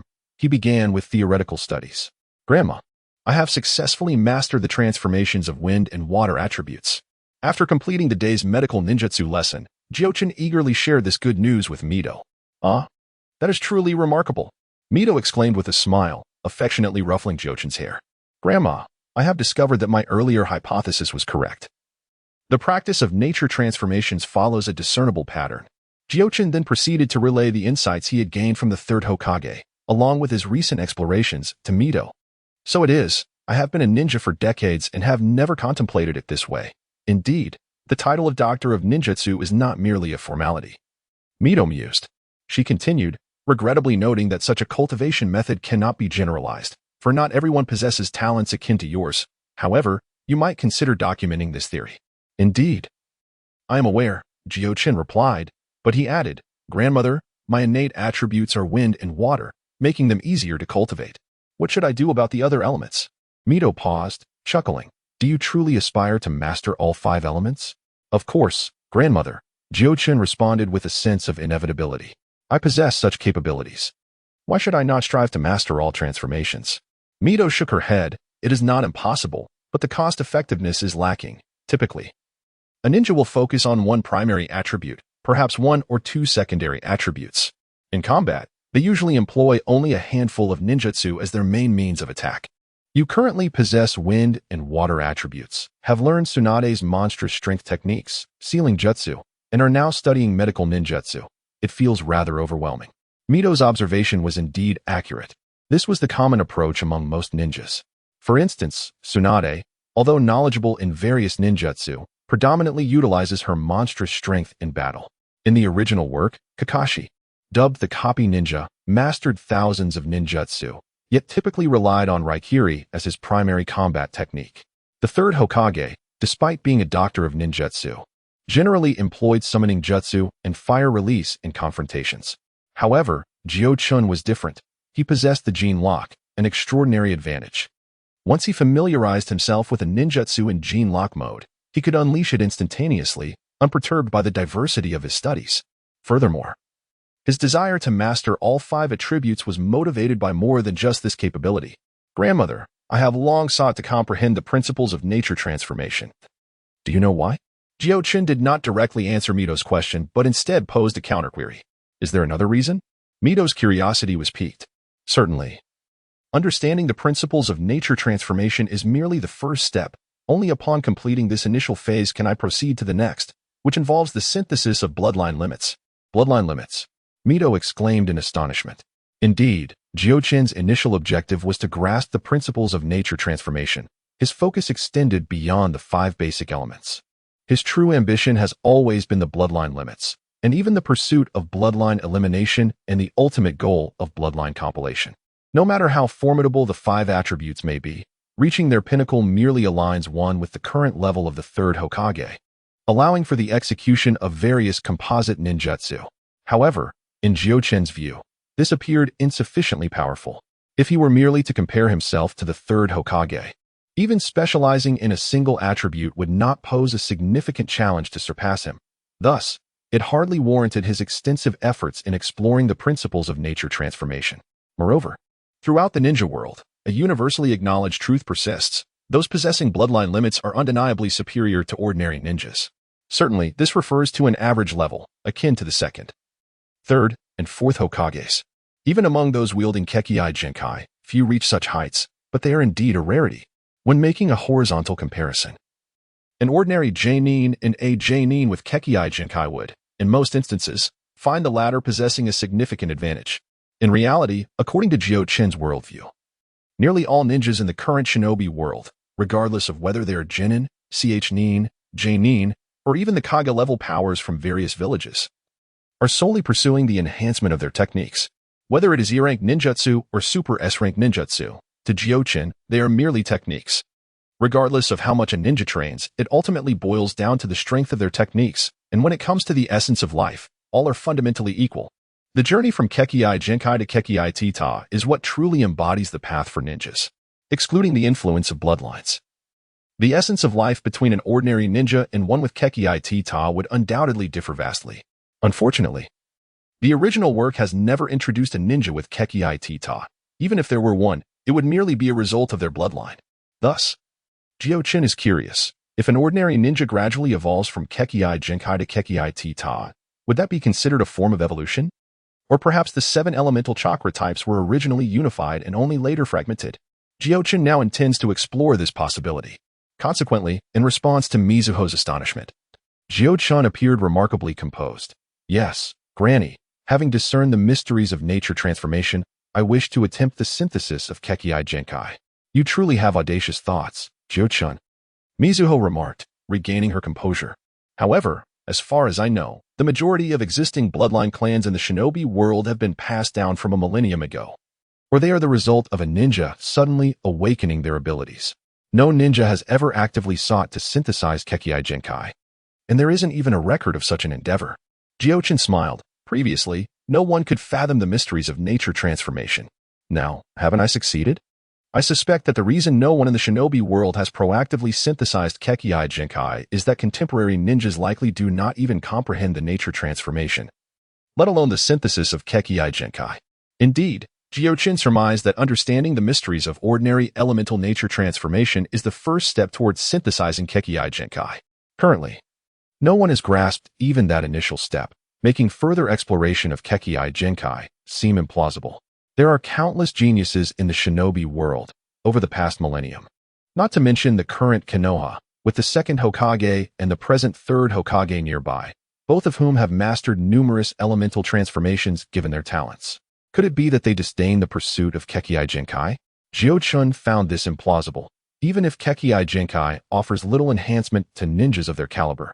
It is called Kekkei Genkai precisely because it can be inherited by future generations. For them, even if the enhancement is minimal, the ability to benefit their descendants is an opportunity too significant to ignore. Thus, it can be said that there exists but one truth.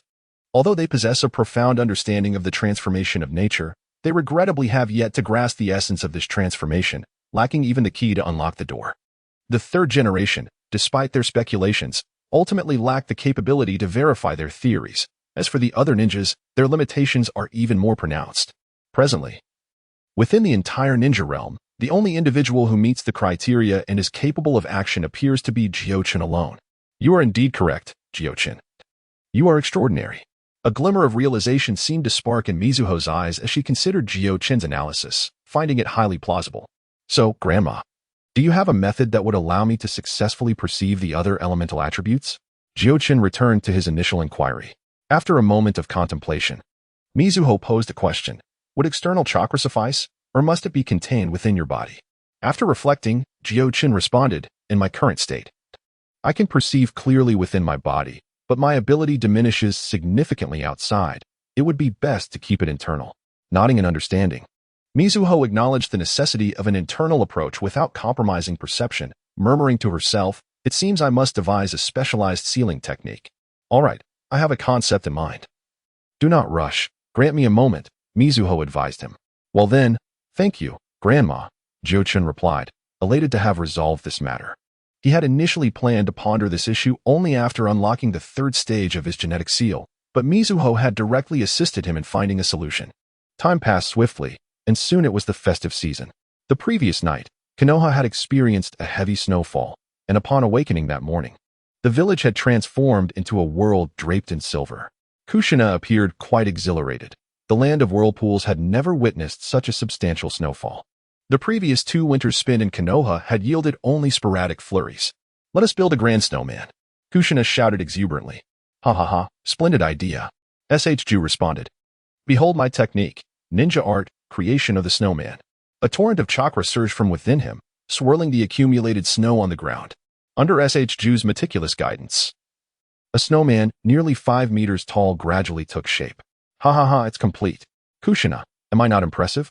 Ju declared with a boastful grin. However, before Kushina could respond, the snowman suddenly collapsed, leaving Ju looking utterly dejected. "The freshly fallen snow is too soft, Ju. It cannot support such a large snowman," Minato remarked from the side. "Fear not, Ju, try again, and we shall assist you," Jiuchen chimed in. Having lived in the southern region in his past life, where snow was a rarity, he felt compelled to join in the spirited activity. "Jiuchen, I knew you would find a way," Ju exclaimed. His spirits lifted as he began to construct another snowman. Water release, technique of misty deluge. Jiuchen also joined the fray, exhaling a vast expanse of water vapor that gradually enveloped the snowman, seeping into its very core. He then turned his gaze toward Minato. Without the need for words, Watergate understood the intentions of Jiuchen and began to form hand seals. Wind release, gentle breeze technique. With a swift motion of his palm, an invisible zephyr took shape, blowing towards the snowman. Under the caress of the wind, the tiny droplets of water that Jiuchen had previously conjured on the snowman's surface instantly froze, merging into a solid mass that firmly secured the snowman in place. "Well, with this, it should no longer collapse," Jiuchen remarked with a smile. "Hooray, we've succeeded," Kushina cheered. In the distance, Tsunade, having just returned from the hospital, observed the joyful scene of Rope Tree and his companions, which brought a smile to her face. It seemed they had mastered their ninjutsu quite well. Suddenly, a somewhat hoarse voice interrupted from behind her. Tsunade's expression darkened as she retorted, "Orochimaru, can we refrain from discussing training during such a joyful moment?"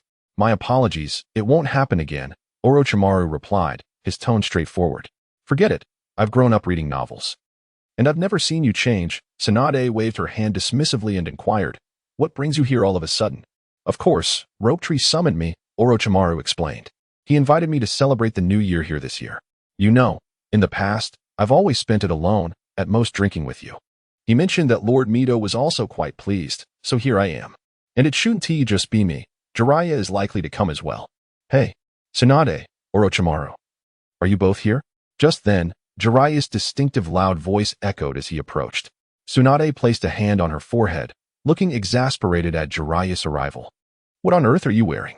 At that moment, Jiraiya had transformed from his usual disheveled self into a meticulously chosen kimono, his hair neatly groomed, presenting a surprisingly respectable appearance. Despite years of camaraderie, neither Tsunade nor Orochimaru had ever seen Jiraiya in such a state, though his mischievous expression remained unchanged. "Ah, I'm meeting Lord Mito today, you understand," Tsunade, Jiraiya said, a bashful grin on his face. Tsunade's forehead twitched with irritation as she clenched her fist and struck Jiraiya on the head, growling, "Be serious." Thankfully, she restrained her strength. Otherwise, it might have led to an incident during the festive season. Meanwhile, Orochimaru shook his head, ignoring the playful banter of his companions, and headed towards the reception room, bearing gifts. He had just arrived and had yet to formally greet Mito. Jiraiya, having been knocked down, quickly extricated himself from Tsunade's grasp and followed Orochimaru. Before long, it was noon, and the exuberant Jiuchen and his friends joined the dining table, sitting neatly in their places. This day could be deemed the liveliest at the Senju ancestral home in nearly a decade, with a total of 8 individuals gathered: Mito, Tsunade, Rope Tree, Jiuchen, Kushina, Watergate, Jiraiya, and Orochimaru. Mito was in high spirits today. She had always enjoyed a lively atmosphere. Thus, when SHRU proposed inviting Orochimaru to celebrate the new year together, she readily agreed and even encouraged Minato to extend an invitation to Jiraiya. The 4 children donned new garments today. Kurenai, Kushina, and SHRU were well equipped, as they had always been well provided for. However, despite having resided in the Senju household for some time, Mito had never seen Minato wear new clothes. Seizing the opportunity of the new year, she purchased a new outfit for each of them and even acquired 2 extras for Minato. whom she held in high regard for his gentle demeanor, humility, and politeness. Truly a commendable young man. The dining experience was a harmonious affair, with no need for elaboration. Although Jiraiya often displayed a carefree attitude, he was remarkably respectful towards his elders, frequently uttering kind words that delighted Mito. In contrast, Orochimaru appeared rather reticent. After the meal, as Mito was about to take her leave, Tsunade called out to her, "Grandma, the three of us intend to teach them the summoning technique today. Could you please bear witness?" Mito nodded and resettled herself. Tsunade looked at Kurenai and the others. Adopting a serious tone, the summoning technique is a ninjutsu that involves the practitioner signing a blood contract with a summoning beast, allowing for its invocation. The essence of this technique lies in the summoning beast itself. There exists a myriad of summoning beasts, and the more formidable ones can provide substantial assistance to the practitioner, potentially altering the tide of battle. Each of us, whether by fate or familial legacy, has entered into a contract with one of the three legendary summoning lands. Today, our goal is to enable you to forge a similar contract, thus allowing you to summon the beasts of these lands to aid you in battle. Do you understand? Yes, we understand, the three responded in unison. Tsunade nodded, then turned to Kurenai. The summoning contract I possess was passed down from my grandfather, pertaining to the Wetbone Forest. Technically, the summoning beast of the Wetbone Forest is singular, the Slug Sage. However, the Slug Sage can divide, allowing its summoned forms to vary in size according to the amount of chakra infused. In comparison to the other two legendary lands, the Slug Sage is not particularly adept at combat. However, each of its divided forms possesses extraordinary healing abilities, making them well-suited for support in battle. Most importantly, the Slug Sage has a gentle disposition. As long as you do not intentionally harm her, she is usually quite willing to assist you. With that, she performed the summoning technique, conjuring a grand scroll. Upon unfurling it, she gestured for Kurenai to step forward. Kurenai approached, examining the name section, where the last name was Tsunade's and the preceding one belonged to Hashirama Senju. Tsunade nodded at him, prompting Kurenai to hesitate no longer. He sliced his finger, signed his name, and pressed all his finger seals onto the scroll. At this moment, the contract was deemed successfully established, and Kurenai could now officially refer to himself as the heir of the Wetbone Forest. On the other side, as Jiraiya was signing the contract, he began to introduce Mount Mayaboku to Minato. The summoning contract I possess is from Mount Mayaboku, which I stumbled upon by chance.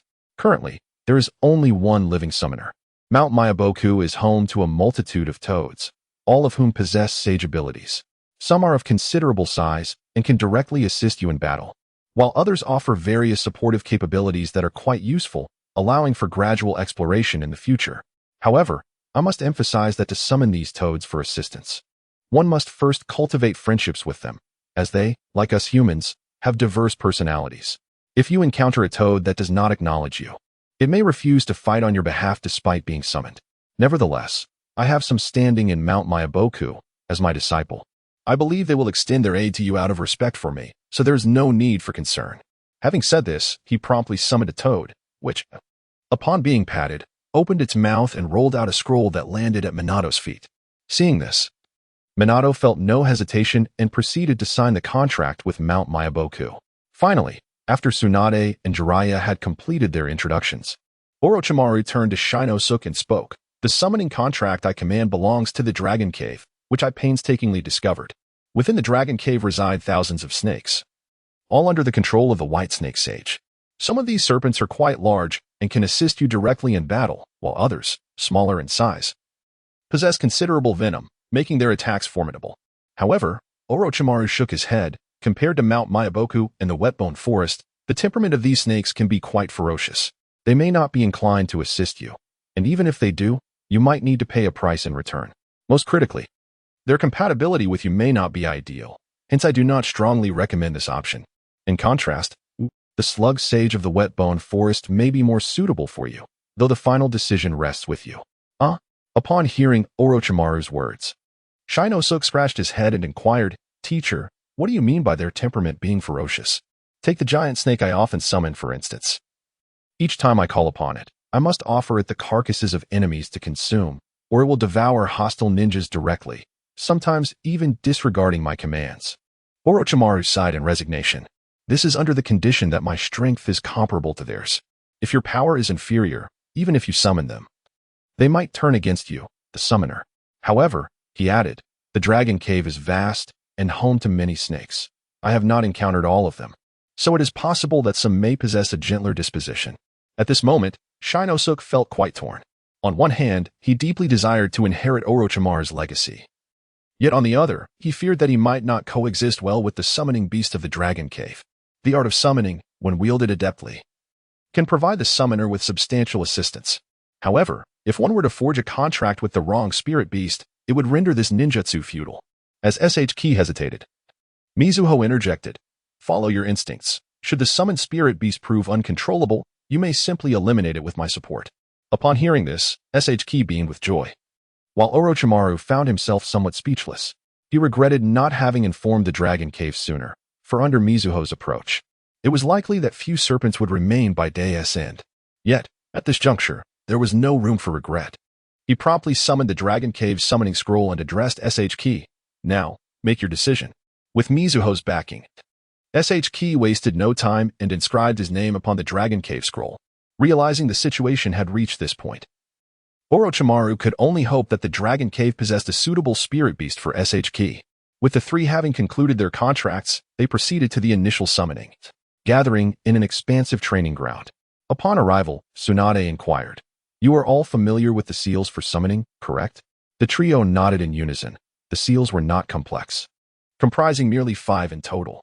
When Jiraiya taught them the ninjutsu, he also imparted this knowledge, sternly forbidding them from using it before sealing contracts. Tsunade nodded and continued. Kukin and Minato, you may begin now. Do not hesitate to expend your chakra. Summon with all your might. SHK, you shall wait. Kukin and Minato exchanged glances, then decisively drew their fingers to form the seals, boar, dog, bird, monkey, sheep, and subsequently struck the ground. Summoning technique. With a resounding boom, smoke dispersed to reveal 2 colossal spirit beasts, each standing at least 2 stories tall. Jiraiya, do you require my assistance in battle? Boomed a rugged voice. Tsunade, are there any injured?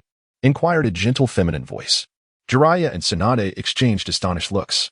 One tie, Jiraiya exclaimed, recognizing the voice. Yet he was astonished that Minato could summon one tie. They were well aware of Kukin's ability to summon such a large slug, given his abundant chakra, which rarely depleted even during rigorous training. However, Minato summoning one tie seemed absurd. It was impossible for him, with his limited chakra, to bring forth such a massive creature. Regaining her composure, Tsunade remarked, it was not us who summoned you, but our disciples, Kukin and Minato. The slug lowered its blue-white body slightly, its 2 tentacles twitching, until it noticed Kukin on its back. It spoke up, greetings, my name is HZ. Should you require assistance in the future, you may summon me. Jiuchen introduced himself, saying, greetings, Lord Slug. My name is Vortex Jiuchen, and I humbly ask for your assistance. The slug, indeed, exhibited a gentle demeanor and readily acknowledged Jiuchen. However, on the other side, the temperamental Winta was less accommodating. You mean this little brat summoned me? Impossible. Absolutely inconceivable. With the minuscule chakra within him, how could he possibly summon me? When he glared at Minato, who stood atop him, his tone decidedly unwelcoming. This bewildering situation left Jiraiya equally perplexed, unable to grasp the specifics of what was unfolding. At that moment, Mito interjected. I believe I might have an inkling of the reason behind this. The summoning technique is, in essence, a space-time ninjutsu, through a blood contract. It allows distant summoning beasts to materialize instantaneously at one's side. It was this very technique that inspired Tobirama to create the Flying Thunder God technique. According to him, the reason for the high difficulty of this technique lies in the necessity of possessing innate space-time abilities, a rarity among ninjas. Considering Minato's circumstances, could it be that he possesses such innate space-time talent? Under such a gift, he could achieve superior summoning effects without expending excessive chakra. Mito regarded Minato with a peculiar gaze. Previously, when Jiuchen mentioned wanting to learn the Flying Thunder God technique, she had dismissed it, believing that such innate abilities were seldom found. Yet, unexpectedly, one among their trio appeared to exhibit such potential. All present fell into contemplation, including Tsunade, who, for the first time, learned that the Flying Thunder God technique operated on such principles, and the concept of innate space-time abilities was entirely new to her.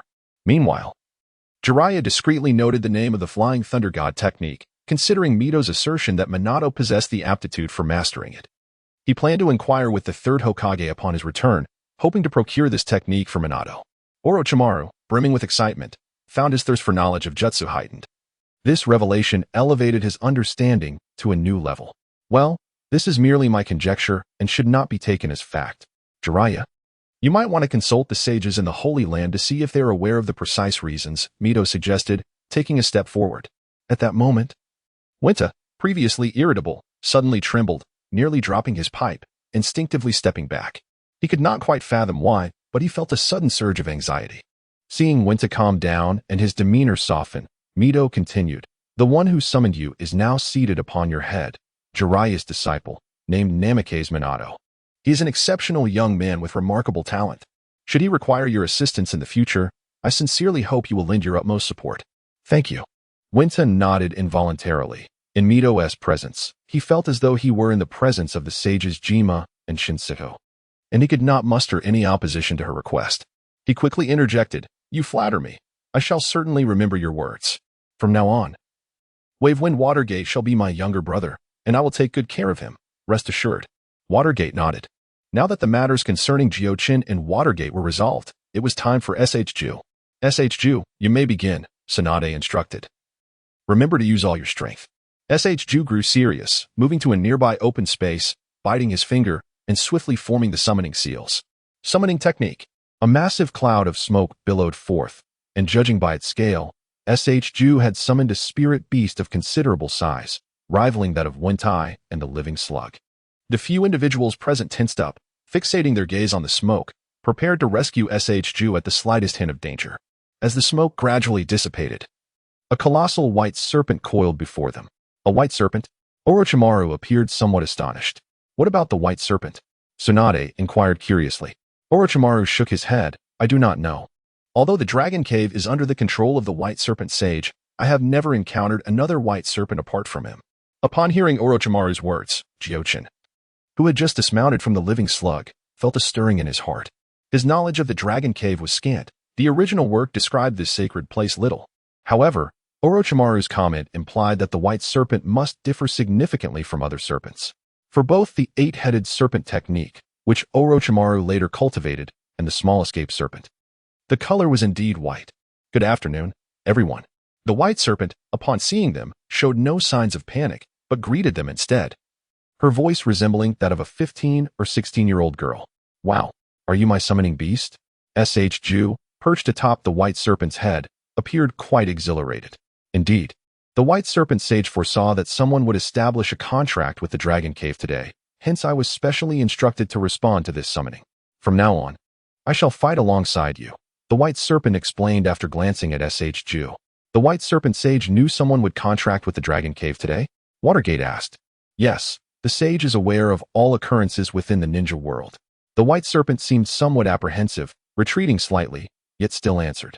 "Oh," Watergate nodded, not overly surprised by the sage's abilities, considering the existence of a toad sage capable of foreseeing the future in dreams. "I don't believe I have ever seen you in the Dragon Cave," Orochimaru queried abruptly. "Indeed, Lord Orochimaru, I was not included in the regular summoning list previously. This time, the White Serpent Sage specifically instructed me to respond to the summoning, and we do not coexist with other types of serpents," the White Serpent clarified. "May I inquire about the reason?" "It seems the White Serpent Sage has never shown such favor to a human," Orochimaru continued, as this concerned SH Ju's safety, and he had to proceed with caution. "I am unaware of this, however. The White Serpent Sage specifically instructed me that this occasion is meant to forge a closer contractual relationship with you humans, hence my presence here." "There is no need for concern," the White Serpent patiently elucidated. Upon hearing this, Mito nodded and addressed Tsunade and Orochimaru, stating, "I truly sense no malice in her demeanor. She did not speak falsely. If you wish to understand the particulars, you may visit the White Serpent Sage later." The White Serpent then turned to Orochimaru and added, "Indeed. It seems you are not fully acquainted with the depths of the Dragon Cave." "Oh, right. My old man also mentioned that Jiraiya should visit Mayaboka Mountain when he has the time," one has suddenly interjected. "Me?" Jiraiya replied, bewildered. It was his first experience of such an unexpected summons. "Yes, but the specifics were not disclosed by my grandfather. You will likely learn more upon your arrival," one continued, appearing unconcerned, suggesting that it could wait until Jiraiya had the opportunity to go. "All right, I understand," Jiraiya acquiesced. Regardless, Today's summoning was successfully completed, and Mito smiled contentedly, nodding at the 3 summon beasts. I appreciate your journey. This was primarily to introduce you to the new contract holder. Now that this matter is concluded, I am uncertain how to entertain you 3, so I shall have to arrange for them to bring some gifts next time. The 3 summoned beasts recognized Mito's intent to bid them farewell. One nodded and instantly transformed into smoke, vanishing from sight. The live slug glanced at Jiuchen and said, "Feel free to visit me whenever you can. Should you require assistance, do not hesitate to summon me." With that, she too dispelled the summoning technique, disappearing from view. Shushu, who had just been summoned, was overly exhilarated and was currently introducing himself to the white serpent. "Greetings, I am Shu. It is a pleasure to meet you. May I inquire what you are called?" The white serpent glanced at Shushu and replied, "You may call me Staubai, or simply White Serpent. If you have the time, do visit the Dragon Cave. I will introduce you to my other siblings." Saying this, she transformed into smoke and returned to the Dragon Cave. Hey, Shu wanted to say more, but it was too late. Nevertheless, his joyful demeanor indicated his satisfaction with the summoning. With the summoning technique concluded, Mito did not arrange any further matters, prompting Tsunade to engage in a card game with Orochimaru and Jiraiya. Tsunade's gambling habit was initially instilled by the first Hokage, Hashirama Senju. However, after becoming a ninja and under Mito's rigorous tutelage, she had significantly moderated her impulses, typically playing only with companions for fun. As for the earnings from her missions, Mito managed them for her, with funds dispatched directly by the third Hokage, bypassing Tsunade entirely. Therefore, even if she wished to gamble, she found herself devoid of funds. On the other side, the 4 young ones gathered together, with Kushina expressing her curiosity about how they accomplished their missions, persistently asking questions. SHG was the most responsive, while Minato occasionally chimed in.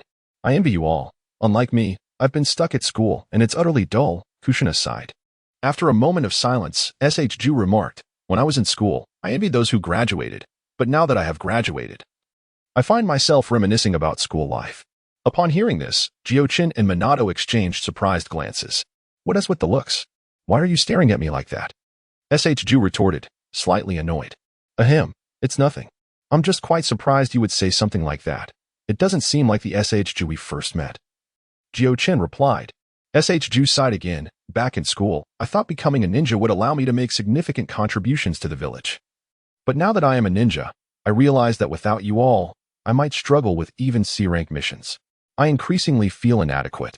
Perhaps I am not cut out to be Hokage." Jiuchen furrowed his brow and counseled, "The fact that you can think this way indicates your growth. Often, recognizing one's limitations is the fastest route to improvement. Moreover, being Hokage doesn't mean one must excel at everything. Even Hokage requires the support of companions." "I understand, but I merely expressed this to you," SHG replied, turning his gaze to Jiuchen. "Sometimes, I find it curious that although you are younger than I, you consistently guide me and possess profound insights. At times, I inadvertently overlook your age and regard you as an elder." "Haha, would you like to call me uncle then?" Jiuchen laughed. "Get lost," SHG exclaimed, wiping the sweat from his forehead.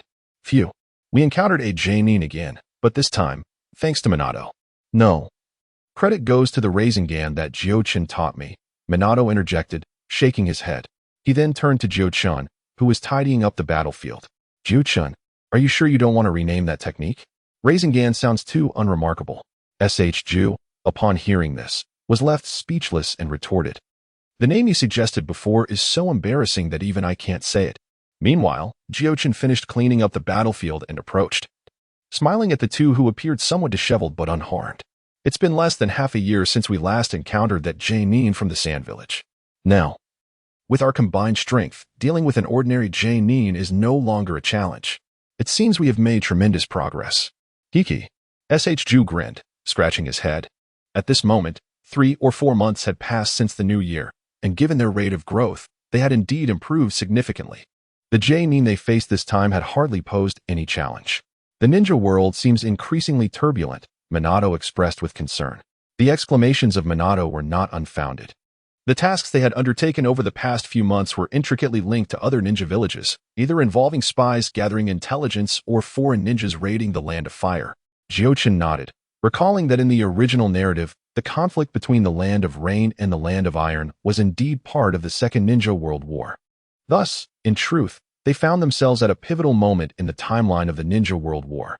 Should war break out, would you take to the battlefield? Ju suddenly inquired. Minato furrowed his brow and replied, given our ages, we should not be within the scope of conscription. The village would likely not send us to the front lines. However, Jiuchen discerned the underlying meaning in Ju's words. You only ask about us. Yet you do not mention yourself. Do you wish to go to war? Ju nodded resolutely. I now possess the strength of a Nin and would be considered a main force in the war. Naturally, I would contribute to the village on the battlefield. Jiuchen shook his head. Even if you wish to go, your sister and grandmother would undoubtedly oppose it. Then I shall find a way, Ju replied steadfastly. Moreover, am I not asking you? If you are willing as well, the three of us could contend with Jonin. In terms of combat capability and survival skills, we would not be lacking. Before Jiuchen could respond, Minato spoke first. Everything I have is bestowed by the village. I am, of course, willing to contribute. I can accompany you. Upon hearing Minato's words, Ju's spirits soared, and he turned his gaze toward Jiuchen. Jiuchen waved his hand dismissively. I have no objections. As long as you can persuade your sister and grandmother, I shall join you. Jiuchen recalled that in the original story, Ju perished in this war.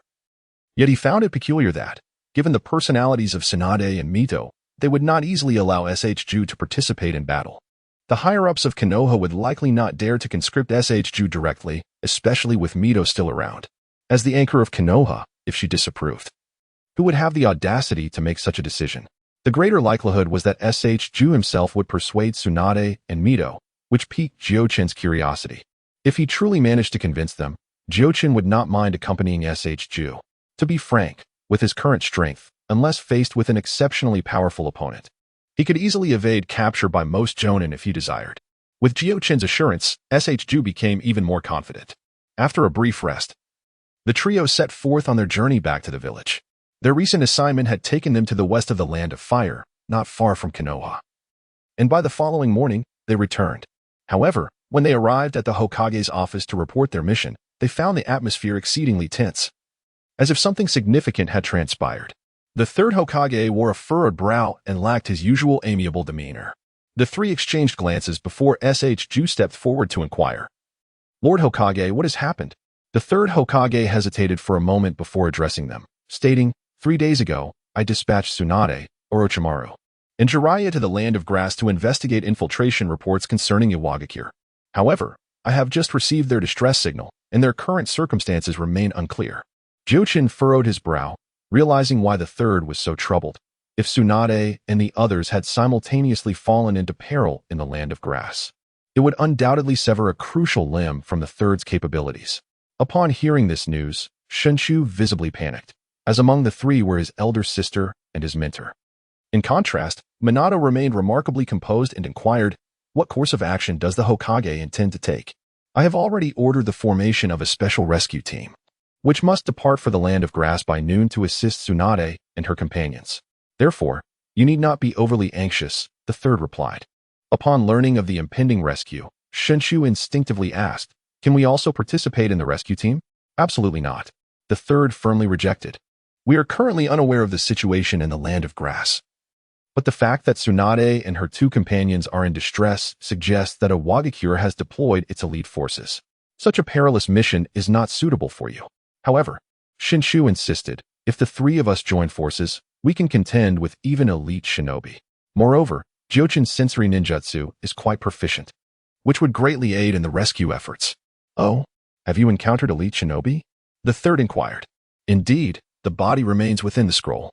Preliminary assessments indicate it to be an IWA ninja, though we cannot ascertain if it is connected to the plight of our mentors, Jiuchen responded, retrieving the scroll containing the elite's remains. Upon hearing this, the third immediately summoned an umbu and instructed, deliver this corpse to the torture and interrogation department.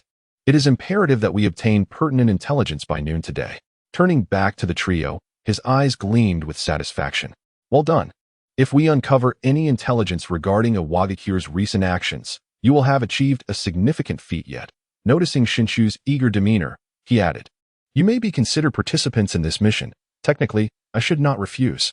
However, you must seek Lady Mizuho's approval first. In truth, the third felt conflicted. Had Shu and his companions been ordinary ninjas, he would have readily acquiesced.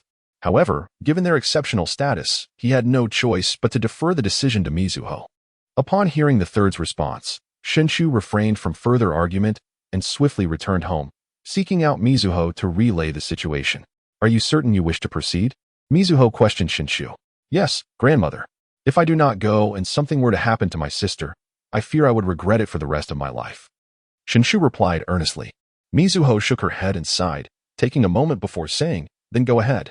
However, she then said sternly, "This time, you must not act recklessly. You are to obey Jiuchen's commands in all matters. If you fail to comply." Mito glanced at Jiuchen beside her. "Then you shall incapacitate him and bring him back. I know you are capable of that." "Indeed, I shall make it happen," Jiuchen immediately replied. Mito nodded and then entered the room, emerging with a scroll, which she handed to Jiuchen, saying, "This is a healing scroll. No matter how severe the injury, as long as there is breath left, it can temporarily preserve life. Unfortunately, this is the last one we have. If any of you suffer grave injuries, use this scroll to save your life, and then abandon the mission and return directly to the village. You shall bear no responsibility, understood?" "Yes," the three responded. While Jiuchen carefully stored the scroll away, watching the trio depart, Mito sighed once more. When Jiuchen and his companions arrived at the gathering point, numerous ninjas were already stationed there. Groups of 2 or 3 huddled together, presumably summoned from various squads, their expressions grave. Some engaged in hushed conversations, while others appeared oblivious, meticulously polishing their weapons. Yet, the subtle aura they exuded indicated that this assembly comprised the elite of their respective teams. Upon noticing the trio's arrival, several individuals displayed expressions of surprise, while a few, likely familiar with SH or Jiuchen, wore contemplative looks. At this moment, from a nearby squad, a woman adorned in face paint emerged, accompanied by a large dog, striding toward them. She inquired, "Young lads, have you perhaps wandered into the wrong place? There is a confidential mission about to be assigned here. You should leave at once." However, before Jiuchen could respond, another voice interjected, "Show some respect, ye." They turned to see a youth, approximately 20 years of age, approaching them, his face also painted, with a large yellow dog at his side. This trio were disciples of Tsunade, the village's most illustrious geniuses, not mere children. The youth, known as Inuzuka Kiba, was someone Jiuchen recognized from a previous visit to the Inuzuka household, where Kiba had been present. "Brother Kiba," Jiuchen greeted him, despite his youthful appearance. Kiba exhibited a remarkable composure. He addressed Jiuchen and his companions, stating, "Although this mission is to assist your teachers, such tasks are still premature for you." Just as SH was about to protest, Jiuchen restrained him, asserting, "Our teacher is in peril, as disciples. It is our duty to lend assistance if we possess the capability." Hearing Jiuchen's words, Kiba nodded in agreement, sensing their resolve, and then stepped aside. "Oh, you are indeed the 3 prodigies that the village has been speaking of. My apologies for the earlier rudeness," the previously mentioned female ninja remarked as she approached. "Not at all. It was merely a stroke of luck," Jiuchen replied humbly. As direct disciples of the Hokage, the trio was certainly not unknown within the village, particularly after having dispatched a Jonin, a fact that the 3rd Hokage did not seek to conceal, thus endowing them with the reputation of prodigies. However, their time was primarily spent either in training or on missions outside the village, limiting their interactions with other ninjas. As a result, those aware of their identities began to converse quietly with their comrades, and soon, the gathering of ninjas was well informed of their names, their expressions of surprise subsiding, replaced by glances imbued with goodwill. After a while, as the crowd ceased to grow and midday approached, the 3rd Hokage finally appeared before them all. Faced with this monumental task, the 3rd Hokage wasted no time, issuing a resolute command. "This mission is not solely to rescue our comrades, but also due to the activities of a Wagakure in the Land of Grass, which have severely jeopardized the safety of our Fire Nation. Therefore, I require you to completely eradicate the presence of a Wagakure in the Land of Grass." "Yes, we will faithfully obey the orders of the Hokage," the assembled ninjas proclaimed, kneeling on one knee, with Jiuchen and his companions following suit.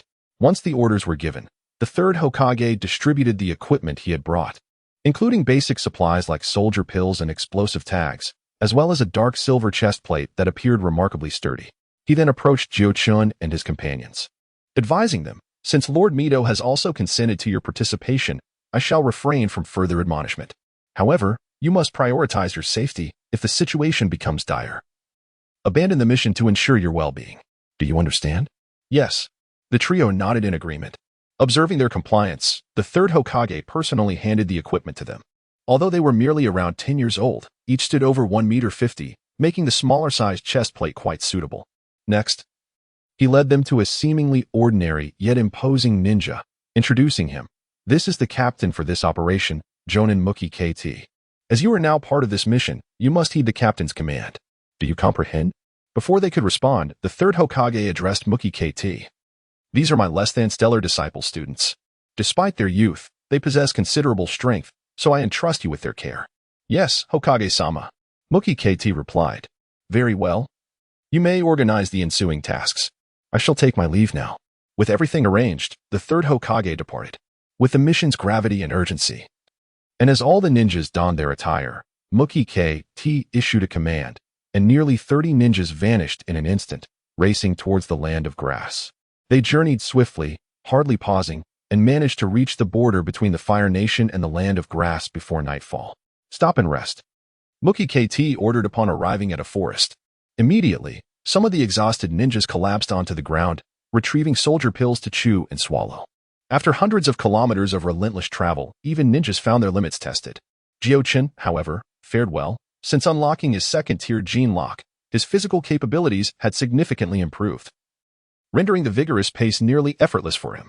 Rope Tree also managed adequately, while Minato appeared somewhat worse for wear, drenched in sweat and pale in complexion, as he lacked a bloodline to bolster him, making such intense endurance a considerable challenge. Jiuchen summoned a green chakra, placing it upon Minato to alleviate his fatigue. Observing this scene from atop the treetops, Muki KT nodded in approval.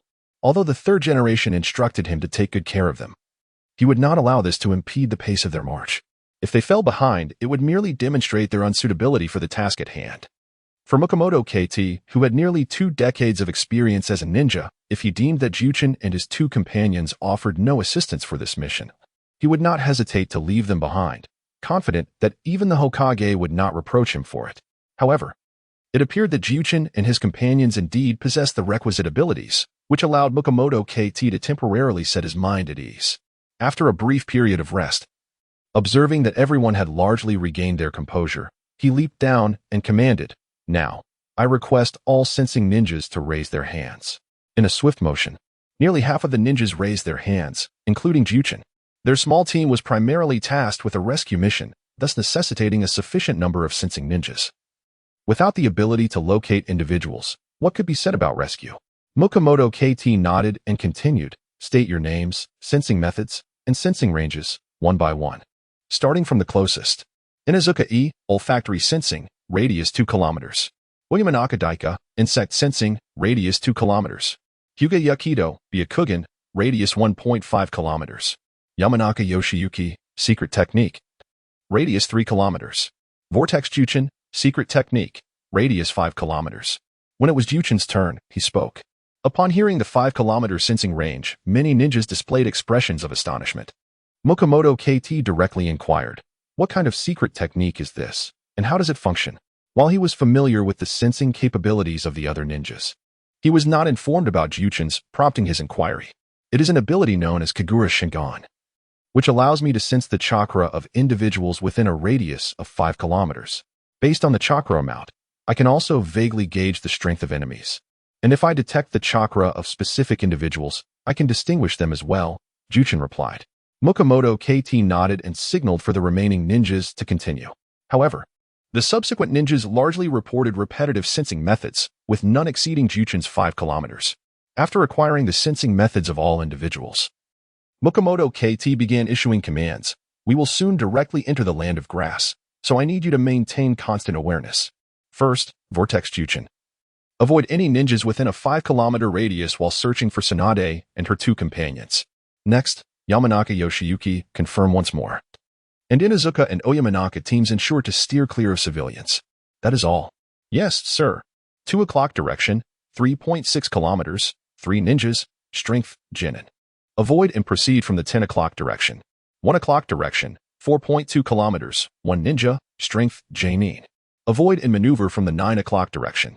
Throughout their journey, aided by Jiuchen's Kagura Shingon and the numerous sensing ninjas, They traversed the land of grass without being detected by any enemies over the course of a night. No chakra responses were detected within a 5-kilometer radius. After a brief moment of contemplation, Jiuchen spoke once more. The blade of the Wadai technique gazed at the faint blush of dawn on the horizon, exhaling a weary breath. Despite a night spent searching, no traces of Tsunade and her companions had been uncovered. Turning to the fatigued group, he issued a command to rest, while Jiuchen and his team recuperated in another part of the land of grass. Tsunade and Orochimaru were also taking a moment to rest with the injured Jiraiya in a cave. Tsunade withdrew her hands, wiping the sweat from her brow.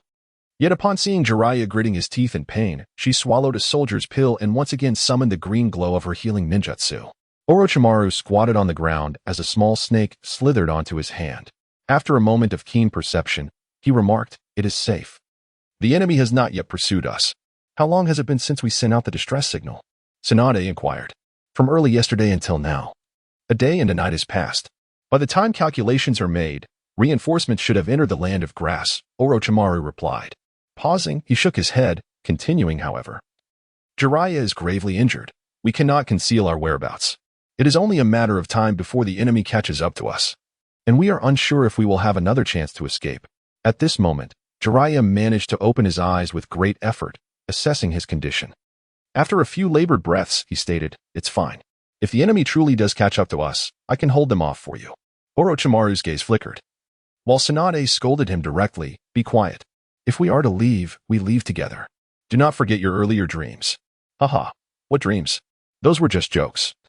Jiraiya gritted his teeth and continued, "You know why when it called me to Mayaboka Mountain, right? It was actually the great sage toad who summoned me." "Oh?" Tsunade and Orochimaru immediately displayed interest.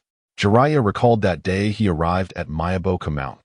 "Sannin Shima, Sannin Fukasaku. Why did you call me to Mayaboka Mountain this time?" Jiraiya had asked after being summoned. "Little Jiraiya, this time it wasn't me. It was the great sage toad who requested your summoning," Sannin Fukasaku replied. "Oh? Has the great sage toad received a new prophecy? Perhaps this time he foresaw a grand spectacle of my future prowess?" Jiraiya inquired with curiosity. Sannin Fukasaku shook his head. "Details will be revealed. Just follow me." With that, he leaped joyfully towards the temple dedicated to the great sage toad, prompting Jiraiya to scratch his head in confusion and follow. The temple appeared unchanged from his childhood visits. Yet the great sage toad seated above now seemed to be in a feeble state. Is the great sage toad asleep again? Jiraiya thought, deciding to sit and wait for him to awaken. "Little Jiraiya," the great sage toad spoke up, his tone somewhat weak. "You're not asleep. What has happened to you?" Jiraiya exclaimed, alarmed. "Little Jiraiya, the future has shifted. I can no longer see it clearly," the great sage toad announced. "What does that mean?" Jiraiya was momentarily bewildered. "Ahem, allow me to elucidate," spoke the sage of the deep, his expression grave and his tone somewhat somber. "The great toad sage was abruptly awakened from slumber some time ago and informed us that the future has been altered. What he now perceives is a realm of chaos. Young Jiraiya, your previous prophecy foretold that you would discover the prophesied child and serve as his mentor, guiding him to either save or obliterate the world. However, this future has now shifted, and you need not seek the prophesied child any longer. Nay, it is uncertain whether such a child even exists in the present." Jiraiya, resting his chin on his hand, pondered deeply until he finally grasped the sage's meaning. He clapped his hands together in delight, exclaiming, "Wonderful! I, too, find the search for the prophesied child exceedingly burdensome." Yet, the sage of the deep shook his head. "You still do not comprehend my implication. Your previous quest for the prophesied child indicated that a great calamity awaited the ninja world, one that required his intervention. This notion still resides within the great toad sage's foresight. However, now even he cannot perceive it, suggesting that someone may possess the ability to obscure his prophetic insights.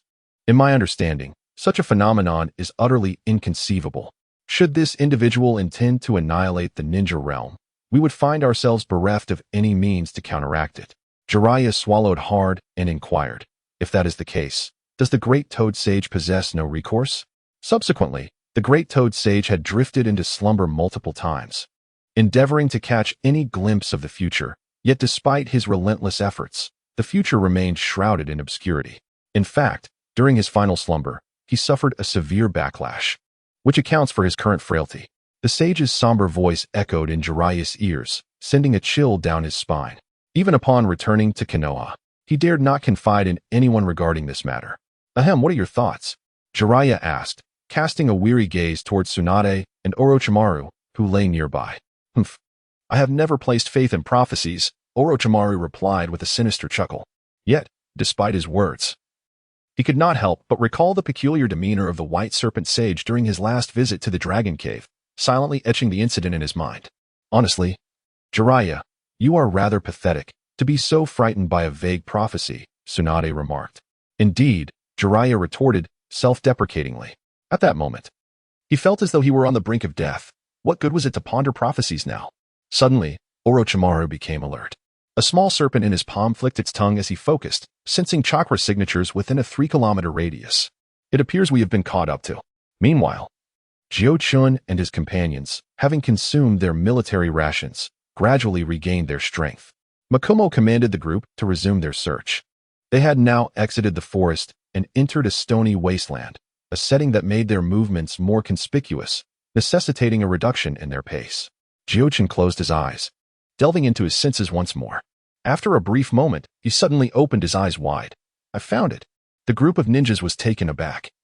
And Mumu Gongdao quickly inquired, what have you discovered? I sensed the chakra of our teacher and the others, located 4.8 kilometers at the 2 o'clock direction. However, without waiting for further questions, Jiuchen hastily continued, I also detected the chakra fluctuations of no fewer than 20 individuals. They must be attacking our teachers. Jiuchen's previously demonstrated sensory abilities had already garnered the trust of the group, so they readily accepted his words. Given the urgency of the situation, there was no time to verify further. However, Mumu Gongdao refrained from allowing everyone to charge in recklessly. Instead, he issued a command. Once we reach within 2 kilometers, the Inuzuka clan will leave 2 behind, the Yamanaka clan will do the same, and Yamashiro Yakido will stay as well. You will serve as support should enemy reinforcements arrive. You must signal immediately. The rest will follow me to rescue. He then turned his gaze to Jiuchen and the other 2. You may also stay behind. When the battle commences, I might not have time to attend to you. In response, the 3 shook their heads. Having come this far, they felt compelled to contribute, especially as their teacher was in peril. Observing their resolve, Mumu Gongdao ceased his persuasion. Time was of the essence, and there was no room for further debate. With this, the team no longer needed to conceal their movements, and they all employed the body flicker technique, hastening towards the location of Tsunade and her companions. Meanwhile, inside the cavern, Tsunade was still tending to the injured Jiraiya. They had seized the opportunity to strike when the IWA shinobi had just arrived, but regrettably, they had not escaped unscathed. Jiraiya had sustained further injuries. Reluctantly, the 3 had to retreat back into the cave. Fortunately, the IWA shinobi outside were cautious, fearing traps within, and thus refrained from entering directly. Instead, they bombarded the mountainside housing the cavern with ninjutsu, granting Tsunade and her companions a brief respite. The entire cavern trembled under the relentless assault, and Orochimaru's gaze grew increasingly dim. He stepped closer to Tsunade, who was still healing Jiraiya, and urged, give it up, Tsunade. Seeing her remain unmoved, he added, the IWA shinobi's earth release will eventually collapse this mountain. We must not hesitate if we wish to escape. We need to leave immediately. And Jiraiya, Tsunade, dissatisfied, retorted, I cannot abandon Jiraiya, as her medical ninjutsu continued uninterrupted. Orochimaru frowned. It is impossible to extricate Jiraiya in his current state. Though Tsunade was diligently treating him, Orochimaru understood that Jiraiya's injuries were compounded and could not be swiftly healed. That is why I am employing medical ninjutsu. Tsunade began, but Orochimaru interjected, Tsunade, this is wartime. We cannot afford to diminish our chances for uncertain personal attachments. What chances? Tsunade turned to face Orochimaru. Our chances of survival. Alone, it's impossible. With 2, barely manageable. But with 3, we'll all perish. Orochimaru's tone grew increasingly frigid, aiming to shatter Tsunade's naive illusions with this brutal reality. Tsunade's expression twisted in shock. She hadn't expected Orochimaru to say such a thing at this moment. Keep healing him. It's fine. Orochimaru's voice remained icy as he drew a kunai. I'll send Jiraiya on his way. As Orochimaru raised the kunai to strike, Tsunade's voice cut through the air like a blade. Take 1 step forward, and I'll kill you. Boom, boom, boom. Outside, the assault continued, but within the cave, an eerie silence descended. Orochimaru poised to strike, kunai in hand, while Tsunade remained with her back to him, her fingers never ceasing their healing work on Jiraiya. Seems we're at a stalemate. Tsunade murmured. What are you talking about? It's between you and me, whoever strikes first wins. Jiraiya is all ready. Just as Orochimaru prepared to act, Jiraiya, previously motionless, suddenly twitched. His right hand trembled before he mustered the strength to lift it, flashing a defiant victory sign at Orochimaru, a faint smirk tugging at his lips. Orochimaru's cold mask shattered. Jiraiya trusts you with his life, Tsunade said softly. That trust alone is enough to stay your hand. Ridiculous. Orochimaru gritted his teeth, still clinging to defiance. I. Unbeknownst to them, outside the cave, Yuzushiyo's team had arrived, witnessing the rock ninja relentlessly bombarding the mountainside. The situation was dire. Mokumen Hatake wasted no time. I'll lead the main force in a frontal assault to divert their attention. Inazuka Kiba, take a squad of sensory ninja and flank them. Once they're distracted, extract Tsunade and the others. Understood. Kiba acknowledged, swiftly departing with 6 others, circling toward the rear. Those with long-range jutsu, Mokumen continued. Fire on my command without hesitation. As the team braced themselves, Mokumen edged closer before roaring. Now? Fire release, flame bullet. Fire release, great fireball. Earth release, flying pebbles. A barrage of jutsu erupted toward the rock ninja. Nawaki and Minato added their own earth and wind techniques to the onslaught. Sensing the surge of chakra, the rock ninja whirled in alarm. Faced with dozens of incoming attacks, despair flickered across many faces. Yet among them were elites. Just before impact, towering earthen walls erupted. Blocking most of the assault, only a handful found their mark. The moment Mookie GT assessed the situation, it was evident that the opposing force was formidable. The ambush had not yielded significant results. Just as he was about to command his comrades to engage in close combat, a sudden surge of chakra emanated from beside him. It was Jiuchen, realizing that his jutsu had not achieved substantial impact, who decided to take decisive action. Drawing a deep breath, he activated his genetic lock, causing his chakra to flow with greater precision. He first summoned a shadow clone, then, with hands clasped together, without the need for hand seals, he unleashed a torrent of water that gradually transformed into the shape of a dragon, hurtling toward the Iwanin's position. Water release, water dragon bullet technique. Yet, this was not the end. The newly formed shadow clone suddenly radiated immense electrical energy, which intertwined with the water stream, merging to create a formidable compound technique. Composite ninjutsu, lightning water dragon bullet. To execute such a grand scale of water release in a waterless environment? Moreover, it was a composite technique? The allies nearby exhibited expressions of astonishment, clearly recognizing the difficulty of such an achievement. The awe-inspiring lightning water dragon roared as it surged toward the ninja's formation, causing the Iwanin to display expressions of terror as they hastily attempted to evade. A tremendous boom resounded as the colossal lightning water dragon struck the ground, generating a deafening roar, and those Iwanin who were slower to react lost their lives in an instant. The remaining Iwanin fared little better, although the water dragon dissipated. It left behind a significant amount of water on the battlefield, imbued with Jiuchen's lightning chakra, causing many Iwanin to become paralyzed upon contact with the water. Excellent. Witnessing the aftermath of this jutsu, Mookie GT couldn't help but exclaim. The Leaf Ninja, seizing the opportunity to strike the fallen adversary, charged forward to attack the incapacitated Iwanin. The battle officially transitioned into its second phase, close combat. Meanwhile, within a cavern, Tsunade and Orochimaru were locked in a standoff when suddenly a tremendous explosion echoed through the chamber, breaching a large hole in the rock face, followed by a cacophony of footsteps. Orochimaru's heart raced. Fearing that the Iwanin had breached their defenses, instinctively, he reached for his kunai to eliminate Jiraiya, to prevent any potential leaks of information. However, as he positioned the weapon at Jiraiya's throat, it abruptly halted. Tsunade turned to face Orochimaru, their eyes locking, each reflecting the other's visage in their deep-set pupils. Hey, Jiraiya. Tsunade, Orochimaru, reinforcements have arrived. As the dust settled, a voice rang out.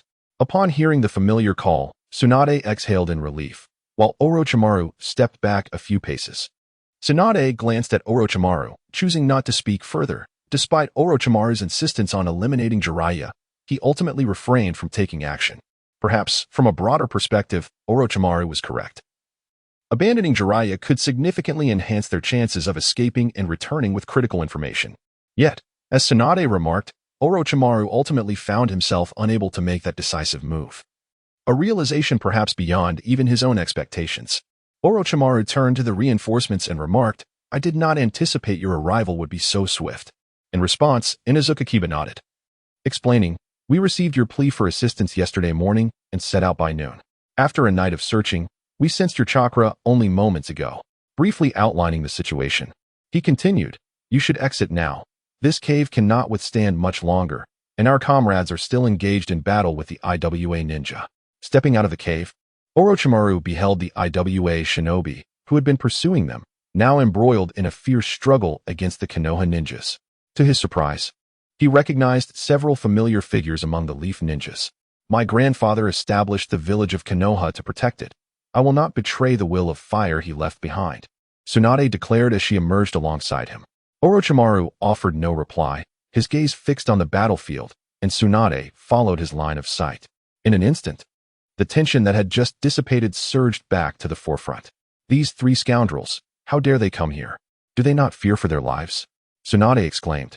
As the conflict intensified, Jiuchen began to grasp the formidable nature of the IWA shinobi before him. The fact that these three had forced Tsunade and her companions to retreat spoke volumes of their strength. Clang! Jiuchen thrust a kunai into the neck of an IWA ninja, but it merely sparked against the earth-style armor. Frowning at the sight, he discarded the kunai. The IWA ninja, grinning maliciously, charged towards him, but Jiuchen swiftly evaded the attack and retaliated with a powerful punch aimed at the IWA ninja's midsection. Fist of might. A series of cracking sounds followed. The first shattered the IWA ninja's earth-style armor, while the second echoed the shattering of bones within. In the next moment, the IWA ninja collapsed, his face betraying a look of sheer terror, clearly lifeless. After dispatching one IWA ninja, Jiuchen surveyed the surroundings. Though the Konoha ninjas maintained a numerical advantage, the Iwa's counterattacks were beginning to inflict casualties on their side.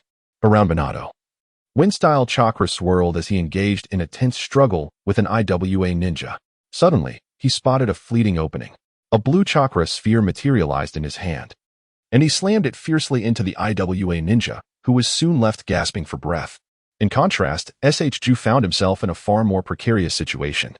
Lacking Minato's speed, he could only rely on evasion while enduring hits. Fortunately, his robust physique allowed him to withstand an attack from an IWA ninja before he closed in, executing a spiraling sphere that swiftly incapacitated his foe. Once they had dealt with their respective adversaries, neither sought a new opponent, but instead gravitated toward Jiuchen. The trio formed a defensive formation, momentarily unchallenged. "How are you all faring?" Jiuchen inquired. "It is manageable, though the chakra consumption is somewhat rapid," gasped Minato. "I am also faring well, having endured a few attacks, yet my combat capability remains unaffected," responded SHU. "That is reassuring," nodded Kaijin, before continuing. "You must refrain from engaging in solitary combat. Simply assist me in my assaults."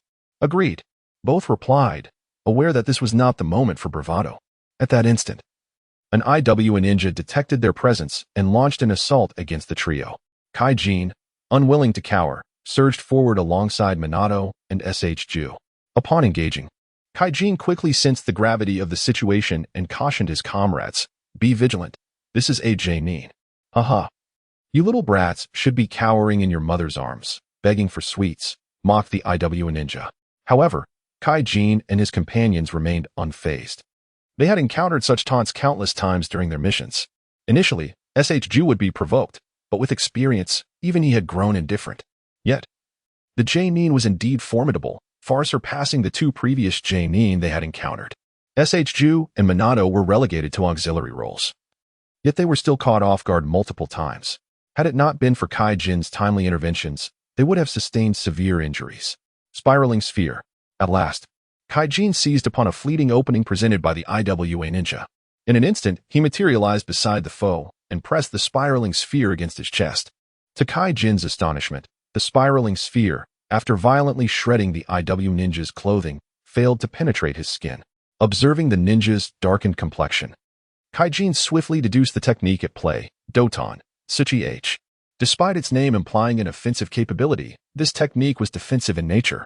The user could harden any part of their body, rendering that region immobile, yet imbuing it with formidable defense, able to withstand direct assaults from explosive tags unscathed.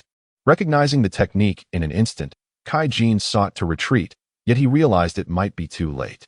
Haha, having finally ensnared you. How could I allow your escape? The IWA ninja cackled, swiftly weaving hand seals. Doton, Bitsu Metsu no Jutsu. The earth beneath Kaijin surged upward, swiftly enveloping his entire form. Ha ha ha, perish in agony within this mire, little brat, the IWA ninja jeered, as the earth rose perilously close to Kaijin's neck. However, Kaijin remained unperturbed and declared, were you wielding a blade, I might attempt to evade, but mere earth. In the next heartbeat, Kaijin's body crackled with lightning, causing the soil encasing him to disintegrate upon contact with his lightning chakra. Impossible. Such pure lightning chakra. How could this little brat? Yet Kaijin granted him no further opportunity. The lightning coursing through him converged upon his right hand after shattering the IWA ninja's defense. The sound of crackling electricity crescendoed into a cacophony reminiscent of 1,000 birds chirping, resonating throughout the battlefield. Lightning release, Chidori. In the face of the astonished expression of the rock ninja, Jiuchen thrust his right hand fiercely into the left side of the ninja's chest. The once proud earth release. Earth spear was effortlessly pierced through, akin to paper, before the overwhelming might of Chidori. Lightning release inherently counteracts earth release. And this was particularly true for Chidori, which employed piercing as its primary means of attack. Until his last breath, the rock ninja's face bore an expression of disbelief. Lord Takeda, the individual before him appeared to be a superior from the rock ninja, and upon Jiuchen's decisive strike, the morale of the rock ninja visibly plummeted. That ninjutsu just now didn't cause you any harm, did it? Minato approached with concern. Well done, Jiuchen. SHK grinned as he joined Jiuchen's side. That was lightning release, wasn't it? When did you acquire such potent lightning release? Jiuchen nodded towards Minato, indicating he was unharmed, and regarding lightning release. He had indeed learned it subsequently. Merely 3 days after Mito had agreed to assist him, she provided him with a sealing technique suited to his conditions. With the sealing technique in hand, seeking other elemental chakra became a trivial pursuit. Gathering lightning, fire, and earth from the myriad of ninjas in Konoha was hardly a challenge. Mito's sealing technique allowed the chakra contained within to gradually decompose into primal spiritual and physical energies. Previously, he had concentrated chakra to perceive its composition. Now he understood it through the decomposition process. Though both methods provided insight, the sealing technique was an external force, making it significantly more challenging. It took him nearly 3 months to fully analyze the composition of the transformation of lightning release. With an understanding of the transformation of lightning release, he naturally created the signature ninjutsu of Kakashi from the original work, effectively reversing the mimicry of the copy ninja. Chidori, while seemingly intricate, was in essence straightforward. He merely needed to concentrate extreme lightning release chakra in his hand. However, achieving this was no easy feat for an ordinary ninja, as lightning release is inherently the most difficult of the 5 elemental types to control in terms of transformation. Compressing and condensing the volatile lightning release chakra in the palm of one's hand was a formidable task. Yet for Jiuchen, regardless of the challenge, it was still chakra, and in the state of his genetic lock, even lightning release chakra complied obediently. Thus, this ninjutsu posed little difficulty for him. Moreover, the issue that had caused Kakashi considerable trouble in the original work, reacting to the rapid thrusting speed, was not a concern for Jiuchen. Hence, it could be said that upon creating this technique, its compatibility with Jiuchen surpassed that of any other ninjutsu he had mastered. Its debut today, resulting in the elimination of Nin, certainly lived up to Jiuchen's expectations for this technique. However, at that moment, the dynamics of the battlefield suddenly shifted. In the distance, after consuming some military rations and taking a moment to recuperate, Tsunade observed Shasher and the others engaged in close combat with the rock ninja. Unable to remain idle, she sprang into action. Orochimaru, standing beside her, remarked, "It should have been our duty to protect them. Instead, they have traveled such a great distance to come to our aid. As their teacher, I find myself feeling quite ashamed." With that, disregarding the protests of those around them, the two of them dashed down towards the fray against the rock ninja. Though Tsunade and Orochimaru had not yet reached their peak strength, they were undoubtedly elite jonin, ranking among the foremost in power beneath the shadow of the Hokage. Despite their exhaustion, their combat prowess remained exceptional. Had they not fallen into the trap set by the rock ninja, and had Jiraiya not been injured, the 3 of them alone would have been capable of holding their ground against this group for quite some time. With the addition of the Leaf Village's forces alleviating much of the pressure, the entrance of Tsunade and Orochimaru was akin to a tiger entering a flock of sheep, causing the already beleaguered rock ninja to disintegrate under the renewed assault. As the sun reached its zenith, Orochimaru dispatched the last rock ninja attempting to escape, bringing the battle to a triumphant conclusion. After the skirmish, Tsunade did not take a moment to rest. Instead, she approached Shasher and delivered a sharp reprimand, exclaiming, "You fool! What possessed you to come here?" Shasher, cradling his head, refrained from retorting and simply gazed at Tsunade, tears welling in his eyes and cascading down his cheeks, ultimately leading him to embrace her in tears. At this moment, Tsunade found herself unable to maintain her anger, wrapping her arms around Shasher as her previous irritation melted into compassion. Orochimaru then approached, addressing Jinchuriki and Minato, stating, "I do not wish to echo Tsunade's sentiments. Yet I must convey that you all performed admirably." Jinchuriki nodded in acknowledgement, while Minato urgently asked, "What of teacher Jiraiya? Is he all right?" Orochimaru replied, "Jiraiya sustained some injuries, but his life is not in jeopardy. He is over there." He gestured towards the direction from which they had just come, prompting Minato to nod in understanding before hastening towards Jiraiya. Observing the two still locked in an embrace, Orochimaru turned to Jinchuriki and said, "Summon the slug. Many in the leaf are injured." "Understood," Jinchuriki responded, swiftly cutting his finger to perform the summoning technique. A cloud of smoke enveloped them, and the slug appeared. Smaller than during its initial summoning, yet still sufficient for their needs. "Great slug, please heal the wounded," he implored. The slug acknowledged and promptly divided itself, crawling towards the injured. Meanwhile, Jinchuriki busied himself with clearing the battlefield.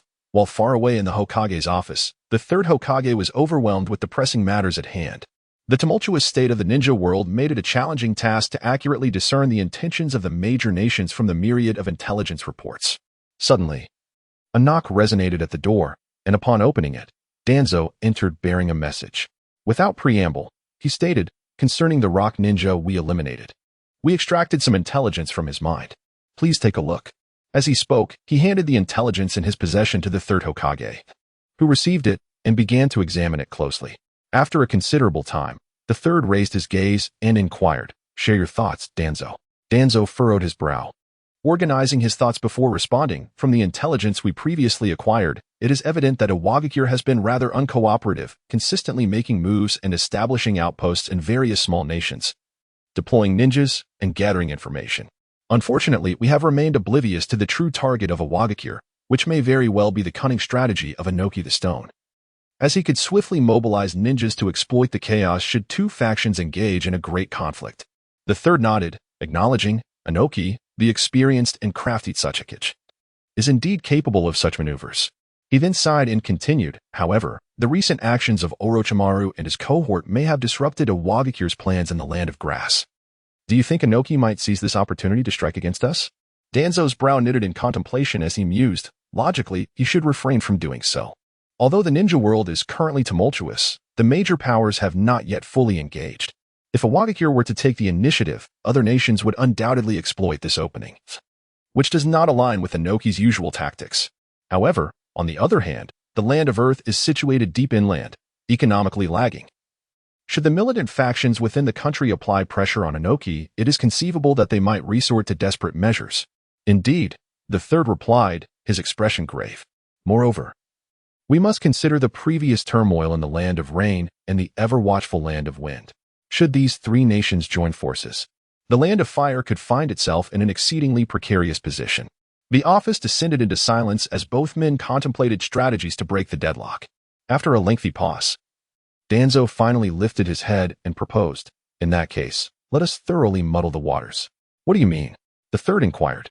"From the mind of that Iwagakure ninja, we have learned that they are also active in the Land of Frost, which has historically been a stronghold of the Land of Lightning. If the Land of Lightning were to discover this information, a clash between the two sides would be inevitable." Danzo's eyes sparkled with insight as he continued, "However, mere conflict would not suffice. We could also relay the intelligence we have gathered regarding the Land of Earth's outposts in the Land of Waterfall to the Land of Lightning. This would undoubtedly escalate tensions, and with our subtle interventions, we need not worry about their inability to engage in hostilities." Upon hearing Danzo's plan, the third pondered carefully before agreeing. "Very well. This strategy not only restrains the Land of Earth, but also the Land of Lightning. Under this delicate balance, I trust they will think twice before harboring any ill intentions toward Konoha.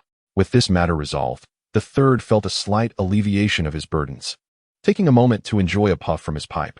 Yet, Danzo interjected, the ninja world is currently in disarray, with numerous affairs to attend to. Relying solely on your umbu may prove insufficient. I propose the establishment of a new department to train umbu operatives, which could also alleviate some responsibilities when the umbu are overwhelmed. What are your thoughts, Hiruzen? Upon hearing Danzo's words, the third Hokage fell into deep contemplation. Logically, the umbu is an organization directly subordinate to the Hokage, entirely loyal to the Hokage, and outsiders should not interfere. However, since Danzo was his friend for decades, his suggestion at this moment was not taken amiss. What do you intend to name this department? After pondering for a moment, the third Hokage found merit in Danzo's proposal and inquired. Let it be called Root. Danzo replied, rising and moving to the window, gazing at the flourishing village below. You are the great tree basking in the sunlight, while I am the root that nourishes you. The third Hokage nodded in agreement, joining Danzo at the window, standing side by side. At that moment, a messenger hawk suddenly swooped in, flapping its wings vigorously at the window. This hawk was employed only for significant news.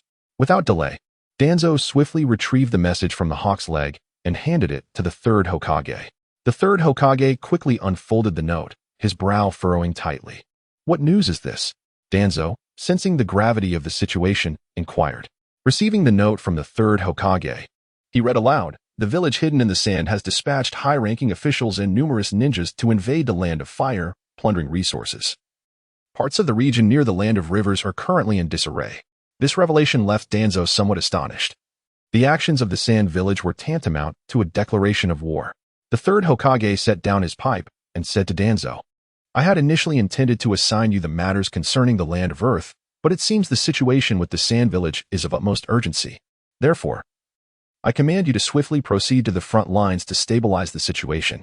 I shall allocate personnel to assist you, and we shall address the affairs of Root upon your return. While issuing commands to Danzo, he also instructed the umbu to summon Kakashi Hitaki. Shortly thereafter, Kakashi entered the office and greeted both men, Lord Hokage, Lord Danzo. The third Hokage nodded, handing him the intelligence regarding the Sand Village. Once Kakashi had read it, the Hokage continued, under normal circumstances, I would refrain from disturbing you, considering your wife is pregnant. However, given the change in circumstances and the Sand Village's audacious invasion, the village needs your strength now more than ever. I ask for your understanding. Kakashi was aware that his wife had recently discovered her pregnancy, and the third Hokage had allowed him some respite. Yet, with the situation now dire, he had no one else to assign. Kakashi understood this and did not hesitate. Instead, he directly asked, what do you need me to do? The third Hokage then issued his commands. Danzo, I appoint you as the overall commander for this operation. Kakashi, you shall act as the deputy commander. I will expedite the allocation of personnel to you both. I have but one request, regardless of who the Sand Village sends. If they have come, let their lives remain in the Land of Fire. Understood. Both men responded in unison. Simultaneously, far away in the Rock Village, the third Tsuchika Jinoki received word of the conflict unfolding between the forces of the Land of Grass and Tsunade's team. Whom have we cornered? Iwagakure? Inoki inquired. His diminutive stature and comical appearance belied the formidable presence he commanded among the rock ninjas. It is Tsunade, Jiraiya, and Orochimaru, the three disciples of the third Hokage. A trembling ninja reported. Excellent, exclaimed a plump youth nearby, engrossed in reading, unable to contain his enthusiasm. What is there to celebrate? Inoki retorted, his irritation palpable. Sensing the shift in his father's demeanor, the youth, feeling dejected, asked, Father, Tsunade and the others are the disciples of the third Hokage. They are formidable adversaries. Is this not an opportunity to eliminate them? Gazing at his somewhat naive son, Inoki softened his tone. Those three are akin to the third Hokage's own children. If you were trapped abroad, would I not come to your rescue? The youth, somewhat grasping the implication, pondered. So, you mean the third Hokage would send someone to save them? Indeed, Inoki nodded. But alas, we shall lose another contingent in the Land of Grass. Then, father, should we not dispatch additional ninjas? Huangtu inquired. There is no necessity for that, Inoki replied, shaking his head. Even if we had the chance to eliminate the three disciples of the third Hokage, I would refrain. Should we succeed in their demise, it would surely provoke a direct conflict with Konoha, and war at this juncture serves no benefit to either party. Inoki was acutely aware of the current turmoil within the ninja world, though fraught with instability and ambition from various nations. None dared to strike first for fear of being outmaneuvered by a rival power. Oh, Huang Tu responded, clearly not comprehending his father's intent. Observing his son's bewilderment, Inoki sighed in resignation. Nevertheless, since Awagakure had suffered losses, he resolved that Konoha should not be permitted to prosper unscathed. Suddenly recalling the formidable figure of Hanzo, he addressed the still kneeling messenger ninja. Go summon the Akatsuki. I have a mission for them. 2 days later, Jiuchen and his companions finally returned to Konoha. Had it merely been a matter of travel, their journey would not have taken so long. However, the third Hokage had tasked them with eradicating Awagakure's foothold in the Land of Grass, which delayed their progress by an additional day. Of course, it was impossible to eliminate every vestige of Awagakure's presence in the Land of Grass. Their mission only allowed for a thorough sweep of the visible strongholds. In truth, their gains were minimal, as many sites had already been abandoned, indicating that Awagakure had adequately responded and temporarily retracted their forces. Once they departed, the strongholds would be re-established. Jiuchen learned from Orochimaru that this was, in fact, a tacit understanding among the great nations, while the opinions of the smaller nations were clearly of no concern to them. Although their achievements were modest, they were sufficient to meet expectations. Moreover, they had effectively annihilated an elite team of rock ninjas. It was evident to discerning eyes that, while the third Hokage had instructed them to eradicate the rock ninja forces, his primary objective was to rescue his 3 disciples. Fortunately, although Tsunade and the others had endured significant hardships, only Jiraiya had sustained serious injuries, and under Tsunade's continual care, he had nearly recovered. Upon returning to Konoha, the remaining members disbanded, leaving only the captain, Moku GT, to report to the Hokage's office. Tsunade and the others naturally accompanied him, and for reasons unknown. The third Hokage had also requested that Kyuten attend. Seeing this, SHK and Minato could only return home first, ensuring to inform Mito of their safety to ease her worries. After Moku GT completed his report, the third Hokage offered him words of encouragement before dismissing him. Subsequently, he turned his attention to Kyuten. To be frank, your rate of growth has exceeded my expectations. At merely 10 years of age, you possess the strength to contend with Jonin. Moku GT's report had certainly mentioned Kyuten, allowing the third Hokage to be aware of his accomplishments. The Hokage exaggerates. I owe my ability to hold my ground against Jonin to the assistance of my teammates, Kyuten humbly replied. There is no need for such modesty, the third Hokage chuckled. However, since your strength is sufficient, I feel compelled to increase your responsibilities. Therefore, I intend to promote you to CH Nin. What do you think? Has it been less than a year since my graduation? And now I am to become a CH Nin? Though surprised, Kyuten could hardly refuse the third Hokage's offer. Thank you, Lord Hokage, for your promotion. I shall not disappoint your expectations. At that moment, Tsunade interjected. Becoming a CH Nin means you will be capable of leading your own team on independent missions. Thus, you will need to hone your crisis management skills in unforeseen situations. However, given your maturity, I do not harbor concerns on that front. On another note, transitioning to CH Nin will shift your role from one who requires protection to one who must safeguard others. Therefore, it is imperative that you learn to protect yourself, understood?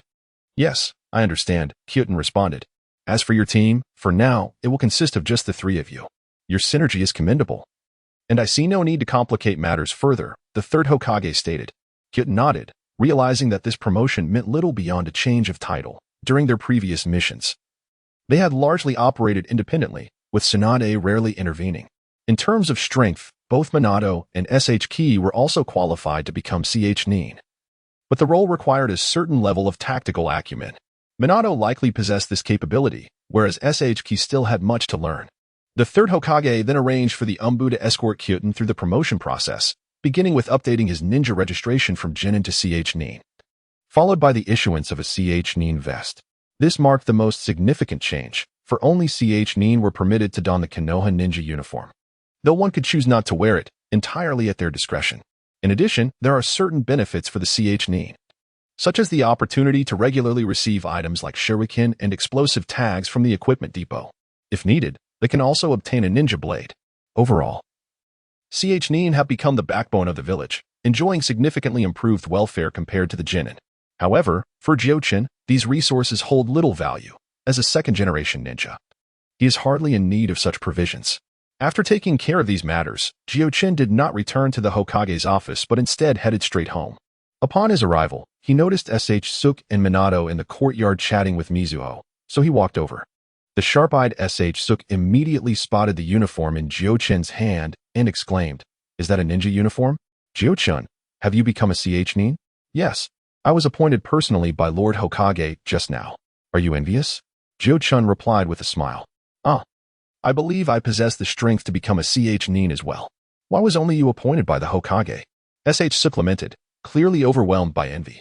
Jiuchen ignored him and approached Mizuho, saying, "Grandma, I'm back." Mizuho nodded with a smile. "Good, it's great to have you home." He was about to return the healing scroll she had given him, but she said, "You may keep it, although I hope you won't need it. Having it will at least give me some peace of mind." Jiuchen nodded and placed it back. At that moment, Minato finally spoke. "Congratulations, Jiuchen, on becoming a nin. Trust me, it won't be long before you achieve it as well." Following this mission, Jiuchen, Suk, and Minato did not take on new tasks but instead spent some time at home. However, after a few weeks, an unexpected message shattered their tranquil life. During the transition from spring to summer, amidst the chirping of cicadas and birds, 3 pieces of news arrived, creating ripples throughout Konoha like stones thrown into still water. Without any prior warning, the hidden cloud village of the Land of Lightning swiftly obliterated the hidden stone village's presence in the Frost Country. If that were not enough, they then launched an immediate offensive, rapidly invading the Land of Rice and the Land of Waterfall, with their sights set firmly on the Land of Earth. The stone village reacted promptly, organizing personnel and military forces to quickly dispatch to the Land of Waterfall to intercept the hidden cloud. Currently, the two nations are engaged in multiple conflicts on the battlegrounds of the Land of Waterfall and the Land of Rice, with no signs of resolution in the near future. While the first piece of news may not directly pertain to the Land of Fire, the subsequent 2 are intimately connected to Konoha. Some forces from the hidden sand village in the Land of Wind have marched over the sea, circumventing the Land of River, and have begun pillaging within the Land of Fire. Konoha has reacted swiftly, already deploying personnel to counter the threat.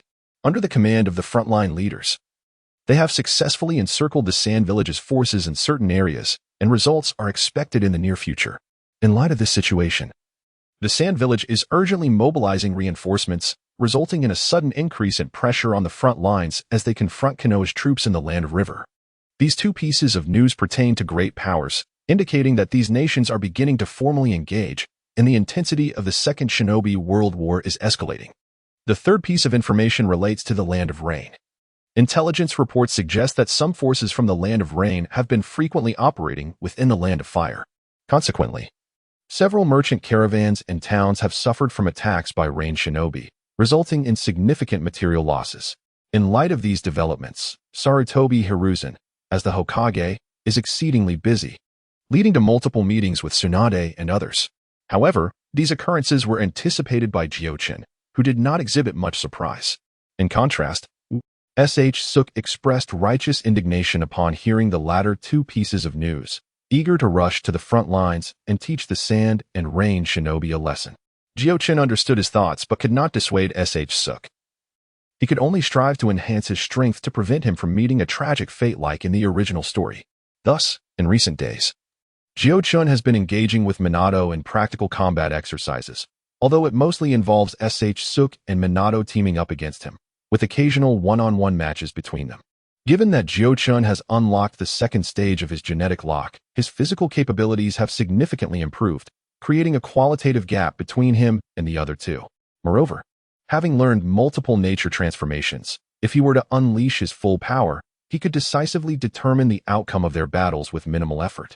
Nonetheless, as it is merely a training exercise, Jiuchen refrains from being overly ruthless, focusing instead on exploiting the weaknesses of his opponents to aid in their growth. Bang! Bang! Bang!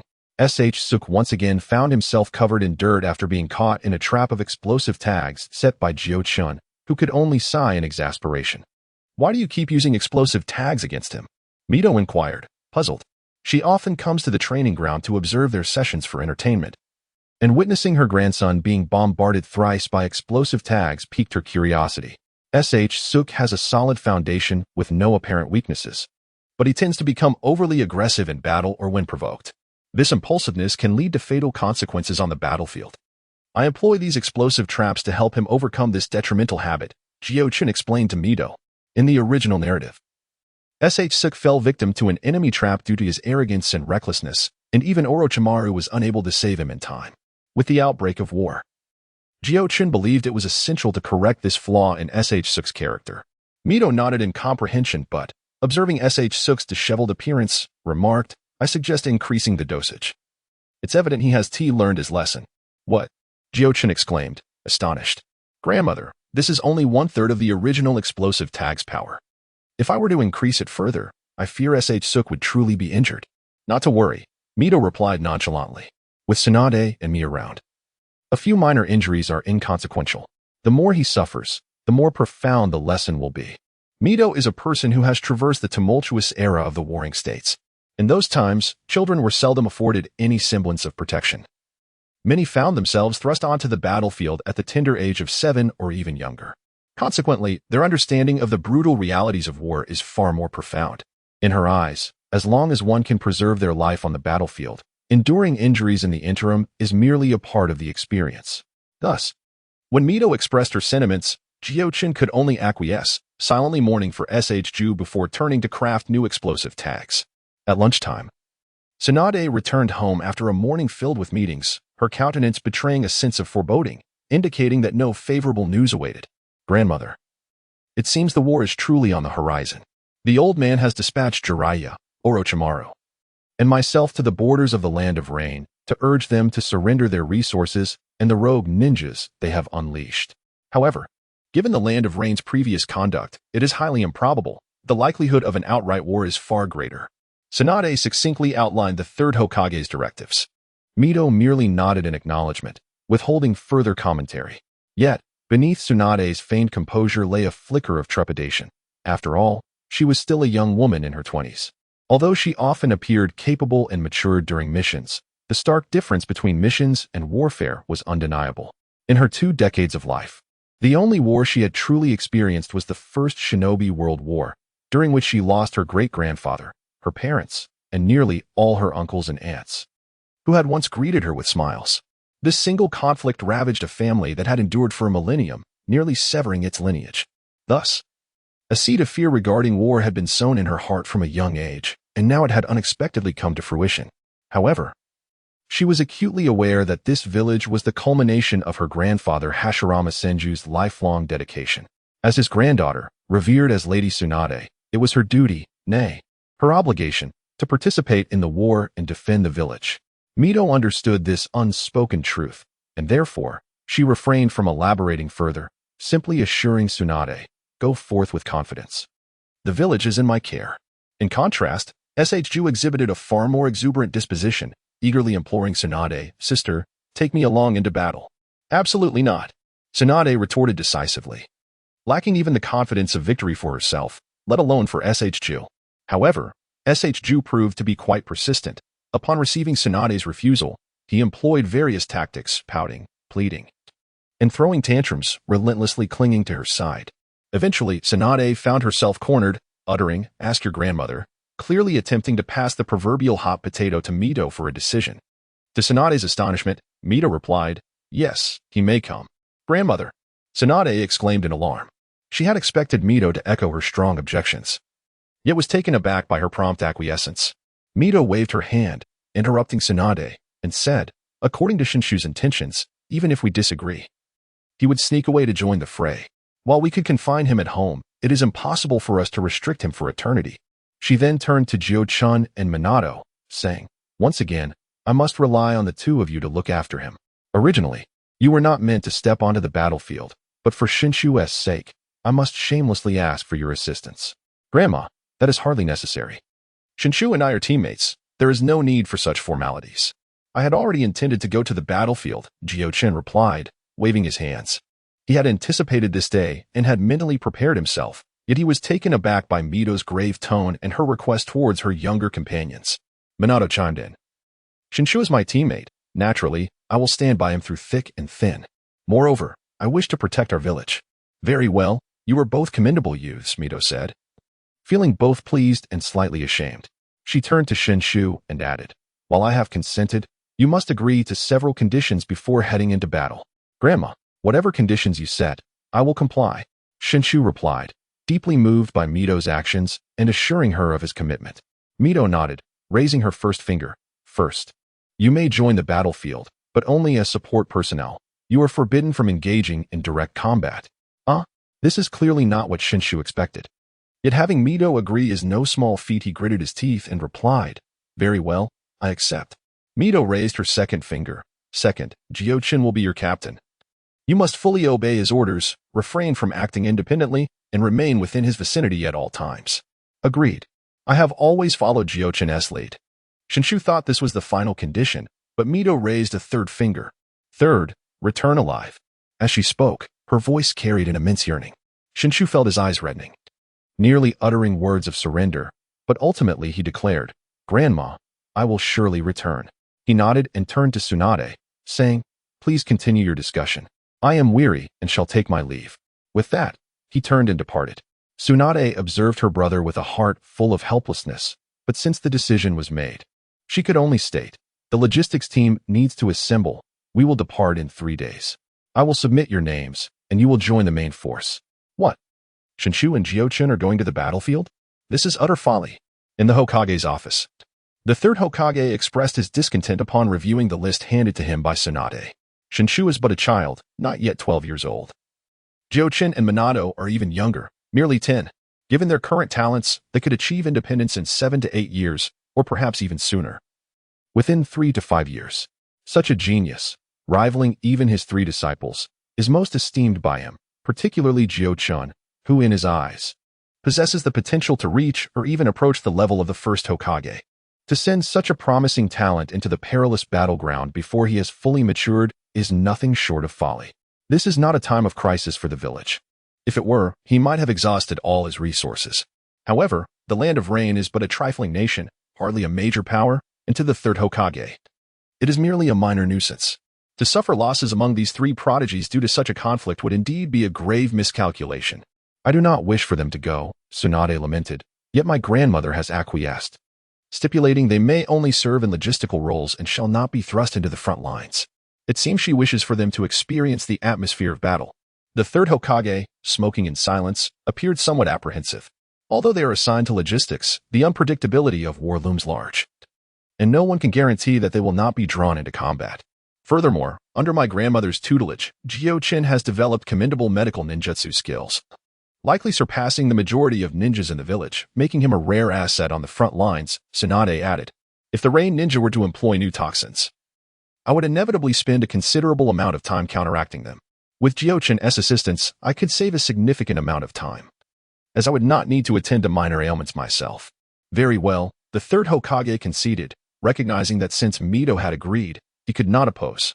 He set down his pipe and added a few names to the list. Upon seeing these names, Tsunade was taken aback and asked, are these individuals willing to go? The third Hokage replied with a hint of resignation, Shushu and the others wish to join. I must provide them with some assurance. After all, I still have a degree of influence. Tsunade nodded, realizing that their inclusion would undoubtedly enhance the safety of Shangshu and his companions. Given the third Hokage's statement, she chose not to press further. By the way, Jiraiya and Orochimaru have already set out ahead of you. Exercise caution during this mission. Although Hans hails from a small nation, his combat prowess is formidable. Do not underestimate him, the third Hokage instructed. Though the mission is to ensure that the Land of Rain surrenders resources and the culprit, the third Hokage has clearly prepared for war. Well aware that Hans is not easily swayed. Since Hans concluded his conflict with the Land of Iron, he has been amassing troops and resources, perhaps biding his time for this very moment. I am fully aware, Tsunade replied, though she soon voiced her puzzlement. However, I find the origin of this incident rather peculiar. If the Land of Rain intended to strike against us, why merely seize a small quantity of supplies? Why not capitalize on our insufficient forces and launch a full-scale invasion of the Land of Fire? A wry smile crossed the third Hokage's face as he responded. Your ability to discern this indicates significant progress on your part. After a brief pause, he continued, it is evident that behind this matter, several old acquaintances are stirring the pot. To be precise, it is that old rascal Noki who is pulling the strings. Really? Tsunade was momentarily taken aback. Are you suggesting that the plundering scheme in the Land of Rain was orchestrated by the Rock Shinobi? Almost certainly, the third Hokage nodded. According to our intelligence. Although the Land of Rain has triumphed over the Land of Iron, it has not yet fully capitalized on its victory. While we all know Han seeks to compete with the great nations, he will not act rashly without adequate preparation. He proceeded to explain to Tsunade. What Noki has done is rather straightforward. He has pushed Hans to engage with us prematurely, thereby diverting our attention and creating an opportunity for them. Though the Land of Rain has made some progress under Hans' leadership, in the eyes of the great nations, it remains merely a pawn. Originally, after the invasion by the Sand Shinobi, we intended to orchestrate an incursion of the Land of Rain into the Land of Wind, but unfortunately, we did not have the chance to implement it before Noki beat us to it. What a pity, otherwise we would not find ourselves besieged on two fronts. The third lamented. Indeed, Tsunade exclaimed, somewhat astonished by the intricate machinations at play. However, she then inquired, if this matter was indeed the doing of the Rock Shinobi, why hasn't Hans clarified it with us? That is impossible, the third replied, tapping the ash from his pipe at the edge of the table. Hans harbors grand ambitions. He desires to elevate the Land of Rain to the status of the sixth great nation. This ambition ensures he will not compromise with us. Such aspirations will undoubtedly be intolerable to the five great nations. Even without our intervention, other shinobi villages would act, regardless of the outcomes among the five great nations. The Land of Rain is destined not to ascend. Nodding in understanding, Tsunade grasped the underlying logic. Suddenly, she recalled the conflict between the Land of Lightning and the Land of Earth and curiously asked, could there also be our involvement in the tensions between the Rock Shinobi and the Cloud Shinobi? Certainly, the third replied matter-of-factly. Noki has created such significant trouble for us. If we do not retaliate, it would appear that Konoha is easy prey. Moreover, you must understand that the balance among the five great nations is fragile. If one party shows a weakness, it risks being besieged by the remaining four. Since Konoha is compelled to engage with the Land of Rain, we naturally cannot allow the other great nations to remain idle. Otherwise, they would turn their gaze upon us. Currently, they are in a state of mutual restraint, which conveniently allows Konoha to focus on the enemies posed by the Land of Rain and the Land of Wind. What about the Land of Water? Tsunade pondered, realizing that it seemed only four of the great nations were currently involved. The third Hokage furrowed his brow. The Land of Water has seemingly been in a state of isolation in recent years. I dispatched several waves of shinobi to investigate, only to discover that the third Mizukage appears preoccupied with internal strife among the clans within the village, leaving him little time to attend to the affairs of the shinobi world. Very well, Tsunade nodded, having gained a clearer understanding of the current state of affairs in the ninja world through her recent conversation with the third Hokage. However, the pressing matter at hand was to secure victory in the battle before them. Just as she was about to depart, a sudden knock at the door interrupted her. There is urgent intelligence for the Hokage's attention. An Umbu messenger ninja was about to present the information to the third Hokage when Tsunade swiftly seized it from his grasp. The third Hokage, unfazed by her actions, merely gestured for the messenger to withdraw. As Tsunade perused the document, she read aloud, the Land of Rain is mobilizing troops and gathering supplies, heading towards the border. Hanzo will also set out shortly. After finishing, she raised her gaze to the third Hokage and remarked, it seems Hanzo does indeed intend to fight, as you predicted. A great battle between the Land of Rain and our Konoha is imminent. The third Hokage nodded, smiling. This does not come as a surprise to us. You need not linger here. Orochimaru and Jiraiya have already departed for the battlefield. The logistics and medical teams require your leadership, lest we delay our progress. Tsunade smirked but said nothing further as she exited the Hokage's office. As the departure approached, Ju naturally took it upon himself to train Shin and Minato relentlessly. Even as part of the logistics team, he was determined to contribute significantly. However, after yet another encounter with an explosive tag that left him sprawled on the ground, he could not help but mutter, ugh, this is so frustrating. The traps you set are utterly detestable. Following Mito's previous advice, Shin had increased the potency of the explosive tags, frequently leaving Ju battered and bruised. The mere mention of explosive tags had begun to instill a sense of dread in him. Shin adeptly approached to administer treatment to Ju, feeling immensely satisfied with the training of the past few days. Responding to Ju's complaints, he remarked, anything can occur on the battlefield, so you must remain vigilant. Should you fall victim to a trap, it won't just affect you. Your teammates might also suffer the consequences. I already promised Grandma that I'll listen to you. If you say I shouldn't go, then I won't, Ju retorted. I can direct you now, but when you advance to Ch Nin or J Nin, You will lead your own team. At that point, you must make decisions and consider such situations, Jiuchen replied, shaking his head. Upon hearing Jiuchen mention Ch Nin and J Nin, a spark of aspiration flickered in Sh Ju's eyes. He ceased his argument, muttering, "All right, you have a point." After concluding Sh Ju's treatment, Jiuchen glanced at Minato, who was still practicing, and said, "We depart tomorrow, so do not overexert yourself today." Upon receiving a nod from Minato, he added, "We do not know how long we will be gone, so let us have a meal together, and let us include Kushina." At this, Sh Ju sprang to his feet, enthusiastically agreeing, and Minato readily concurred. However, since Kushina was still in school, they decided to inform Mito and then proceeded to wait for her outside the school gate. In the end, they were joined by Kushina, who also brought along the two young girls, Mikiko and Sachiko. After nearly a year apart, the 10-year-old girls had grown, though their personalities remained unchanged. The younger sister was as lively as ever, persistently asking Jinchuriki about their missions. The elder sister merely listened, occasionally interjecting with questions when she found something amusing. However, missions generally consisted of traveling and combat, leaving little to discuss, and Jinchuriki preferred not to dwell on such unpleasant matters during mealtime. Thus, Kushina and the others began recounting amusing anecdotes from school, eventually steering the conversation toward the topic of romance. In this precocious world of shinobi, early romantic interests were quite common. Even among older students, love was merely another facet of their ninja discussions. Last year, before even graduating, Jinchuriki had received chocolates and love letters on Valentine's Day. However, as an adult, he could not share the same sentiments as those children, politely declining their affections. Consequently, as the topic unfolded, he could only sit quietly, listening for amusement. Initially, Kushina and the two girls were engrossed in their conversation, but upon noticing the three boys' silence, they redirected their attention toward them. Sachiko asked Minato, "Minato, you were quite popular in class. Do you have a girl you like?" Caught off guard by the sudden shift in conversation, while sipping his drink, Minato's face flushed crimson. Stealing a glance at Kushina, he stammered, unable to voice a response. Observing Minato's flustered demeanor, Jinchuriki decided to tease him, joking, "It seems you do. Why not tell us so we can help you confess?" Shoju joined in the jest, causing Minato's face to redden further as he protested, "And no, there's nothing. Don't say such things."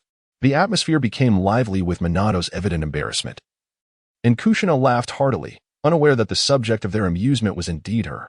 Since Minato remained tight-lipped, the group did not press him, treating it as mere playful banter among friends.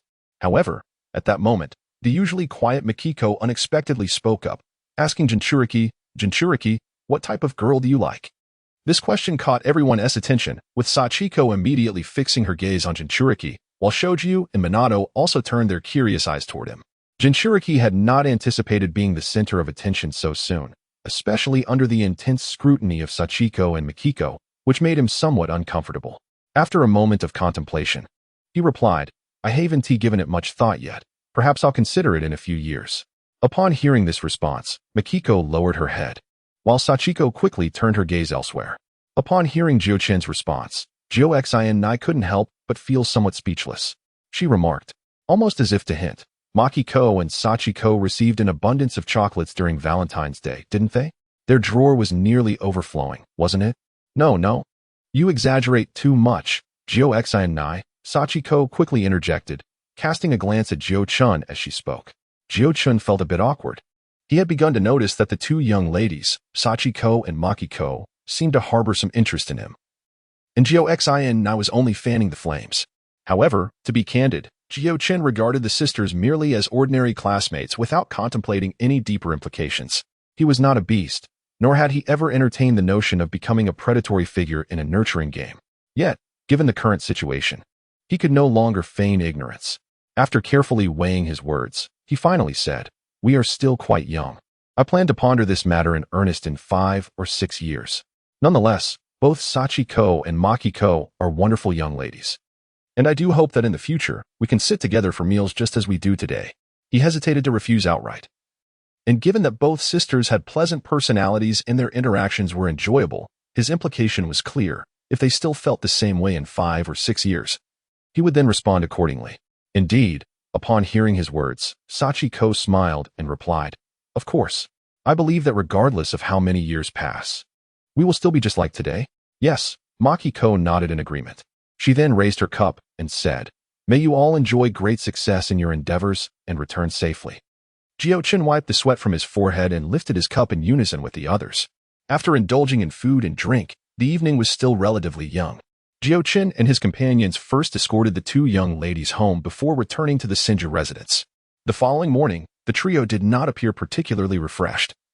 As Shirakawa had been overly excited the previous night and had trouble sleeping, insisting on dragging Jiuchen and Minato into training. It wasn't until Tsunade reprimanded him upon her return that he settled down and obediently returned to sleep. Having undertaken multiple missions together, they were already well versed in the necessary supplies to bring. The only distinction today was that Jiuchen donned a Chunin vest. This time, they were headed to war. Under normal circumstances, they could freely choose their attire, but once on the battlefield, all Chunin and above were required to wear ninja uniforms, a regulation that Tsunade later informed him of. Otherwise, he would have remained oblivious to this rule. However, once he donned the uniform, he discovered that this vest, crafted from the accumulated experience of countless ninjas, indeed facilitated combat far more effectively than his previous attire. With various pockets and even designated scroll compartments, it was exceedingly well suited to a ninja's combat style. The collar stood upright on both sides, providing some modest protection for his neck. With all supplies ready, Jiuchen led Shirakawa and Minato to the assembly point at the village entrance. Upon their arrival, they found a considerable gathering of ninjas, evidently participants in the upcoming war. Jiuchen observed that these individuals had formed several small circles among themselves, fully equipped. With their ninja tool bags stuffed to the brim, the individuals exuded a markedly different aura, clearly members of a combat unit. The frontline forces had long since assembled, and these individuals evidently bore special missions. Among them were a few ninjas, burdened with enormous backpacks, dressed in immaculate attire, undoubtedly the medical team carrying essential medical instruments.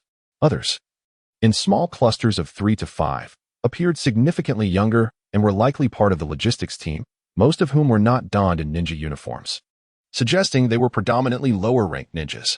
Typically, those of Ch-nin rank and above would be assigned to frontline combat units, while the logistical roles would fall to the genin. However, in times of heightened conflict, these lower-ranked ninjas might occasionally be drafted into combat units. "Ah, Jiuchen, you've already reached Ch-nin status." As Jiuchen surveyed his surroundings, he suddenly heard someone calling his name. Turning around, he was met by 3 fellow ninjas of similar age. The leader, who had just spoken, sported a pineapple hairstyle and appeared somewhat lethargic. Jiuchen recognized him as Nara Shikaku, a renowned strategist from Konoha. Following him was Yamanaka Inoichi, distinguished by his blonde hair tied in a ponytail, and the rotunda Kimichi Choza, who was busily munching on snacks. These 3 were the illustrious heirs of the famed Ino-Shikicho trio of clans in Konoha. Jiuchen had encountered them during visits to various clans, although they had been a grade above him and Minato at the Ninja Academy. "So it's Shikaku, Inoichi, and Choza.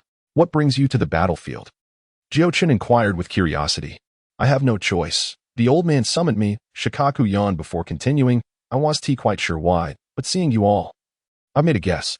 Pondering for a moment, Jiuchen contemplated his thoughts, only to see Shikaku point in another direction. "It's not just us. Look over there. And there."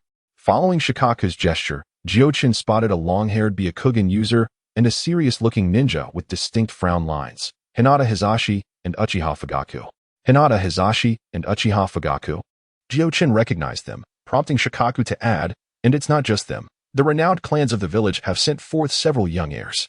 Jiuchen nodded and turned back to Shikaku, offering a hint of apology. "I'm sorry. It seems we've inadvertently involved everyone." It was evident that the young heirs from these prominent clans had been dispatched by the third Hokage, Sarutobi Hiruzen, to ensure their safety. Many of these young individuals were candidates for the next clan leaders. Thus, their presence on the battlefield would necessitate the vigilant protection of their clansmen. By assigning them to the same unit as Jiuchen and his companions, their safety could be indirectly assured, which elucidated why Shikaku had remarked upon encountering them. Lu Jiu nodded, observing that Jiuchen had grasped the situation, and thus chose to refrain from elaborating further. In response to Jiuchen's apology, he remarked, "It is of no consequence. After all, we shall inevitably tread upon the battlefield ourselves." Jiuchen, acknowledging Lu Jiu's words, nodded in agreement. Although Lu Jiu had brought the matter to light, his primary intention was to solicit a favor from the esteemed families on behalf of Jiuchen and his companions. Should they successfully navigate this situation, it would transform into a matter of reciprocation. While the specifics of the conditions that compelled the various ninja clans to dispatch their younger generations remained unclear, should Jiuchen and his group receive genuine assistance, it would be only natural for them to owe a debt of gratitude to these families. The ebb and flow of human connections, built upon mutual exchanges, is a principle well understood by these ninja clans. However, Shoshu appeared utterly perplexed by these dynamics, and he could not help but inquire of Jiuchen. Who are these individuals? Ah, you do not recognize them, Shoshu? Jiuchen replied with a hint of surprise. After pondering for a moment, he realized that Shoshu had indeed lacked the means to familiarize himself with them, and thus proceeded to introduce everyone formally. Before long, Tsunade joined their ranks, accompanied by several elite ninjas. Subsequently, she began to tally their numbers, and upon confirming their accuracy, handed the mission scroll to the guard at the village entrance. After a brief comparison, the guard permitted their passage, and the entire contingent began to gradually advance beyond the village, traveling from the Land of Fire to the bordering region of the Land of Rain. The journey would typically take 2 to 3 days at the speed of a small team.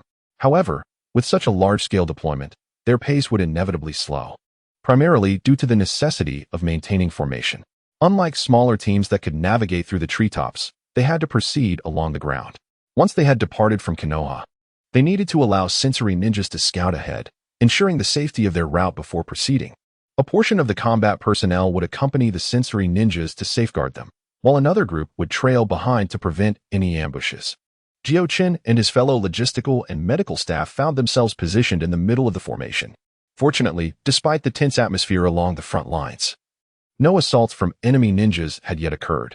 After approximately 5 or 6 days of travel, the large contingent finally reached the frontline camp. The camp situated in the neighboring Land of Rain was evidently a recent establishment, unlike the border with the Great Nations, which had long been fortified with ninja presence and had camps that had been constructed over decades. Upon entering the camp, the large contingent was dispersed.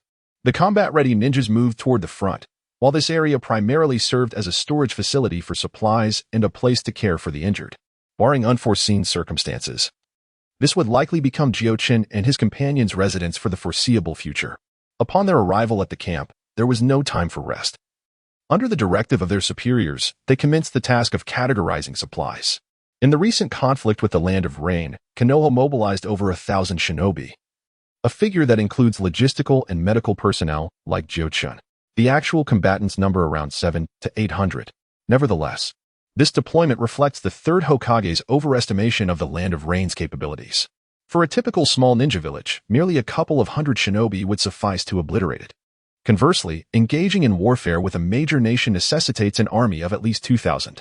Thus, when the third Hokage spoke of the Land of Rain, it was with a tone of recognition of the disparity between small and large nations. To be a pawn in the strategic games of great powers is, in itself, a remarkable achievement for a small nation. Han's ambition to establish the sixth great nation of the shinobi world, in the eyes of the third Hokage, bordered on delusion.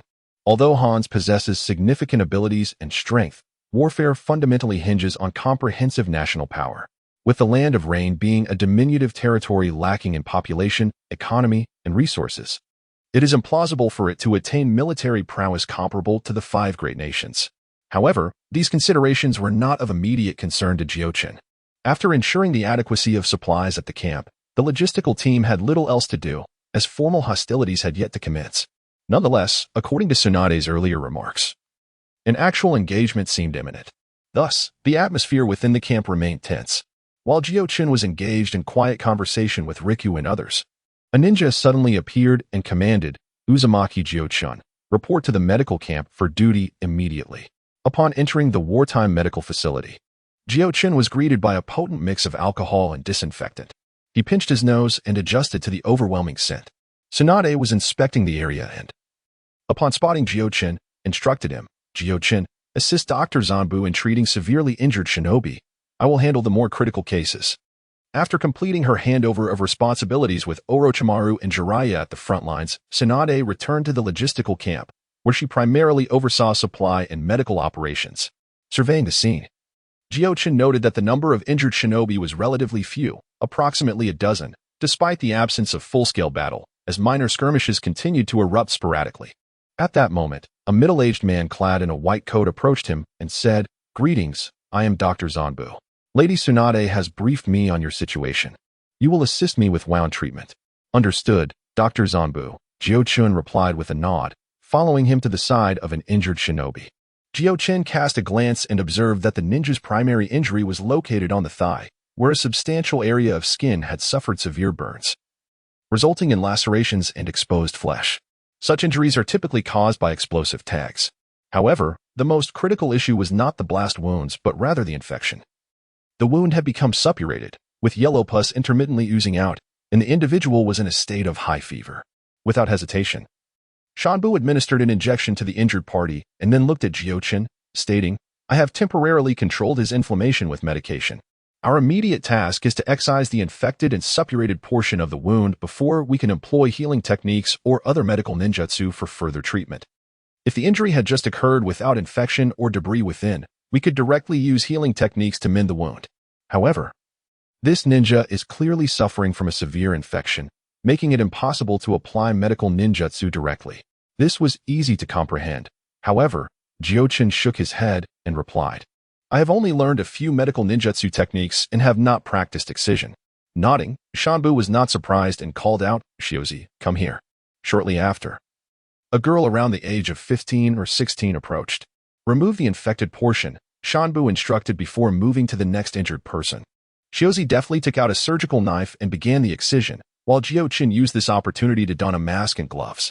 He then stepped closer, quietly observing her as she excised the infected and suppurated parts of the wound, followed by rinsing it with hydrogen peroxide and saline. At this point, it was Jiuchen's turn to act. He raised his hands, emanating a greenish glow, placing them over the wound. Gradually, the bleeding ceased, and delicate granulation tissue began to form. After approximately 20 minutes, the wound started to heal. However, this was merely the initial recovery phase. Complete healing would require 2 additional treatments. Yet, at this moment, the preliminary treatment had been accomplished. While contemplating wiping his brow, a small hand presented him with a cloth. Jiuchen instinctively accepted it, only to realize it was Shiozi, who had been standing beside him. When I was at the hospital, the doctors would always do this after using ninjutsu, Shiozi explained. Jiuchen nodded in acknowledgement, remaining silent, but Shiozi continued, your medical ninjutsu is truly impressive. It accelerates the healing process far beyond what I observed with the doctors at the hospital. You're too kind, Jiuchen replied, having witnessed the healing prowess of Suho and Tsunade, which far surpassed his own. While he was unsure of the doctor's capabilities at the hospital, he regarded Shiozi's comments as a genuine compliment. After changing into a fresh mask and gloves, Jiuchen approached the next patient's bed, noting that this injury appeared to be a laceration. However, another doctor had already performed the suturing. Upon seeing him, the doctor remarked, Dr. Shanbu instructed me to clean and suture the wound before handing it over to you. Jiuchen nodded, expressing no complaints. He was not skilled in the preliminary procedures and only possessed a modicum of medical ninjutsu. Shanbu's approach was undoubtedly aimed at enhancing the efficiency of the treatment. Merely mastering medical ninjutsu does not consume an excessive amount of chakra. In fact, the chakra expended by Jiuchen during healing is easily outweighed by his recovery. Aside from mental fatigue, Jiuchen felt capable of enduring for quite some time. Thus, he began to methodically heal one patient after another, showing no inclination to pause. Indeed, your medical ninjutsu surpasses that of most physicians in hospitals. Would you consider joining our hospital afterward? As Jiuchen was treating a patient, his hand suddenly halted. Turning around, he discovered Dr. Zenbu, who was watching him with a warm smile. You flatter me, Dr. Zenbu. I merely possess some knowledge of medical ninjutsu in other areas. I still have much to learn, Jiuchen replied modestly. Other skills can be acquired, you know. I can see that you have the makings of an excellent medical practitioner. Dr. Zenbu continued, his expression unwavering. Dr. Zenbu's question echoed one previously posed by Tsunade, but upon realizing that studying medicine required memorizing numerous hefty tomes, he had abandoned the idea. With that time, he preferred to focus on enhancing his own abilities. Never mind, I prefer to study ninjutsu. I only learned medical ninjutsu for emergencies. Jiuchen declined politely. What a pity, Dr. Zenbu remarked, understanding that Jiuchen, as Tsunade's disciple, was unlikely to specialize solely in medical arts, and thus he departed with a sense of regret. Within the medical camp, there were approximately a dozen patients. After spending 2 to 3 hours, Jiuchen had treated them all, relieved that they only suffered from superficial injuries. With no internal damage reported, perhaps there were such cases. But they were not present. As he exited the tent, he was astonished to find Shiboku waiting outside. "Why have you been here all this time?" he inquired curiously. "When you came out, didn't T Grandma say I should remain by your side? I couldn't enter, so I waited outside for you." Shiboku replied with a hint of bewilderment, as if it were the most natural thing in the world. Very well. Although Jiuchen understood that Mito's statement was an exaggeration, he appreciated Shiboku's willingness to follow him and chose not to correct her. Taking a deep breath, Jiuchen intended to enjoy the fresh air. But being near the border of the land of rain, the climate was similarly oppressive. Though it wasn't continuously raining, the atmosphere remained humid and stifling, which was rather uncomfortable. Such weather conditions were detrimental to the wounded, as delayed treatment of injuries could lead to various complications. Infections could cause fevers, and at a certain point, such conditions could easily claim lives. Even though they had treated the patients, their recovery was sluggish, with the potential for secondary infections looming. After contemplating the situation, Jiuchen sought out the command post of the logistics camp. Once he had announced his presence, he entered and immediately spotted Tsunade, diligently writing at her desk. Without lifting her head, Tsunade inquired, "What brings you here?" Jiuchen addressed her directly. "The humid and stifling climate here is highly detrimental to the recovery of the injured. If I could dry out the air within the camp, do you think it would be beneficial, sensei?" "Oh." Upon hearing this, Tsunade paused her writing, lifted her gaze towards Jiuchen, and remarked, "Of course it is useful. Can you accomplish it? It should not be overly challenging. I wish to employ a sealing technique to create a barrier that maintains dryness within. Such a singularly purposed barrier requires only a modest amount of chakra." Jiuchen responded. Tsunade nodded. "At that time, we can have the logistics personnel at the camp take turns providing chakra. But are you certain you can create it?" "I shall give it a try," Jiuchen replied, not making any promises. However, given his current level in sealing techniques, he believed that as long as he found the right approach, it should not be too difficult. "Very well, then return and give it a shot.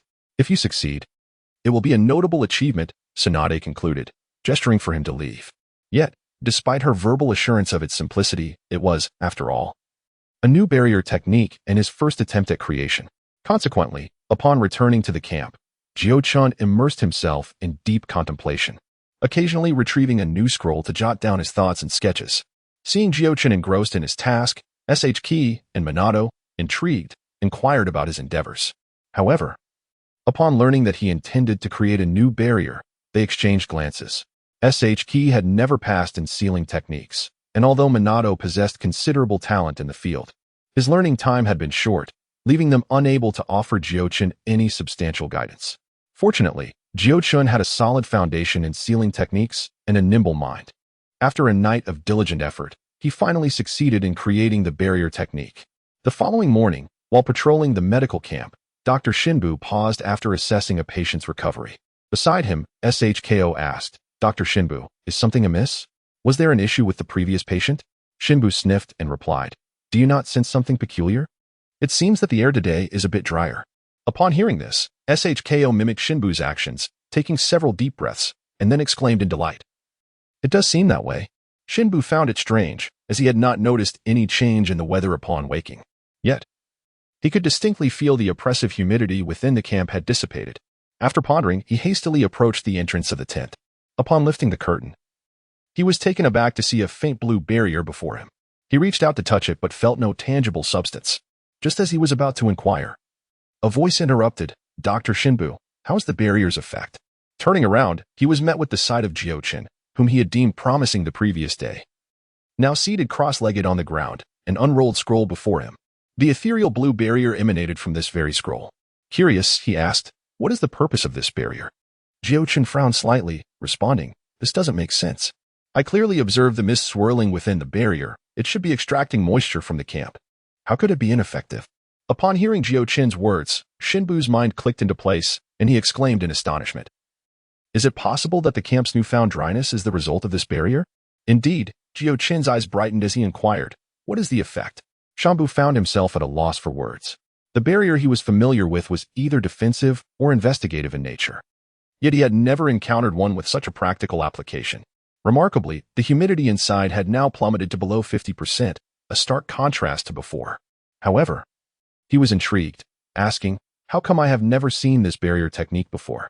"That is natural," Jiuchen replied. This barrier is a temporary creation of my own. I noticed yesterday that the campsite was excessively humid, which was detrimental to the recovery of the injured, so I thought to devise this barrier. Shambu was taken aback, gazing at the evidently youthful child before him, astonished by his capabilities. He shook his head in realization, understanding why Tsunade spoke of him with such pride. By the way, Dr. Shambu, could you please inform Teacher Tsunade to send 3 ninjas to assist every 2 hours? This barrier consumes a certain amount of chakra, and even lower-ranked ninjas can manage. They simply need to continuously channel chakra into this scroll, Jiuchen explained. At present, he, along with Shinshu and Minato, was maintaining the barrier. But he also needed to attend to the injured and could not remain there indefinitely. Understood, Shanbu replied, promptly making his way to Tsunade. After a few minutes, he returned with her. Tsunade gazed at the swirling mist of the barrier, exclaiming in astonishment, "I can hardly believe you actually created this." Jiuchen, filled with pride, responded, "Indeed." Though the principle behind this barrier technique is rather simple, it primarily involves extracting the moisture from within the barrier. Granny Mizuho taught us related methods. It merely requires. All right, we get it. You're impressive, Tsunade interrupted, eager to avoid delving into the intricacies of sealing techniques, having struggled for months to learn the Yin seal. She then instructed the accompanying ninjas to summon 3 more. Soon enough, 3 familiar faces arrived. Nara Shikaku inquired curiously, "What do you need us to do, Lady Tsunade?" Tsunade gestured toward Jiuchen, replying, "Don't ask me. Ask him." Recognizing his acquaintances, Jiuchen wasted no time. "I need you to channel chakra to maintain this barrier. The chakra consumption is minimal, but it requires continuous input, simply directed into the scroll." Upon finishing, he addressed Yamashiro Kaichi and Akimichi Dingsa. "The other 2 positions are over there. The method is the same." The 3 nodded in agreement, acknowledging the simplicity of the task. Narashikaka promptly settled down, prompting Jiuchen to make room for him. Yamashiro Kaichi and Akimichi Dingsa hastily moved to their respective positions. After a short while, Shinshu and Minato approached as well. Tsunade gazed at the immobile barrier, stepping closer to sense its essence before nodding in approval, remarking that its efficacy was indeed commendable. She decided to entrust the rotation of personnel to SH-Ju, casually assigning him a task as she observed his seemingly idle demeanor.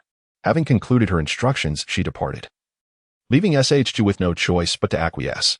Meanwhile, Jiuchen entered the medical camp, inhaling the soothing air and exhaling a sigh of relief. He commenced a thorough examination of the patients he had treated the previous day, applying his medical ninjutsu once more to expedite their recovery. Once he had attended to these matters, he noticed a fellow medic hesitating nearby.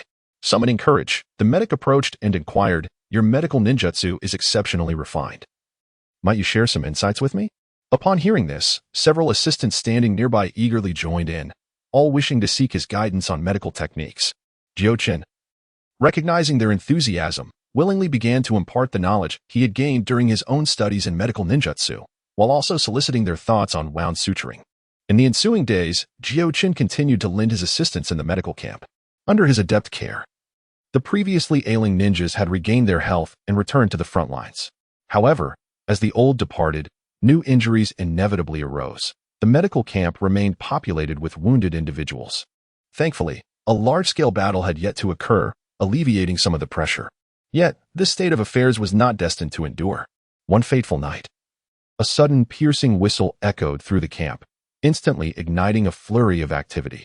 Jiuchen, roused from slumber, swiftly donned his gear and emerged from the tent. Typically, such a whistle serves as a warning signal, indicating an impending enemy attack. Thus, as Jiuchen exited, he remained vigilant, gripping a kunai tightly. However, the camp was in disarray, and he could not ascertain the source of the threat. Consequently, he tightened his grip on the kunai and stood his ground, prepared to defend without launching a preemptive strike. SH-Ju and Minato quickly arrived at Jiuchen's side, the trio forming a defensive formation as they awaited further commands. Indeed, moments later, a bright signal flared from the west, accompanied by Tsunade's commanding voice.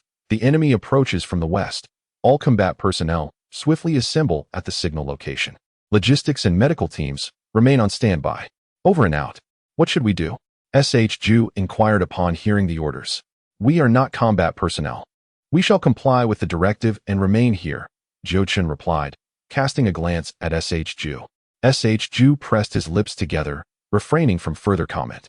Shortly after, from the direction of the signal, faint flames flickered, accompanied by the sounds of explosions, indicating that the Konoha ninjas had engaged the enemy forces. Just then, another signal flared in the south, and upon witnessing it, Jiuchen inwardly lamented the impending situation. The ninjas tasked with combat have already ventured westward, leaving behind only the logistics and medical teams at the camp, with few remaining capable of engaging in battle. Clearly, the enemies to the west represent merely a portion of the threat, designed to lure the majority of the Konoha ninjas away. While the true peril lies within the forces approaching from the south, Jiuchen tightened his grip on the kunai, understanding that relying on the swiftly retreating troops to the west was impractical. They could only depend on themselves to confront the enemy advancing from the south. Realizing this, Jiuchen called out urgently to the logistics personnel nearby, urging them not to hesitate. While the enemy had yet to breach the camp, they must prevent them from entering. Just as he finished speaking, a resounding explosion echoed from the south, indicating that the perimeter guards had engaged the enemy. Without further delay, Jiuchen, accompanied by Shoshu and Minato, hastened towards the southern front. However, just a few hundred meters from the camp, Jiuchen suddenly raised his hand and called out, "Wait! We must conceal ourselves." He swiftly sought refuge behind a large tree. Without hesitation, Shoshu and Minato followed suit, finding cover behind their own trees.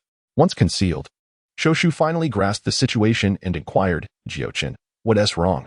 With a serious expression, Jiuchen listened intently to the sounds ahead before responding, "Something feels amiss. It's unusually quiet. At this time of year, the forest should be alive with the sounds of insects." Minato quickly understood. "Are you suggesting that enemies are lying in ambush within the woods?" Jiuchen nodded, elaborating, "The patrol team has T-signaled for quite some time. They've likely been annihilated. Moreover, in this dense forest, the rain ninjas hold a significant advantage. If we recklessly enter, we could easily fall into a trap. And it's uncertain whether the three of us could escape unscathed." With that, Jiuchen closed his eyes, activating his Byakugan, and an invisible wave of spiritual energy enveloped the forest. 10, 20, 30, 37. Indeed, he opened his eyes, relieved that he had sensed something amiss just in time to halt his companions. Otherwise, although he might have fought his way through, Shoshu and Minato would likely have met their demise here today. There are a total of 37 of them, he informed his companions, who immediately felt a chill run down their spines. Jiuchen produced a kunai, affixing an explosive tag to it. With a flick of his wrist, the kunai shot forth in a specific direction, followed by the sound of an explosion and a muted grunt. Once again activating his Byakugan, he noted that the chakra signature of one enemy had vanished, yet the others swiftly altered their positions. "What is the situation?" Shoshu asked. "I've taken one down," Jiuchen replied, nodding before shaking his head, "but their positions are constantly shifting. I cannot provide you with precise details, relying solely on my own capabilities. The pace is too sluggish, and they will swiftly realize that we possess perceptive ninjas among us, prompting them to charge at once. The three of us cannot withstand such a multitude of foes." "Not just the three of you. We have also arrived," a voice suddenly echoed in Jiuchen's mind, sending a shiver down his spine amidst the tense atmosphere. However, he soon regained his composure and cautiously inquired within his mind, "Yamamoto Hachi?" "Indeed. This is my heart transmission technique, which allows me to convey my voice directly into your consciousness." After a brief explanation, the voice continued. "Narashikaka deduced that the enemies in the forest are undoubtedly attempting to lure us inside, aiming to ensnare us all at once. Once they eliminate us, they can directly infiltrate the camp and disrupt our supplies. Without logistical support, we would be at a significant disadvantage in this war." Jiuchen was astute enough to discern the presence of foes lurking within the dense forest, and although Narashikaku was relatively young, he too was capable of such analysis. Moreover, he could further ascertain the enemy's intentions. Without further ado, Jiuchen replied in his mind, "I sense a total of 37 enemies concealed in the thicket. I have already eliminated one with an explosive tag. Now, our objective is to eliminate as many of them as possible before they charge, or else, should they surge forward together, we, lacking formal combat training, might find ourselves overwhelmed." The voice in his mind paused momentarily, likely contemplating strategies, before suddenly announcing, "Please wait. We are on our way." Shortly thereafter, Jiuchen heard rustling sounds emanating from the grass behind them. Upon closer inspection, he saw not only Yamamoto Hachi but also Narashikaku, Akimichi Choza, Uchiha Fugaku, and Hyuga Hizashi, among others, approximately a dozen young ninjas from their clan. They had heard Jiuchen's earlier call from the camp and, after a brief discussion, decided to join him.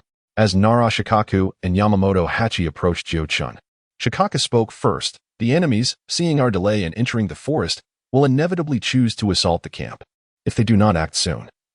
The opportunity created by the enemies in the west will be squandered, so we do not have much time left. In response, Jiuchen stated, I can pinpoint the precise locations of the enemies at present. Shortly, Hachi will relay these positions to everyone using the heart transmission technique. We shall launch a counter-assault against them.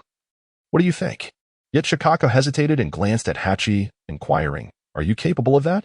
Having grown up alongside Yamamoto Hachi, he was aware that Hachi had only recently mastered the heart transmission technique, leaving him uncertain whether Hachi could communicate the information to all present.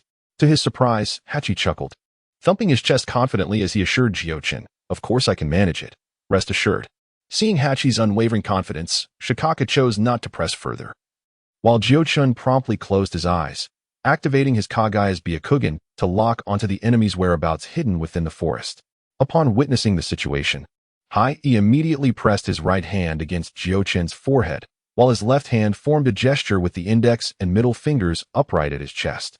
Channeling the full power of his heart-transmitting body technique, the voice of Hai resonated in the minds of all present, everyone. Shortly, I will disclose the precise locations of our adversaries, and I urge you to eliminate them with utmost efficiency. A solemnity washed over the faces of the crowd as they took out their kunai, securing the explosive tags. At this moment, traditional ninjutsu proved ineffective. The explosive tags were the most straightforward and direct approach. As Jiuchen pinpointed the enemies one by one, Hai received the exact locations from him and began relaying this information into the minds of his comrades, rather than overwhelming them with all the data at once. He divided the 36 enemies into several groups, assigning each teammate the responsibility of 2 or 3 foes. Lugio observed his friend's nose bleeding profusely from the onset, a clear indication of the immense pressure Hai was under. However, Lugio understood his friend's nature well. Despite his usual reticence, once he made a promise, he would undoubtedly fulfill it, so he refrained from interrupting the technique. Once the enemy's movements were reported, the group hesitated no longer, launching their kunai into the dense forest. As explosions erupted, the anguished cries of the enemies echoed in response. Upon opening his eyes, Jiuchen beheld Hai, who had collapsed softly to the ground. Aware that he had suffered a backlash from the ninjutsu, he immediately summoned Minato, instructing, You are swift. Take Hai back to the camp. Minato nodded, lifting Hai and hastening towards the camp. Jiuchen then turned to the others, stating, Although our initial assault has impacted the enemy, many still retain combat capability. Now, we face our true test. No sooner had he spoken than a throng of adversaries surged forth from the forest, rushing towards them.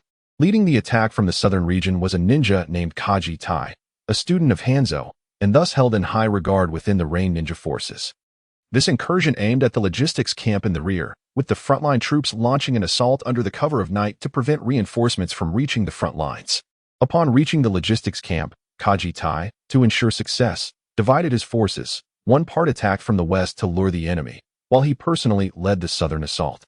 Originally, he intended to silently eliminate the patrolling guards in the south, but lamentably, an underling's hesitation afforded the Konoha ninjas an opportunity to signal for help. Consequently, he adapted his strategy, having initially planned a stealthy infiltration, but now commanded his men to lie in ambush within the forest. If at this moment, a ninja were to arrive for assistance, it would essentially be the last bastion of strength within this logistical encampment. Should they manage to neutralize this force, their incursion into the camp would proceed with greater ease. However, contrary to their expectations, after waiting for an extended period without any sign of reinforcements, just as he hesitated to advance, a shuriken, whose origin was unknown, struck one of his subordinates, obliterating him in an explosion that left no trace. He initially thought that the Konoha ninjas were merely cautious, having come to probe their defenses, and that his unfortunate subordinate had simply fallen victim to collateral damage. Consequently, he ordered his team to swiftly relocate to a more concealed position, awaiting the arrival of the Konoha ninjas to launch a surprise counterattack. To his dismay, instead of the anticipated Konoha ninjas, a barrage of shurikens accompanied by explosive tags descended upon their hiding place. At this point, even Kaji, despite his ignorance, realized that his squad's location had been compromised and that the enemy possessed sensory ninjas capable of precise tracking. Fortunately, some shurikens were thwarted by the trees, and a few of his subordinates managed to evade in time, preventing a total annihilation. Nonetheless, following that unexpected wave of attacks, His team had suffered nearly a 50% reduction in combat effectiveness. Enraged, he rallied the remaining members of the Rain Ninja Squad, urging them to advance. Remaining in the dense forest would only lead to their complete extermination at the hands of the enemy, working in concert with their sensory ninja.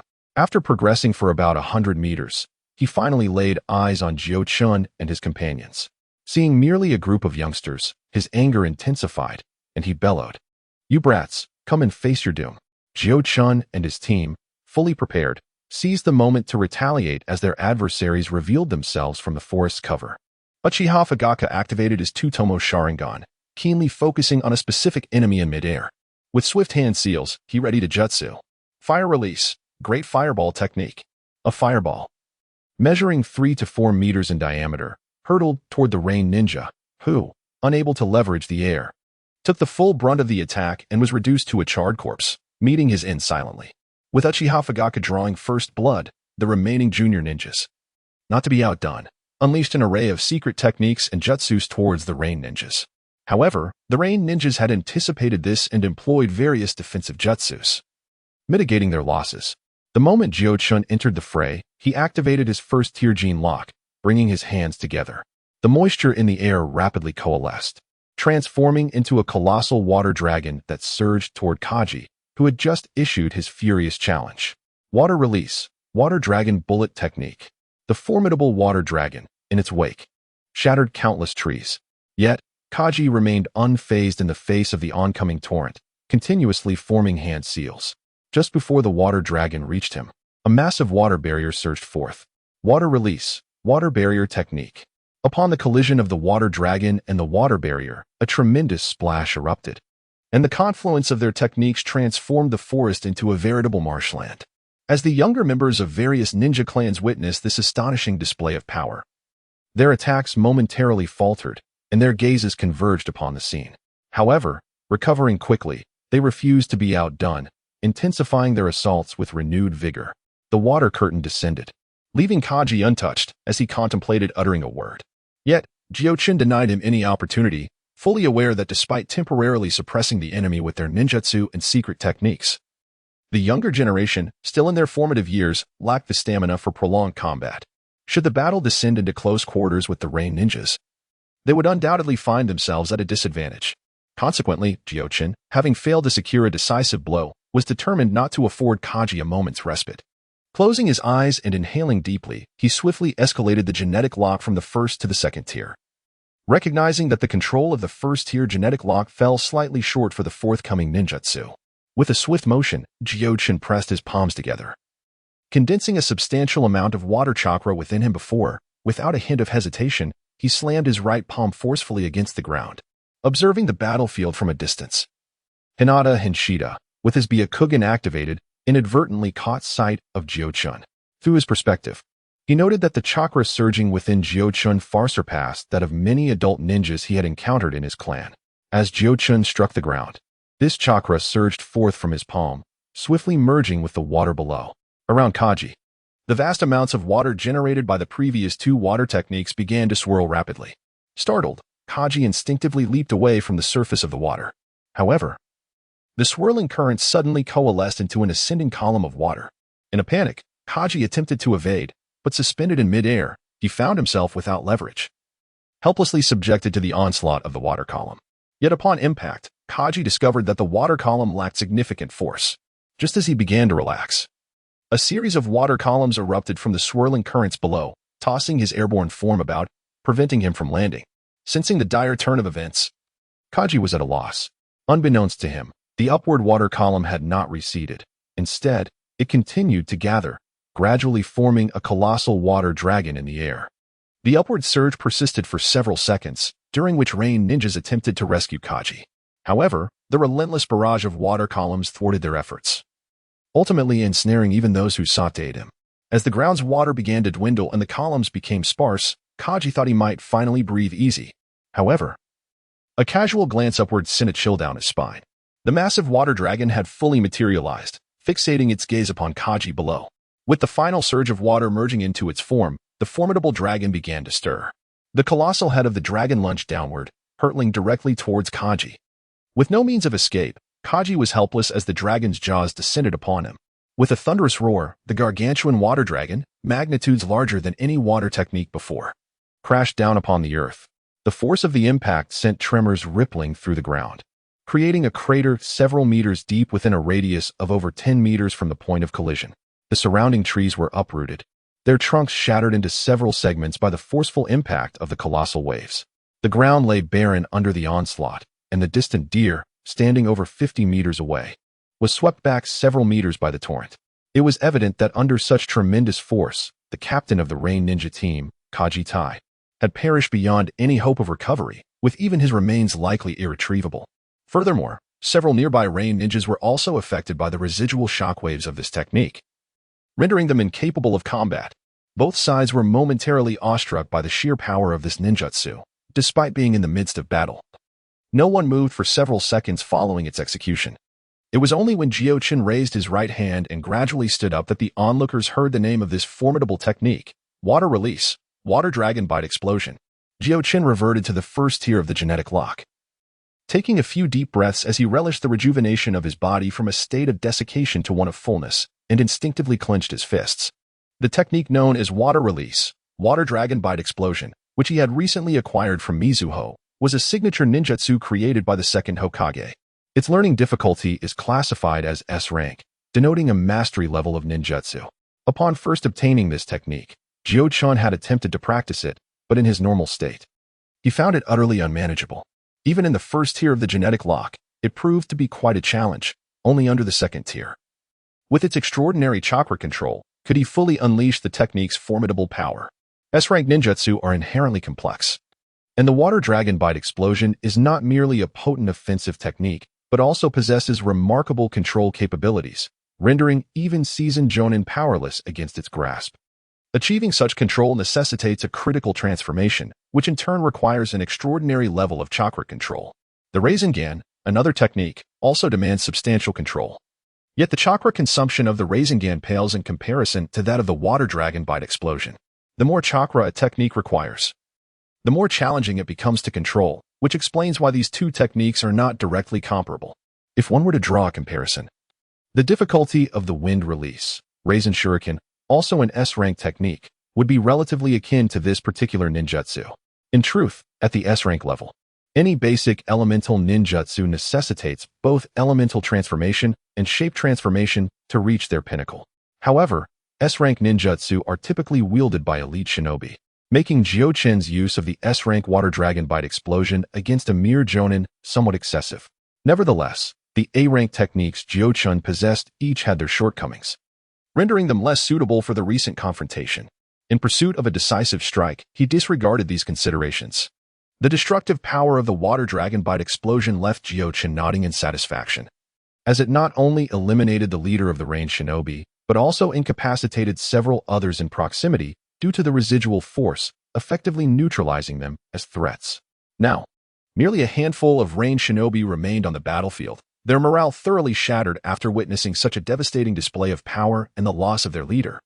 Some of the Rain Shinobi were already quietly retreating, preparing to make their escape. However, the Konoha Shinobi were oblivious to the Rain Shinobi's plight.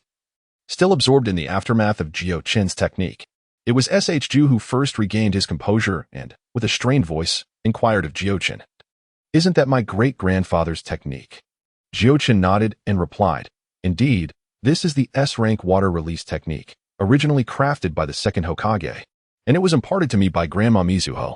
The revelation prompted not only S.H. Ju to gasp, but also elicited astonishment from other younger members of the ninja clan who had overheard their exchange. Uchiha Fugako lamented, "It is a pity that I am nearly a decade your senior, yet I lack even the courage to attempt learning such a formidable ninjutsu." With that, he sighed and shook his head. The younger members of the ninja clan nodded in unison. S-rank ninjutsu was exceedingly rare within their family, and they were largely unqualified to even approach it. Some clans might not possess any S-rank techniques at all. Yet, witnessing such a technique wielded by someone of their own age filled them with awe and admiration. At that moment, Minato, who had previously escorted Hachi back to camp, arrived. Initially, he appeared anxious and ready to engage in battle, but upon observing everyone standing still, gazing at Jiuchen with expressions of astonishment, he inquired, "What is happening here?" His question snapped the onlookers back to reality. Jiuchen cleared his throat and stated, "This is not the time for idle chatter. The enemy has not yet been completely vanquished. Let us discuss matters once we have eliminated them all." With the previous display of ninjutsu fresh in their minds, the group instinctively regarded him as their leader. Even Uchiha Fugaku and Hyuga Hayashi, who were his seniors, refrained from arguing and complied with his command. The group shifted their focus back to the remaining rain ninjas, only to observe that many were stealthily retreating. Jiuchen, leading the charge, surged forward with fierce determination towards the remaining rain ninjas. The remaining rain ninjas, resembling frightened animals, lost all will to fight upon witnessing the advancing group and regretted not having been born with extra legs, each frantically vying to escape. Jiuchen and his companions pursued relentlessly, showing no mercy. Those they caught became mere specters in their wake. After chasing for several hundred meters, and seeing that the remaining rain ninjas had fled sufficiently far, Jiuchen raised his hand and declared, "We shall not pursue the desperate enemy any further. Our primary objective is to ensure the safety of the camp." At his signal, the group halted, watching as the last few rain ninjas disappeared into the dense forest. Turning back to his comrades, Jiuchen asked, "Is anyone injured?" The group exchanged glances, and apart from some initial overexertion in ninjutsu resulting in chakra depletion, they were largely unscathed. SHBU spoke up, "Your ninjutsu left our foes stunned. During the pursuit, we hardly faced any resistance, so naturally, none were injured." Nodding in agreement, Jiuchen addressed everyone. "Esteemed colleagues, we have successfully repelled the rain ninjas' assault. I shall undoubtedly report the details to Lady Tsunade, so await your accolades and rewards." While most of the ninja clansmen were not lacking in wealth, achieving merit was distinct. It facilitated the elevation of their ninja ranks and aided in securing significant positions in the future. Upon hearing Jiuchen's words, those with more straightforward personalities, such as Akimichi Dings and the Inuzuka clan's younger members, erupted in cheers, and soon the entire group joyfully made their way back to the camp. However, the current conflict has not yet reached its conclusion. Jiuchen urged everyone to remain vigilant and to continue their watch within the encampment. He, accompanied by Shoshu and Watergate, set forth towards the west. His intention was not to engage in battle on the western front, but rather to convey the situation at the camp to Tsunade and the other ninjas who had ventured there, ensuring their peace of mind as they fought. Not long after they began their journey, Tsunade hurriedly approached them, clearly anxious about the state of the camp. Upon seeing her, Jiuchen called out loudly, "Teacher, the camp is secure. The southern enemy has been dealt with." Tsunade swiftly leaped forward, stopping in front of the three, scrutinizing them from head to toe before demanding, "Please recount the events that transpired in detail." Before Jiuchen could respond, Shoshu began to narrate the recent occurrences with vivid enthusiasm.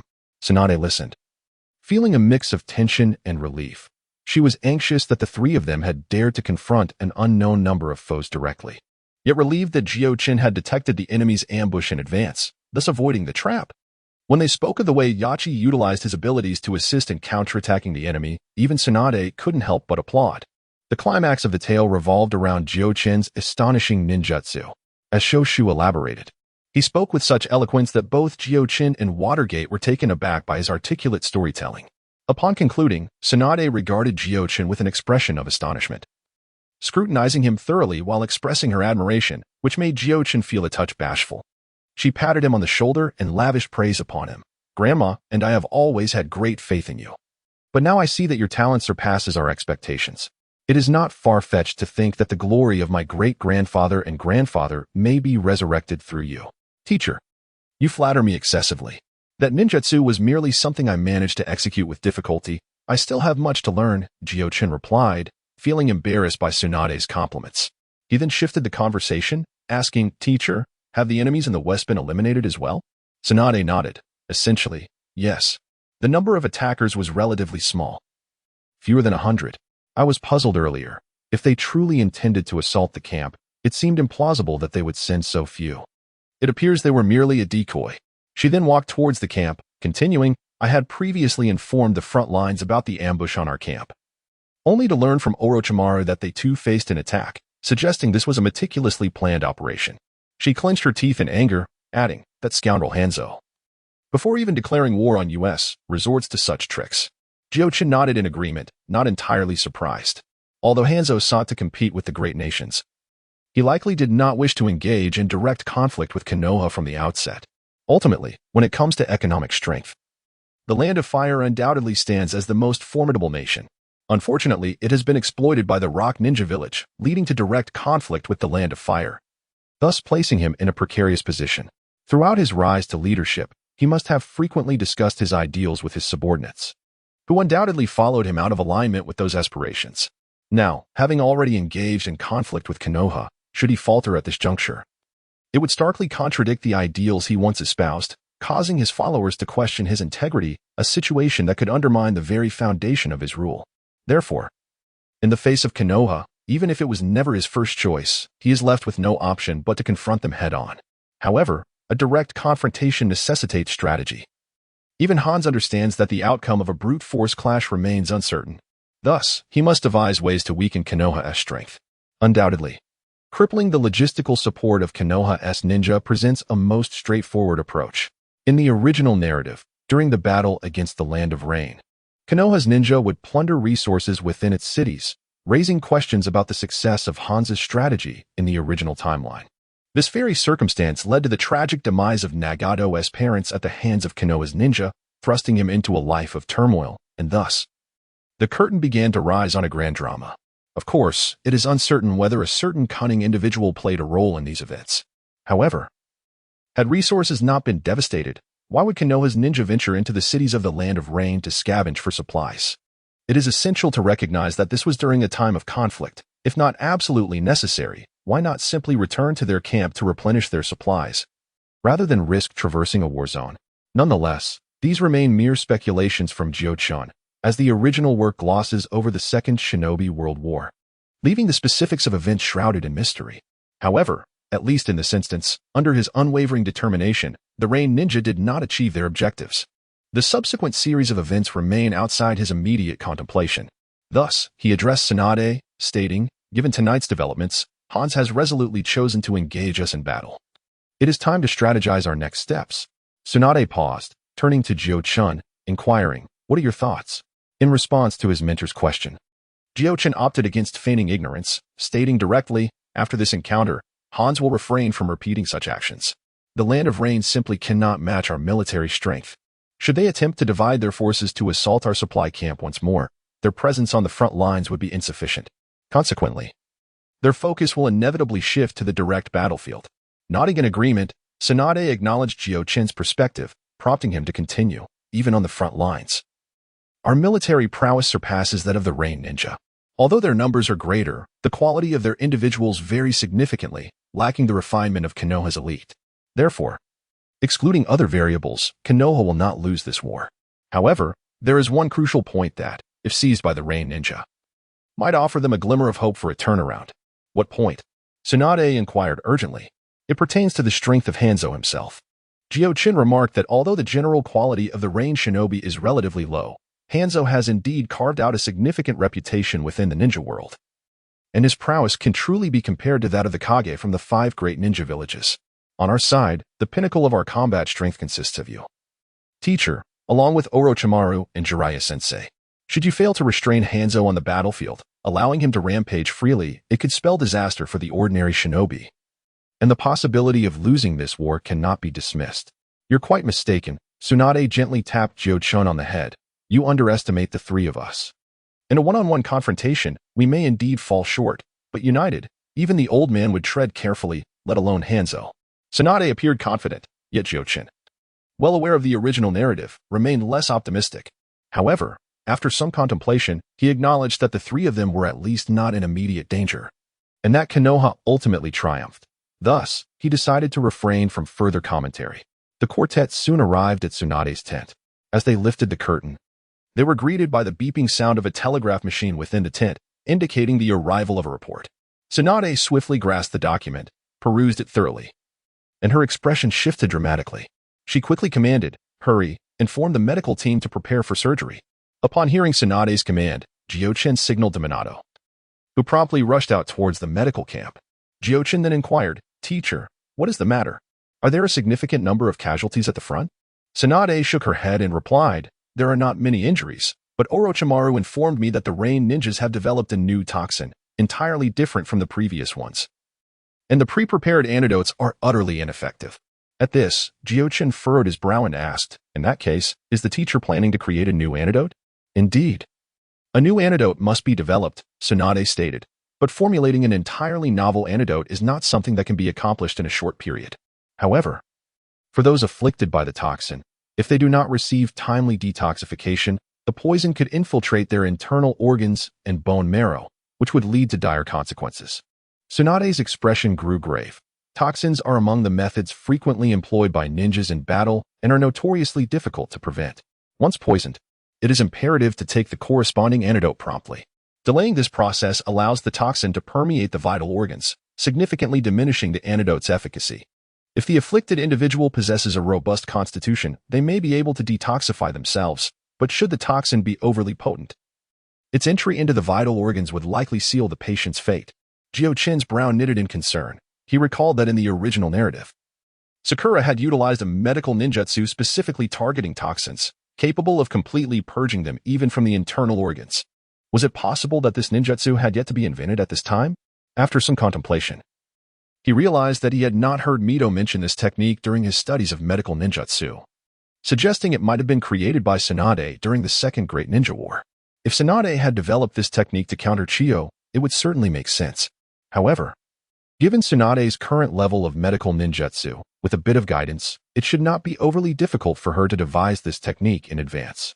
With this thought in mind, Jiuchen suggested, "Is there a medical ninjutsu capable of extracting toxins from the internal organs?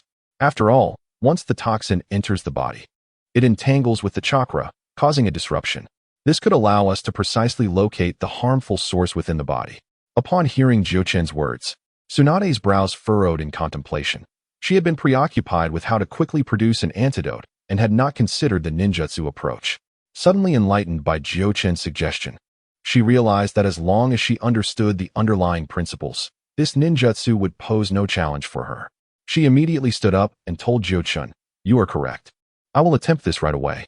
Please inform Shabu to prepare for the incoming patients and do his utmost to control the spread of the toxin. We will discuss any further matters once I return." With that, she hurriedly departed, clearly invigorated by Jiuchen's insight.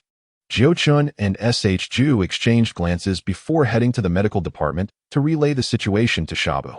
Shabu understood the urgency and wasted no time in leading the medical team to the entrance of the camp to await the arrival of the forthcoming patients. Indeed, within mere moments, a shadowy figure hastened towards us, and upon closer inspection, it was none other than Orochimaru himself, personally escorting poisoned patients to the logistics camp. With no time to spare for idle chatter, the medical team promptly placed the afflicted individuals onto stretchers, swiftly carried by some logistics personnel to the medical department. During this process, Orochimaru inquired about Tsunade, who was absent, and upon learning the situation, chose not to elaborate further. After delivering these poisoned ninjas, Orochimaru did not linger at the logistics camp and promptly returned to the front lines. The patients brought in were primarily suffering from poisoning, and as Jiuchen had not previously acquired relevant medical knowledge, he found himself unable to assist. However, some ninjas who had previously engaged in battles to the west had sustained superficial injuries, which naturally fell to Jiuchen to treat. It was not until dawn that Jiuchen, feeling somewhat fatigued, exited the medical tent, where Ju had thoughtfully prepared a warm meal for him. Typically, logistics personnel like Jiuchen and his two companions engaged in various menial tasks, such as transporting supplies, relaying orders, and aiding in the transportation of the wounded.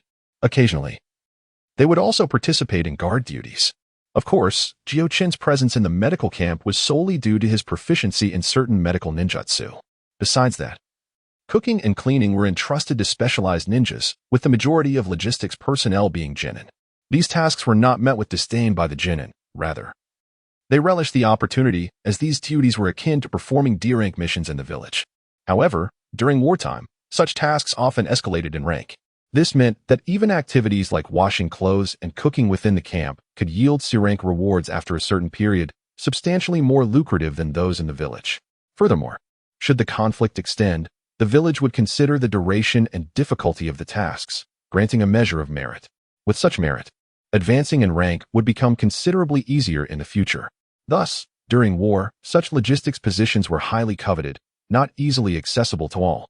Nonetheless, the unpredictability of the battlefield meant that if the front lines faced adversity, these logistics personnel might also find themselves thrust into combat, necessitating that even those in support roles remain prepared for battle or even the possibility of death. However, the conflict with the Land of Rain did not seem dire. Compared to the forces of the Rain Country, the frontline combatants were already sufficient. Konoha did not aim to decimate the Rain Country's troops entirely, as a cornered dog might leap over the wall. Moreover, under Hanzo's propaganda, they were already perceived as a beleaguered force. If Konoha were to pursue an annihilation strategy, it would require several times the manpower, clearly against their interests. Furthermore, this war was one thrust upon them. Konoha was even less inclined to expend all its resources. The goal was merely to incapacitate a portion of the Rain Country's viable forces, compelling Hanzo to realize that he could derive no advantage from the Land of Fire, thus prompting him to seek peace. This was the essence of Konoha's objective. Although the power of the Land of Rain may not compare to that of great nations, it undeniably represents a force that cannot be overlooked at this moment. At that time, Konoha merely needs to employ a slight stratagem to redirect the focus of the Land of Rain towards other great nations, allowing the Land of Fire to reap the benefits from behind. As the sun reached its zenith, Tsunade finally emerged from her seclusion. Upon her exit, she promptly sought out Jiuchen and stated, "Come, follow me to the operating room. I will require your assistance during the treatment." "Me?" Jiuchen inquired. Tsunade nodded. Her all-night vigil and the exhaustive effort in creating new ninjutsu rendering her somewhat fatigued. Yet, she could not afford to rest at this crucial moment. She explained to Jiuchen, "The type of ninjutsu you described is nearly within my grasp. However, it is a singular technique. I just visited the medical camp, and there are approximately 40 patients suffering from poisoning. Given the time elapsed, the poison has likely permeated their systems. Therefore, I need you to summon Lord Slug, so that while I administer treatment, you can help sustain the lives of the others.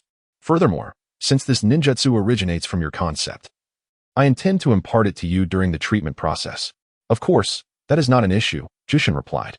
However, upon hearing the latter part of Tsunade's statement, he added, "I merely speculated.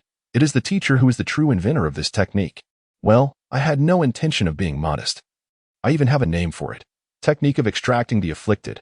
Tsunade rolled her eyes and remarked.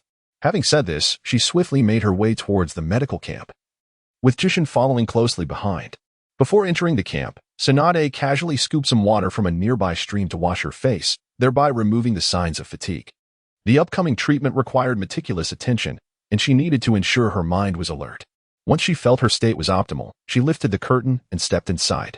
Upon seeing Tsunade and Jiuchen entering the medical camp, the patients displayed expressions of relief. Tsunade's reputation in the village was indeed formidable. Not only was she the granddaughter of the first Hokage and a disciple of the third Hokage, but her medical ninjutsu had also garnered widespread recognition. When not on missions, Tsunade often assisted at the Konoha hospital, and virtually every ninja of Nin rank or higher in the village was familiar with her esteemed name. If Konoha were to compile a list of the most beloved ninjas, Tsunade would undoubtedly claim the top position. In recent times, Jiuchen had also spent considerable time at the medical camp, mastering sage techniques with remarkable skill. Upon learning of his tutelage under Tsunade, he too earned the respect of these ninjas.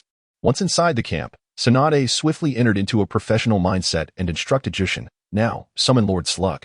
Receiving the command, Jiuchen promptly gathered a substantial amount of chakra within himself. After forming the necessary hand seals, he struck the ground, and the summoning technique unfolded instantaneously. Boom! Amidst a swirling mist, the colossal blue-white slug materialized before them. "Is that you, Jiuchen? Do you require assistance?" A gentle feminine voice resonated through the air. "Indeed, Lady Katsuyu. I humbly request your aid in sustaining the vital signs of these patients through division. I shall continue channeling chakra to support you," Jiuchen replied respectfully. "Understood." The great slug acquiesced before instantly splitting into countless smaller clones, each slithering toward the afflicted individuals. While Jiuchen performed the summoning, Tsunade had not remained idle. After instructing attendants to bring 2 basins of clear water, she approached the bedside of a poisoned patient.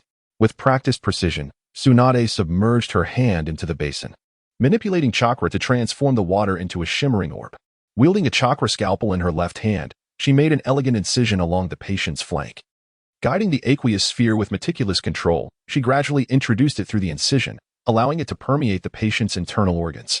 The water methodically absorbed the pervasive toxins before Tsunade carefully withdrew the now tainted orb, its once clear hue darkened by contamination. This purification ritual repeated several times until the patient's pallor gradually normalized, signaling successful detoxification. Tsunade then directed a Katsuyu clone to administer Senjutsu healing, stimulating the body's natural recovery while eliminating residual toxins. Only then was the treatment complete. Wiping perspiration from her brow with a proffered cloth, Tsunade turned to Jiuchen. Well, did you observe the procedure thoroughly? Have you grasped it? Jiuchen responded with exasperation. I'm no celestial being. How could I possibly master a technique after merely witnessing it once? Tsunade chuckled. Given your prodigious talent in mastering S-rank ninjutsu, I assumed this relatively straightforward medical technique would prove effortless for you. Moving to the next patient. Her demeanor became instructional. Enough jesting. Approach, and I shall elucidate the nuances. With your chakra control, this technique should pose little difficulty. As Jiuchen joined her, Tsunade conjured a fresh water orb. Precision is paramount. The sphere must remain perfectly stabilized, she emphasized. Would a chakra-converted water sphere suffice? Jiuchen inquired. Tsunade paused momentarily. I'd forgotten your proficiency with water-style techniques. However, no. Though chakra mimics water, it remains fundamentally chakra. Introducing significant quantities into a patient would provoke instinctive chakra resistance, compromising your ability to detect toxins accurately.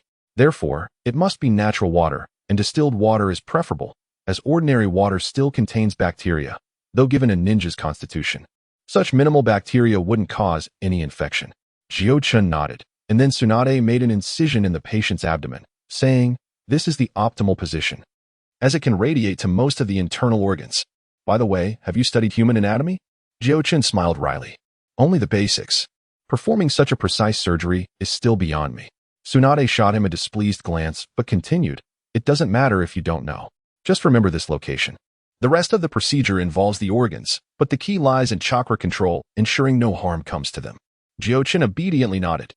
Tsunade then meticulously explained every detail to him, and he soon realized that this technique, despite involving organs, wasn't particularly difficult. It didn't require extensive knowledge, only proficient chakra control to safeguard the patient's organs during treatment. All right, you take the last one. Having worked from noon until late at night, Tsunade had treated most of the patients. When it came to the final case, she turned to Jiuchen. Me? He had only grasped the theoretical aspects so far. Was she really asking him to perform the procedure now?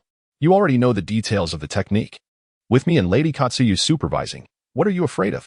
Besides, with your level of chakra control, as long as you're careful, you can easily avoid causing harm. Tsunade said dismissively. Then, I'll give it a try? Her reasoning was sound, and Jiuchen found himself convinced. Tsunade stepped aside. Jiuchen carefully reviewed the steps she had taught him, confirmed everything, and then activated the first gate of release. Aiming at the precise location Tsunade had indicated, he formed a chakra scalpel in his hand and made the incision. Then, using chakra, he gathered the water from the basin into a floating sphere. The next step was the most challenging, but under the unparalleled chakra control granted by the release, the process, though tense, proceeded without mishap. When Jiuchen finally extracted the toxins and deposited them into the basin, Tsunade nodded approvingly. Flawless. You've mastered this technique. Repeat the process a few more times until the water remains clear, then close the wound. Jiuchen nodded silently and repeated the procedure until the water showed no further discoloration. Only then did he use the mystical palm technique to heal the incision. But when he turned around, Tsunade was already gone, only Dr. Shizen remained by his side. Lady Tsunade left once she confirmed you had learned the technique, Shizen explained. As Jiuchen finalized the healing of the patient's wounds and prepared to take his leave after bidding farewell to the healing department, the department head spoke up once more. Please wait a moment. Lady Tsunade has requested that you inscribe the detailed steps of this technique onto a scroll for our study. Jiuchen paused mid-step, momentarily at a loss for words, though he acknowledged that this was indeed a task Tsunade would assign. The head of the department noticed the fatigue etched across Jiuchen's face. After all, he had not rested since repelling the Rain Ninja Squad in the early hours of the previous night, and had since been engaged in battles and the continuous application of medical ninjutsu. Even while observing Tsunade's healing techniques, he had learned the arts while simultaneously supplying chakra to the live leeches. By now, it was likely approaching the latter half of the night, and despite his robust constitution, exhaustion was beginning to show. Nonetheless, Jiuchen understood the significance of this technique. if there were to be patients suffering from poisoning in the future. It would be impractical to rely solely on the two of them for treatment, making it imperative to impart this knowledge to more doctors. Having realized this, Jiuchen did not hesitate. He approached the table, unfurled a blank scroll, and began to write with determination. The department head nodded in approval before departing the medical camp. Having observed Tsunade perform the technique numerous times and having attempted it himself, Jiuchen was well versed in its nuances and inscribed the details onto the scroll in one fluid motion. Upon completion, Jiuchen shook out his hand and turned to find, unbeknownst to him, that the department head had brought him a steaming hot meal. "Thank you, Dr. Shanbu." He expressed his gratitude as he handed over the scroll and accepted the meal. "It is I who should be thanking you. You have truly gone above and beyond." Shanbu replied sincerely as he accepted the scroll. As the second in command of the medical camp, he still relied on Jiuchen's expertise in treating the wounded and now sought his guidance in medical ninjutsu, filling him with deep appreciation. Fortunately, the subsequent matters would no longer require Jiuchen's concern, as the medical department was fully capable of managing them. After finishing his meal, Jiuchen swiftly returned to his quarters to rest. The following period was relatively tranquil, although the land of rain and the hidden leaf had officially severed ties. There had been no significant confrontation since the previous encounter, leaving Jiuchen to wonder if Hanzo was plotting something nefarious once again. Nevertheless, he continued to frequent the medical camp, not for the purpose of healing, but to teach the extraction technique to other doctors. Although he had left behind a scroll, not everyone possessed the same aptitude as he did to master the ninjutsu solely from it. Teaching medical ninjutsu required little time, and given his current standing in the logistics camp, he was not obliged to engage in menial tasks. Thus, he devoted his time to training. However, at this stage, ordinary physical conditioning was no longer necessary, as each time he unlocked his genetic potential, his physical capabilities naturally improved. His primary focus now lies in mastering the transformation of Chakra's nature. Previously, he had successfully cultivated the attributes of wind, water, and lightning, leaving only fire and earth yet to be grasped. However, for these two attributes, he requires external assistance to supplement his chakra. During his time in Konoha, it was Mito who had prepared everything for him, but having been away from Konoha for a while, the sealed chakra has long since been depleted. Although there are still many ninjas in the camp, the majority are genin who have yet to commence their training in nature transformation. Uchiha Fugaku possesses fire-style chakra, yet they are not quite friends, and approaching him for assistance would require considerable persuasion, not to mention the difficulty in articulating the reasons behind his request. This method of training has not even been disclosed to the third Hokage. Only he and Mito are privy to it, and until he has matured, he prefers to keep the secret concealed. Nevertheless, the inability to train in nature transformation does not imply an incapacity to pursue other forms of cultivation.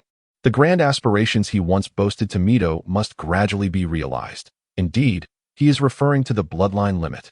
He has already mastered 3 forms of nature transformation: water, wind, and lightning, with the water and wind attributes capable of merging to create ice release, while water and lightning can combine to form storm release. However, the bloodline limit resulting from the combination of wind and lightning attributes does not seem to have been mentioned in the original work, though it stands to reason that it should be possible. Yet, this unknown bloodline limit is certainly not Jiuchen's first choice. Currently, his options are limited to ice release and storm release. Initially, Jiuchen had intended to master all 5 nature transformations before delving into the study of bloodline limits, as this would provide a broader spectrum of choices.